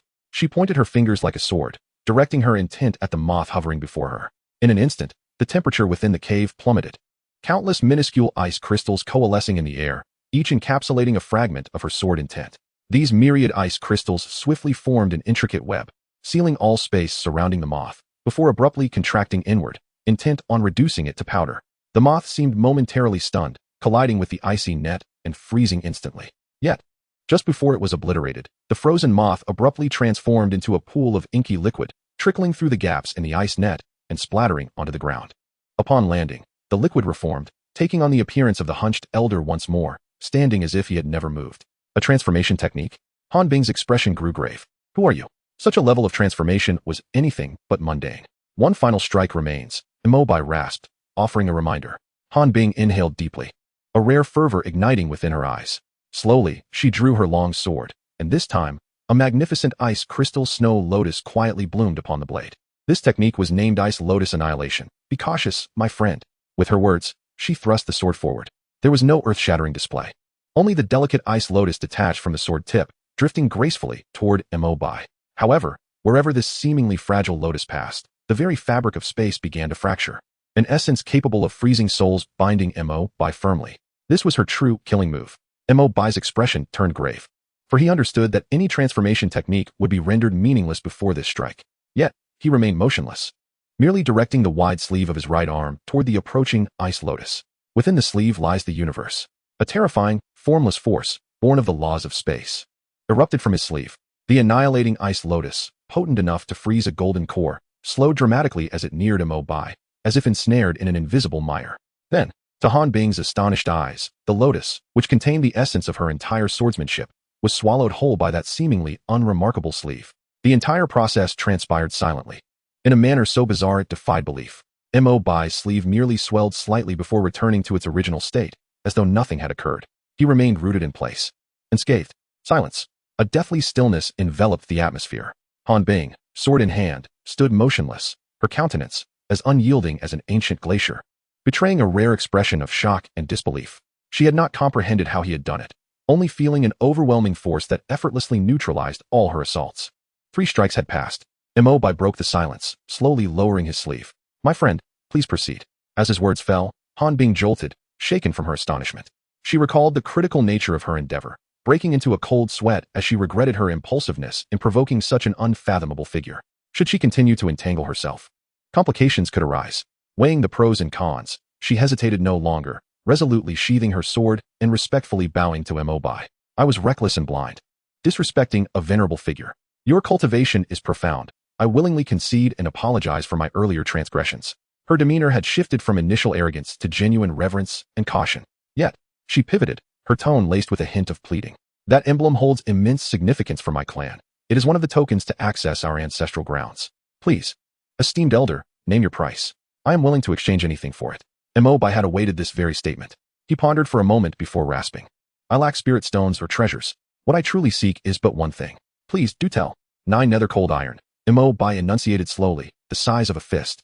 Aged over 10,000 years. If you can procure it, this emblem shall be yours. 9 nether cold iron? Han Bing initially froze. Then a glimmer of delight flickered in her eyes. Though rare, her clan had an ample collection within their city. Please, esteemed elder, wait 2 days. I shall retrieve it forthwith.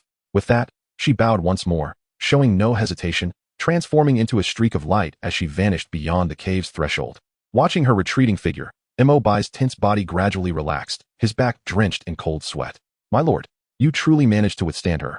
The figure of Gue Kuching appeared, filled with a sense of gratefulness and admiration.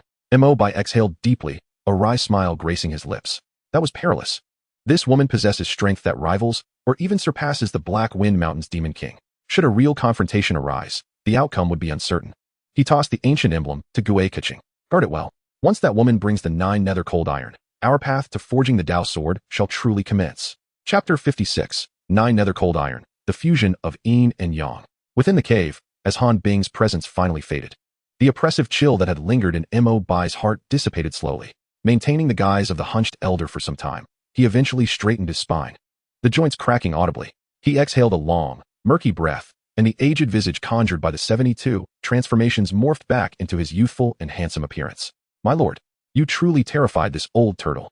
Gue Kuching materialized from behind a jade stone, his small eyes wide with lingering fear and admiration. He patted his own shell, still shaken. That young lady's sword made my soul feel as though it would freeze, even through the restrictions. How could you dare to wager such a bet with her? What if her third strike was not the ice lotus, but a self-detonation of her life-s treasure? That would be. Mo Bai cast a fleeting glance at it before approaching the stone bed, settling down in a cross-legged position. He spoke calmly. If it were a genuine battle, I might not fear her. However, to engage in conflict here is the least desirable course of action. As he spoke, he began to channel the great immortal technique, restoring the turbulent mana that had been disrupted by the abrupt cessation of his artifact refinement and the forceful confrontation with the ice lotus. The seemingly easily devoured ice lotus was, in truth, a formidable presence. At the moment of the divine might's entry, a wave of sword intent capable of freezing the primordial spirit surged violently within his sleeve space. Had it not been for the inexhaustible power of the great immortal technique, which far surpassed its peers, dissipating the thread in time, he might have temporarily rendered his arm useless. Your wisdom is unparalleled, my lord. Gue Kuching immediately showered him with flattery. Old turtle comprehends now. You are employing psychological tactics. First, with bold words to seize her will, and then with unfathomable powers to shake her resolve, transforming her initial arrogance into caution, ultimately compelling her to comply with our terms. Mo Bai remained non-committal, calmly analyzing. This woman possesses a lofty spirit and is a true daughter of heaven. To deal with such a person, mere concessions will only embolden her. It is imperative to display an overwhelming strength that instills awe, thus earning the right to converse as equals. Moreover, she comes solely to reclaim a sacred artifact from her clan, harboring no deep-seated vendetta against me. If I propose a trade, it serves as a means for her to gracefully withdraw. Gue Kuching nodded repeatedly, thoroughly impressed by Mo Bai's cunning. Their master, not only possessing extraordinary strength, had a mind as intricate as a cunning spirit. Despite being barely 20, his demeanor was seasoned, reminiscent of an ancient demon lord. However, Gu Keqing's tone shifted to one of gravity. This woman's power is truly terrifying. Even in the early stages of the Golden Core, her sword intent could likely overpower the average late-stage practitioner. My lord, if you face her in the future, please exercise utmost caution. I understand. Mo Bai opened his eyes, a fleeting gleam of brilliance flashing within. She is formidable, yet I have not exerted my full strength. The speed of the Nimbus Cloud, the infinite transformations of the 72 changes, and my ultimate killing move remain untapped. The Pact of 3 moves, while seemingly perilous, is well within my control. This is not merely a gamble to defuse a crisis. It is a rare opportunity for self-assessment. Through engaging with a prodigy of Han Bing's caliber, he has gained a clearer understanding of his current strength and the might of his mythical abilities. In the following 2 days, the eastern district of Tiangong City returned to its former tranquility. The terrifying sword intent that had surged skyward became a topic of discussion among countless practitioners, who speculated about which sword master had descended, yet none were privy to subsequent events. Meanwhile, the Ziyun Peak cave dwelling, the epicenter of the incident, fell silent without a whisper. During these 2 days, Mo Bai meticulously calibrated his essence, energy, and spirit to their most optimal state. On the morning of the 3rd day, a familiar icy aura materialized outside the cave dwelling right on schedule. This time, there was no overwhelming pressure, only 3 polite knocks at the door. Mo Bai waved his hand to open the cave's grand entrance, still appearing as the elderly hermit. Han Bing stood outside, garbed in white, gracefully nodding to Mo Bai as a form of greeting. Her expression remained stoic, yet her gaze held less sharpness and more curiosity and solemnity. Senior, I am grateful for your trust. She wasted no words, directly producing a jade box intricately carved from 10,000-year-old profound ice. As the box opened, an intense chill rushed forth, causing the temperature in the artifact refinement chamber to plummet, with thick frost forming on the walls. Within the box lay a fist-sized metal piece, as black as ink. It seemed to absorb all surrounding light, devoid of luster yet emanating a bone-chilling aura. Mo Bai merely brushed it with his mana, feeling as if that chill could freeze his very essence. Such pure 9 nether cold iron, Gu Keqing exclaimed with gleaming eyes. Its age undoubtedly exceeds 10,000 years. And judging by its quality, it must originate from the core veins of the 9 nether realm. Truly a remarkable treasure. Mo Bai's heart stirred as well. The quality of this item surpassed his expectations by a significant margin. It seemed the hidden family's foundation was indeed unfathomable. He nodded subtly, retrieving the ancient emblem and flicking it, sending it to Han Bing with a steady flight. She accepted it, verifying its authenticity before solemnly placing it within her storage ring. Having achieved her primary objective, she felt a sense of relief. Senior, she said as she secured the emblem. May I dare to inquire if you require this 9 nether cold iron for crafting a treasure of Inyang properties? Mo Bai's aged eyelids lifted slightly, his voice gravelly as he replied, It is of no concern to you. I assure you, I harbor no ulterior motives. Han Bing seemed to anticipate his reaction, her tone remaining calm. I merely wish to remind you that the fusion of 9 nether cold iron with the utmost yang material is fraught with peril. The clash of yin and yang powers can lead to destruction if one is not careful. Our clan's ancient texts record an ancient refining technique known as ice and fire coalescence, which can significantly enhance the success rate. If you would not mind, I could provide you with a copy of this method as an added benefit to our transaction, fostering goodwill. Mo Bai was taken aback. He had not expected this seemingly aloof woman to extend an olive branch.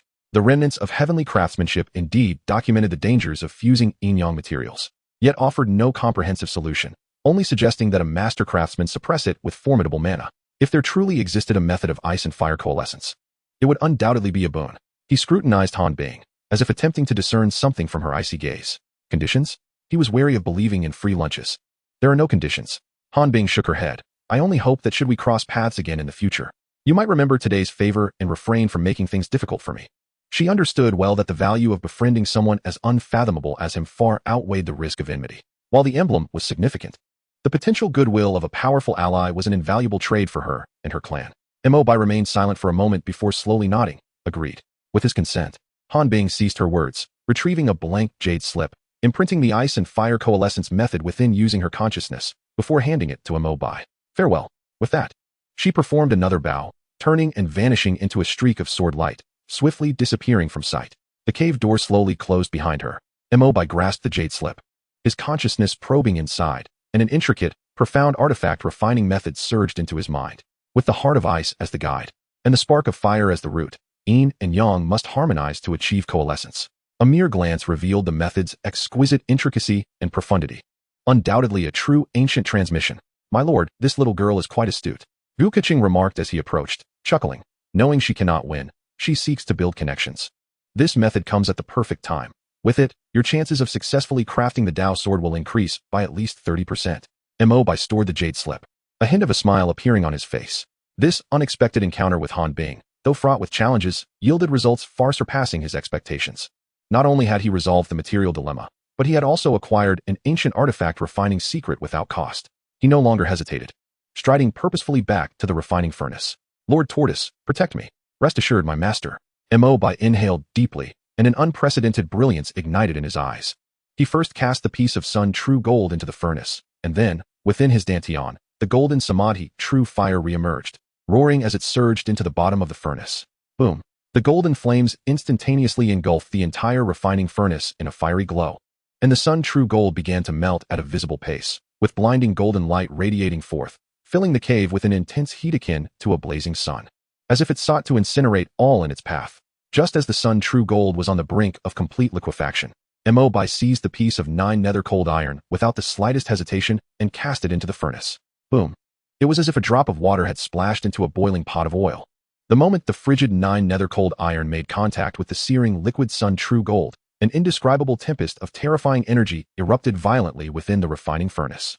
The black and gold forces, starkly contrasting, clashed furiously, causing the entire furnace to tremble violently, emitting an unbearable buzzing sound. Countless mysterious runes flickered on the furnace walls, as if they might shatter at any moment.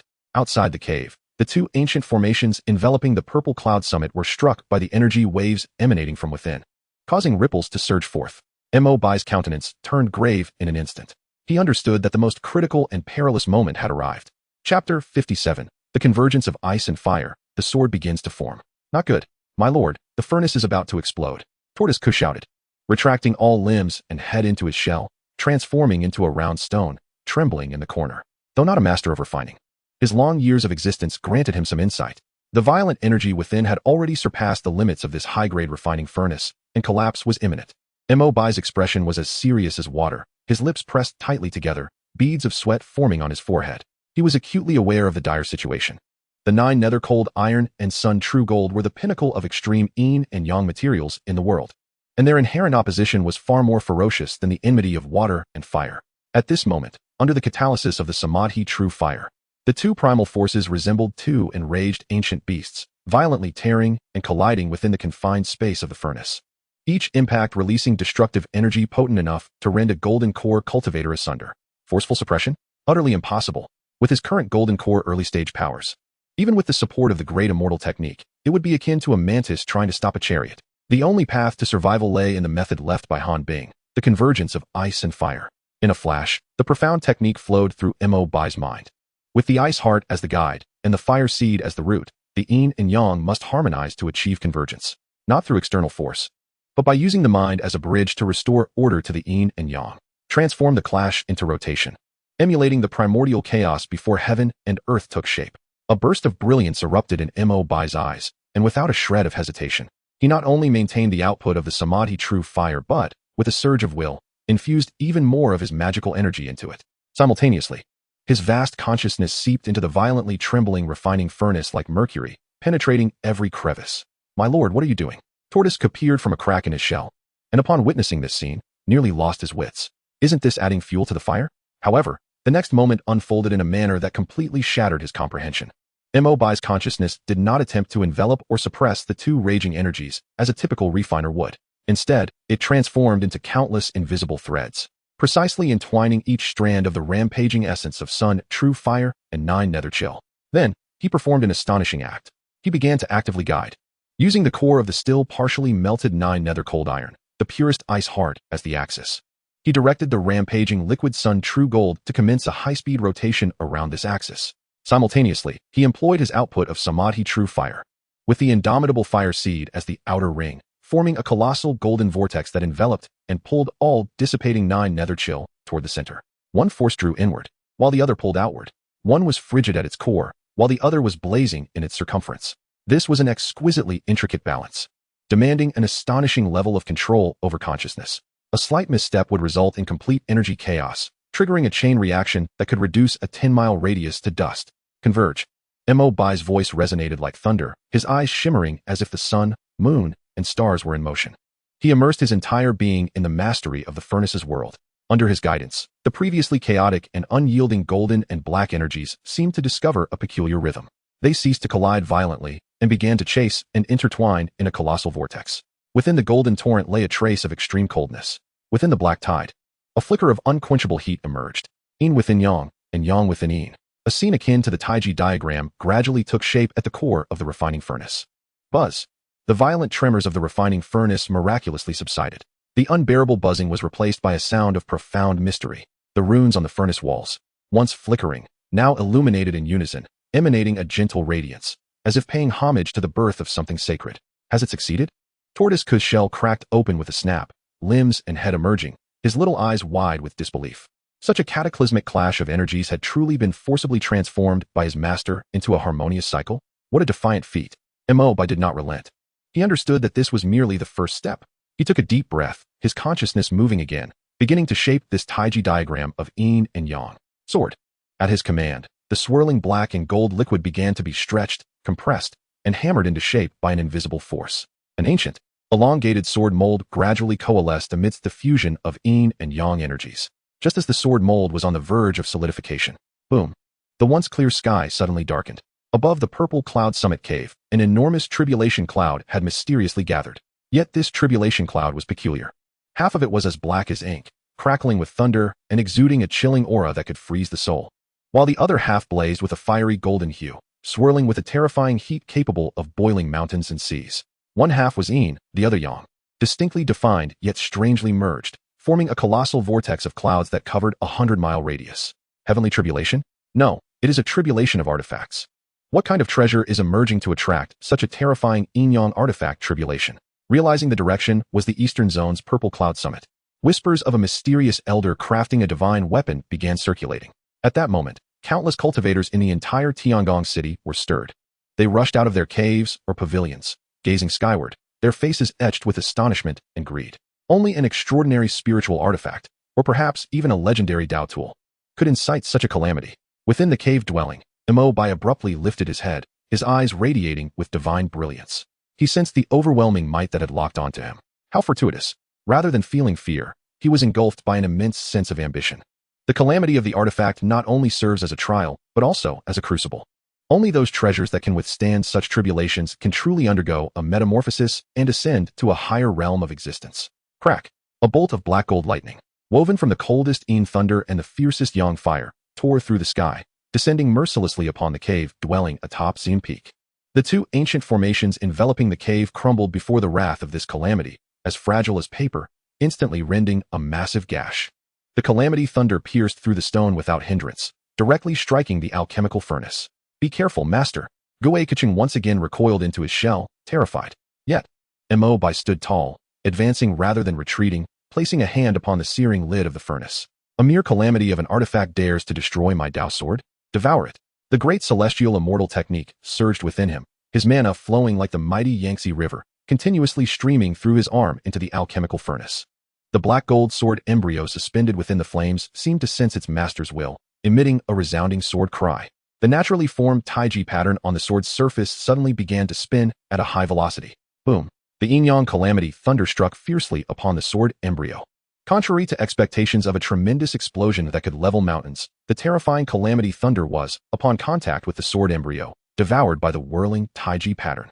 The sword embryo trembled violently, its body shimmering with alternating black and gold hues, as if digesting the immense energy. Crack, crack, in the skies above. Seemingly incensed by this spectacle, two even thicker bolts of yin-yang calamity thunder descended in quick succession. The more that comes, the more nourishment for my sword. Mo Bai laughed maniacally, fully unleashing his mana to consume the two bolts of calamity thunder.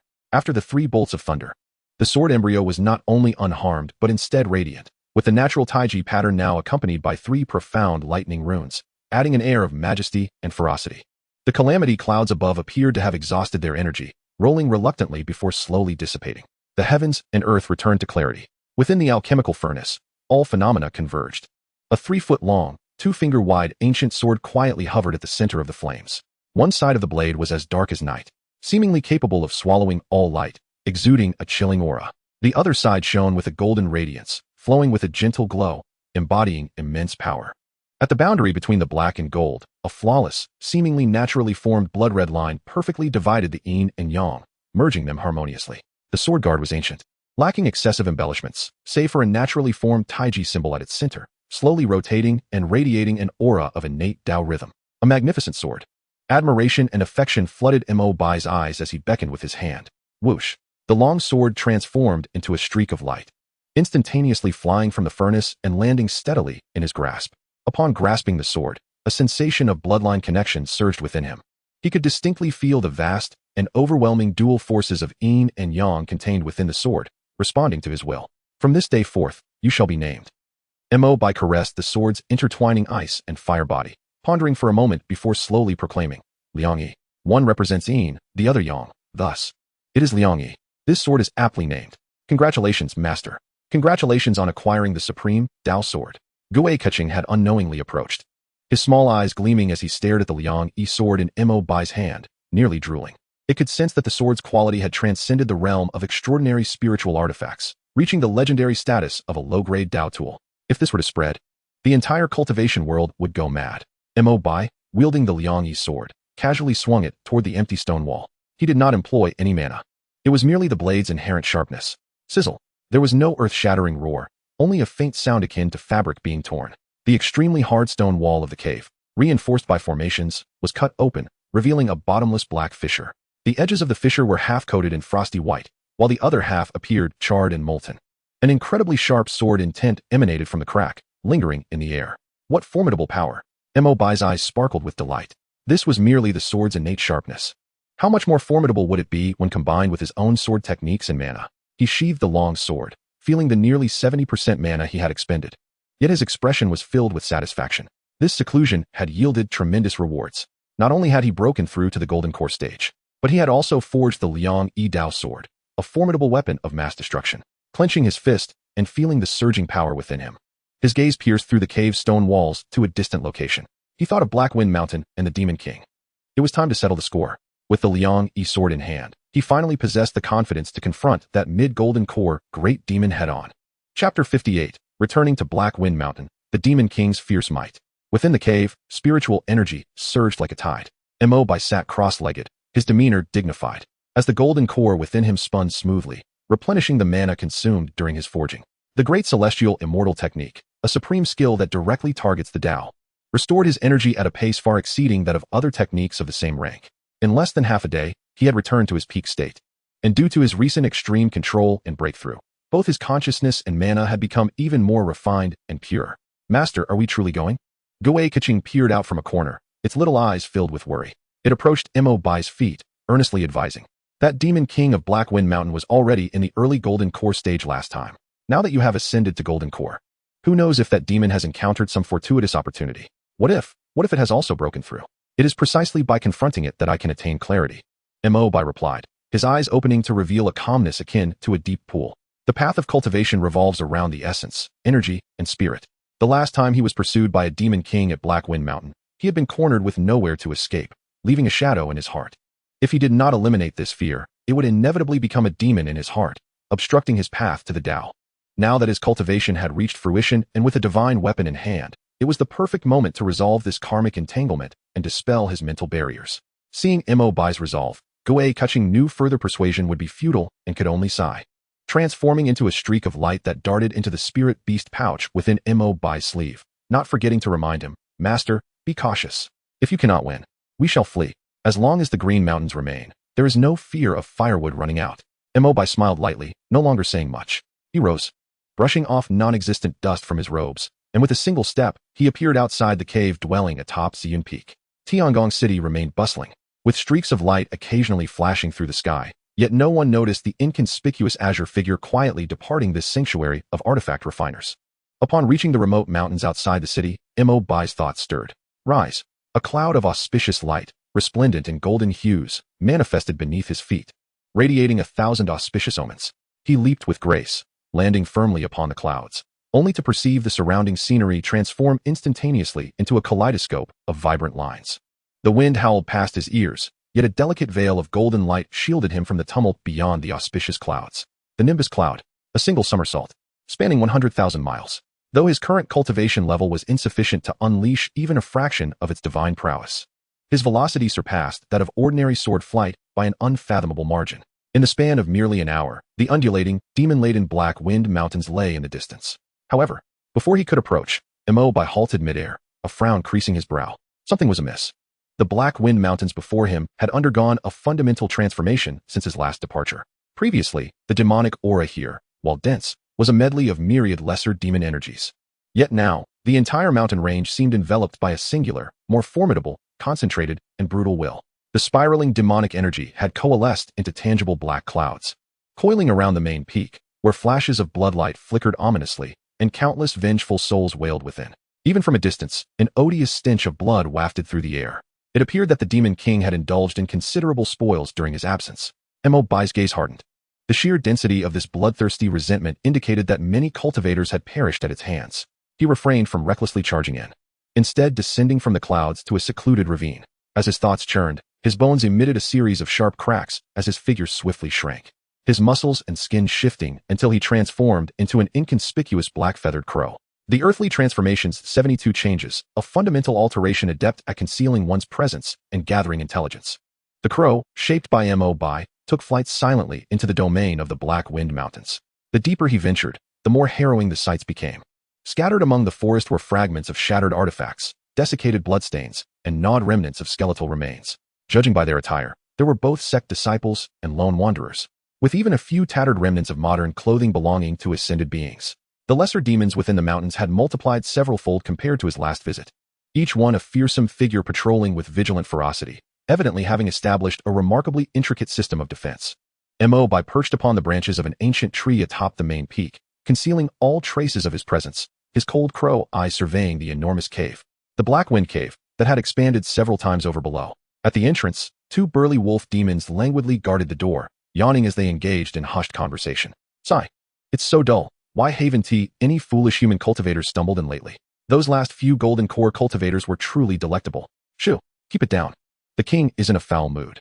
The elder from that fire sect we captured a few days ago had bones too tough. He ground his teeth on them, and the king tore him apart. There's still a stench of blood lingering in the cave. Who told him to overestimate his worth? Ever since that little thief made off with the spirit herb, our king has thrived, devouring several waves of treasure-seeking cultivators.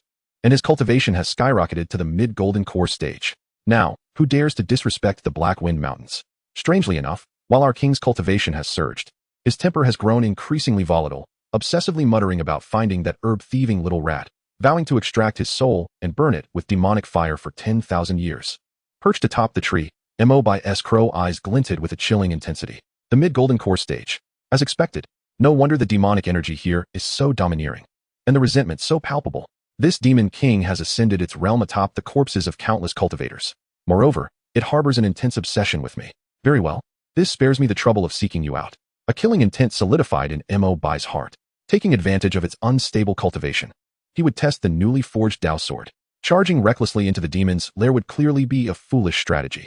This demon king had been entrenched here for years, with untold traps and contingencies within its cave, not to mention the multitude of lesser demons as its wings. Should he fall into that snare, he would be rendered exceedingly passive. He must lure it out. Mo Bai's mind raced, and a plan swiftly crystallized. He stealthily departed from the main peak, spiraling around the Black Wind Mountains, ultimately selecting a perilous canyon as his battleground. Here, two mountains flanked a narrow passageway, strewn with bizarre rocks. An ideal locale for an ambush. Having chosen his battleground, Mo Bai landed behind a massive boulder, dispelling his transformation spell to reveal his true form. He did not immediately release his aura, but instead sat cross-legged, gradually adjusting his state, honing his essence to its pinnacle. Simultaneously, his consciousness spread like an invisible web, enveloping the entire canyon, imprinting every stone and inch of earth into his mind. After a stick of incense burned, Mo Bai's eyes suddenly snapped open, a flash of brilliance igniting within.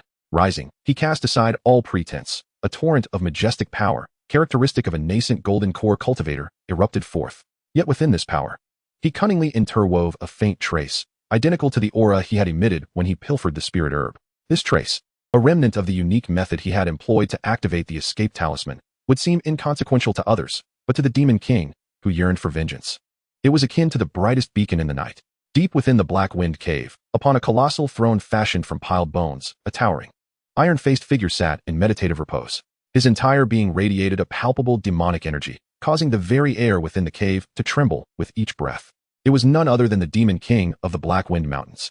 At the moment Mo Bai unleashed his aura, the Demon King's tightly shut eyes suddenly burst open. Two beams of blood-red ferocity shooting forth, piercing through a nearby sturdy stone slab, leaving behind two unfathomable holes. This aura, it's him. The Demon King erupted from his bone throne, his massive form nearly shattering the cave's ceiling. He released a deafening roar that reverberated with boundless rage and ecstasy. Ha!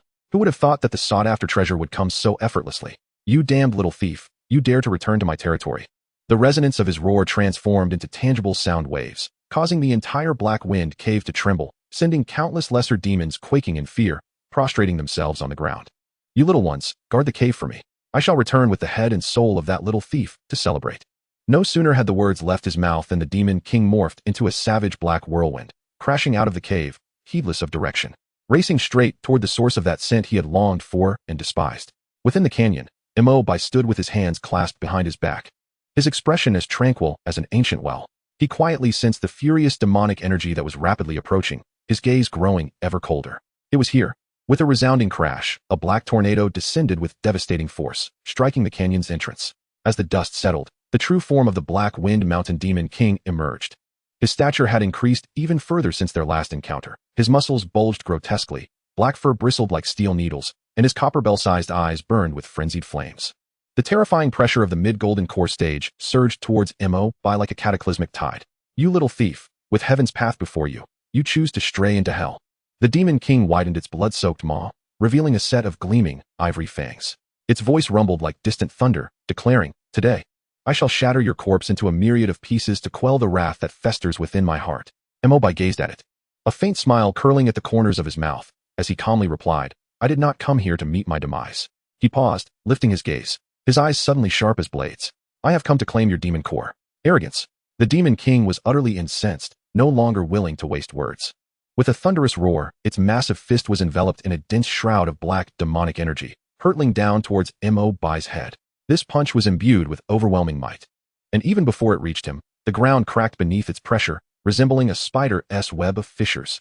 Yet, in the face of such a blow capable of shattering mountains, Mo Bai neither flinched nor retreated. As the black fist was about to connect with him, he slowly raised his right hand. A vibrant glow erupted from his palm. An ancient long sword materialized in his grasp.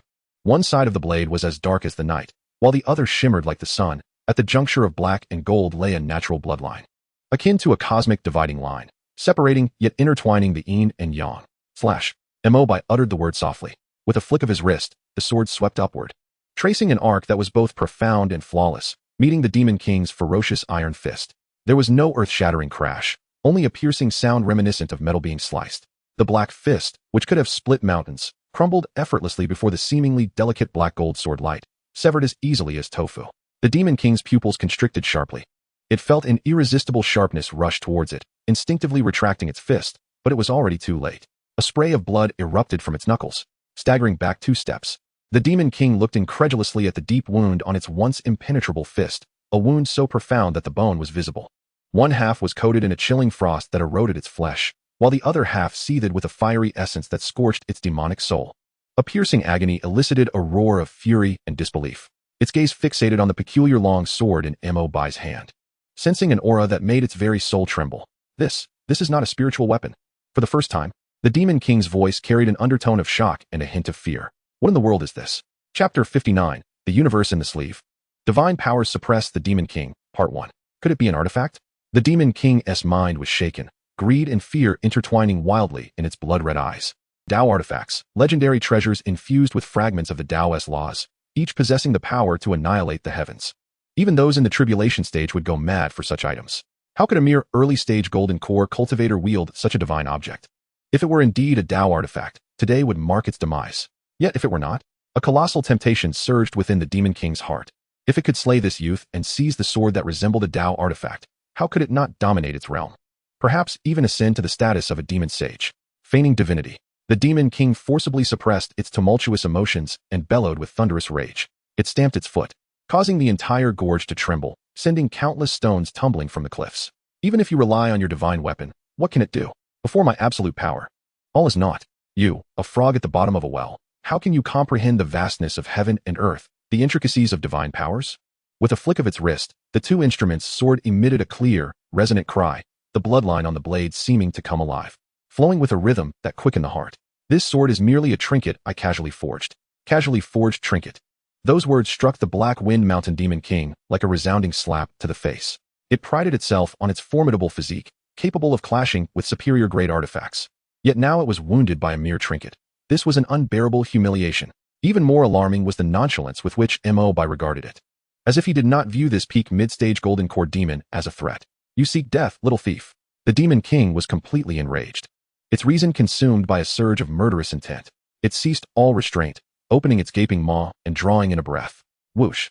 The spiritual energy within a radius of several miles, along with the essence of the mountainous flora and the malevolent energy of the earth, was all devoured by it. Its already imposing form swelled further, black demonic runes emerging on its skin, a terrifying surge of power coalescing within its chest. Demonic fury, roar of the heavens. Boom. A visible wave of black sound energy, composed of pure demonic power and malevolence, erupted from the Demon King's mouth like a deluge bursting through a dam. The air distorted as it passed, rocks shattered, and the cliffs on either side of the gorge were stripped away, emitting a screeching sound as though they might collapse at any moment. This was no mere sonic attack, but a divine technique containing the power of the laws. Unfazed by this cataclysmic strike, Mo Bai maintained his composure. He lightly tapped his toes against the ground, his form resembling a feather, drifting backward. Yet his speed was astonishing. A golden afterimage flickered in place, and the violent black sound wave crashed down where he had just stood, creating a horrifying pit several dozen feet deep. The Demon King's eyes widened in disbelief. Such speed. It had not even seen how the opponent moved. Before it could react, Mo Bai's figure appeared like a specter at the far end of the gorge, hundreds of feet away, as if he had teleported. In the face of this vicious assault, Mo Bai remained serene. Not only did he not retreat, but he also took a step forward, gently shaking the two instruments' sword in his hand. Yin and Yang reveal. The sword glimmered with an intense duality of black and gold. He did not employ any complex sword techniques, but simply thrust the sword forward towards the epicenter of the black malevolent wind. Hiss, hiss, hiss. An uncanny scene unfolded. The raging black malevolent wind, upon contact with the tip of the two instruments' sword, appeared to confront its nemesis. The sword's dark side radiated an extreme chill, freezing the vengeful souls within the wind into crystalline ice, rendering them powerless to howl or wreak havoc. Meanwhile, the sword's golden side exploded with a pure, sun-like yang force, instantly evaporating and purifying the foul demonic energy within the wind. One yin, one yang. Life and death intertwined. A seemingly simple sword light encapsulated the supreme principle of mutual generation and restriction, an endless cycle. In merely 3 breaths, the black malevolent wind, which could leave mid-tier golden core cultivators in disarray, was cleaved apart by the two instruments' sword, dissipating into 2 wisps of azure smoke, vanishing without a trace. How is this possible? The Demon King's eyes nearly bulged out. This black malevolent wind was one of its signature divine techniques, invincible in its wake, having claimed countless cultivators' lives. Yet, it had been so effortlessly dispelled by the opponent. This sword certainly harbors secrets. I do not believe your powers can endure much longer. The Demon King was now fully enraged. It abandoned its ranged techniques, opting instead to engage in melee combat, the very arena it took pride in. Demon transformation. It roared fiercely, its form swelling once more under the enveloping miasma of demonic energy, transforming in the blink of an eye into a towering behemoth, standing 3 zhang tall. With a face as green as jade, fangs protruding menacingly, and its entire body clad in a coat of black scales. Its aura surged ominously, brushing against the threshold of the late golden core stage.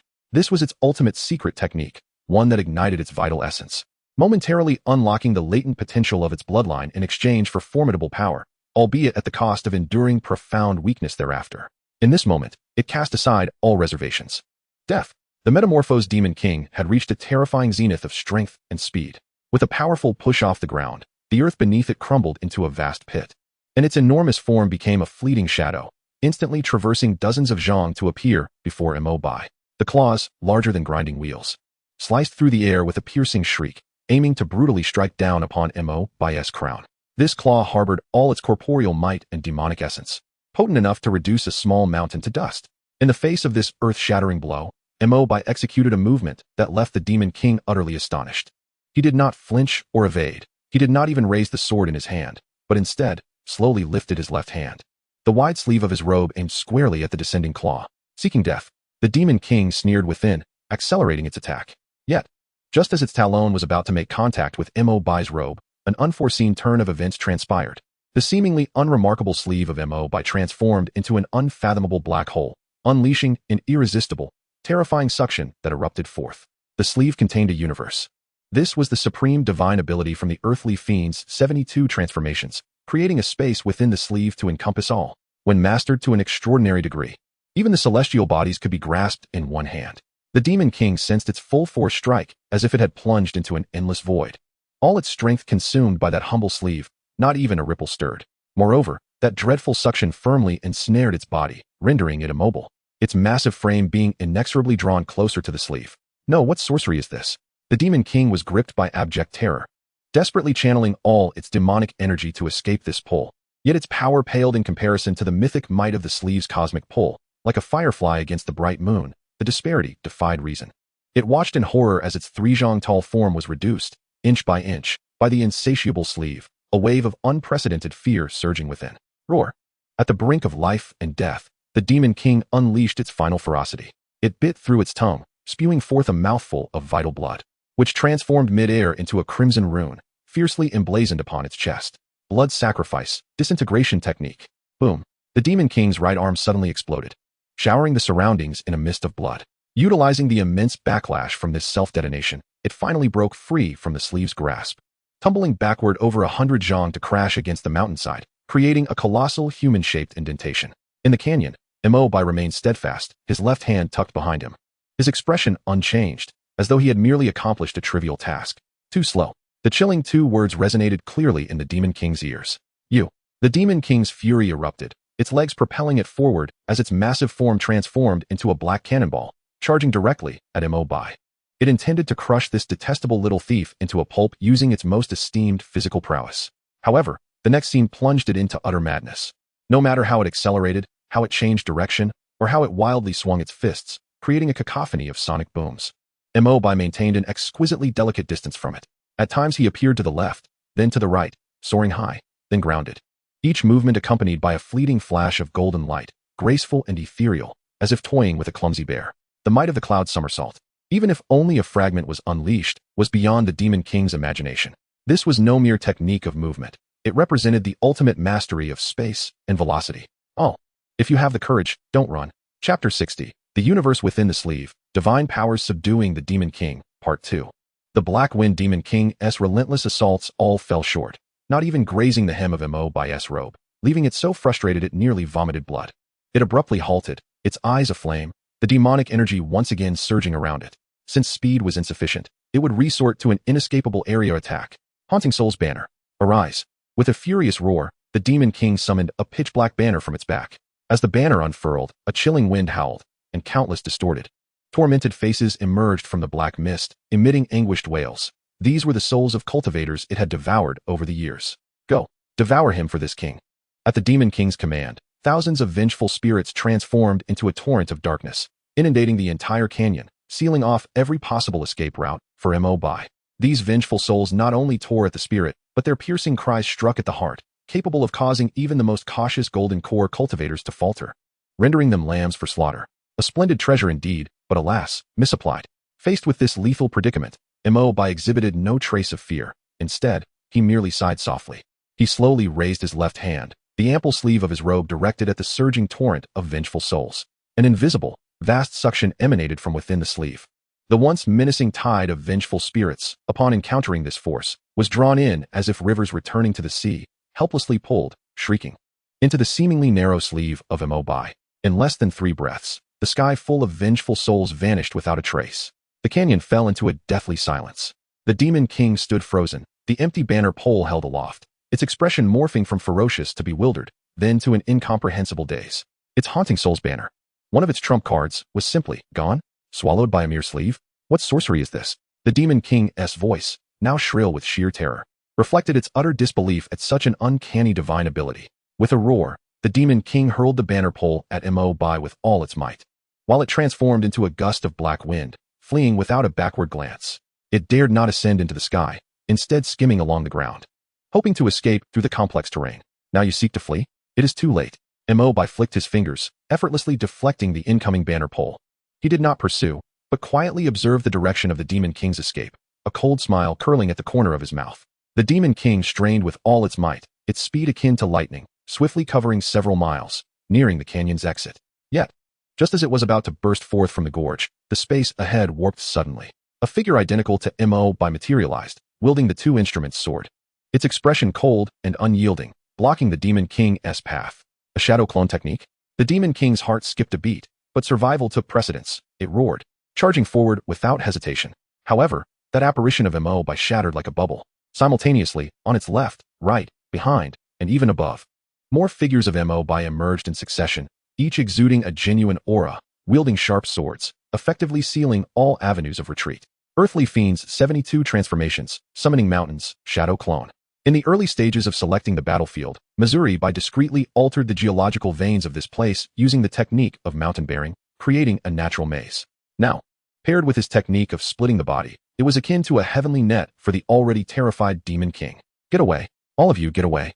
The Demon King had completely succumbed to madness, wildly attacking the phantoms around it, its demonic energy radiating chaotically, turning the canyon into a scene of devastation. Yet it could never break free from this encirclement. At the moment when its mind was most disordered, a profound sense of imminent danger descended upon it from above. The true Mo Bai had appeared above it, his gaze as calm as an ancient well, the two instruments sword in his hand radiating an unprecedented brilliance. It all ends here. With those words, the sword was already upon it. This strike bore no flamboyant swordplay, only sheer speed and sharpness. The blade shimmered with black and gold hues, embodying the harmonious essence of yin and yang, transforming into a line of law that separated life and death. Aimed directly at the Demon King's celestial gate. No, the Demon King sensed the breath of death and let out a desperate roar, unleashing its demonic power without reserve, forming a heavy shield of black, demonic energy above its head. This was its final line of defense. However, before the two-instrument sword, all of this was in vain. With a swish, the shield, capable of withstanding a full-force strike from a high-grade magical artifact, crumbled like a fragile sheet of paper, effortlessly pierced by the sword's tip. The flash of light from the sword penetrated the Demon King's head, exiting from its jaw.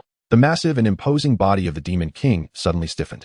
There was no eruption of blood, for half of the wound was instantly frozen by the power of utmost yin, while the other half was incinerated into charred remains by the power of utmost yang.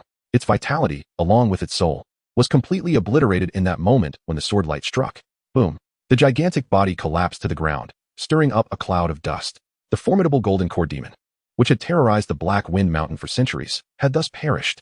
Mo Bai descended slowly from the Somersault cloud, standing beside the Demon King's corpse. He extended his right hand and grasped the air above the Demon King's abdomen. A black, fist-sized inner core, exuding pure demonic energy, burst forth from the body and fell into his hand. This was a mid-golden core demon core, brimming with immense energy. Whether used for alchemy or direct absorption, it was a potent supplement.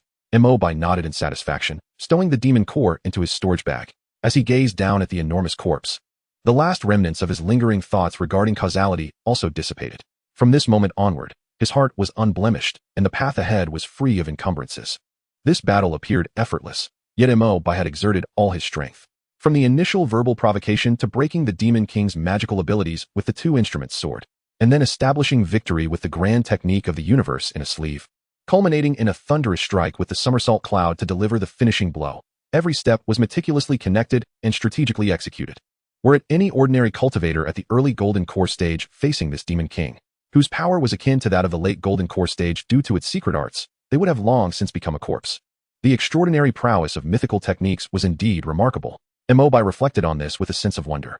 He did not hasten to leave, but instead approached the dent in the mountainside caused by the Demon King's final struggle.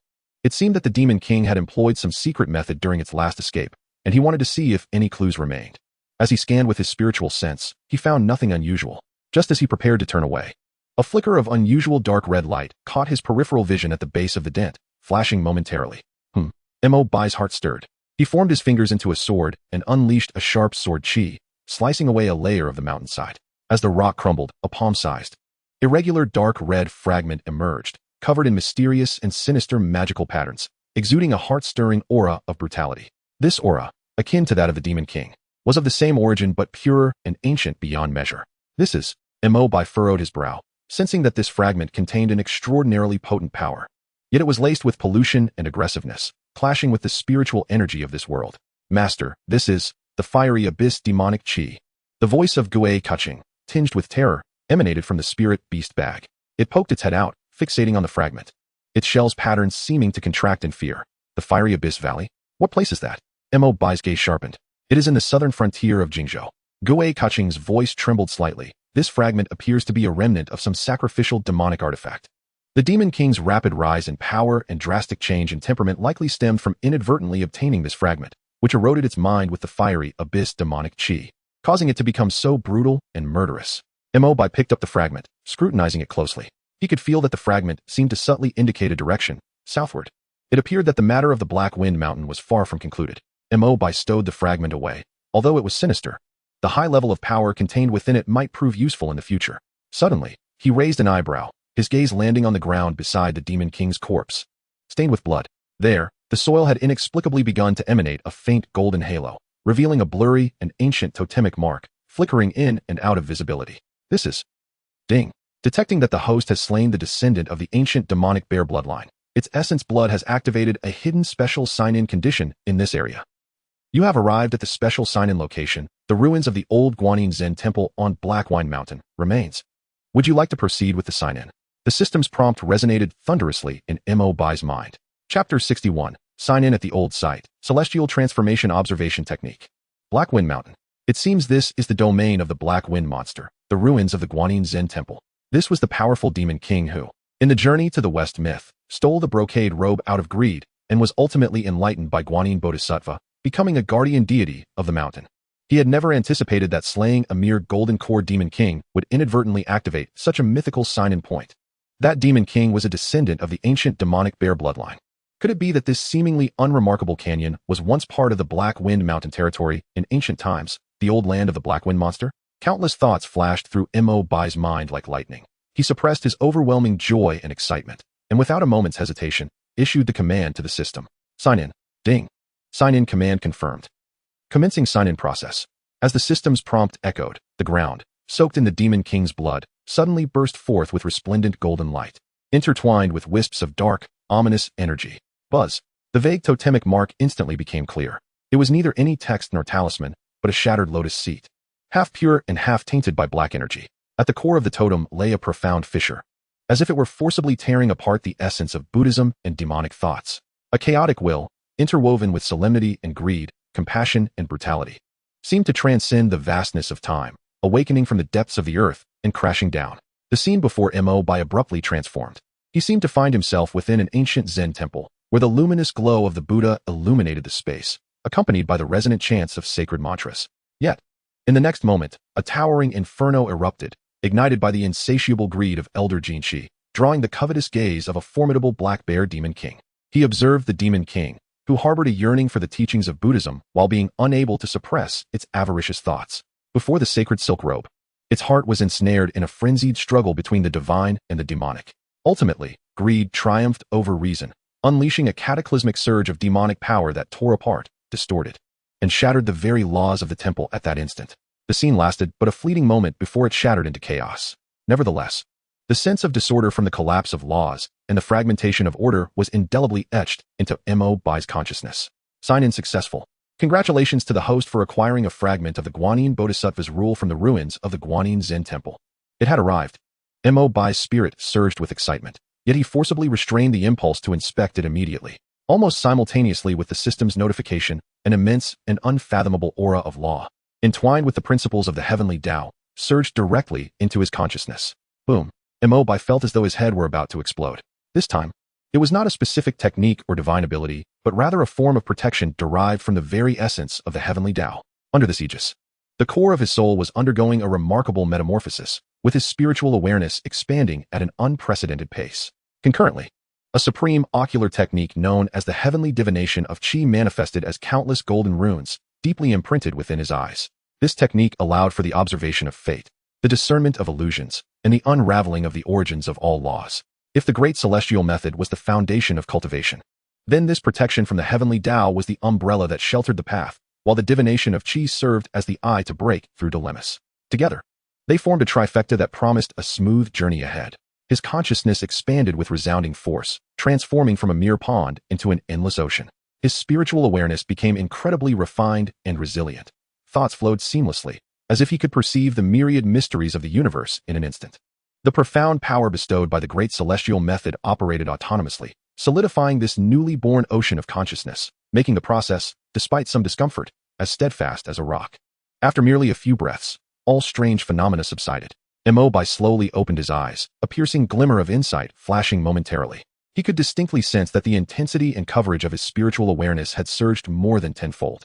At this moment, with a sweep of his mind, he could clearly perceive the movements of the wind and grass, the crawling of ants, all within a 100-mile radius, as if nothing could escape his perception. What an enigmatic protection from the heavenly Tao, what a wondrous divination of Qi. Mo Bai marveled within, and with a subtle shift of thought, he activated the divination of Qi. In an instant, the world transformed before his eyes. The flow of spiritual energy between heaven and earth, the alignment of mountains and rivers, and even the lingering malevolent energy surrounding the Demon King's corpse became vividly visible as swirling streams of varying colors. This was merely the rudimentary grasp of the technique. Delving deeper into his consciousness, he discovered a golden seal, formed from the laws of the heavenly Tao, quietly suspended before him. This was the information regarding the next sign-in point. With a thought, the seal shimmered faintly, and a surge of clarity flooded his mind, pointing him towards a specific direction, eastward. Towards the rising sun, in the direction of the East Sea coastline. Mo Bai's gaze sharpened. The great celestial method granted him profound power. The protection of the heavenly Tao shielded his spirit, and now, with the ability to foresee opportunities through the divination of Qi, he felt an unprecedented sense of security. Grounded in power, wielding awareness, and discerning the celestial mechanisms, this was the true path to enlightenment. In the future, he could rely on boundless power to subdue formidable foes, or, with his extraordinary awareness, navigate safely through perilous situations. Among his peers, who could rival him? Regaining his composure, Mo Bai began to tend to the battlefield. Without a moment's hesitation, he approached the massive corpse of the Demon King, and with a swift motion of his expansive robe, he commanded, "Collect." The spatial pocket within his sleeve activated, drawing in the mountain-sized carcass, along with the scattered flesh and blood, leaving not a trace behind. The corpse of this golden core demon was laden with treasures. Bear hide could be crafted into armor, bear bones could be refined into weapons, and bear gallbladder was a primary ingredient for healing elixirs. None of it should go to waste. Having completed this, he turned his attention once more to the dark red fragment he had acquired from the mountainside. With the blessing of the heavenly Tao and his heightened perception, his awareness of energy had improved drastically. Now, as he scrutinized the fragment, he could clearly discern a faint yet indelible spiritual imprint, imbued with qualities of immortality. Entwined within the savage demonic energy, a trace that surely did not originate from this realm. It seemed that this Demon King had not stumbled upon this object by chance. Rather, it was deliberately chosen as a test subject by the demonic cultivators of the Abyss of Flames. Mo Bai's gaze turned cold. The machinations of the demonic path were indeed devoid of moral restraint. Safeguarding the fragment, he cast a final glance over the entire gorge. With a series of hand gestures, he unleashed streams of magical energy, causing the stones to tumble and redirecting the river, effectively burying all traces of the battle. Once this was accomplished, he lightly pushed off with his toes, transforming into a slender beam of golden light, silently soaring into the sky, racing towards the distance, far from Hafeng Mountain. With matters here resolved, the cycle of cause and effect had been cleared.